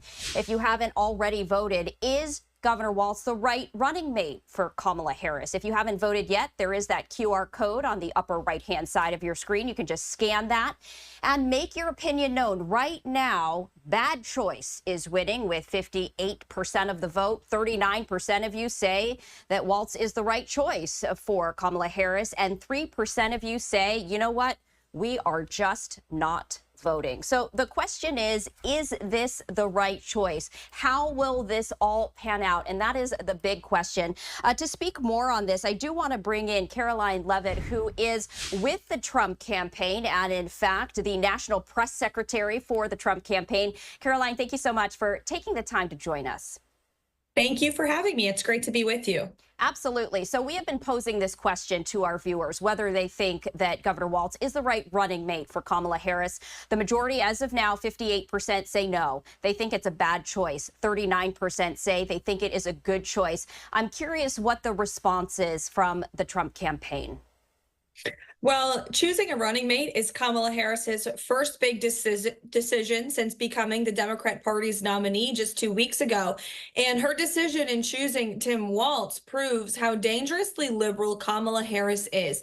Tim Walz has governed as one of the most far-left governors in American history. He has supported the defunding of the police in Minnesota. I'm sure many people remember what Minneapolis, Minnesota looked like in the summer of 2020, where there There were rioters literally burning the city to the ground in the streets. Tim Walz did not demand law and order in that moment. Instead, he sided with the violent rioters. Tim Walz is anti-American energy. Like Kamala Harris, he supports a ban on fracking. He has also signed one of the most radical environmental laws in the country, signing a ban on carbon-based fuels in Minnesota by 2040. The majority of Americans do not support that. They want America to be energy dominant. That's how we're going to bring down the cost of living in this country. And this ticket has now become the most far left ticket in history. So we will spend the next 91 days using all of our money and all of our time to expose Tim Walz and Kamala Harris's radically liberal records to American voters. And we're more confident than ever that President Trump will win on November the 5th. Now, Caroline, you mentioned that this sends a signal about Vice President Harris's progressive or possibly extreme stance. It's interesting to note, as former President Trump was speaking at the NABJ conference in Chicago last week, he was asked a question whether the vice presidential pick matters. In that particular instance, J.D. Vance. And former President Trump said, not really. All of them were great. J.D. Vance is wonderful. But at the end of the day, the voter is voting for either former President Trump or Vice President Harris. So in your opinion, do you think that Tim Walz even matters? Well, Tim Walz reinforces our message about Kamala Harris, and that is she's weak. She has supported failed policies, and she's dangerously liberal, and he is too. And Kamala Harris still needs to answer for her own record. It's been more than 2 weeks since she became the appointed nominee of the Democrat Party, and she has not sat down for an interview. Her campaign website does not include one policy position. She refused to commit to a debate that President Trump committed to in September. And all of that is because she is trying to run from her liberal record. She supports, again, a ban on fracking. She supports the defund the police movement. She has been the border czar for the Biden administration, yet has allowed an invasion of more than 11 million illegal immigrants from all over the world into our country. Just yesterday, we learned that 99 terrorists were allowed to enter freely. And Tim Walz wants to give those people driver's licenses. In Minnesota, he signed that law. So again, together, they make a dangerously liberal, out of touch ticket. And Kamala Harris ultimately is at the top of that ticket. And ultimately, she has supported 100% of the terrible, unpopular policies of the Biden administration over the past 4 years. Caroline, you mentioned a lot of issues that American voters they want to know more about, right? These are issues that affect everyday citizens. You're talking about the economy, you're talking about the border crisis, etc. You mentioned a debate, former President Trump wanting to debate Vice President Harris in September. Can you share with our viewers where that debate stands? Is that happening? When is it happening? Where is it happening? Well, President Trump agreed to a debate on Fox News Channel on September 4th. We hope Kamala Harris will change her mind and decide to show up no matter what. President Trump will be there. And if she does show up, well, then perhaps negotiations for more debates can continue. But that's the first one on the books. President Trump has committed to it. Kamala Harris has said she doesn't plan to show up. And again, it's because she's trying to run from her liberal record. If she wants to prove otherwise, then she should sit down for an interview with a journalist like yourself or many others whom I'm sure would love to ask her questions about her record and her position on the issues. It's interesting because, you know, and I'm interested in your take on this. Vice President Harris is saying that she would show up to the previously scheduled debate that former President Trump had, decided to do with President Biden. That was, of course, before President Biden dropped out of this race. Would that debate still happen? That was originally scheduled to go on another network, but I'm curious where that one stands. Well, that debate was agreed upon between President Trump and Joe Biden, who has since been forced out of the race. As of now, there is an invitation from Fox News for a September 4th debate between Kamala Harris and President Trump, and he has accepted that invitation. Now, moving forward, we'll continue to negotiate with the Harris campaign if they show up for this first debate on September the 4th, and we hope that they will. It's less than a month away. And we will wait with bated breath to see whether that debate will actually happen. Before we let you go, Caroline, just last thoughts for our viewers. Is the Trump campaign cheering this decision? Well, as President Trump put out on his Truth Social himself, thank you. Thank you, Kamala Harris, for proving how dangerously liberal that you are in choosing Tim Walz. We have a very deep opposition research book on the both of you, and we look forward to sharing it with the American people over the next 91 days. And just quickly, debate-wise, is J.D. Vance going to be debating Governor Tim Walz? Is that a possibility? It is. Just moments ago in the great Commonwealth of Pennsylvania, Senator Vance said that he will very likely agree to a debate with Tim Walz and is more than willing to do that. Wonderful. Well, Caroline, as always, we do appreciate you joining us here on Live Now from Fox. Thank you. And we do want to pose that question to you once again. Is Governor Walz the right running mate for Kamala Harris? Right now, we have more voting underway, and we appreciate you participating in this poll. 60% now say that Walz is a bad choice. 37% of you say it's a good choice, and still 3% of you say you are not going to be voting in November. So we will continue to update these numbers as they are coming in live right here on Live Now from Fox. I'm Stephanie Quinn. You are watching Live Now from Fox. Time right now is 2:44 Eastern, 11:44 Pacific. We're going to step away for a brief 2-minute break. We'll be right back.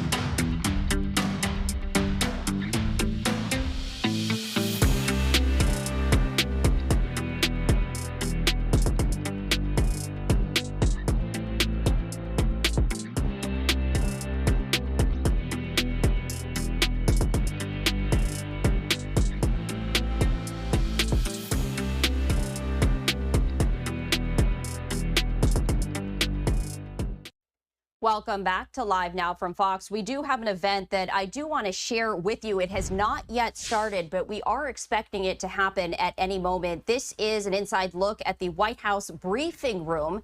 This, of course, comes on the heels of the announcement that Vice President Kamala Harris has chosen Minnesota Governor Tim Walz as her presidential running mate.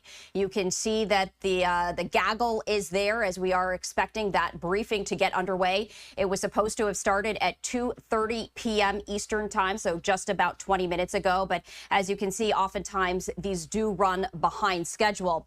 As we do await this live event, I do want to share this look with you and take you out to what we believe is North Carolina right here. As you can see that there is a President Joe Biden Investing in America event underway. So we're going to raise the volume and listen in.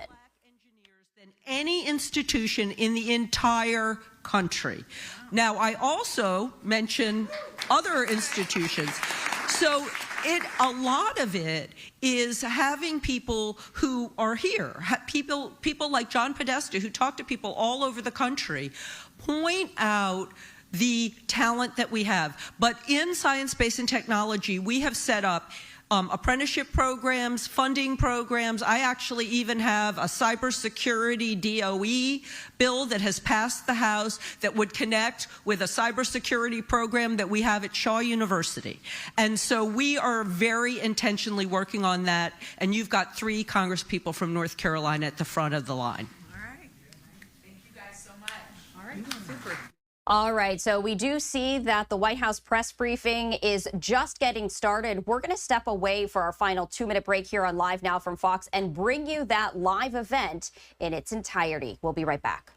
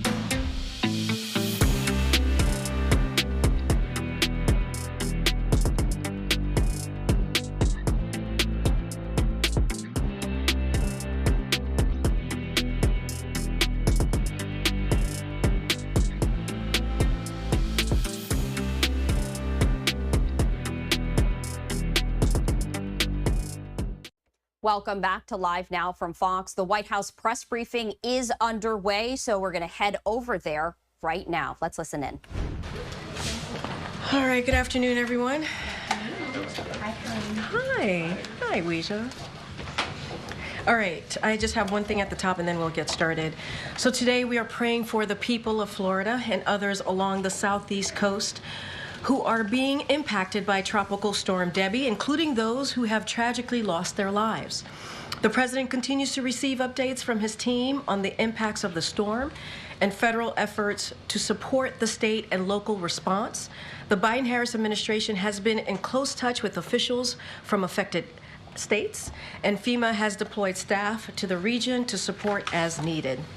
FEMA has also deployed multiple incident management assistance teams, urban search and rescue teams, as well as water and meals. Additionally, personnel from DoD, HHS, U.S. Army Corps of Engineers, and U.S. Coast Guard have deployed and are prepared to support as needed. The president has approved emergency declaration requests from the governors of Florida, South Carolina, and Georgia, which will unlock additional federal resources. This storm isn't over yet, so we urge everyone in its path to remain vigilant, heed the warnings of local officials, and visit ready.gov, again, ready.gov, for tips on how to stay safe. Darlene, good to see you. Good to see you too. Thank you. All right. Did the president get the news about Walz before news organizations started reporting on it or after? I can say that the president did receive a call this morning from the vice president ahead of the confirmation, the news being out there. So he heard it first from the vice president? He heard it first from the vice president, yes. And can you give us a little bit of color about where he was when he took the call? Was he in the Oval? What I can tell you, he was here at the White House. I can't pinpoint where exactly he was, if he was here or the residence, but he definitely heard from the vice president first. She called him to let him know of her pick. And then one foreign policy question. The readout of the president's call with LCC included this line that said President Biden thanked him for his determined leadership in the facilitation of negotiations that have now reached a final stage. I was a little surprised by the reference to final stage. Can you elaborate on that a little bit? So look, I'm not going to go beyond what the president stated. We have been very clear that it is important that the ceasefire deal, the hostage deal gets done. It has been a priority for this president for some time now. His team, you heard from National Security Advisor Jake Sullivan last Thursday, where he spoke about this. This has been a priority. You've heard from the president directly. He wants to get this done. He wants the war to end. He wants hostages to come home and to go home to their loved ones and families. And so we believe that this war, the end of this war, would significantly lower tensions in the region. And so we have been certainly laser focused on getting that done. I don't have anything beyond the readout that you received from us moments ago. And then quickly, is there any reaction to the announcement a short time ago by Hamas that they've chosen Sinwar as their new leader? Don't have anything to say at this point. Thank you, Corinne. Did President Biden have a favorite contender in the beefsteaks, and did he express that to the vice president? So, here's what I'll say, and I want to point you to the president's statement, right, that he put out not too long after the vice president made her announcement. Going to be really mindful. We're going to follow the law here and can't comment on 2024, but just to say, like, what he did mention, he has known Governor Walz for 2 decades and worked with him when they both served in Congress.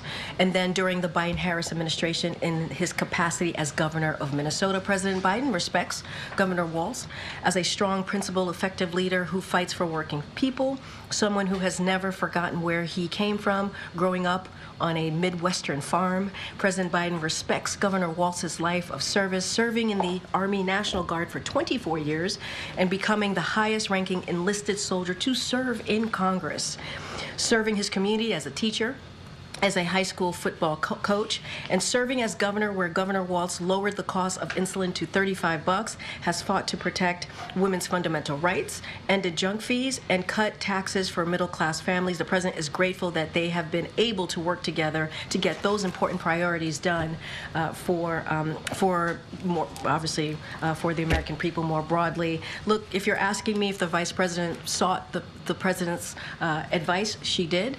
And we have said this before, and I've said this many times, they are a strong team together. She's a critical partner to this president. She has been for the past 3.5 years, and they have discussions regularly of both domestic and international importance. And this situation is no different. And so he did offer up his advice, and I'll leave it there. Okay. Turning to the economy in light of the July jobs report, Claudia Sam said that she doesn't think that the country is in a recession right now, but we're getting uncomfortably close to that situation.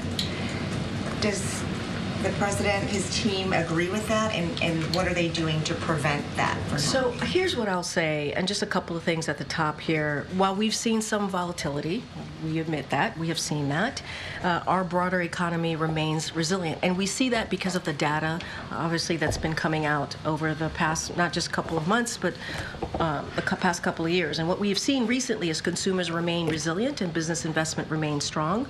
Unemployment, while up from 50-year lows, is still low at 4.3%, and that's important. You think about inflation, it's down by 2.5%, and the stock market is more than 35% under this administration, is up more, pardon me, than 35% under this administration. And so what we're going to focus on, we're going to focus on the middle class, we're going to focus on working families, we're going to focus on continuing to lower costs, whether it's prescription drugs, building homes that are affordable for folks, and taking on price gouging. It's very different than what the other side, Republicans, want to do. They want to give tax breaks to billionaires, corporations. That's what we continue to see them talk about, wanting to do.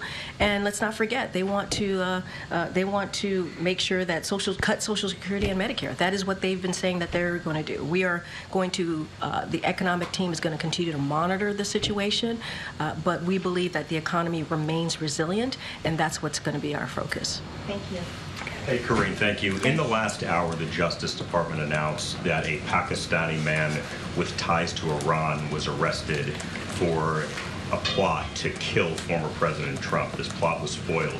We're not even a month from the assassination attempt in Pennsylvania. What is the administration's reaction to this? I mean, another assassination attempt on a So I'll say this. So we are aware of the indictment that you're mentioning by the DOJ today. Going to be really mindful. I will refer you to DOJ as it's an ongoing law enforcement investigation.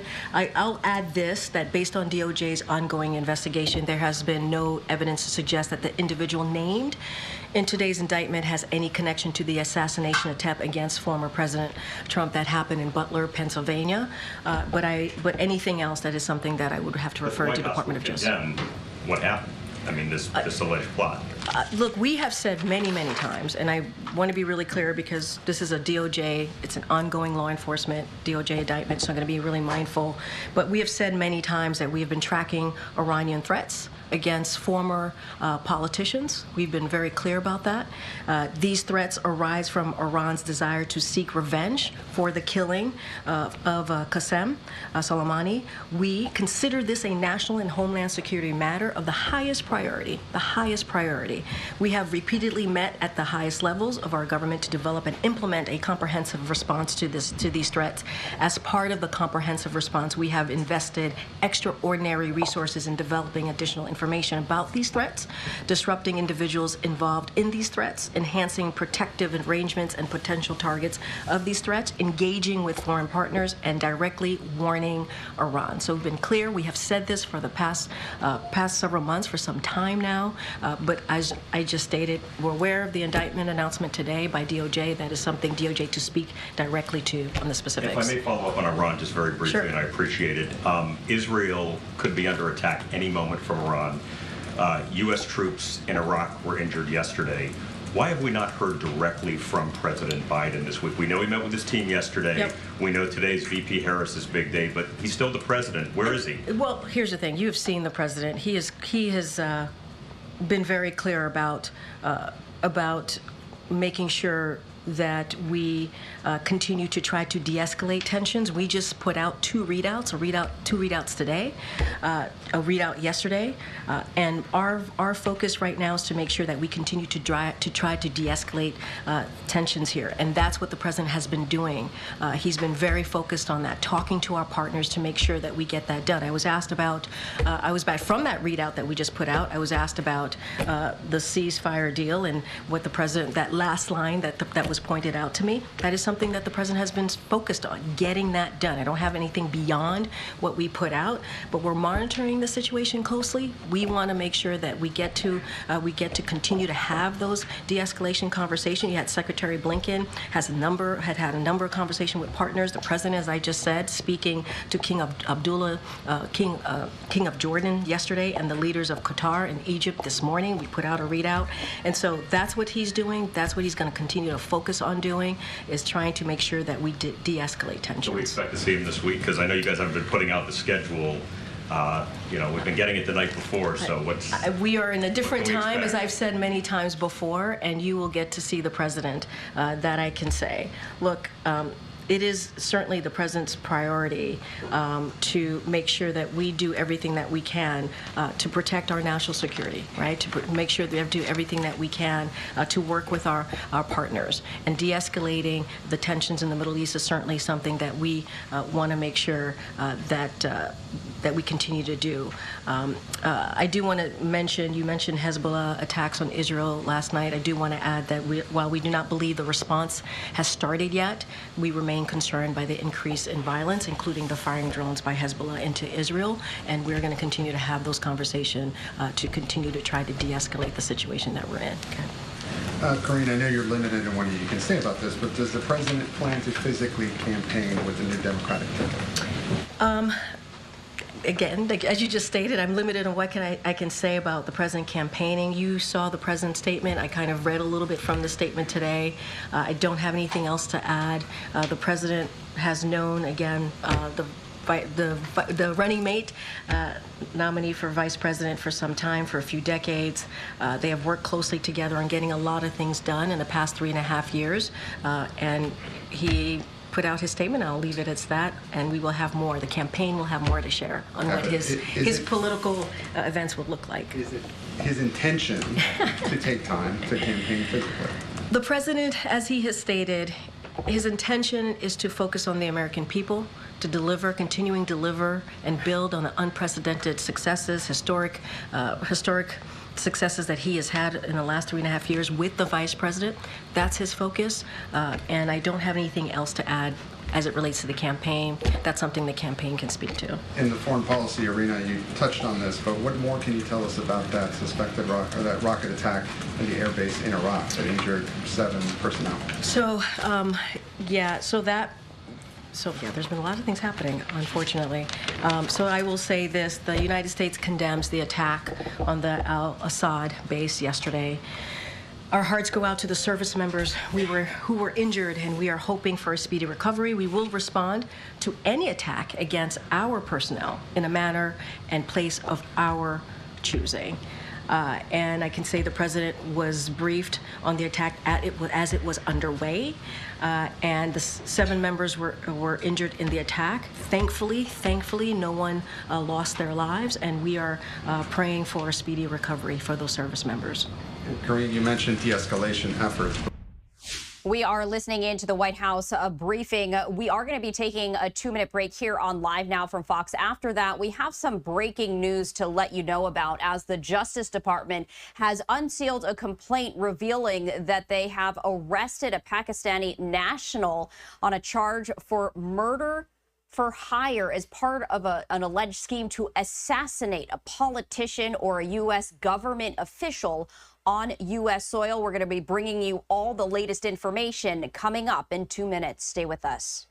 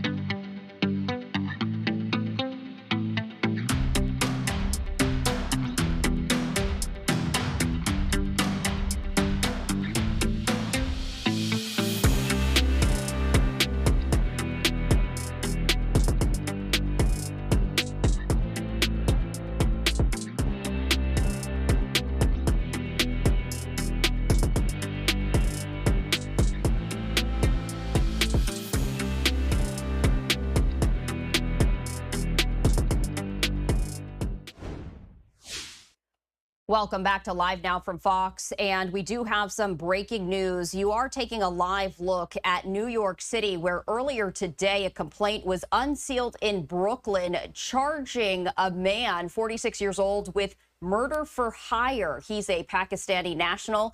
This is part of an alleged scheme to assassinate a politician or U.S. government official on U.S. soil. Law enforcement foiled this charged plot before any attack could be carried out. And that man, Asif Raza Merchant, is now in federal custody. I do want to share this statement with you from the Justice Department right here. And take a look at this. This is from the U.S. Justice Department saying, quote, "For years, the Justice Department has been working aggressively to counter Iran's brazen and unrelenting efforts to retaliate against American public officials for the killing of Iranian General Soleimani," said Attorney General Merrick Garland. Quote, "The Justice Department will spare no resource to disrupt and hold accountable those who will seek to carry out Iran's lethal plotting against American citizens and will not tolerate attempts by an authoritarian regime to target American public officials and endanger America's national security." FBI Director Christopher Wray also going to say, quote, "This dangerous murder-for-hire plot exposed in today's complaint allegedly was orchestrated by a Pakistani national with close ties to Iran and is straight out of the Iranian playbook. A foreign-directed plot to kill a public official or any U.S. citizen is a threat to our national security and will be met with the full might and resources of the FBI." We were also hearing from a number of other officials who say, quote, "The complaint unsealed today underscores yet again that those who engage in lethal plotting on U.S. soil will face the full force of the American justice system. The targeting of former and current officials by foreign actors is an affront to our sovereignty and our democratic institutions, and the Department of Justice will use every possible tool to expose and disrupt this egregious activity."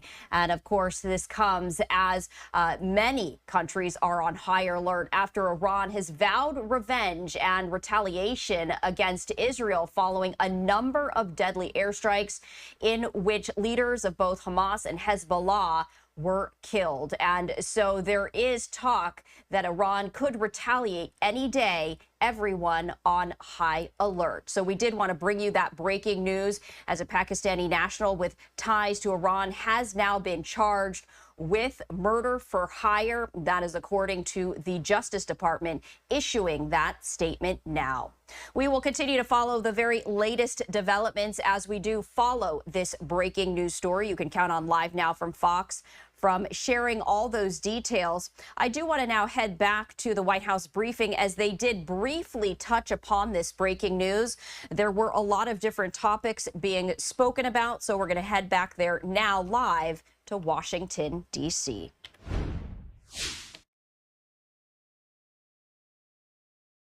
The Democratic Party, and we saw that, to your point. So he's not surprised. That's what he wanted. That's what he expected. And he also knew from the moment when he picked the Vice President Harris, right, to be his running mate back in 2020, he said very recently it was the best decision that he's made. And it was the best decision that he made because he knew that she would be ready to lead on day one, and has been a critical partner with him in the last 3.5 years. So he's not surprised. He's not surprised that she was ready to go. Yeah, Danny. Thanks, Green. You mentioned the importance of diplomacy. Have there been any direct contacts with Tehran itself to say, as President Biden would say, don't, or to tell them? So we send messages to Iran when it's in our interest. And not certainly going to comment from here on the messages or our channels. That's not what I'm going to do from here. What I will say is that we've been clear that we will defend Israel, but we do not want this conflict to escalate or spread. We've been very consistent about that from here. We do not want it to spread further into the region. We've convened the same messages to our counterparts in the region, as I've just stated, and asked them to encourage Iran to refrain from escalating tensions. And so these de-escalation conversations are going to continue. That's what we want to see. We're going to continue to have conversations on how to get the ceasefire deal done, to get hostages home to their families, to get that humanitarian aid, continuing to get that humanitarian aid into Gaza. And that's what we want to see. We want to see the war in Gaza end, and obviously we want to see a de-escalation in tensions as well in the region. And just one other thing closer to home. Can we expect any kind of press conference from the Vice President at any time soon? Oh, that's for her team to speak to. I can't speak to that from here. Go ahead. Okay, thanks, Corinne. Just wanted to see, so on the ceasefire, what is President Biden's current timeline? It's now, almost middle of August. Does he think he can get this done by the end of his term, or what is the timeline he is tracking? It's critical. It's a priority to get this done, and we want to get it done as soon as possible. That's what we've been working on. His team has been working on this 24/7. It is critical. It is important to get the ceasefire done, to bring hostages home, to get that humanitarian aid in to Gaza, continuing to increase that humanitarian aid. He wants to see the ceasefire deal done. And does he think it will be done before the election? I don't have a timeline for you. This is not about politics here. This is not about the election. This is about the right thing to do. And that's what we want to see get done. Just on the economy, has President Biden, has he met with any bank CEOs or have any plans to, meet with, I don't know, maybe? Don't have any meetings to read out to you at this time. Go ahead, Annie. Also, thank you. On the economy, does the president have a view, or the White House have a view about what caused the sell-off on Monday? Like what the sort of reason was for it? Look, I can tell you that he's been briefed by his economic team, he and the vice president. They're aware. They're going to continue to stay updated. Don't have anything beyond that. What I can say is the broader economy remains resilient. We believe, that's what we believe, the U.S. economy remains resilient, and we're going to continue to do the work on behalf of working Americans and also the middle class. That is going to be our focus.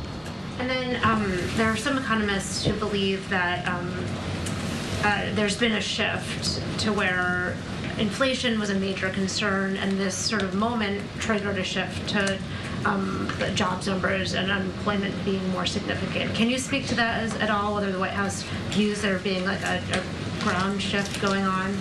So, look, what we're seeing is the steady and stable growth we've called for. That's what we're seeing. Talking about the jobs numbers from last week, I believe, and look. This is a president that took on an economy that was in a downfall, right? Because of the pandemic. We saw businesses closing, schools closing, and he had to come in and do what you've seen him do this past 3.5 years, turn the economy around, restart the economy. And we have seen the economy grew strong in by 2.8% last quarter, nearly 16 million jobs, the lowest average unemployment, as I just mentioned, that we've seen, inflation down 2.5%. That's because of the work that this president has done. So we're seeing a steady and stable growth, as we have been talking about for some time, and we're seeing that. That's what we believe the jobs numbers showed us just last week. It is very different than what Republicans in Congress want to do.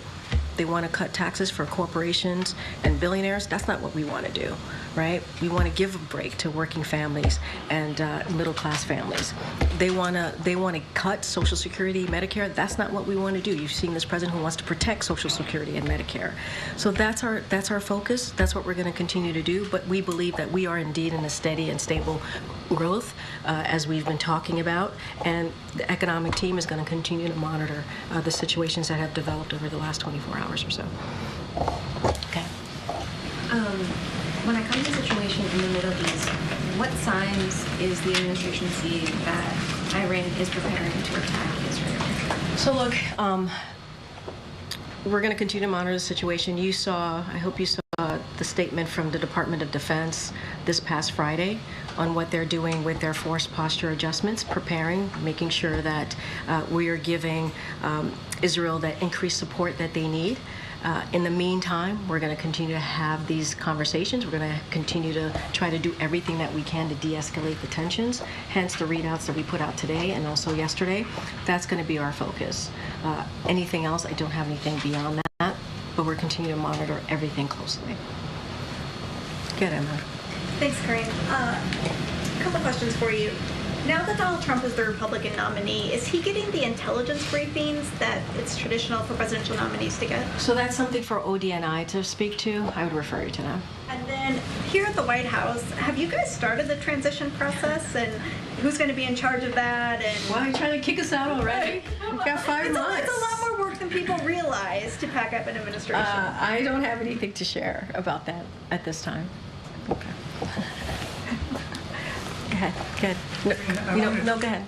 Thank you so much, Corinne. On foreign policy, starting with Venezuela, can the White House clarify where it stands on Edmundo Gonzalez? Does the administration see him as a legitimate president of Venezuela?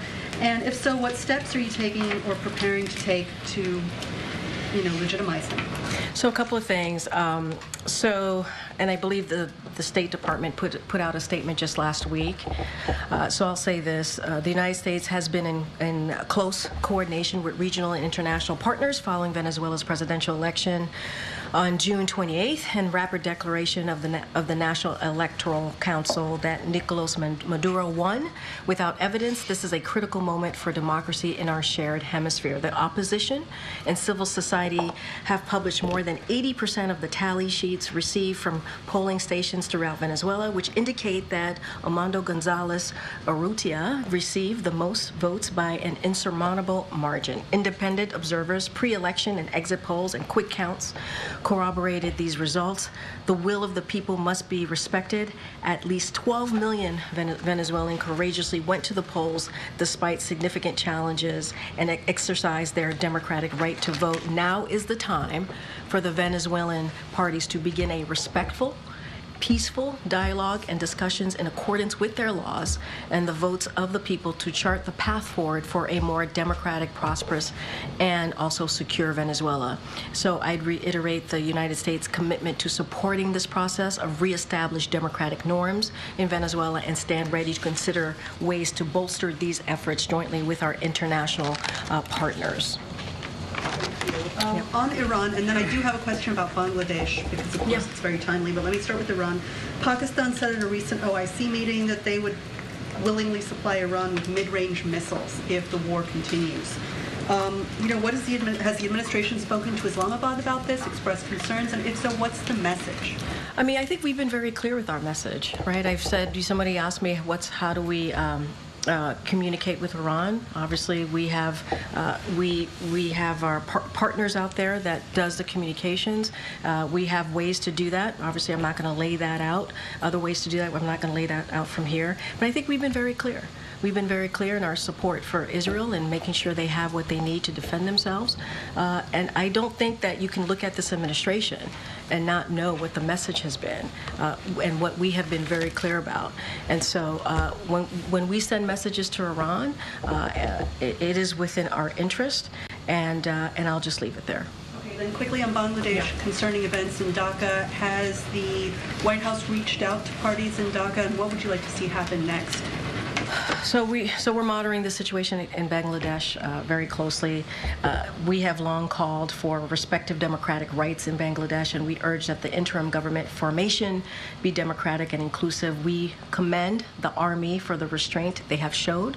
We encourage all parties to refrain from further violence and restore peace as quickly as possible. We express our deep concern and sadness about the reports of casualties and injuries over the weekend and past weeks, and we share our deepest condolences with those who lost loved ones and those who are suffering. It will be vital for the new government to carefully and credibly investigate all attacks and provide accountability and justice for victims. Go ahead, Garen. Today is the 59th anniversary of the Voting Rights Act.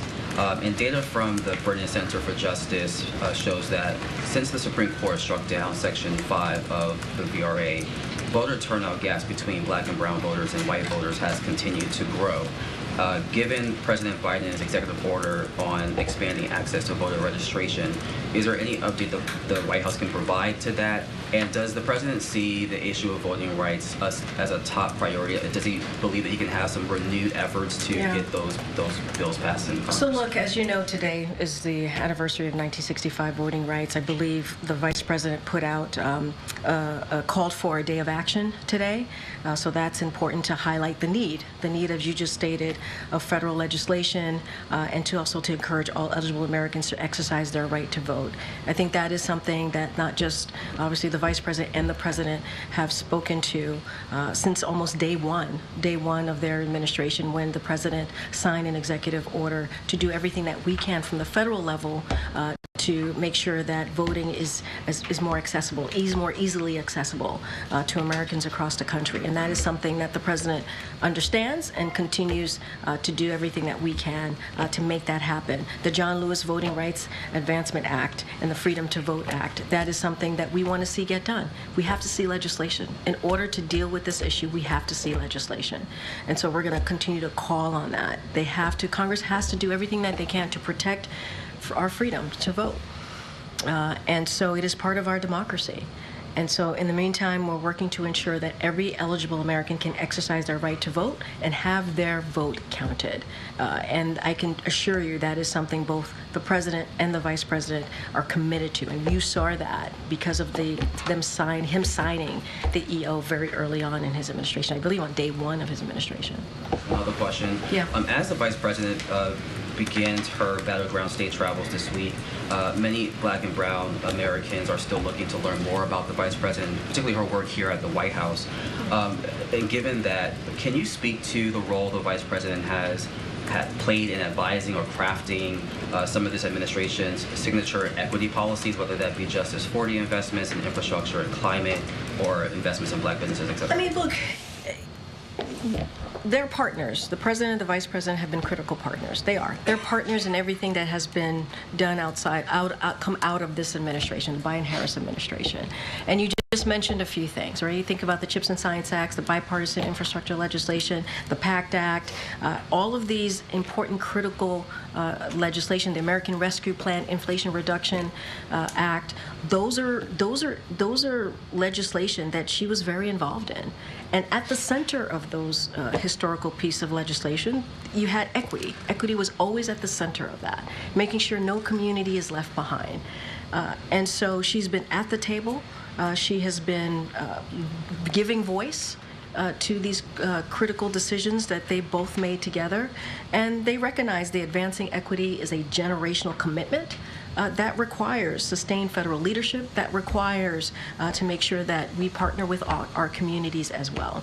And so this is something that we are going to continue to do. We talk about the next 5 months. Obviously, this is something that this president and the Biden-Harris administration wants to continue to do and uphold. I mentioned today how the Vice President called today a day of action because it is an anniversary of 1965 Voting Rights Act. And so we are acutely aware. We are acutely aware of what's going on. And that's why the President on day one signed that executive action. Thanks, Fran. A couple of questions on disparate topics. One of the President's aspirations for the remainder of his term is Supreme Court reform or restructuring, however you want to term it. At the weekend, Justice Gorsuch said in a TV interview, quote, "I just say, be careful." Does the White House have any response either to the implication of a lack of carefulness? Or no. I'm not going to comment to the justice. The president made himself very clear. Over a week ago, he went to Austin, Texas, went to LBJ Library, gave a very, I believe, important speech. He believes an important speech on reform and for SCOTUS, right? Supreme Court reform. It is important. He laid out 3 ways to get to that point. A lot of that, obviously, those 3 ways that he laid out is supported. Many of that is supported by conservatives, experts on this. And look, the president believes that nobody's above the law. Nobody's above the law. The highest court of the land should not be above the law. And he wants to work with Congress on making that happen. He laid that out very, very clearly. I'm not going to respond to the justice. And just a very different topic, Corinne. We're just a day or 2 away from the 1-year anniversary of the wildfires that affected Maui and specifically Lahaina so seriously. As far as I know, there are a number of people still struggling with long-term housing needs and so forth. Yeah.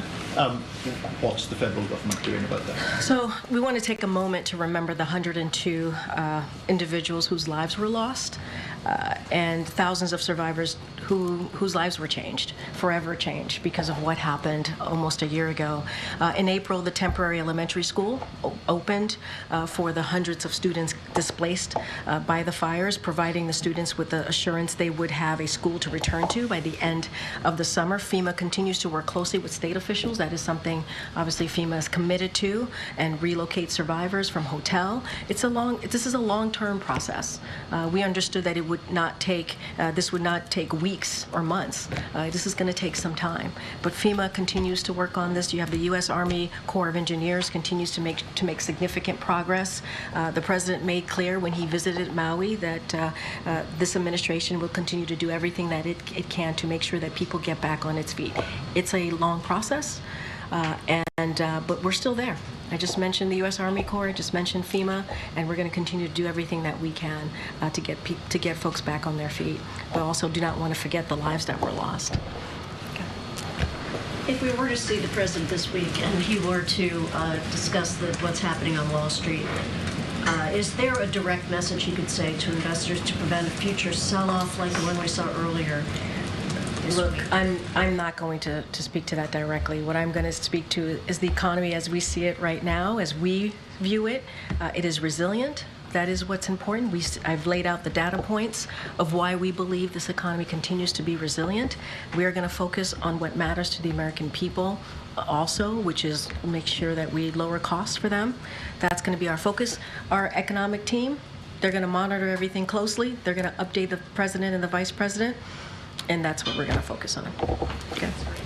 Thank you. 2 weeks ago, the president said he would appoint a new director to the Secret Service following the resignation of former Director Cheadle. Is there an update on that process? Could it happen before the election, or perhaps it's after the election? Is there any update on the independent review? So this is not about politics. It's not about the election here. This is about making sure that we find the right person for the job. The president has always taken that very seriously when it comes to appointing people for important positions here in this administration. I don't have a timeline, an update for you at this time, but the president is thinking through this, wants to make sure that we have the right person for the job, and once we have an announcement, obviously, we will share that with all of you. Okay. Update on the independent review into the Trump assassination attempt? I don't have an update on the independent review. Obviously, when we saw the assassination attempt of the former president, the president took that very seriously. He spoke right after, talked about wanting to make sure that we had an independent review, wanted to make sure that the American people got the answers, and so they're going to continue to work on that, and also talked about lowering the rhetoric, right? Making sure that we lower the temperature. He condemned that act of violence. There should be no form of violence in our politics, and so he's going to continue to be very clear about that. The review continues. Once they have more to share, certainly we will share that with all of you. Okay, Toulouse. Thank you. Republicans are attacking Governor Walz as a radical liberal. They pointed to his policies on climate, on gender, on free school meals for children, free tuition. One Republican congressman said that the Harris-Walz ticket would be a socialist dream, and I wonder if you have a response from the White House on this. I mean, look, I think this is some place where I would refer you to, obviously, the president's statement about Governor Walz, and I certainly will leave it there. But when it comes to the Biden-Harris administration, we cannot forget we inherited a skyrocketing murder rate. That's something that we inherited from the prior administration, and working together, we were not only turned that around, but have brought violent crime to a 50-year low. That is something that the president was able to do with his partnership with the vice president. We are listening to the White House briefing right there after Vice President Kamala Harris officially making the announcement that Minnesota Governor Tim Walz is her running mate, and we are anticipating seeing them together for the very first time after this official announcement at 5:30 p.m. today out of Philadelphia. And this is a live look right here of the city as we are expecting them to hold a rally as the official Democratic presidential ticket. So we are going to step away for a 2-minute break here on Live Now from Fox. After that, we are going to be speaking with David Washington, the CEO of Jane Washington political firm, to talk more about this breaking news as we do anticipate Harris and Walz to attend and hold that rally for the very first time as that official presidential candidate and her running mate in just about 2 hours right there in Philadelphia. That conversation with David coming up in 2 minutes. Stay with us.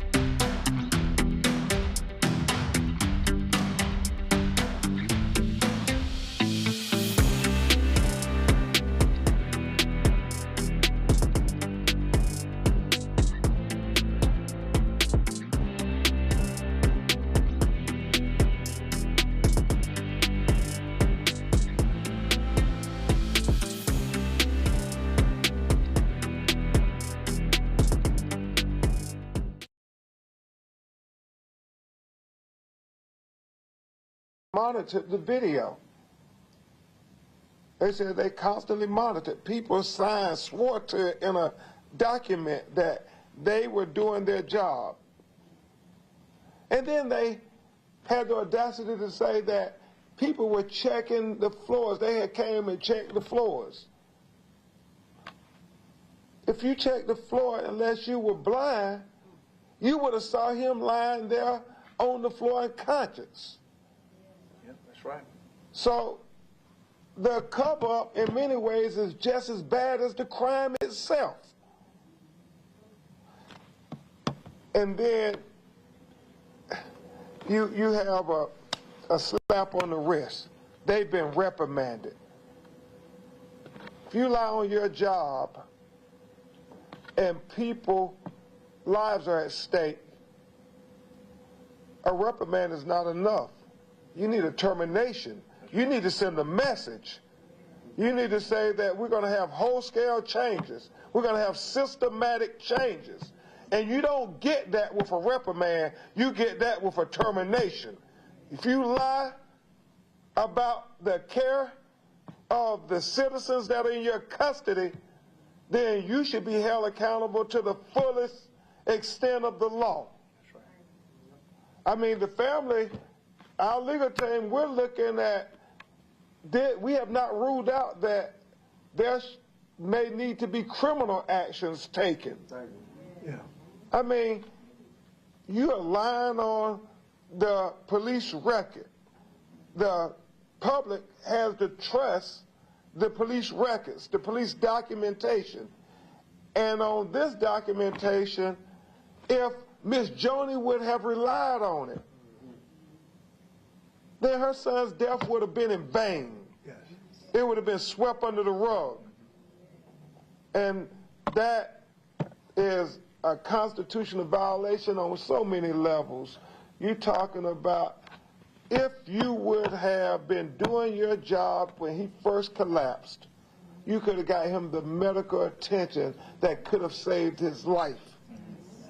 And you have a constitutional duty to render medical care when it's reasonable that you do so. And then when they left him laying on the floor like that, Ms. Jones, I'm so sorry, but that's cruel and unusual punishment. To leave him there for 2.5 hours. And so if you take them at their word that they were monitoring the video surveillance, how is that not cruel and unusual punishment? You see a man fall, hit his head, and you just let him be dragged in the cell, dragged out, and lay there for 2.5 hours? If they were telling the truth, then that's cruel and unusual punishment. If they said it's true that they really were monitoring the floors and they saw him when they did the checks, when they said they physically walked the floors and they just left him laying there, that's cruel and unusual punishment. The cover-up is just as bad as the crime. We need action. The cover-up, at least in Miss Joni's mind, is real, because when she went to get the autopsy, she got it. She got called back and said, we have a mistake in the autopsy. I know you good reporters helped her along the way, and thank God for you all doing your jobs. But autopsy said 27-year-old white man. They said it was a typo. Ms. Joni questioned how you type those words wrong. But then she said, is there anything else in here that is a mistake? And they said they don't think so. She went and looked at the report. She knew from talking to the nurses at the hospital on day one. They did a blood draw. They checked. They said no drugs in his system. He had been in jail for over 6 weeks. How could he get drugs in his system? If he got drugs in his system, that's another issue. Right, Marcus? Yes, sir. That's right. Mr. Reed? Yes, sir. That's another issue. And so somehow they then concluded that, I guess they put on the medical record from somebody. I don't know who said this. What person at the jail told the medical people this. Suspicion of him taking a great quantity of drugs. So you're admitting that you let drugs in your jail? Mm-hmm. You know, you can't have it both ways. But the nurses told this broken-hearted mother he had no drugs in his system. So how does drugs appear in his system at autopsy? We're going to get to the truth. We're going to get to the truth because this mother won't allow us not to get to the truth. She demands the truth for her son, Christian Collins. Yes, she demands justice for her son, Christian Collins. She demands accountability for her son, Christian Collins. Say his name. Christian Collins. Say his name. Christian Collins. Say his name. Christian Collins. And we're going to get justice for Christian Collins. Yes. Before you hear from his mother, who's going to tell you about all the efforts she has tried to do to get to this point, to get justice, you're going to hear from my great co-counsel, Attorney Chance Lynch, who I've had the honor of working with on very similar cases all across America. And we fight and dig until we get to the truth. And the Cobb County Sheriff's Department, we're going to get to the truth. You might as well do the right thing now. Hold those officers accountable, not with a hand slap, but with a termination. Send a message that Christian Collins' life mattered. Attorney Chance Lynch. Good afternoon, everybody. We're certainly grateful for all the press and those who are here because you enable us to be able to represent families like Ms. Milburn. And so, as Attorney Crump said, it never gets old to have to go all over the country and represent families like Ms. Milburn and Ms. Smith, who has lost a loved one. These sisters and these brothers who stand behind us and as we stand beside. And one of the things, and again, my name is Chance Lynch from Lynch Law in Charlotte, North Carolina. One of the things that that really troubles me is when a police officer, that includes jail guards, take an oath. They have an inherited responsibility to act with integrity. Yep. With integrity. How can you be integral if you have so many inconsistencies? Can you imagine how many mothers who are grieving just like Ms. Milburn, and in their grief gave up? All right, it does appear that that feed has frozen. So what we're going to do is we're going to step away for a 2-minute break. This was a news conference out of Atlanta, Georgia, as Attorney Benjamin Crump, now representing the family of a veteran found dead in a jail there.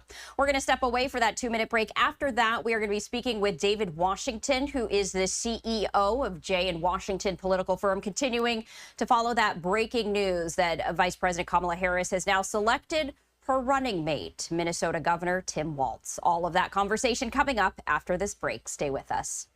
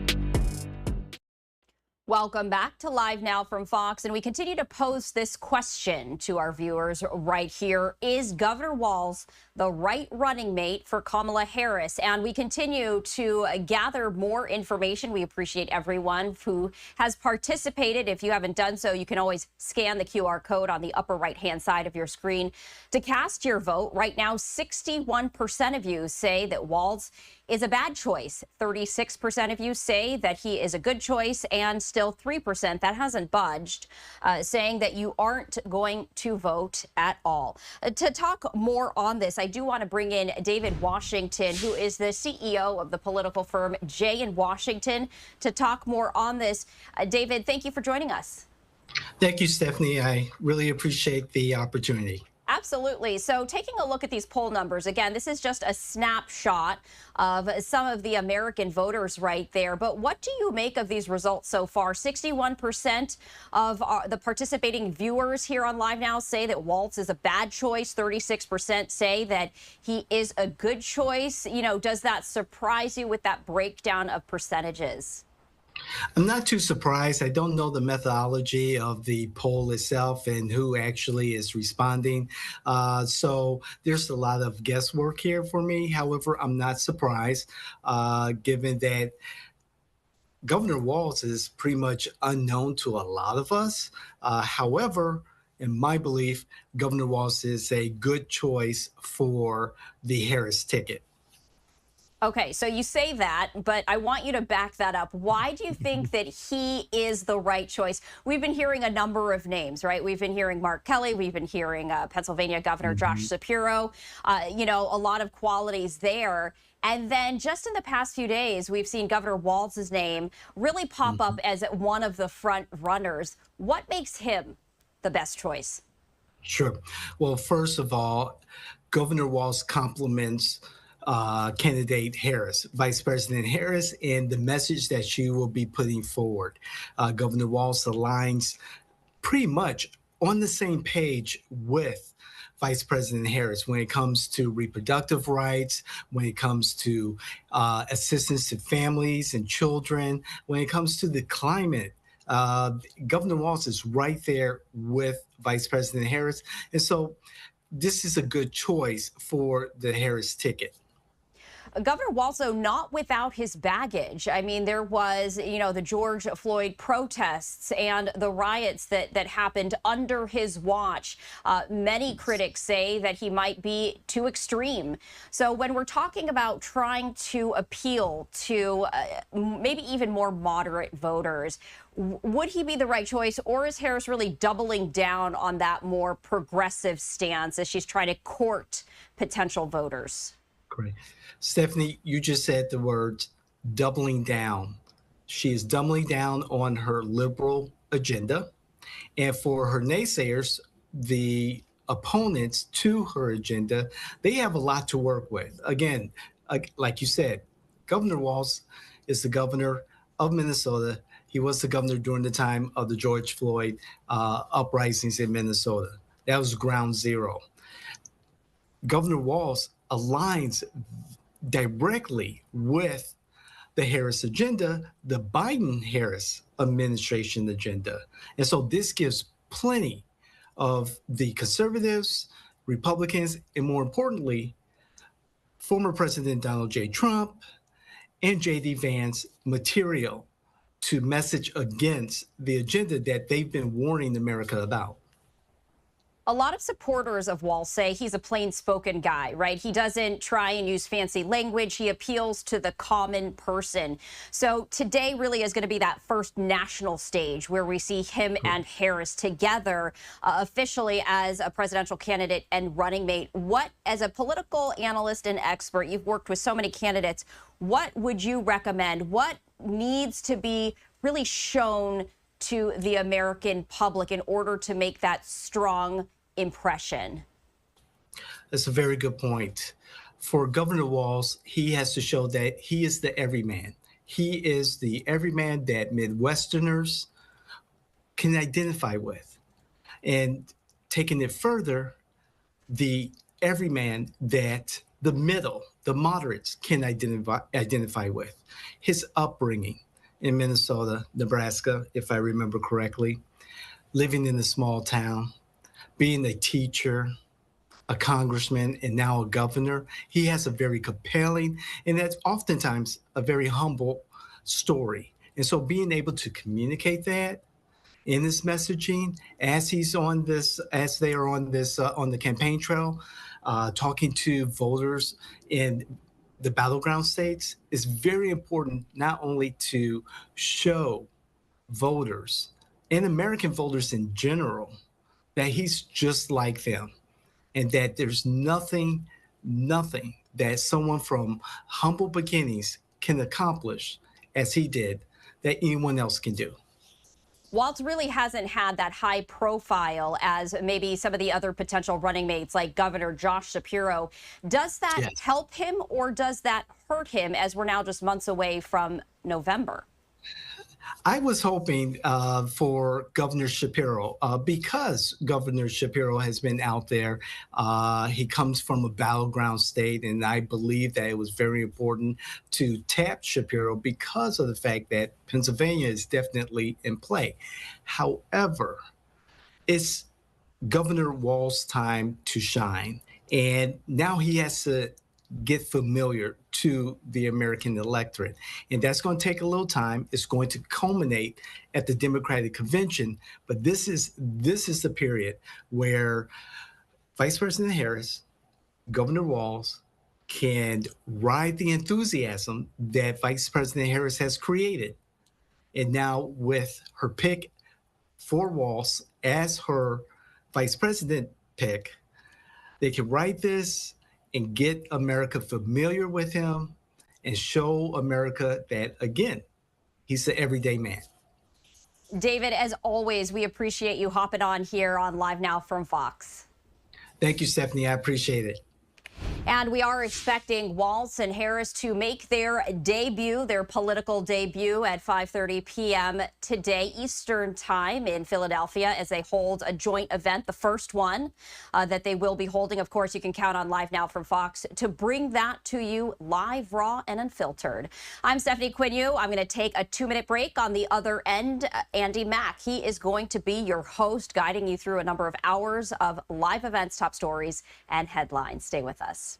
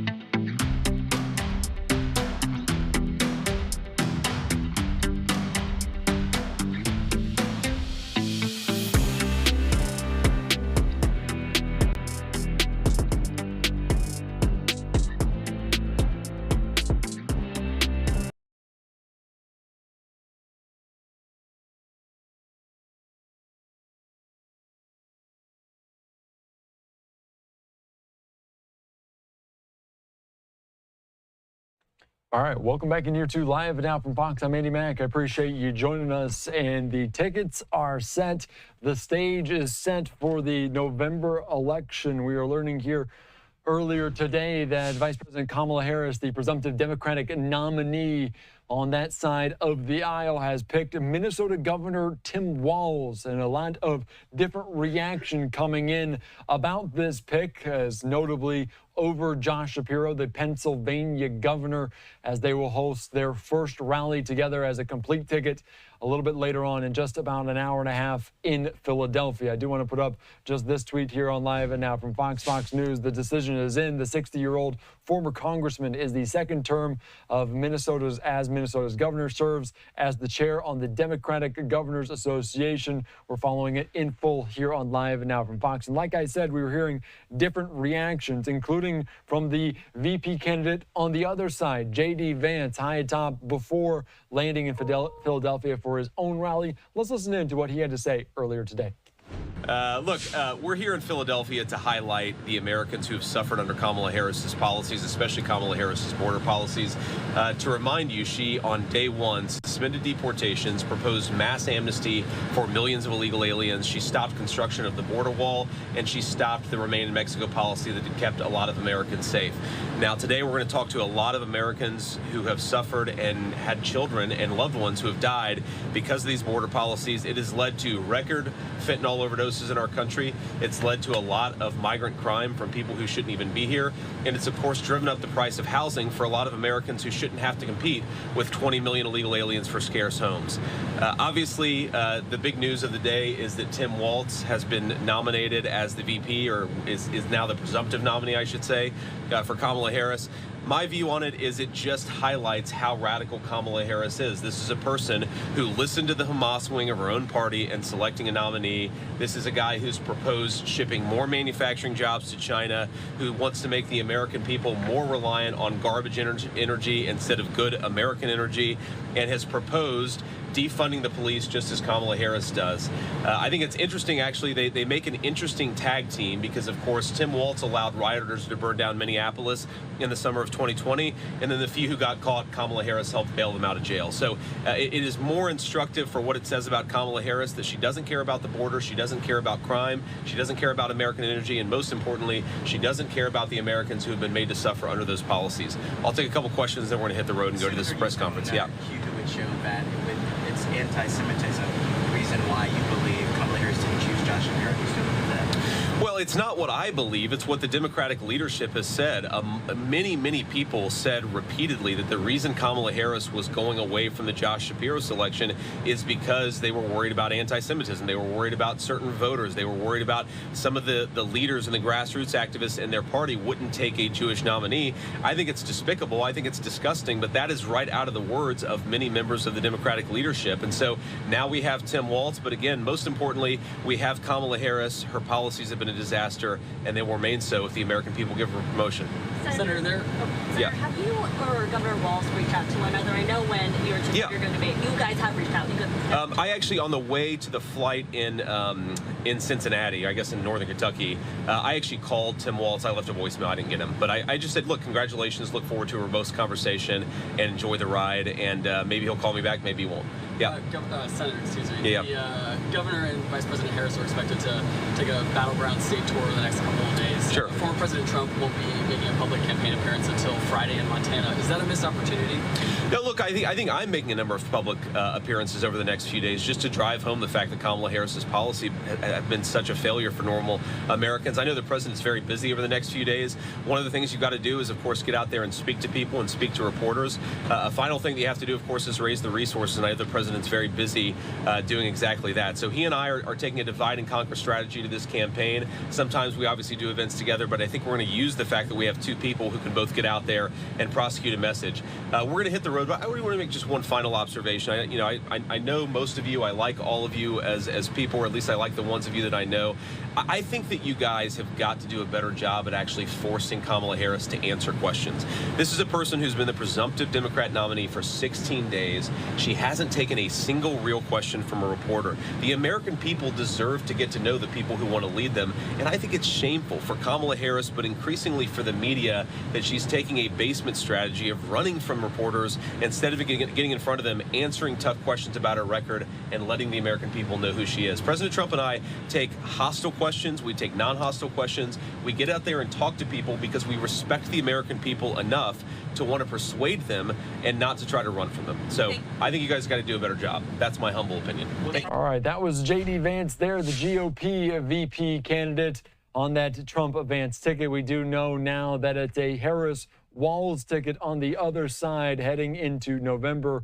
Of course, we're following it all in full here on Live Now from Fox and JD Vance there in Philadelphia, campaigning to supporters, to potential voters.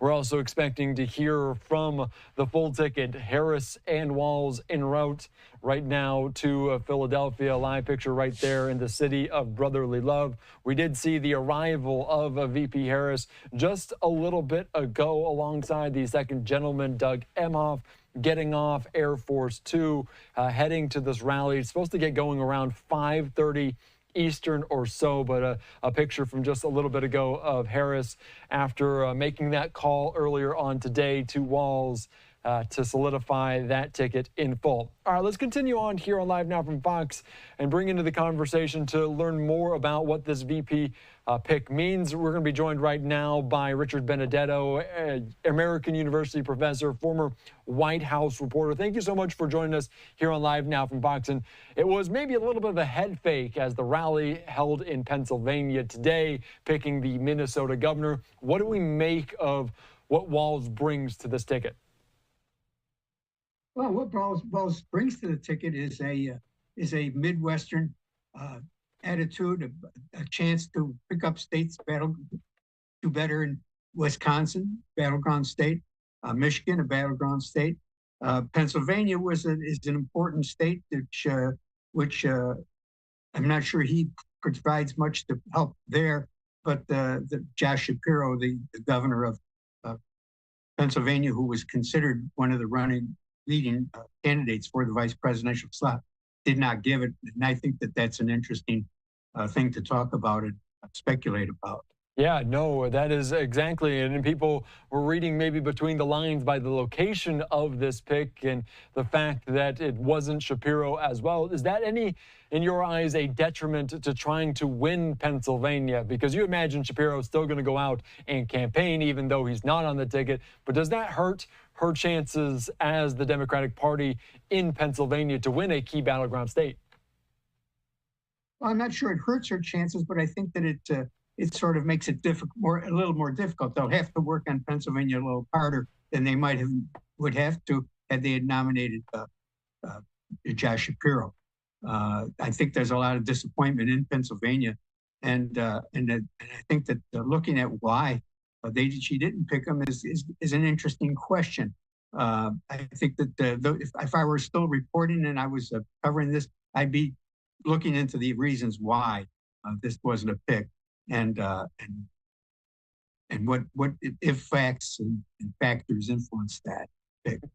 Yeah, no, that is a very good point. And maybe one of those reasons, one of the criticisms of Josh Shapiro is his ambition and just maybe trying to be a president one day himself. Do you think that was maybe to his detriment, to be a little bit too ambitious, too dogged on the trail as a campaigner? I think that the bigger factor, that's a factor. There's no question about that would be a factor. I think the bigger factor is the fact that he's Jewish and a supporter of Israel. And I think that the Democratic Party right now is in a position where it does not want to be looking like it is overly supportive of Israel. That seems to be the strategy that they're embarking upon during this campaign. And I'm interested to see how this plays out. Yeah, no, that is a very good point. And just from the historical perspective, Tim Walz there coming from Minnesota, not necessarily always a battleground state. Is there anything in your mind? Does this kind of pick your interest in historical context anyways, just as a VP pick from Minnesota? Well, I think that he'll bring some muscle to the ticket to help with Wisconsin, which is a battleground state and an important state, and Michigan. Notice that, Michigan has always been an important state for the Democrats, but it's always been kind of a state that has to be battled in hard. And so he can help there. He can help in Wisconsin as well. And I think that there's going to be a lot of disappointment in Pennsylvania that Josh Shapiro did not get picked. And I think that means that Harris is going to have to work harder in Pennsylvania than she now would have had she had Josh Shapiro on the ticket. Correct. Yeah, and maybe work maybe not as hard in states like Minnesota and Wisconsin, kind of letting Walz kind of lead the charge there as well. I do have to ask you, because today is the first time they're really going to be on the stage together as a full ticket. How important is this rally today to kind of set the tone for this campaign that's now very condensed since Biden just dropped out a few short weeks ago? Well, it's important because it's going to be the first time that the nation gets a look at the two of them, Pennsylvania particularly, but the people watching on television. This is going to be a big introduction for Walz, and so therefore it's strategic. And we should have been tipped off. We in the media should have been tipped off that when she was holding the rally in Pennsylvania, right, that she probably wasn't going to pick Josh Shapiro, because they don't need to hold a rally in Pennsylvania with Josh Shapiro on the ticket. They could have gone somewhere else with Josh Shapiro. She could have taken Josh Shapiro out to Michigan or to Wisconsin or even to Minnesota if she picked him. But I think that what's holding up the picking of Josh Shapiro is the fact that he's a supporter of Israel, and right now the Democratic Party doesn't seem to want to be too identified strongly as a supporter of Israel. No, that is a very good. That is a very good point. I do have to ask you, because you see some of these picks come in, and we've seen J.D. Vance from Ohio not necessarily getting a ton of support from Ohio, and maybe the same goes for Tim Walz. This Tom Emmer, a representative there, saying it's not surprising that Kamala Harris picked Tim Walz to be her running mate. He embodies the same disastrous economic, open border, soft on crime policies Harris has inflicted on our country the last 4 years. Walz is an empty suit who's worked to turn Minnesota in that direction. So there's just some criticism in. Maybe can you speak to the criticism that we might hear in the days and weeks that follow after this pick that they kind of turn to with this Walz pick? Well, most of the discussion, about the vice presidential candidate is taking place now, this week. This week will be vice presidential discussion week. After that, the race will go back to talking about the main candidates, Donald Trump and Kamala Harris. Therefore, we're just going through this little bit of a honeymoon with the vice presidential, because we hadn't had the pick before, and so therefore we're going to look at it for 2 or 3 or 4 days, and then the national media will forget about it for a while. But while under the radar, the candidates, the vice presidential candidates, both Walz, Governor Walz, and Senator Kelly. Senator Kelly. That's there's going to be a less focus until if they have a debate, then we'll look at a debate between the two. But people vote the top of the ticket for the most part. No, that is a good point, and just the rapid nature of the news cycle right now. Richard, before I let you go, I do have to ask, maybe what's the focus for you over the next few weeks with this campaign as they really kind of piggyback off each other in several battleground states? What are you going to be focusing on over the next week? Well, I pay attention to how Kamala Harris goes out and presents herself. She's got to walk a tightrope because she's got a lot of issues within the Democratic Party that she has to be careful with. For example, the Israel question. The Israel question, traditionally, Jewish voters vote Democratic, but the party has not been strongly supportive of Israel with this battle, this latest war that's been going on in the Middle East, and I think that there's a line. And then with the not picking Josh Shapiro adds to that fuel. And so therefore, it's one of those things that we have to be watching. One, what the Republicans try to do to take advantage of, if they do, and two, what the Democrats try to do to gloss it over. No, I think it's a serious issue in the party. No, I agree. It's a very interesting point, of course. That may be the reason, and we may never know the exact reason, but we continue to report on it. All right, Richard Benedetto, thank you again. Your experience, your insight is invaluable. We appreciate your time. Good to talk to you. All right, thank you so much. All right, let's continue on here on Live Now from Fox. Great conversation there about the VP pick, Tim Walz, the governor from Minnesota. A live picture right now inside of that venue in Philadelphia. The first time these two individuals will be on the stage together as a complete ticket. But we're also getting just this, a video from the Harris campaign making the call to Walz from earlier today, asking him to be her running mate as they try to win the White House. Let's listen into this on Live Now from Fox. Hi, this is Tim. It's Kamala Harris. Good morning, Governor. Good morning, Madam Vice President. Listen, I want you to do this with me. Let's do this together. Would you be my running mate and let's get this thing on the road? I would be honored, Madam Vice President. The joy that you're bringing back to the country, the enthusiasm that's out there, it'll be a privilege to take this with you across the country. Well, let me tell you, I have just the utmost respect for you. I have really enjoyed our work together. You understand our country. You have dedicated yourself to our country in so many different and beautiful ways. And we're going to do this. We're going to win. And we're going to unify our country and remind everyone that we are fighting for the future for everyone. So let's get out there and get this done, okay? Let's do it. Do the work in front of us. Let's win this thing. That's right. All right, buddy. I'll see you soon. Take care. Thank you. Okay. Yeah. Bye. All right, that was posted there just a moment ago on the Twitter for Kamala Harris as she asked Tim Walz, the governor from Minnesota, to accept it as her running mate. And now on the header of his Twitter, it says, running to win this thing with Kamala Harris. That could be a message, a theme, a motto of this campaign moving forward. We'll take you out to that just about over an hour until they're set to take the stage. We'll have it in full here on Live Now from Fox. But first, let's line away for a quick 2-minute break.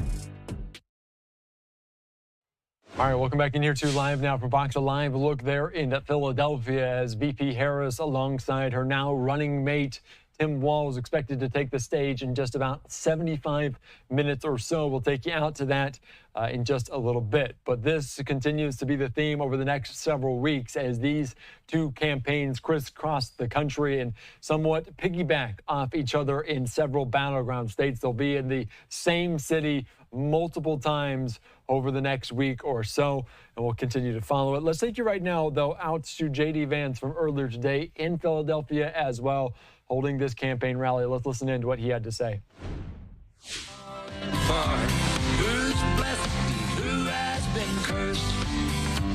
There's things to be done all over the world. Wow. Well, it's great to be in South Philly, isn't it? So here's what I'm going to do. I'm going to say a few brief words, and I thank you all so much for being here.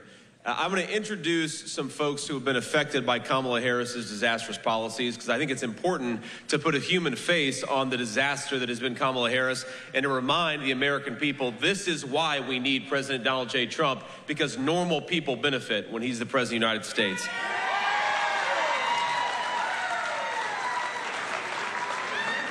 But first, let me say just a few words, and then we'll take some questions from reporters. But let me just start out by saying that Kamala Harris has been such a disaster as vice president of this country that everywhere she goes, chaos and uncertainty follow.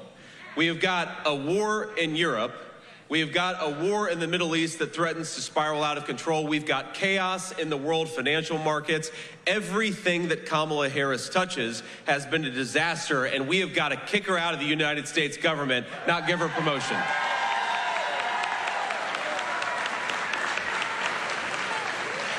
Now today in particular, I've already met with some people who have really suffered because of Kamala Harris's border policies. And let's just count the ways in which our borders are open the American southern border. On day one, Kamala Harris suspended deportations. On day one, Kamala Harris stopped the Remain in Mexico policy that kept our country safe. On day one, borders are Kamala Harris. She stopped construction of the southern border wall. And on day one, she proposed amnesty for millions of illegal aliens in this country. And we know that every time Kamala Harris took an action to open the American southern border, it is families like many of those who stand behind me today who have suffered the most. And now, for the past 2 weeks, Kamala Harris has been saying that she wants a promotion. I think we ought to say to Kamala Harris, you're fired, and rehire Donald J. Trump as President of the United States.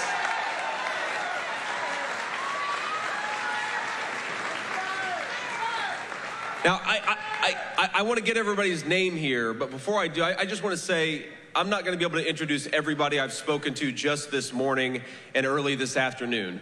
But you've got people who have lost loved ones just in the last few weeks to gun violence because we won't lock up violent criminals in this country anymore, thanks to the policies of Kamala Harris.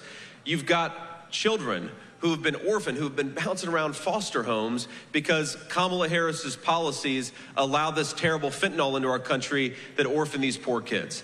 And you've got parents who have lost loved ones, who have lost children, because we keep on allowing the Mexican drug cartels to turn our country into a drug trafficking zone.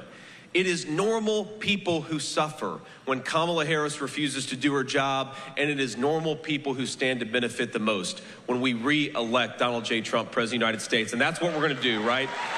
That's exactly what we're going to do. So I want to make sure I get these names right, but I want to thank Dave Torres for being here, a great American. Amanda Navarro is here with us. We've got Jack Kilkus and we've got Terry Stark. Again, these are people whose loved ones have suffered and in some cases died because Kamala Harris doesn't do her job. And I want to invite a few people up to just give some personal testimony. And before I do, I want to say what amazing personal courage it takes to be here and to be willing to offer your personal story. I know it's not easy, and I know this is sad, heart-wrenching stuff, but the American people need to understand what are the consequences of screwing up this election. And so I appreciate you all being here very much. So first, I want to start with Denise and Mike Trask. Trask, you guys want to come up here? Thank you all. God bless you.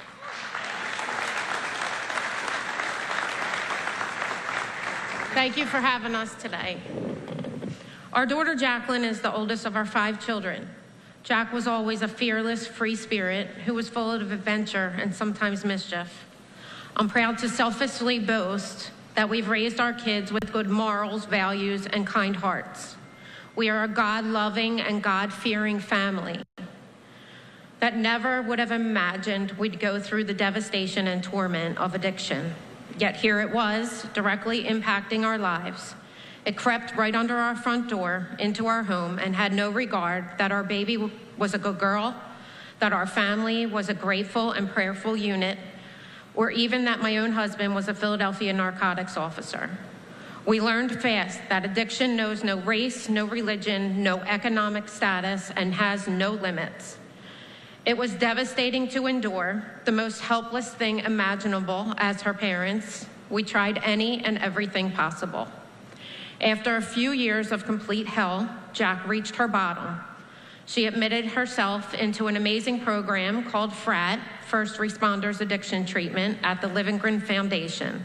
Jacqueline was an EMT. She got herself clean and sober, and we got our daughter back. She lived 2 beautiful years in sobriety and shared her story at numerous meetings in and around Philadelphia. She touched people when she spoke. If you were blessed to be in her company, you'd never forget her. Her heart was gold and fair and never critical.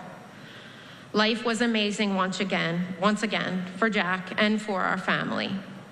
That is until May 1st, 2016, when she had a lapse in judgment, when she had an awful trigger, and when she had tunnel vision of only one thing, and bought herself a bag of heroin that, of course, was laced with fentanyl. And our 26-year-old daughter died of an accidental overdose in her car, in a mall parking lot, in broad daylight, alone. We like to think of Jack's passing as God's way of relieving her from her pain. It helps us cope with our constant heartache and great loss. We imagine that he saw how broken she was and that he freed her from the struggles she was battling with. He took her home with him, and one day we will all be reunited with her. There's great comfort in that. Our added note here to Jacqueline's story is yes, heroin, cocaine, alcohol, pills, all of the street drugs out there are lethal in and of themselves. But the fentanyl coming right into our country, our cities, and our neighborhoods is killing thousands and thousands of people every day. It's tremendously deadly, and we're losing our loved ones at an alarming rate because of its potency and infestation into the illegal drug market. The border travesty that this current administration has neglected, allowed, and even supported is infuriating and, quite frankly, complete lunacy on multiple levels. I pray we get ahead of it. I pray our borders are secured once again. I pray for all those affected by addiction and all of its ugliness. I pray it never touches my other children who work every day as public servants for this city as a police officer and a medical professional. And lastly, I pray that our country is restored again, safe again, respected again, economically stable again, and elects our former President Donald J. Trump again, along with U.S. Senator J.D. Vance as his vice president in November. Lord, hear our prayers, and let's make America great again.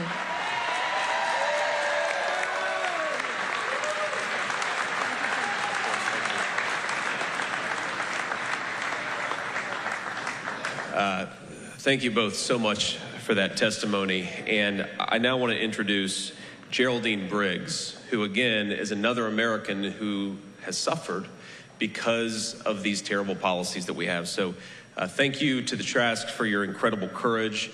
And Geraldine, would you come say a few words too?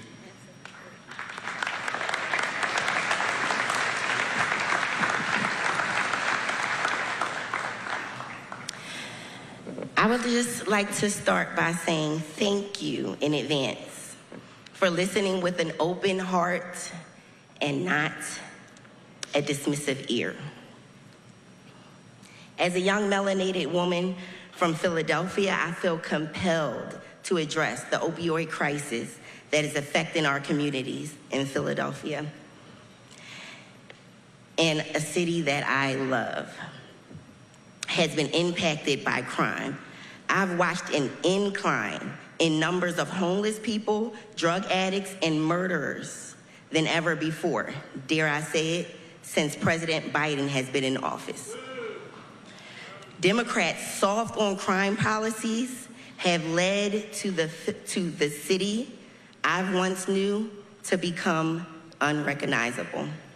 Unfortunately, I've had to deal with witnessing opioid addiction firsthand. For many years now, I have a brother that battles with this addiction. Today, way more than before, it's too easily accessible, which means it doesn't stop in our communities.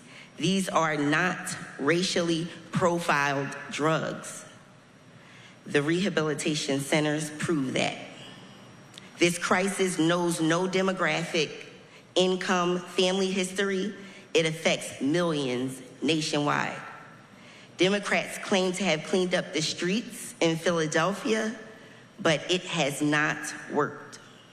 The border crisis has led to an influx of drugs coming across the border and impacting families like mine throughout the city. This crisis has gotten even worse under Biden-Harris. Biden and Harris are not doing anything to help us. What would it change under Kamala? What happens when it hits your neighborhoods, your homes? My mother keeps Norcaine in her closet just in case my brother does not awake on his own after taking drugs. You can purchase opioids from just about anywhere besides in-store purchase. And what are Democrats doing about this? Nothing. Democrats have and continue to turn a blind eye, bringing the crime rates all the way up. People are killing to steal it. People are killing to maintain territory, selling it. And people are killing themselves using it.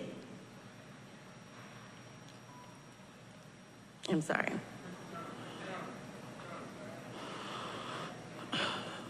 Murders are going unsolved. People continue to die. A lot of us continue to live in fear in our communities. We need leaders who will restore our once beautiful cities and towns. We need leaders who will not make us walk into a drugstore and have to ask an attendant to get an Advil, everyday items out of locked glasses because the store gets robbed every day. We need President Donald Trump and Senator J.D. Vance to be our next president and vice president, or our beloved Philadelphia will continue to spiral. This has to end, and I am proud to be one of the voices that stand against it.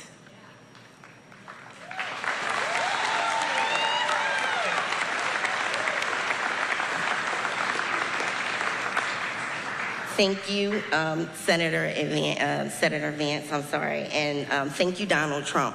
Please, I really, really hope we win this, and I really, really have faith in this. Thank you so much.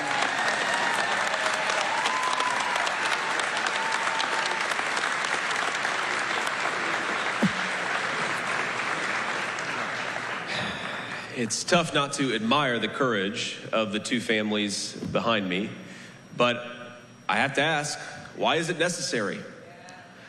Why are they suffering? And the answer is because we have a leadership that is failing them. I want to tell my own personal story here because it touches on a little bit of what they talked about. You know, I remember when my own mom struggled with addiction, and my grandmother raised me for a big chunk of my early life. And I remember after one particularly bad overdose, sitting beside her bed and being just angry that mom had taken this stuff to begin with, but then just desperately hoping and praying, Jesus, please let her wake up from this. And that's what addiction does to our families. It sort of combines this incredible frustration, but also we still love the people who suffer, and we still want them to get better, even when we're frustrated when they take a wrong turn. But what I got with my mom, who's been clean and sober for nearly 10 years now, thank you.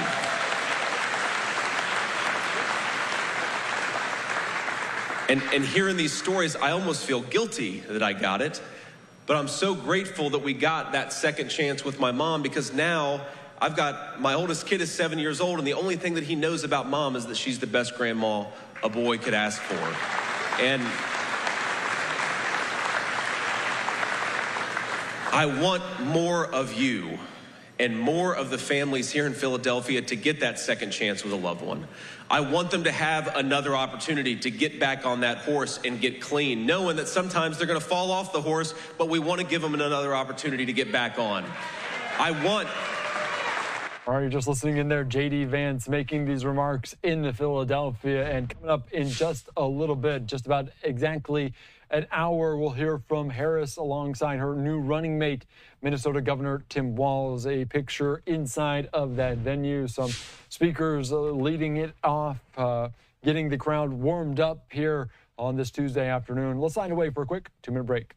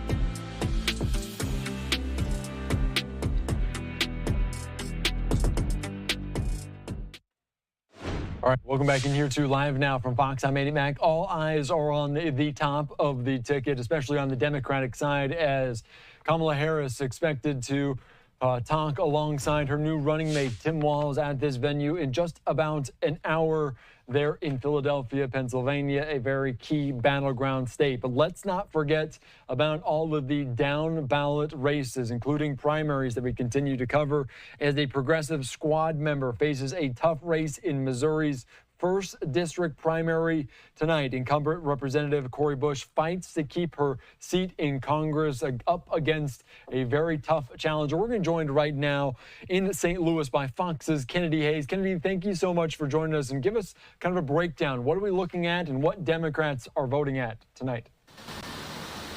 Andy, well, a centerpiece in the intense debate between Democrats right now is what stance do they take on the war between Israel and Hamas in Gaza. Now, Representative Cori Bush has made her stance very clear.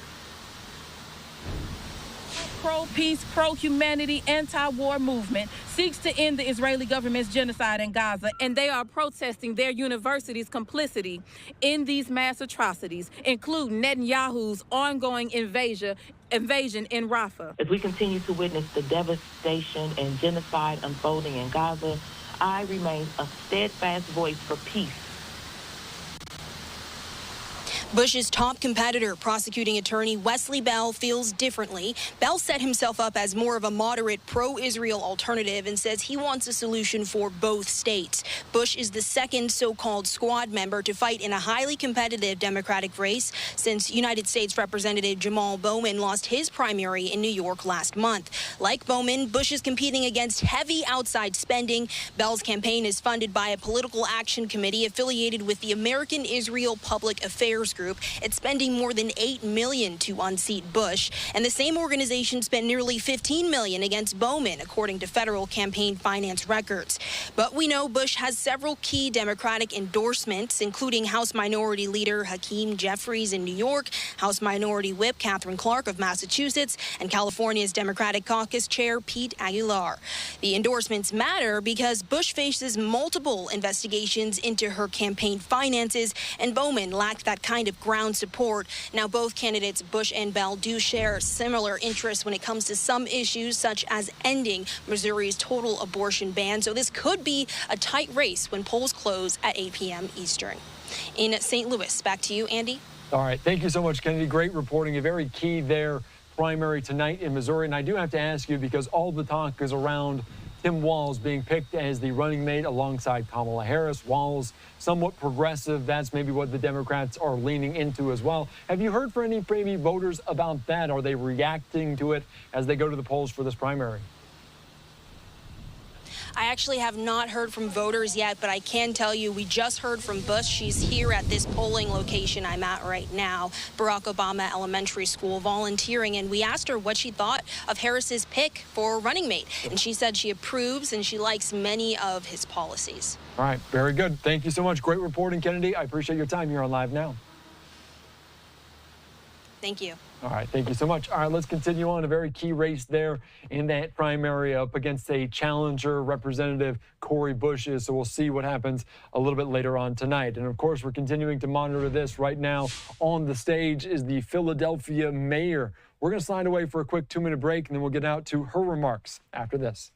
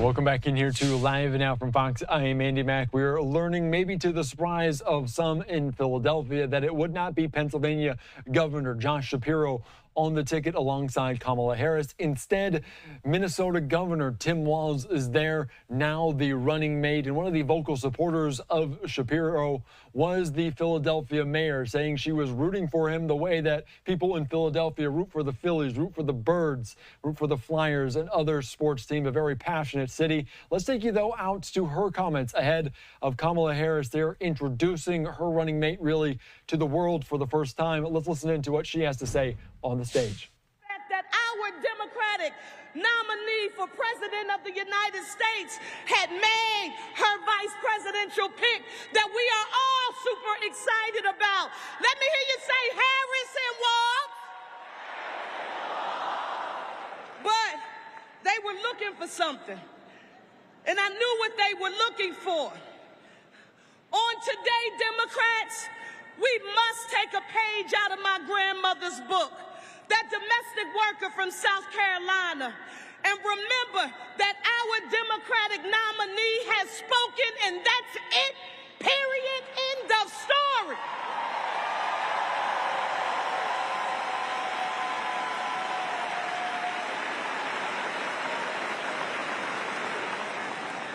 How do you know, Sherelle Parker, that others will attempt, because of our intense advocacy within our party, they are going to attempt to use divide and conquer to bring us apart so that we can take our eyes off the prize and the only North Star that should be in all of our hearts, minds, and spirits, and that's making sure that Kamala Harris and Tim Walz are the next president and vice president of the United States of America.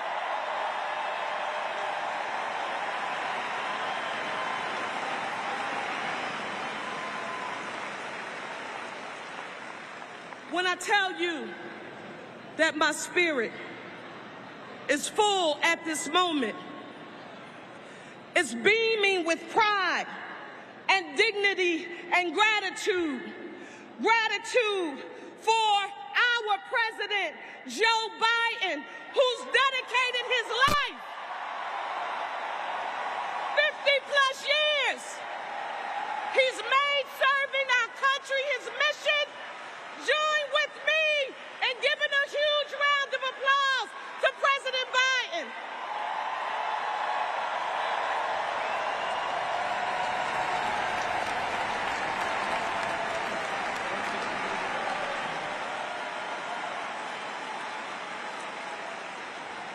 I want you to know, this is important to me as mayor of Philadelphia. I'm a high school English teacher by profession who just happens to be the mayor. And one of my favorite authors and thought leaders of all time is a gentleman who just would have been celebrating his 100th birthday named James Baldwin.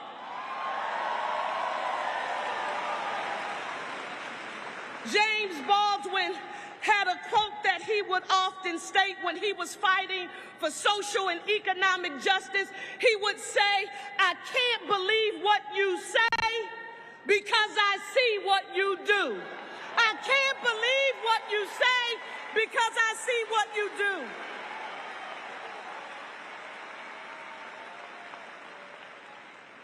Philadelphia, Pennsylvania, and America. The promise of this moment and what it means for America couldn't be thicker. You can feel the energy in this room. It is tangible and it is palpable.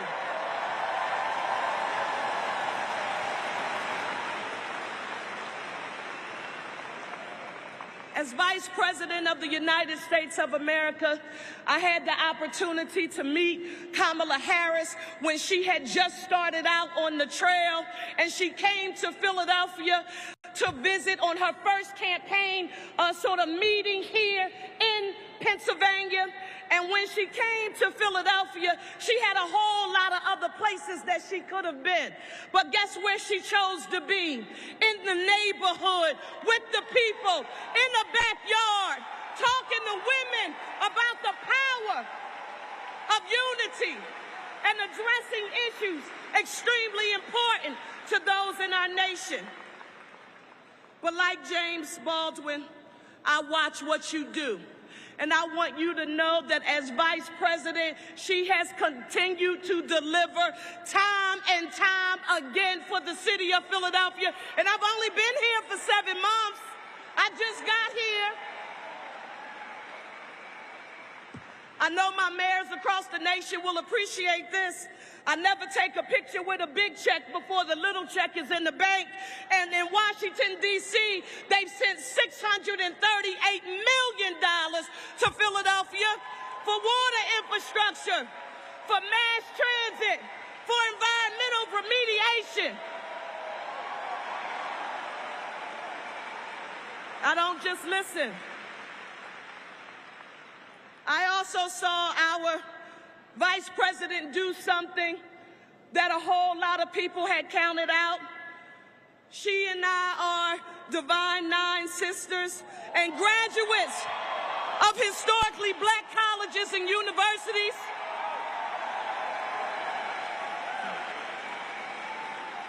Time and time again, she's made sure that she has delivered. My ask as the mayor of Philadelphia here on today is for you to not let any of the tricksters, because you know Trump the trickster. How many people have seen Trump the trickster? That's right.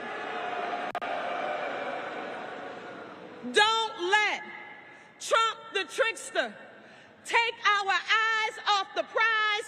We have to remember that there is nothing that is more important than electing the Harris-Walz team and sending them where they belong, to 1600 Pennsylvania Avenue, to the White House.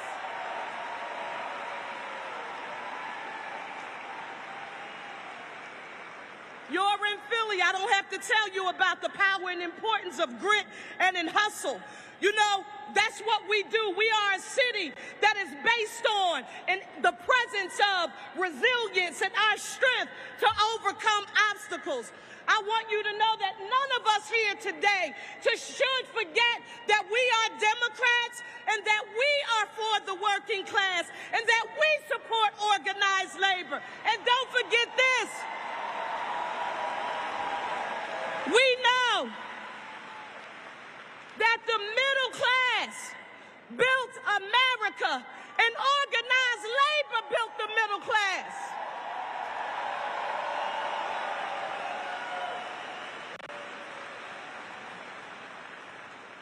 To our Vice Presidential candidate, Governor Tim Walz of Minnesota, I am proud, sir, that you are an educator. You know the power of public education has in helping to close the gap between the haves and the have-nots. I want you to know that we paid attention to your work in Minnesota. Free college tuition for low-income students. Free college tuition for low-income students. Free meals for school children. Protections for the LGBT community. Standing up for workers and union members. I want to say this to you. Are you ready, Philly and Pennsylvania, to rumble for Kamala Harris and Tim Walz?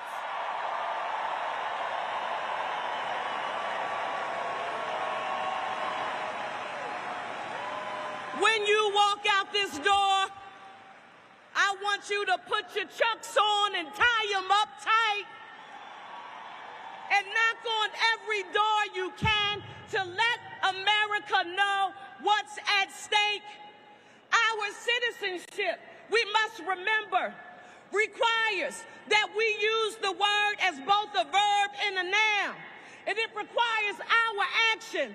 And we have the power in our hands. Let me hear you all say, the power of the people is greater than the people in power. They think they got us. They think they're going to divide and conquer us. They think that we are going to let them throw shade on our Harris and Walz shine. Let me hear you say, don't throw shade on my Harris-Walz shine. Don't throw shade on my Harris-Walz shine.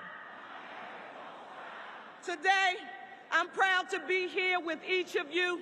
When we leave out of here, we've got work to do, and we are going to make sure that Kamala Harris is the 47th President of the United States of America.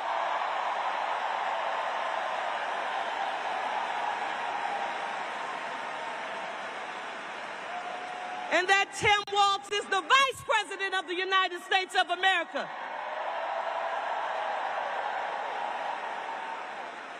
I saw some folks here. I want you all to put your ones in the air for me. Everybody right now, because this one represents unity.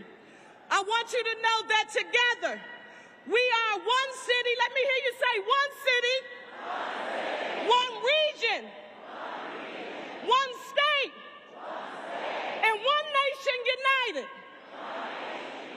Let's go and get to work. Thank you all.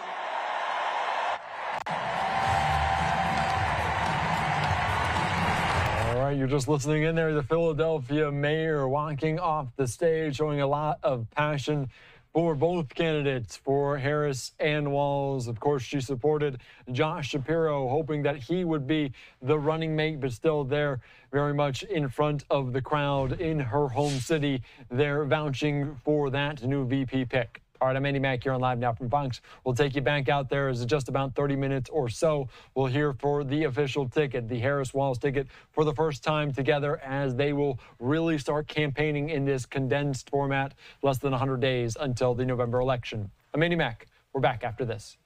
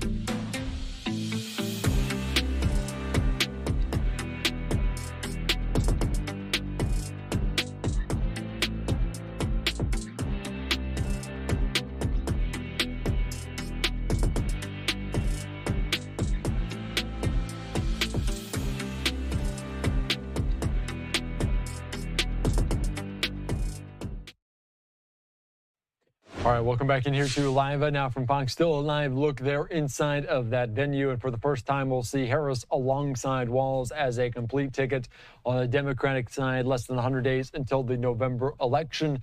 The pick this morning was a little bit of a surprise as it was whittled down to the two candidates for this initial slot on the ticket. And it was Governor Josh Shapiro or Governor Tim Walz. It ended up being Walz as the pick. And for more on this, let's go out to Fox News correspondent Rebecca Castor with the latest.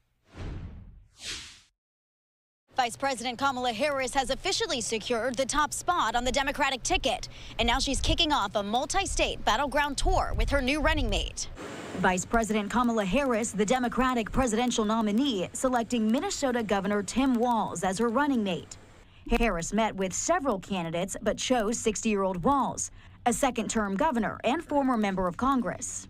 He's right down the middle. He's a heartland of America Democrat.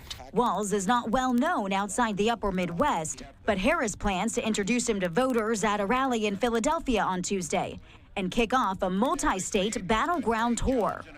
Walz has championed many progressive causes and has strong backing from unions. But his military background and A+ rating from the NRA make him harder for Republicans to define. They always say that the VP pick doesn't really matter all that much. It's just going to show the kinds of decisions that she's going to make. Meanwhile, Trump's running mate, Senator J.D. Vance, is preparing to steal some of the spotlight from the Democratic ticket by giving remarks in the same states as Harris and Walz all week long and attacking them on inflation and border security. This is a guy who's proposed shipping more manufacturing jobs to China and has proposed defunding the police just as Kamala Harris does. Democrats are praising Vice President Harris's pick. California Governor Gavin Newsom calling it brilliant, while the Trump campaign is calling Governor Walz a dangerously liberal extremist.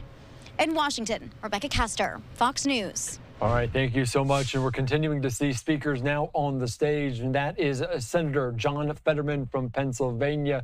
Maybe pleased with this pick of Walz over Shapiro. Let's listen into what he has to say at this rally with Harris and Walz soon to take the stage. Let's listen in. Really weird dudes. And look, I gotta tell you, I work with J.D. Vance. I do. And I'm here to confirm that he is a seriously weird dude.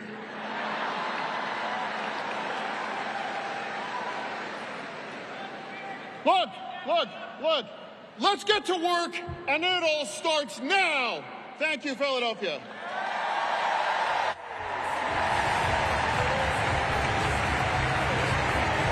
Some quick remarks there from the Senator John Fetterman walking off the stage after the Philadelphia mayor made some remarks as well. And like I said, going into that speech, that Fetterman might be pleased with this pick as Tim Walz is the running mate alongside Kamala Harris. I want to put up this tweet as Politico was reporting earlier on that Fetterman had concerns about Shapiro for VP. This according to aides telling the Harris team about this. So there are some concerns about that, including maybe his ambition, his stance there on maybe top of the ticket run in the coming years, coming decades. So let's continue on as we see another person step on the stage. Let's take you back out to Philadelphia to hear what they have to say. The reason I ran around that corner is because we want to get to hear from Kamala Harris in a couple of minutes, but I want you to know something. I know we didn't practice this, but I have two questions for every Pennsylvanian in this audience, even if you're not from Pennsylvania. I got two questions. The first question, you ready?